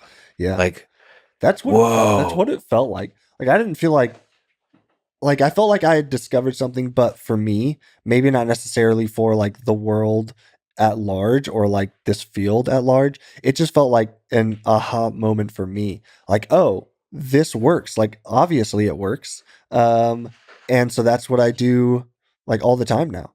I kind of intermix the attempted movement and imagined movement. I do it all like together because I've found that there is some interplay with it that maximizes efficiency with the cursor. So it's not all like one or the other. It's not all just I only use attempted or I only use like imagined movements. It's more I use them in parallel, and I can do one or the other. I can just completely think about whatever I'm doing, but I don't know. I like to play around with it. I also like to just experiment with these things. Like every now and again, I'll get this idea in my head, like, I wonder if this works. And I'll just start doing it. And then afterwards, I'll tell them, by the way, I wasn't doing that like you guys wanted me to. I thought of something and I wanted to try it. And so I did. It seems like it works. So maybe we should like explore that a little bit. So I think that discovery is not just for you, at least from my perspective. That's a discovery for everyone else who ever uses a Neuralink, that this is possible. Yeah. Like, I don't think that's an obvious thing that this is even possible. It's like, I was saying to Bliss earlier, it's like the 4-minute mile. People thought it was impossible to run a mile in 4 minutes. And once the first person did it, then everyone just started doing it. So like just to show that it's possible, that paves the way to like anyone can now do it. That's a thing that's actually possible. You don't need to do the attempted movement. You can just go direct. Yeah. That's crazy. It is crazy. It is crazy. Yeah. For people who don't know, can you explain how the Link app works? You have an amazing stream on the topic. Your first stream, I think, on X, describing the app. Can you just describe how it works? Yeah, so it's just an app that Neuralink created to help me interact with the computer. So on the Link app, there are a few different settings and different modes and things I can do on it. So there's like the body mapping, which we kind of touched on. There's a calibration. Calibration is how I actually get cursor control. So calibrating what's going on in my brain to translate that into cursor control. So it will pop out models. What they use, I think, is like time. So it would be 5 minutes in calibration will give me so good of a model, and then if I'm in it for 10 minutes and 15 minutes, the models will progressively get better. And so the longer I'm in it, generally the better the models will get. That's really cool because you often refer to the models. Yeah. So the model is the thing that's constructed once you go through the calibration step. Yeah. And then you also talked about sometimes you'll play like a really difficult game like Snake just to see how good the model is. Yeah. So Snake is kind of like my litmus test for models. If I can control Snake decently well, then I know I have a pretty good model. So yeah, the Link app has all of those. It has WebGrid in it now. It's also how I like connect to the computer just in general. So they've given me a lot of like voice controls with it at this point. So I can, say like connect or implant disconnect. And as long as I have that charger handy, then I can connect to it. So the charger is also how I connect to the Link app to connect to the computer. I have to have the implant charger over my head when I want to connect to have it wake up because the implant's in hibernation mode, like always when I'm not using it. I think there's a setting to like wake it up every, so long. So we could set it to half an hour or 5 hours or something if I just want it to wake up periodically. So yeah, I'll like connect to the Link app and then go through all sorts of things, calibration for the day, maybe body mapping. I made them give me like a little homework tab because I am very forgetful and I forget to do things a lot. So I have like a lot of data collection things that they want me to do. Is the body mapping part of the data collection or is that also part of the calibration? Yeah, it is. It's something that they want me to do daily, which I've been slacking on because I've been doing so much media and traveling and so much. So I've been super famous. Yeah, I've been a terrible first candidate for how much I've been slacking on my homework. But yeah, it's just something that they want me to do every day to, track how well the Neuralink is performing over time and have something to give. I imagine to give to the FDA to, create all sorts of fancy charts and stuff and show like, hey, this is what the Neuralink, this is how it's performing, day 1 versus day 90 versus day 180 and things like that. What's the calibration step like? Is it like move left, move right? It's a bubble game. So there will be like yellow bubbles that pop up on the screen. At first, it is open loop. So open loop, this is something that I still don't fully understand, the open loop and closed loop thing. Me and Blitz talked for a long time about the difference between the two on the technical side. Okay, so it'd be great to hear your side of the story. Open loop is basically I have no control over the cursor. The cursor will be moving on its own across the screen, and I am following by intention the cursor to different bubbles, and then the algorithm is training off of what like the signals it's getting are as I'm doing this. There are a couple different ways that they've done it. They call it center out target. So there will be a bubble in the middle and then 8 bubbles around that. And the cursor will go from the middle to one side. So say middle to left, back to middle to up to middle, like up right. And they'll do that all the way around the circle. And I will follow that cursor the whole time. And then it will train off of my intentions, what it is expecting my intentions to be throughout the whole process. Can you actually speak to when you say follow? Yes. You don't mean with your eyes, you mean with your intentions. Yeah. So generally for calibration, I'm doing attempted movements because I think it works better. I think the better models as I progress through calibration make it easier to use Imagine movements. Wait. So calibrated on attempted movement will create a model that makes it really effective for you to then use the force.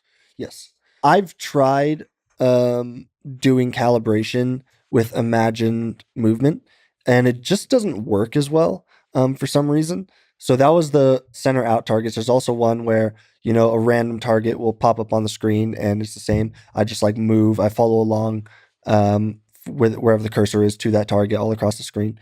I've tried those with imagined movement, and for some reason the models just don't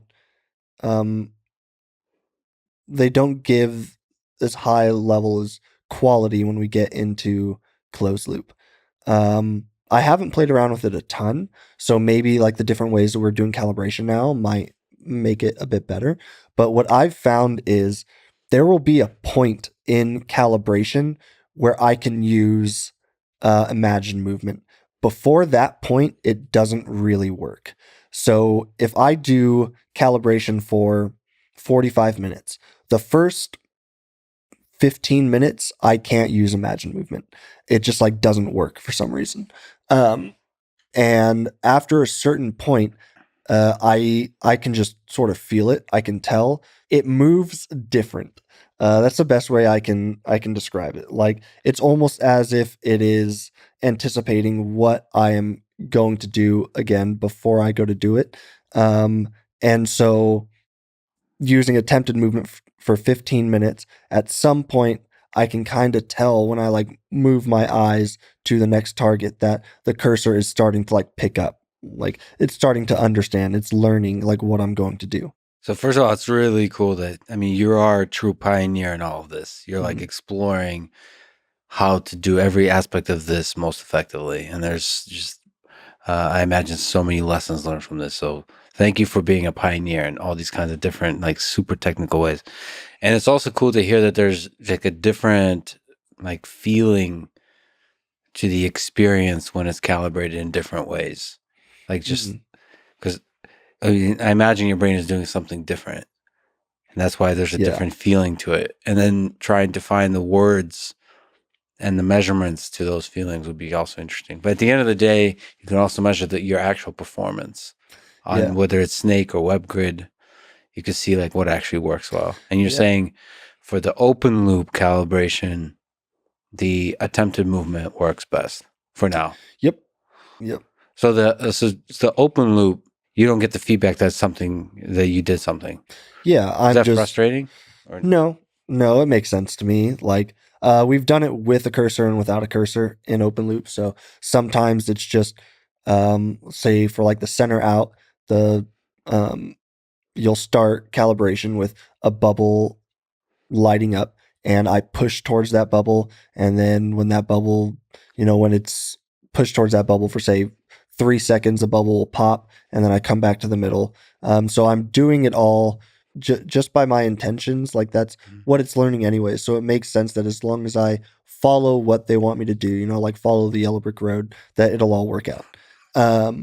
You're full of great references. Is the bubble game fun? Like, yeah, they always feel so bad making me do calibration. Like, oh, we're about to do, a 40-minute calibration. I'm like, all right, like, do you guys want to do 2 of them? Like, I'm always asking to, like, whatever they need, I'm more than happy to do. And it's not bad. Like, I get to lie there and, or sit in my chair and like do these things with some great people. I get to have great conversations. I can give them feedback. I can talk about all sorts of things. I could throw something on my TV in the background and kind of like split my attention between them. Like it's not bad at all. I don't Is there a mind score that you get? Like, can you do better on the bubble game? No, I would love that. I would love, Writing down suggestions from Nolan. That's make it more fun, gamified. Yeah, that's one thing that I really, really enjoy about WebGrid is because I'm so competitive. Like the higher the BPS, the higher the score, I know the better I'm doing. And so if I think I've asked at one point one of the guys, like if he could give me some sort of numerical feedback for calibration, like I would like to know what they're looking at. Like, oh, it is, we see like this number while you're doing calibration. And that means, at least on our end, that we think calibration is going well. And I would love that because I would like to know if what I'm doing is going well or not. But then they've also told me like, yeah, not necessarily like 1-to-1. It doesn't actually mean that calibration is going well in some ways. So it's not like 100%, and they don't want to like skew what I'm experiencing or want me to change things based on that if that number isn't always accurate to like how the model will turn out or how like the end result. That's at least what I got from it. One thing I have asked them, and something that I really enjoy striving for, is towards the end of calibration, there is like a time between targets. And so I like to keep like at the end, that number as low as possible. So at the beginning, it can be, 4, 5, 6 seconds between me popping bubbles. But towards the end, I like to keep it below like 1.5, or if I could get it to like 1 second between like bubbles, because in my mind, that translates really nicely to something like WebGrid, where I know if I can hit a target one every second, that I'm doing real well. There you go. That's a way to get a score on the calibrations, like the speed. Yeah. How quickly can you get from bubble to bubble? Yeah. So there's the open loop, and then it goes to the closed loop. And the closed loop can already start giving you a sense because you're getting feedback of like how good the model is. Yeah. So closed loop is when I first get cursor control, and how they've described it to me, someone who does not understand this stuff. I am the dumbest person in the room every time I'm with any of these guys. Humility, is that I am closing the loop. So I am actually now the one that is like finishing the loop of whatever this loop is. I don't even know what the loop is. They've never told me. They just say there is a loop, and at one point it's open and I can't control, and then I get control and it's closed. So I'm finishing the loop. So how long the calibration usually take? You said like 10, 15 minutes. Well, yeah, they're trying to get that number down pretty low. That's what we've been working on a lot recently, is getting that down as low as possible. So that way, if this is something that people need to do on a daily basis, or if some people need to do on a like every other day basis or once a week, they don't want people to be sitting in calibration for long periods of time. I think they wanted to get it down 7 minutes or below, at least where we're at right now. It'd be nice if you never had to do calibration. So we'll get there at some point, I'm sure, the more we learn about the brain. And I think that's, the dream. I think right now, for me to get like really, really good models, I'm in calibration 40 or 45 minutes. And I don't mind. Like I said, they always feel really bad, but if it's going to get me a model that can like break these records on WebGrid, I'll stay in it for flipping 2 hours. Let's talk business. So WebGrid. I saw a presentation where Bliss said by March, you selected 89,000 targets in WebGrid. Can you explain this game? What is WebGrid? And what does it take to be a world-class performer in WebGrid as you continue to break world records? Yeah. It's like a gold medalist talk. Well, yeah, I'd like to thank everyone who's helped me get here, my coaches, my parents, for driving me to practice every day at 5 a.m. I'd like to thank God, and just overall my dedication to my craft. The interviews with athletes are always like that exact. Yeah. It's like that template. So WebGrid is a grid of cells. It's literally just a grid. They can make it as big or small as you can make a grid.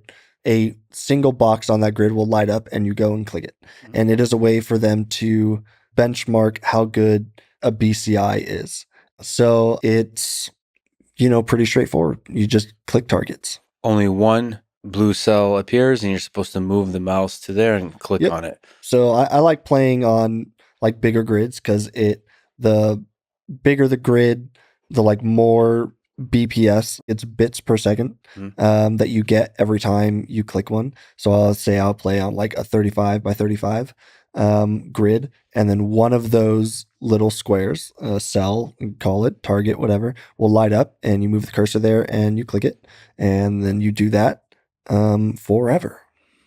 And you've been able to achieve at first 8 bits per second, and you've Yeah. recently broke that. Yeah, I'm at 8.5 right now. I would have beaten that literally the day before I came to Austin, but I had like I don't know, like a 5-second lag right at the end, and I just had to wait until the latency calmed down, and then I kept clicking. But I was at like 8.01 and then 5 seconds of lag. And then the next like 3 targets I clicked all stayed at 8.01. So if I would have been able to click during that time of lag, I probably would have hit, I don't know, I might have hit 9.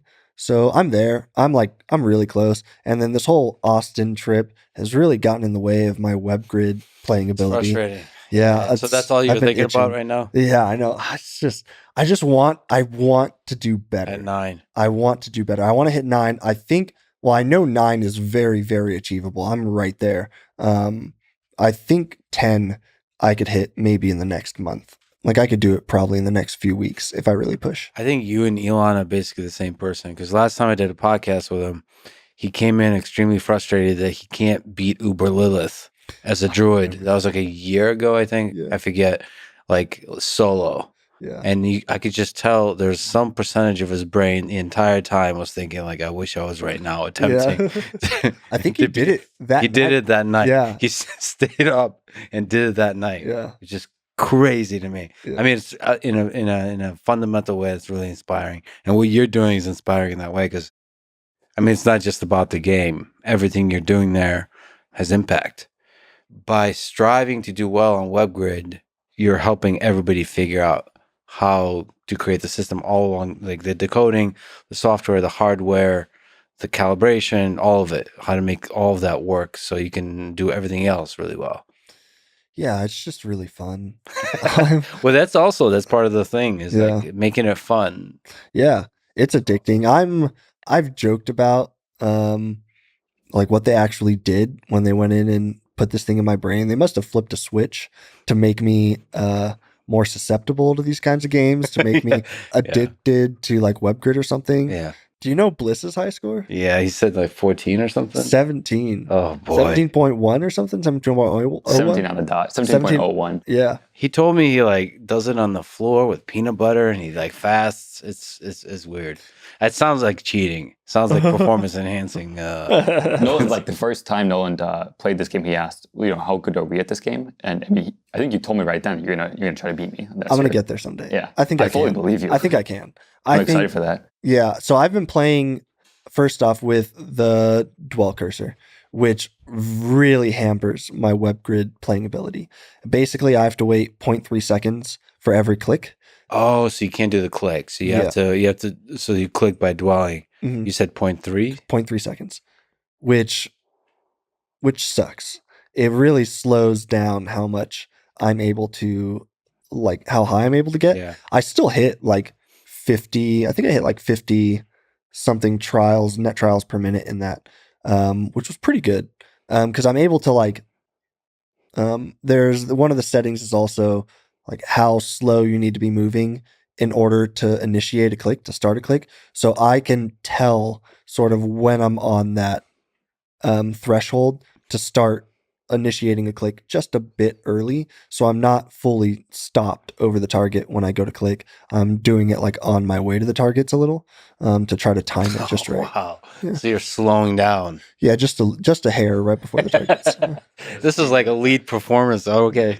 But that's still, it sucks that there's a ceiling of the 0.3. Well, I can get down to 0.2 and 0.1. 0.1's what and I've played with that a little bit too. I have to adjust a ton of different parameters in order to play with 0.1, and I don't have control over all of that on my end yet. It also changes like how the models are trained. Like if I train a model, like in WebGrid, like I bootstrap on a model, which basically is them training models as I'm playing WebGrid, based off of like the WebGrid data that so like if I play WebGrid for 10 minutes, they can train off that data specifically in order to get me a better model. If I do that with 0.3 versus 0.1, the models come out different. The way that they interact it's just much, much different. So I have to be really careful. I found that doing it with 0.3 is actually better in some ways, unless I can do it with 0.1 and change all of the different parameters. Then that's more ideal because obviously 0.3 is faster than 0.1. So I could get there. I can get there. Can you click using your brain? For right now, it's the hover clicking with the dwell cursor. Before all the thread retraction stuff happened, we were calibrating clicks, left click, right click. That was my previous ceiling before I broke the record again with the dwell cursor was, I think, on a 35 by 35 grid with left and right click. And you get more BPS, more bits per second using multiple clicks because it's more difficult. Oh, because what is it? You're supposed to do either a left click or like right click. Yes. Is it different color or something like this? Yeah, blue Cool. targets for left click, Cool. orange targets for right click is what they had done. Got it. So my previous record of 7.5 Was with the was two with clicks. the blue and the orange targets, yeah. Which I think if I went back to that now, doing the click calibration, I would be able to, and being able to like initiate clicks on my own, I think I would break that 10 ceiling like in a couple days, max. Like, Yeah, you would start making Bliss nervous about Yeah. his 17. I mean, he whatever. should Why do you be, think we yeah. haven't given him the? Exactly. So what did it feel like with the retractions, that there is some of the threads retracted? It sucked. It was really, really hard. The day they told me was the day of my big Neuralink tour at their Fremont facility. They told me like right before we went over there. It was really hard to hear. My initial reaction was, all right, go in, fix it. Like go in, take it out and fix it. The first surgery was so easy. Like I went to sleep, a couple hours later I woke up and here we are. I didn't feel any pain, didn't take like any pain pills or anything. So I just knew that if they wanted to, they could go in and put in a new one like next day if that's what it took. Because I wanted it to be better and I wanted not to lose the capability. I had so much fun playing with it for a few weeks, for a month. I had like it had opened up so many doors for me. It had opened up so many more possibilities that I didn't want to lose it after a month. I thought it would have been a cruel twist of fate if I had gotten to see the view from like the top of this mountain and then have it all come crashing down after a month. And I knew, like, say the top of the mountain, but how I saw it was I was just now starting to climb the mountain, and there was so much more that I knew was possible. And so to have all of that be taken away was really, really hard. But then on the drive over to the facility, I don't know, like 5-minute drive, whatever it is, I talked with my parents about it. I prayed about it. I was just like, I'm not going to let this ruin my day. I'm not going to let this ruin this amazing like tour that they have set up for me. Like, I want to go show everyone how much I appreciate all the work they're doing. I want to go like meet all of the people who have made this possible. And I want to go have one of the best days of my life. And I did. And it was amazing. And it absolutely was one of the best days I've ever been privileged to experience. And then for a few days, I was pretty down in the dumps. But for like the first few days afterwards, I was just like, I didn't know if it was ever going to work again. And then I made the decision that even if I lost the ability to use the Neuralink, even if I lost out on everything to come, if I could keep giving them data in any way, then I would do that. If I needed to just do like some of the data collection every day or body mapping every day for a year, then I would do it. Because I know that everything I'm doing helps everyone to come after me. And that's all I wanted. I guess the whole reason that I did this was to help people. And I knew that anything I could do to help, I would continue to do.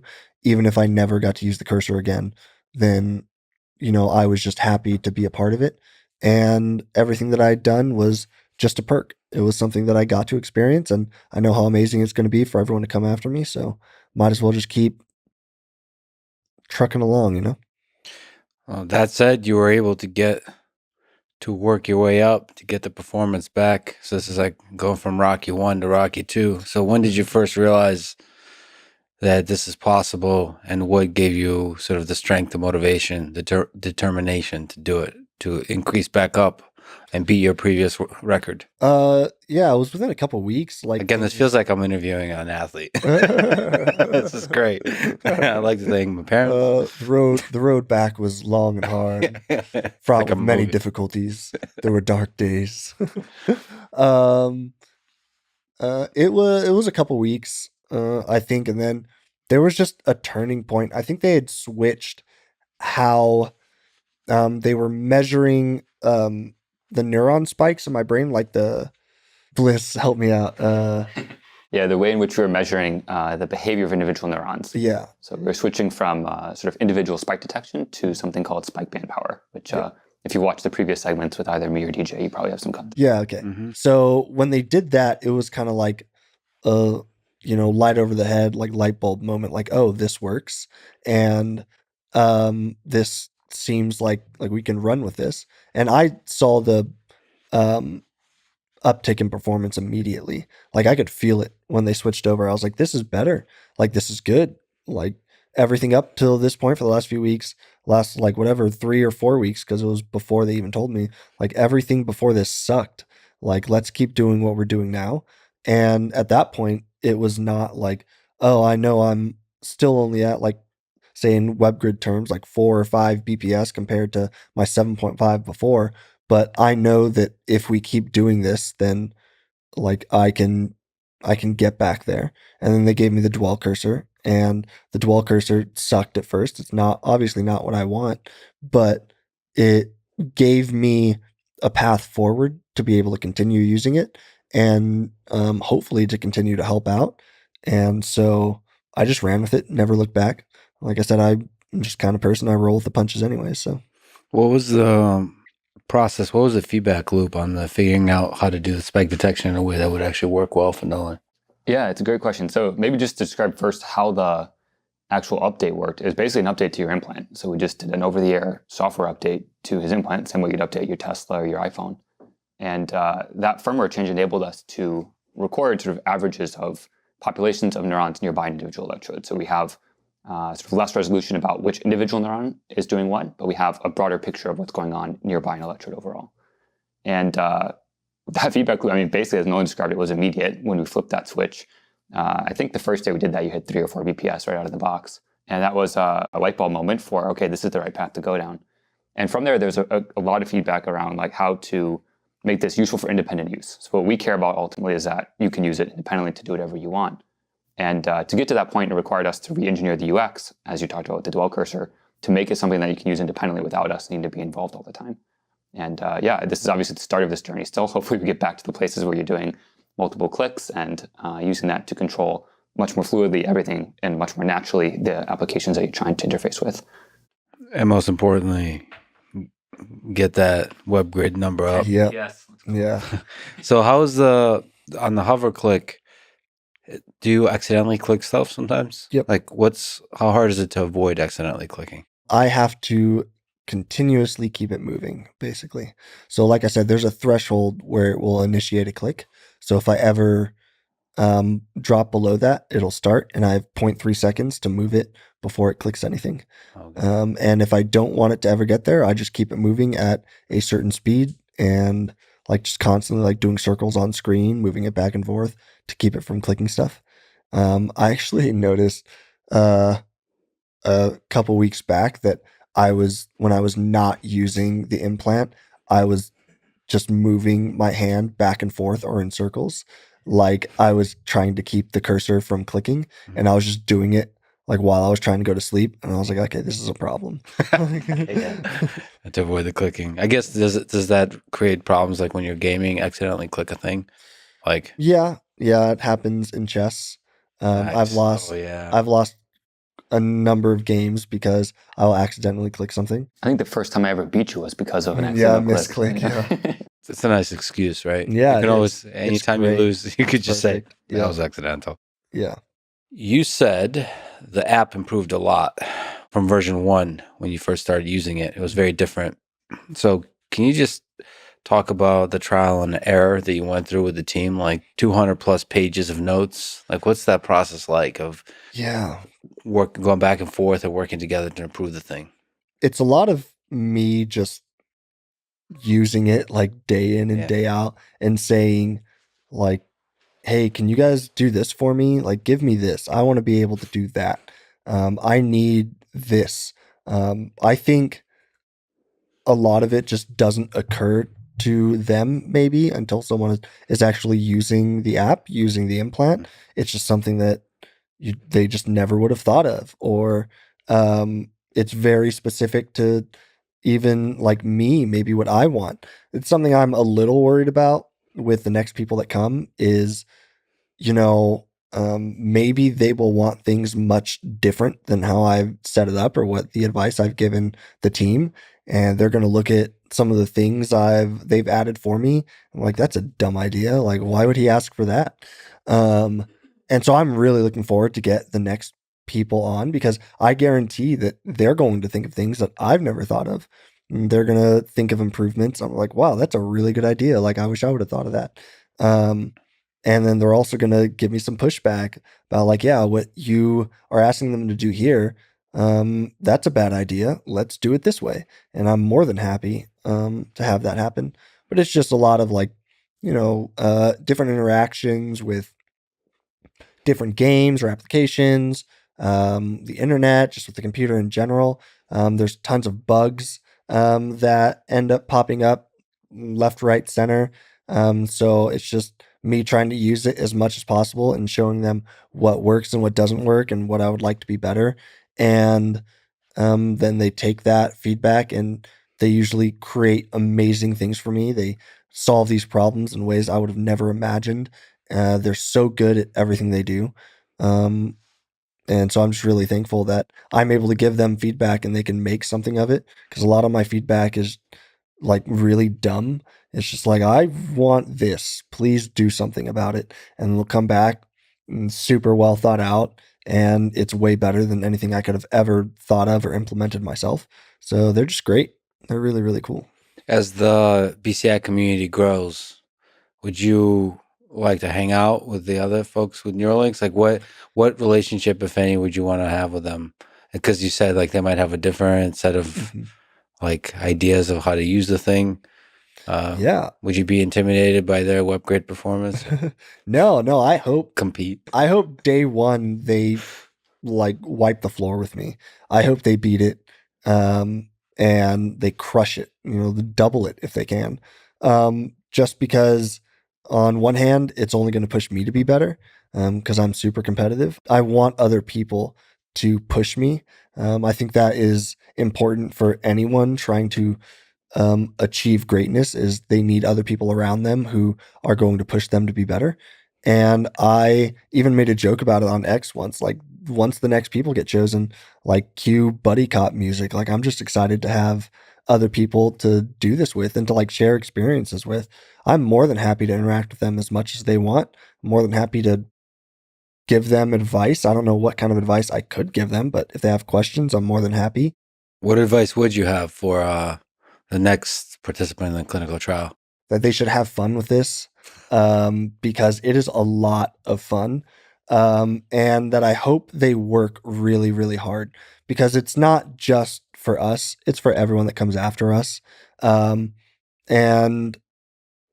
come to me if they need anything and to go to Neuralink if they need anything.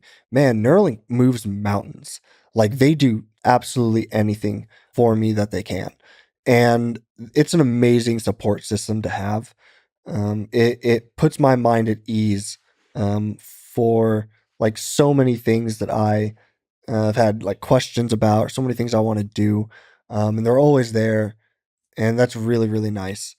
And so I would tell them not to be afraid to go to Neuralink with any questions that they have, any concerns, anything that, they're looking to do with this, and any help that Neuralink is capable of providing, I know they will.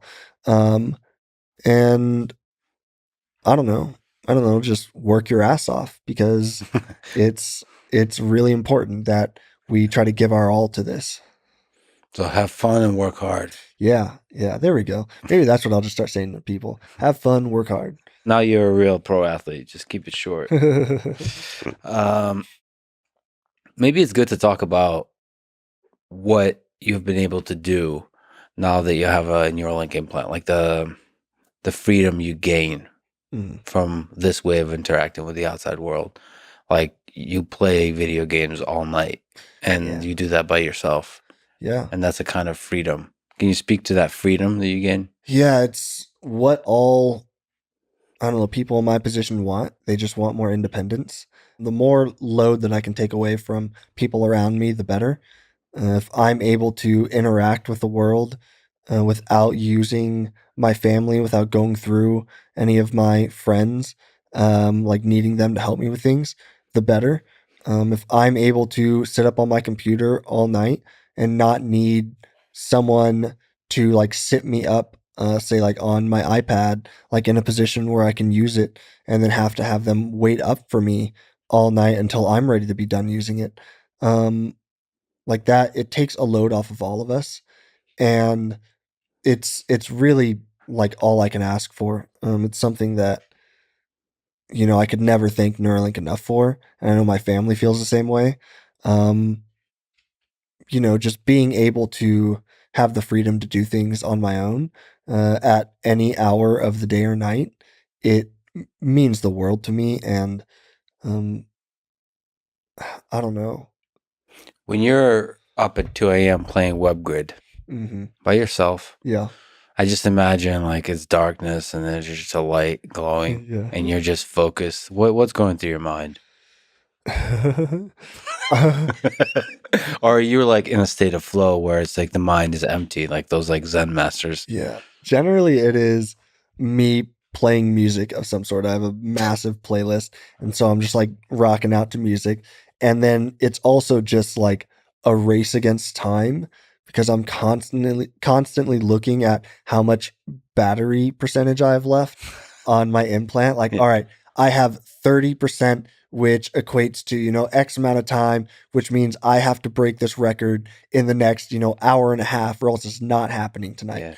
And so it's a little stressful when that happens. When it's above 50%, I'm like, okay, like I got time. It starts getting down to 30 and then 20. It's like, all right, 10%, a little pop-up's going to pop up right here and it's going to really screw my WebGrid flow. It's going to tell me that, you know, like there's a, like the low battery pop-up comes up and I'm like, it's really going to screw me over. So if I'm going to break this record, I have to do it in the next like 30 seconds or else that pop-up's going to get in the way, like cover my WebGrid.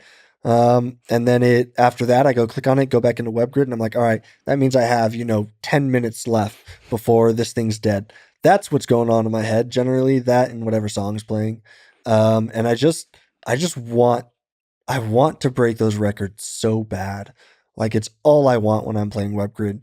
It has become less of like, oh, this is just a leisurely activity. Like I just enjoy doing this because it just feels so nice and it puts me at ease. It is no. Once I'm in WebGrid, you better break this record or you're going to waste like 5 hours of your life right now. And I don't know. It's just fun. It's fun, man. Have you ever tried WebGrid with like 2 targets and 3 targets? Can you get higher BPS with that? Can you do that?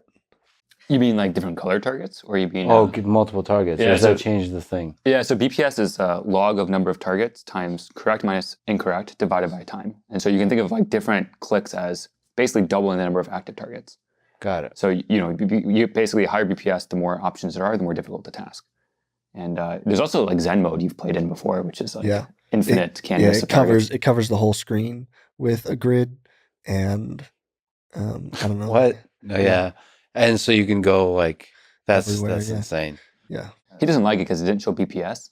So like, you know. Yeah. Oh yeah. I had them put in a giant BPS in the background. So now it's like the opposite of Zen mode. It's like super hard mode, like just metal mode if it's just like a giant number in the back counting. We should rename that. Metal mode is a much better name now. So you also play Civilization 6. I love Civ 6, yeah. Usually go with Korea. I do. Yeah. So the great part about Korea is they focus on like science tech victories, Mhm. which was not planned. Like I've been playing Korea for years, and then all of the Neuralink stuff happened. So it kind of aligns. Um, but what I've noticed with tech victories is if you can just rush tech, rush science, then you can do anything. Like at one point in the game, you will be so far ahead of everyone technologically that you will have like musketmen, infantrymen, planes sometimes, and people will still be fighting with like bows and arrows. And so if you want to win a domination victory, you just get to a certain point with the science and then go and wipe out the rest of the world. Or you can just take science all the way and win that way. And you're going to be so far ahead of everyone because you're producing so much science that it's not even close. I've accidentally won in different ways just by focusing on science. Accidentally won by focusing on Yeah, science. I was, yeah, I was playing only science, obviously, like just science all the way, just tech. And I was trying to get like every tech in the tech tree and stuff. And then I accidentally won through a diplomatic victory. And I was so mad. I was so mad. Because it just like ends the game one turn. It was like, oh, you won. You're so diplomatic. I'm like, I don't want to do this. I should have declared war on more people or something. It was terrible. But you don't need like giant civilizations with tech, especially with Korea. You can keep it pretty small. So I generally just, get to a certain military unit and put them all around my border to keep everyone out. And then I will just build up. So very isolationist. Nice. Yeah. Just work on the science of the Yep. tech. That's it. You're making it sound so fun. It's so much fun. And I also saw a Civilization 7 trailer. Oh man, I'm so Yeah. pumped. And that's probably coming out. Come on, Civ 7, hit me up. I'll alpha, beta test, whatever. That'd be Wait, well, when is it coming out? In 2025. Next year, yeah. What other stuff would you like to see improved about the Neuralink app and just the entire experience? I would like to, like I said, get back to the like click on demand, like the regular clicks. That would be great.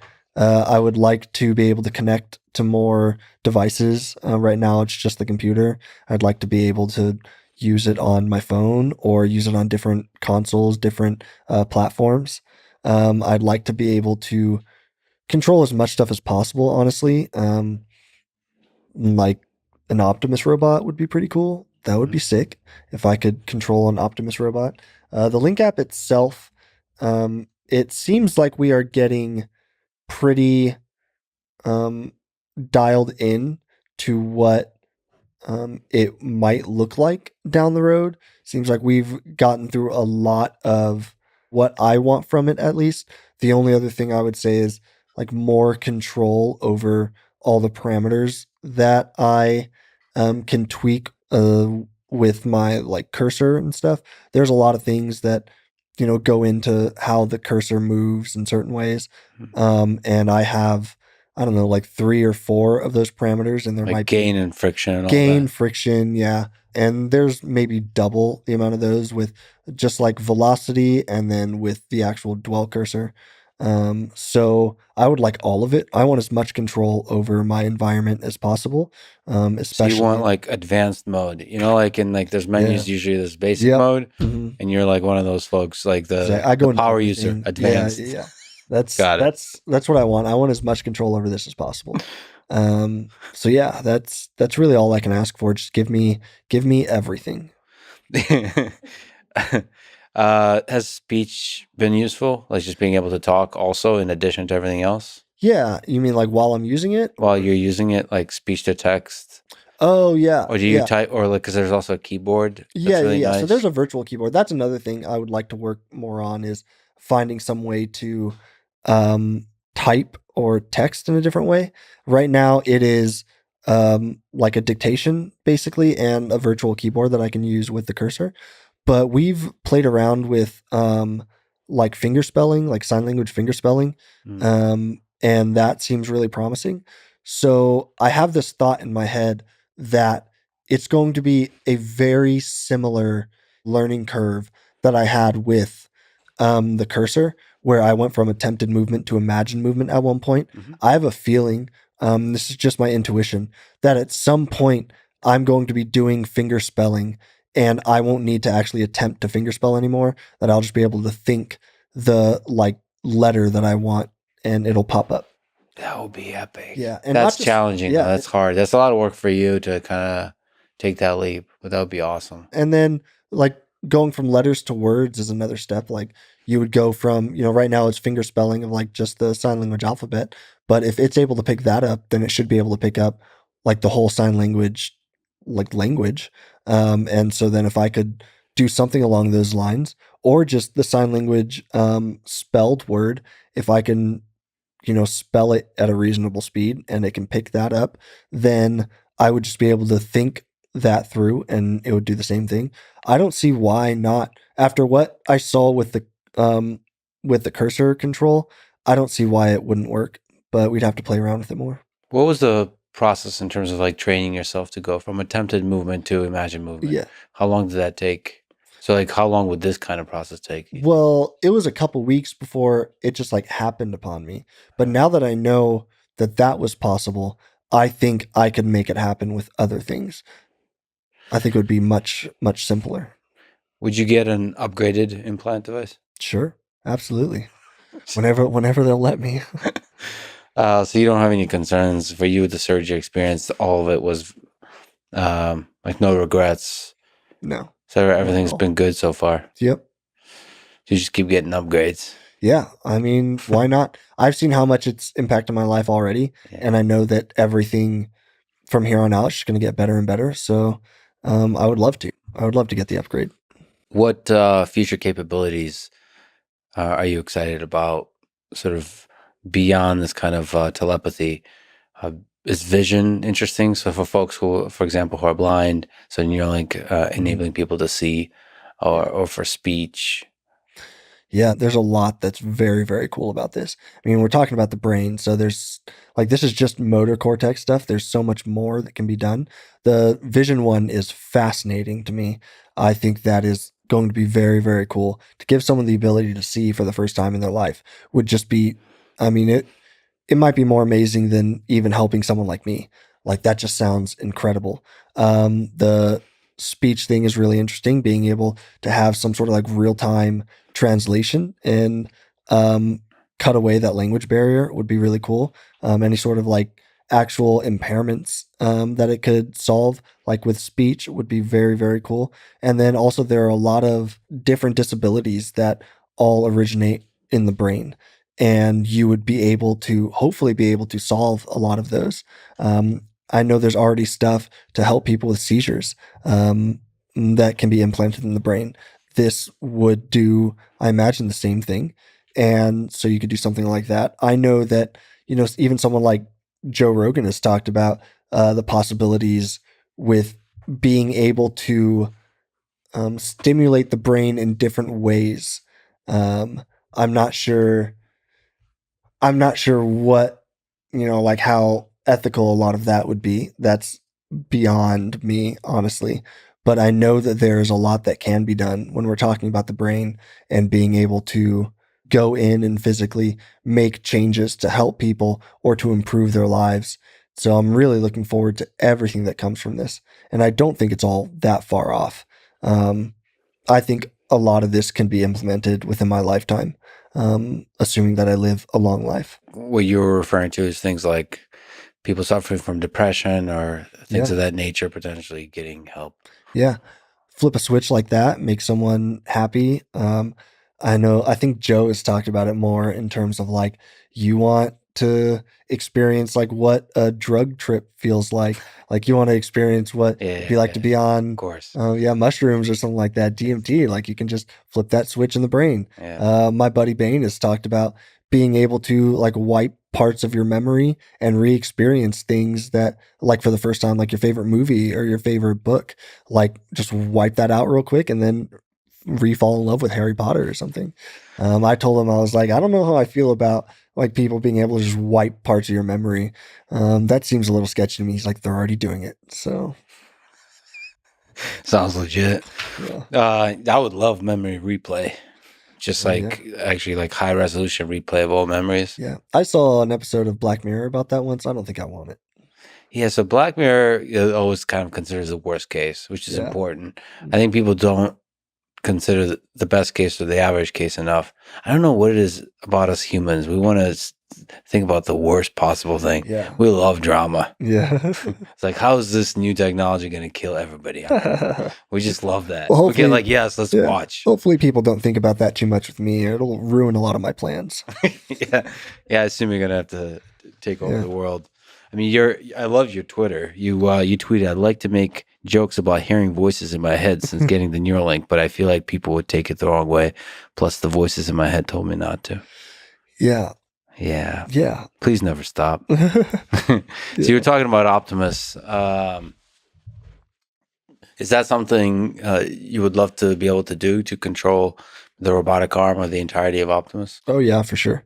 For sure. Absolutely. You think there's something like fundamentally different about just being able to physically interact with the world? Yeah. Oh, 100%. This, I know another thing with like being able to like give people the ability to like feel sensation and stuff too by going in with the brain and having the Neuralink maybe do that. That could be something that could be transferred through the Optimus as well. Like there's all sorts of really cool interplay between that. And then also, like you said, just physically interacting. I mean, 99% of the things that I can't do myself, obviously I need a caretaker for, someone to physically do things for me. If an Optimus robot could do that, like I could live an incredibly independent life and not be such a burden on those around me. And it would change the way people like me live, at least until whatever this is gets cured. But being able to interact with the world physically like that would just be amazing. And they're not just like for having it be a caretaker or something, but something like I talked about, just being able to read a book. Imagine an Optimus robot just being able to hold a book open in front of me, like get that smell again. I might not be able to feel it at that point, or maybe I could again with the sensation and stuff. But there's something different about reading like a physical book than staring at a screen or listening to an audiobook. I actually don't like audiobooks. I've listened to a ton of them at this point, but I don't really like them. I would much rather like read a physical copy. So one of the things you would love to be able to experience is opening the book, bringing it up to you, Yeah. and to feel the touch of the paper. Yeah. Oh man, the touch, the smell. I mean, it's just something about the words on the page, and they've replicated that page color on like the Kindle and stuff. Yeah, it's just not the same. Yeah, so just something as simple as that. So one of the things you miss is touch. I do. Yeah, a lot of things that I interact with in the world, like clothes or literally any physical thing that I interact with in the world. A lot of times, what people around me will do is they'll just come like rub it on my face. They'll like lay something on me so I can feel the weight. They will rub, a shirt on me so I can feel fabric. Like there's something very profound about touch, and it's something that I miss a lot, and something I would love to do again. We'll see. What would be the first thing you do with a hand that can touch? Give your mom a hug after that, right? Yeah, I know. It's one thing that I've asked like God for basically every day since my accident, was just being able to like one day move, even if it was only like my hand, so that way like I could squeeze my mom's hand or something, just to like show her that like how much I care and how much I love her and everything. Something along those lines. Being able to just interact with the people around me, handshake, give someone a hug. I don't know, anything like that. Being able to help me eat, like I'd probably get really fat, which would be a terrible, terrible thing. Also beat Bliss in chess on a physical chessboard. Yeah. I mean, there are just so many upsides, and any way to find some way to feel like I'm bringing Bliss down to my level. Yeah. Because Yeah. he's just such an amazing guy, and everything about him is just so above and beyond, that anything I can do to take him down a notch. I'm more than Yeah. happy. Yeah. Yeah, humble him a bit. He needs it. Yeah. Okay, as he's sitting next to me. Did you ever make sense of why God puts good people through such hardship? Oh man. I think it's all about understanding how much we need God. And I don't think that there's any light without the dark. I think that if all of us were happy all the time, there would be, no reason to turn to God ever. I feel like there would be no concept of, good or bad.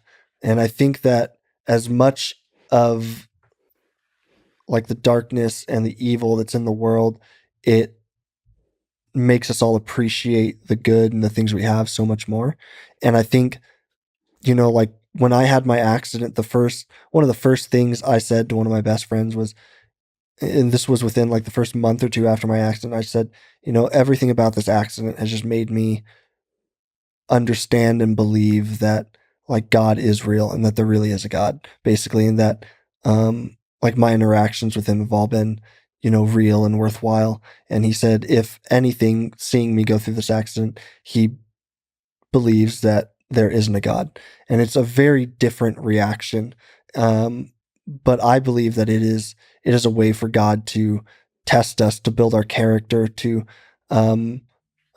send us through trials and tribulations, to make sure that we understand how precious, he is, and the things that he's given us and the time that he's given us, and then to hopefully grow from all of that. I think that's a huge part of being here, is to not just,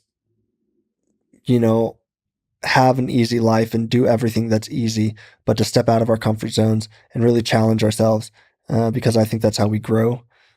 What gives you hope about this whole thing we have going on? Human civilization. Oh man. I think people are my biggest inspiration. Even just being at Neuralink for a few months, looking people in the eyes and hearing their motivations for why they're doing this, it's so inspiring. And I know that they could be other places, at cushier jobs, working somewhere else, doing X, Y, or Z that doesn't really mean that much. But instead, they're here and they want to better humanity, and they want to better just the people around them, the people that they've interacted with in their life. They want to make better lives for their own family members who might have disabilities, or they look at someone like me and they say, I can do something about that, so I'm going to. And it's always been what I've connected with most in the world are people.